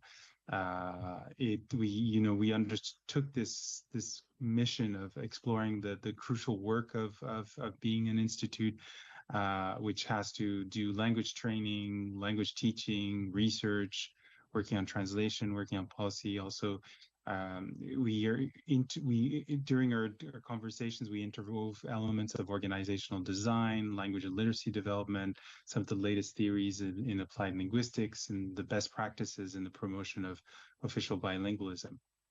And this ranged from the implementation of language tests and the link that must exist between language testing and curriculum design, the role of technologies to support language learning. And I know with Reza Farzi, there was even most recently interesting conversation about the emerging role of AI, for example, and the use of action research as a framework to help us document and reflect on the ability to examine our programs and our actions as we support language learners and innovate and try to push the boundaries of excellence as we achieve these missions. And again, I'm very well suited to recognize the profundity of these missions and their importance, because I said it before, but I do believe Olby and NLEAP and much of what was being done with this project, but our two institutes in particular, are sister institute, whose work is at the heart of a deep desire to use language education to transform the landscape in Sri Lanka, much in the way that language education, language policy is at the heart of an ambitious, as Karsten was saying, ambitious but important mission to transform and define what Canada is. And so we are sister units. We both bear a heavy mantle of teaching languages, as well as doing research, as well as undertaking the political mission. I think that's an important part of what we do. It's something that we don't often talk about, but as language educators, it's very much part of our identities. We are political agents because we are using language to bring people together and unite people. It's not easy work. The demands from various stakeholders are often high. What we do is, it seems obvious because everybody learns a language when they're small, but it's actually not obvious, and there's a lot of complexity and some things that are actually counterintuitive. Resources are limited, and a great deal is expected of our teams. But it is also, and I think this is the important message, a very satisfying work, especially when we know that at the end of our day, the efforts that we put forward are fundamentally about establishing relationships. I often see what we do as language educators as relationship building with our students, with the communities that we're getting the students into. We teach grammar, yes, we teach vocabulary, yes, but most importantly, we teach valuable life skills and knowledge, attitude, strategies that we know go beyond simply being able to order food in a restaurant in a different language, or just having a small talk. These are abilities that are the people that we work with will be able to use to bridge linguistic divides, promote cross-cultural understanding, and promote, of course, unity through diversity and recognition that diversity and unity don't have to be in opposition to each other. So this ability to work with languages, I think, reflects a shared human experience and a constant reminder of the gift that languages are. And again, this ability to transform our ways to speak and write the world. It's often, I've said in the past, that it's the closest thing we can do to changing our operating systems in our brains is to switch languages. So I think as we reflect today on the shared narrative that we've built together, I think hopefully the showcase will show that there have been some very tangible outcomes from our collective efforts. And for me, it truly has been an honor to work on this project. Dr. Prasath, Fasmila, Redma, Niyas, so many others. It's been wonderful to be able to get to know you and work with you and to be able to learn from you as well in these series of sessions that we've had. As I said, it's also a chance to look forward to the future and what is to come. And I can tell you today that the relationship between the Official Languages and Bilingualism Institute and the University of Ottawa and Sri Lanka and NLEAP, along with its community of researchers, educators, trainers, and policymakers, is something that I eagerly anticipate will continue to strengthen. This is now a long relationship, a well-established relationship, and I look forward to the continued dialogue and the exploration of research opportunities, the sharing of discoveries, and the chance to tell the story of the next chapters to come through reports, more possibilities maybe to exchange publications, and hopefully the opportunity to meet at conferences. Again, please know that you can count on the Official Languages and Bilingualism Institute, and we encourage and support, as we encourage and support each other to achieve our important work. Let's continue together the cause of language rights, eliminating the path towards linguistic equality, and envisioning and building a future that respects, cherishes, and celebrates language learning, but also linguistic diversity, language diversity. So again, in closing, I just want to express my deepest gratitude to all of you. It's been really an honor to be part of this project.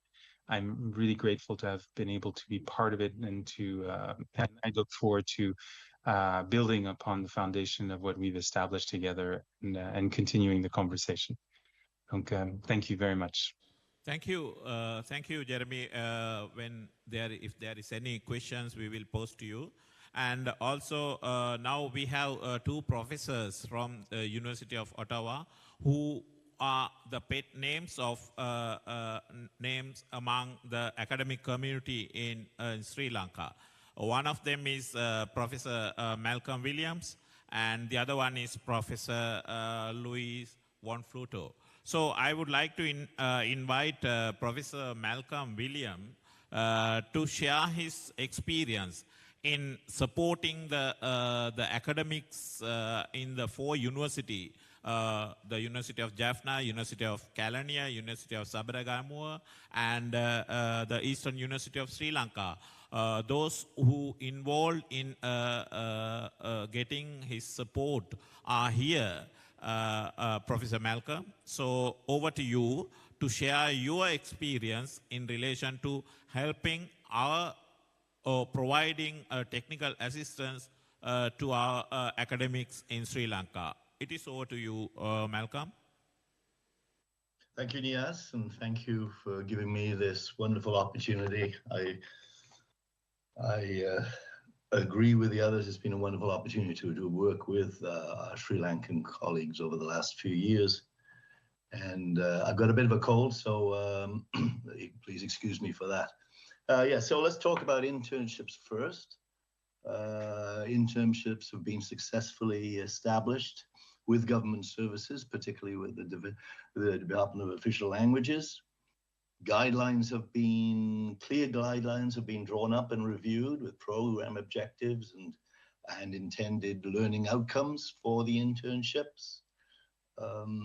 I suggested perhaps to incorporate some very clear quality and production levels to be reached by interns as they progress towards integrating the workplace after their studies. There are a number of existing grids and scales that could be used to develop those production and quality levels. I would encourage the universities to work closely with the employers on developing such grids and scales. A clear assessment plan has been built for the internships with input from the mentor and trainer in the field, and also input from the universities themselves, assessing the logbook, the intern's report and the intern's presentation at the end of the internship. If we look ahead regarding internships, I think it'd be a good idea to focus on, give more focus to work integrated learning, to consolidate the application of academic learning in the workplace and the development of productivity, autonomy, and transversal competencies in our interns. Transversal competencies, of course, would include, above all, the ability to work in a team. How would we, where would that lead us? Can we envisage more than one placement, more than one internship in our programs? Can we envisage internships with a variety of employers?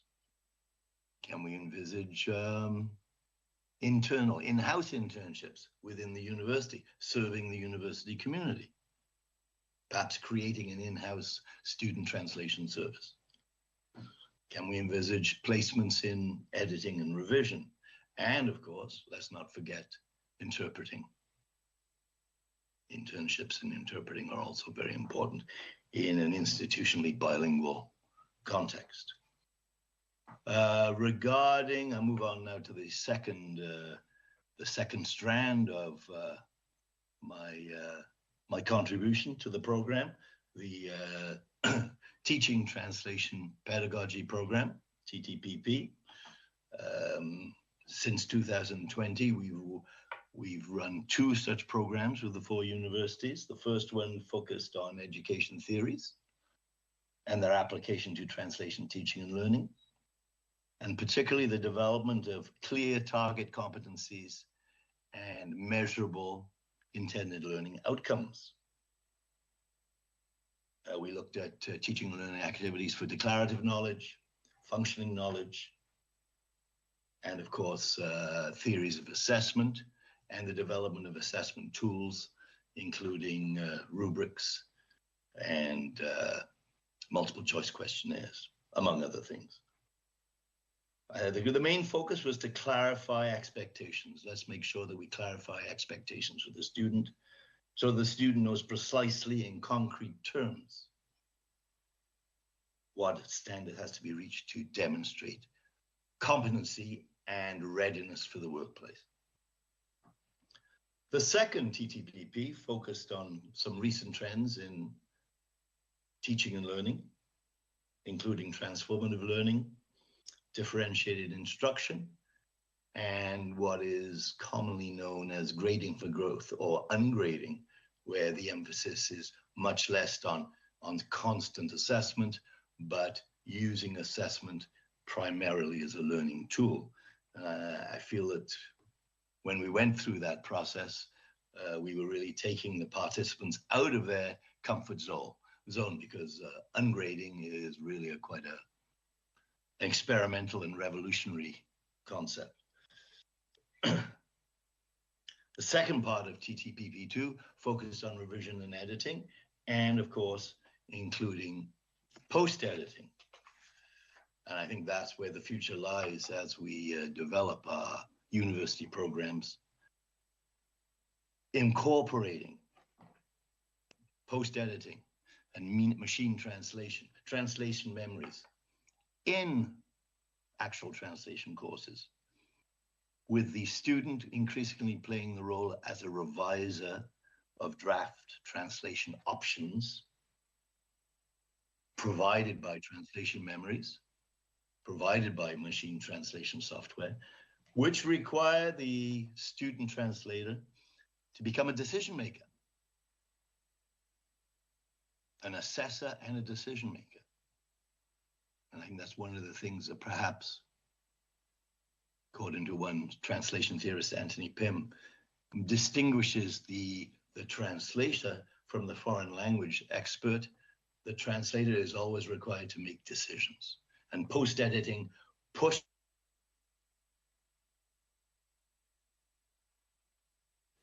choosing among a variety of options proposed by the software program. So these tools, I would see the future there, that's where the future lies, in incorporating post-editing and the required tools into university programs. And let's not forget about interpreting here too. The teaching of interpreting will be an important strand as the universities develop their programs in an institutionally bilingual and multilingual.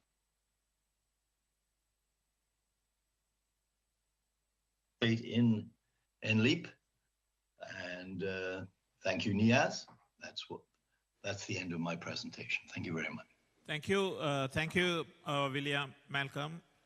So the thing is, we as Sri Lankans, especially the academics, benefited immensely with the support from you. So I would like to thank you again for assisting the academic community in Sri Lanka. Before we move along to the next Professor Louise, we have a short video on a technical exchange mission that was undertaken by the university academic. So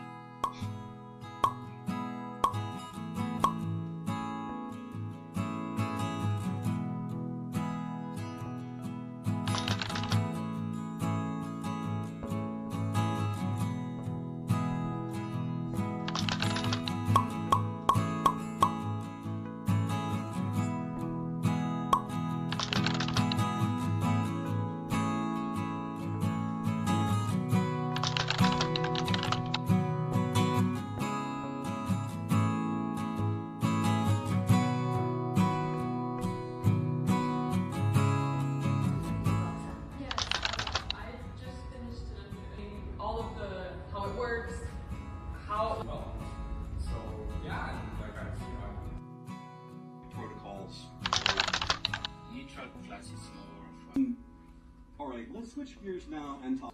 Are spent doing short. Actually, being the secretary of the UGC, I had a good opportunity to participate in the technical exchange mission to Canada. Actually, we obtained a lot from them. Especially, I went to Quality Assurance Council in Ontario, and we had a almost 3 hours discussion. So accordingly, they have practiced a lot of good practices.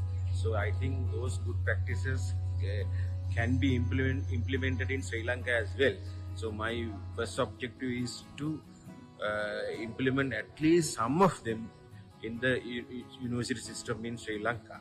At the same time, other presentations, other discussion, especially related to the diploma in interpretation program, is very essential for the UGC as well as the Sri Lankan university system. I hope this opportunity and the experience would be useful for the university system to introduce the proper diploma in translation studies program in the Sri Lankan university system. I wish you all the success for this program. Thank you. මේ technical explanation එකෙන් අපිට සෑහෙන්න වැදගත් වුණා. අපි පාර්ලිමේන්තුවේ වෘත්තීය පරිවර්තකයොත් එක්ක කතා කරලා ඒගොල්ලෝ කොහොමද වෘත්තිකය පරිවර්තනය කරන්න කියන එක. අපි හැම වෙලාවෙම කතා කරේ න්‍යාය පැත්ත නෙමෙයි. මෙතන අපි වෘත්තිකයන් කොහොමද කරන්න කියන එක අපිට ඉතාමත් වැදගත් වුණා. I would like to thank for organizing this kind of very important technical exchange mission. So I would like to thank NLEAP and NLEAP for organizing this. I would say this is a fact-finding mission. We interacting with the Canadian experts in the School of Translation, Ottawa University and Glendon College. We learn how the teaching methodology of interpretation, how to use technology in teaching interpretation. நாங்கள் இந்த technical exchange மிஷனினூடாக கனடாவில் உள்ள Ottawa யூனிவர்சிட்டிக்கும் York யூனிவர்சிட்டியோடு இணைந்த கிளென்டன் கேம்பஸுக்கும் போயிருந்தோம். அங்கே இந்த நாங்கள் தொடங்க இருக்கின்ற டிப்ளமா இன் இன்டர்பிரிட்டேஷன் தொடர்பான பாடவிதான தயாரிப்பு மற்றும் கற்பனை கற்பித்தல் முறை உத்திகள் தொடர்பாகவும் கலந்துரையாடல் இடம்பெற்றது. அது மிகவும் பிரயோசனமாக இருந்தது. நாங்கள் கனடா போய் ஒட்டாவா யூனிவர்சிட்டி போய் ஒட்டாவா யூனிவர்சிட்டியிலிருந்து டொரண்டோவில் கிளாண்டன் காலேஜுக்கு போனது பிரயோசனமாக இருந்தது. ஏன்னு சொன்னால் நாங்கள் இப்போ தான் புதுசாக நாங்கள் எங்கள் டிரான்ஸ்லேஷன் தொடங்கி இருக்கிறோம்.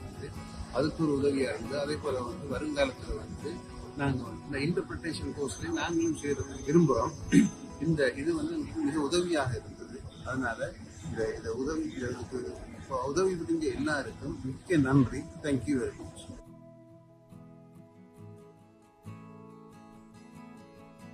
Thank you. Now I would like to request Professor Louise to explain her involvement. She was a pioneer, or she was instrumental in formulation of the BA special degree in translation. So she was a person who cannot be forgotten by the university academics for a long and the years to come. So therefore I would like to invite Professor Louise to share her experience in formulation of the BA degree program, and as well as the revision of the BA degree program after 4 years. Louise, over to you. Okay. Can you hear me? Yes. Can you see me?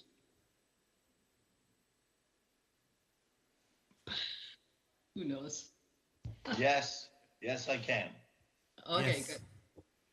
So I have just a few things to say. First of all, I have been involved with this program for at least 10 years. I've lost count. The NLEAP program and then the previous one. So it has been a very interesting and lengthy process. I've learned a lot. And I think one of the most important things that I've learned is how complicated it can be to try to transpose what we do in Canada to what you do in Sri Lanka and what is possible in Sri Lanka. We cannot necessarily assume that the way we organize our classes, the way we organize our programs can be copied in Sri Lanka. And that's a very interesting learning experience for me. Let me say that in the first development of the BA program, basically I took the plan of our own BA program here and transposed it as best I could to what was available and was doable in Sri Lanka, or what I thought was doable. It was such an exciting time that I actually sat in Frankfurt Airport working on it halfway between Sri Lanka and Canada and missed my flight to Canada as a result. It was very funny. Very funny. Air Canada was very accommodating, just put me on the next flight. But in any case, it has been really interesting to see how these programs have developed, and differently in Sabra Samoa, differently in Jaffna, differently in Kilauea, and now also in Eastern. I'm not really sure what's going on at Eastern. They've only joined recently, but it's every university has its own culture, its own possibilities, its own professors or options and ways of doing things. So this has been a really, really interesting situation. Maybe one of the most interesting things I learned, which we are now going to have to adopt in Ottawa, is that translation can be taught in both directions. So from Tamil into Sinhala and Sinhala to Tamil in the same class by the same, and with the same students. We have the opportunity and the money here to divide up the students. Those French as a main language, those who have English as a main language, in separate classes. It seems to me that in Sri Lanka that has not been the case, will not be the case, and we are now heading in the direction ourselves because we are very low on students. No tuition fees are being paid by the universities, and so money-saving measures are being imposed. Programs are being suspended, and we in the School of Translation are devising programs where, guess what? Both languages will be taught to translators in the same class by the same professor. It's an interesting development, and I think the development stems from the incredible spread of technical machine translation options. Most people who need a translation, or many people who need a translation, can do just fine with machine translation, full of mistakes, but it gives you the gist. If you want a real, clean, grammatically and spellingly correct translation, you need a human to go over it, and as Malcolm said, do post-editing. But hundreds of thousands, probably, translations are done every day by machines, and no human input is deemed necessary. This has become a problem for us. I don't know whether it will become a problem in Sri Lanka. But all that to say that it's very good to see that these programs are thriving in Sri Lanka, and I hope they continue to thrive. I hope that, as Malcolm pointed out, internships become more available and possible, and machine translation doesn't intervene too awfully in the training of translators. I think that's all. And then the other thing I think is very important to keep working on is the improvement of the status and pay and recognition of translators. That was one of the things that we noticed years ago, started, was that was not in place in Sri Lanka at all. Whereas in Canada, many translators are government employees with social benefits and pensions and so on, and good pay. I think that's a very important item to consider and to work on in Sri Lanka. There. And because translators do important work. Translators are highly educated. Translators can function in a number of languages. Translators are important and need to be paid for their education, their know-how, their knowledge, recognized they do. Voila, that's what I have to say. Thank you. Thank you, Luis. Thank you for your valuable thoughts. And Thiru, it's all to you. Thank you, Professor Luis. It was very nice to see you after a long time. And because at the time is clocking, and so I think if you have any quick questions, I think we can pose them. And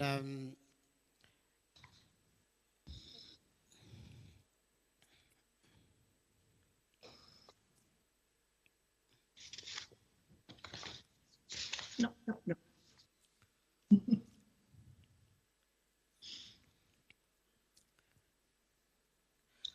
Okay, and so I would like to thank Carsten Quell and Professor Luis von Fluto, Professor Jeremy, and Professor Malcolm Williams for their generosity in participating in this event with a very short notice.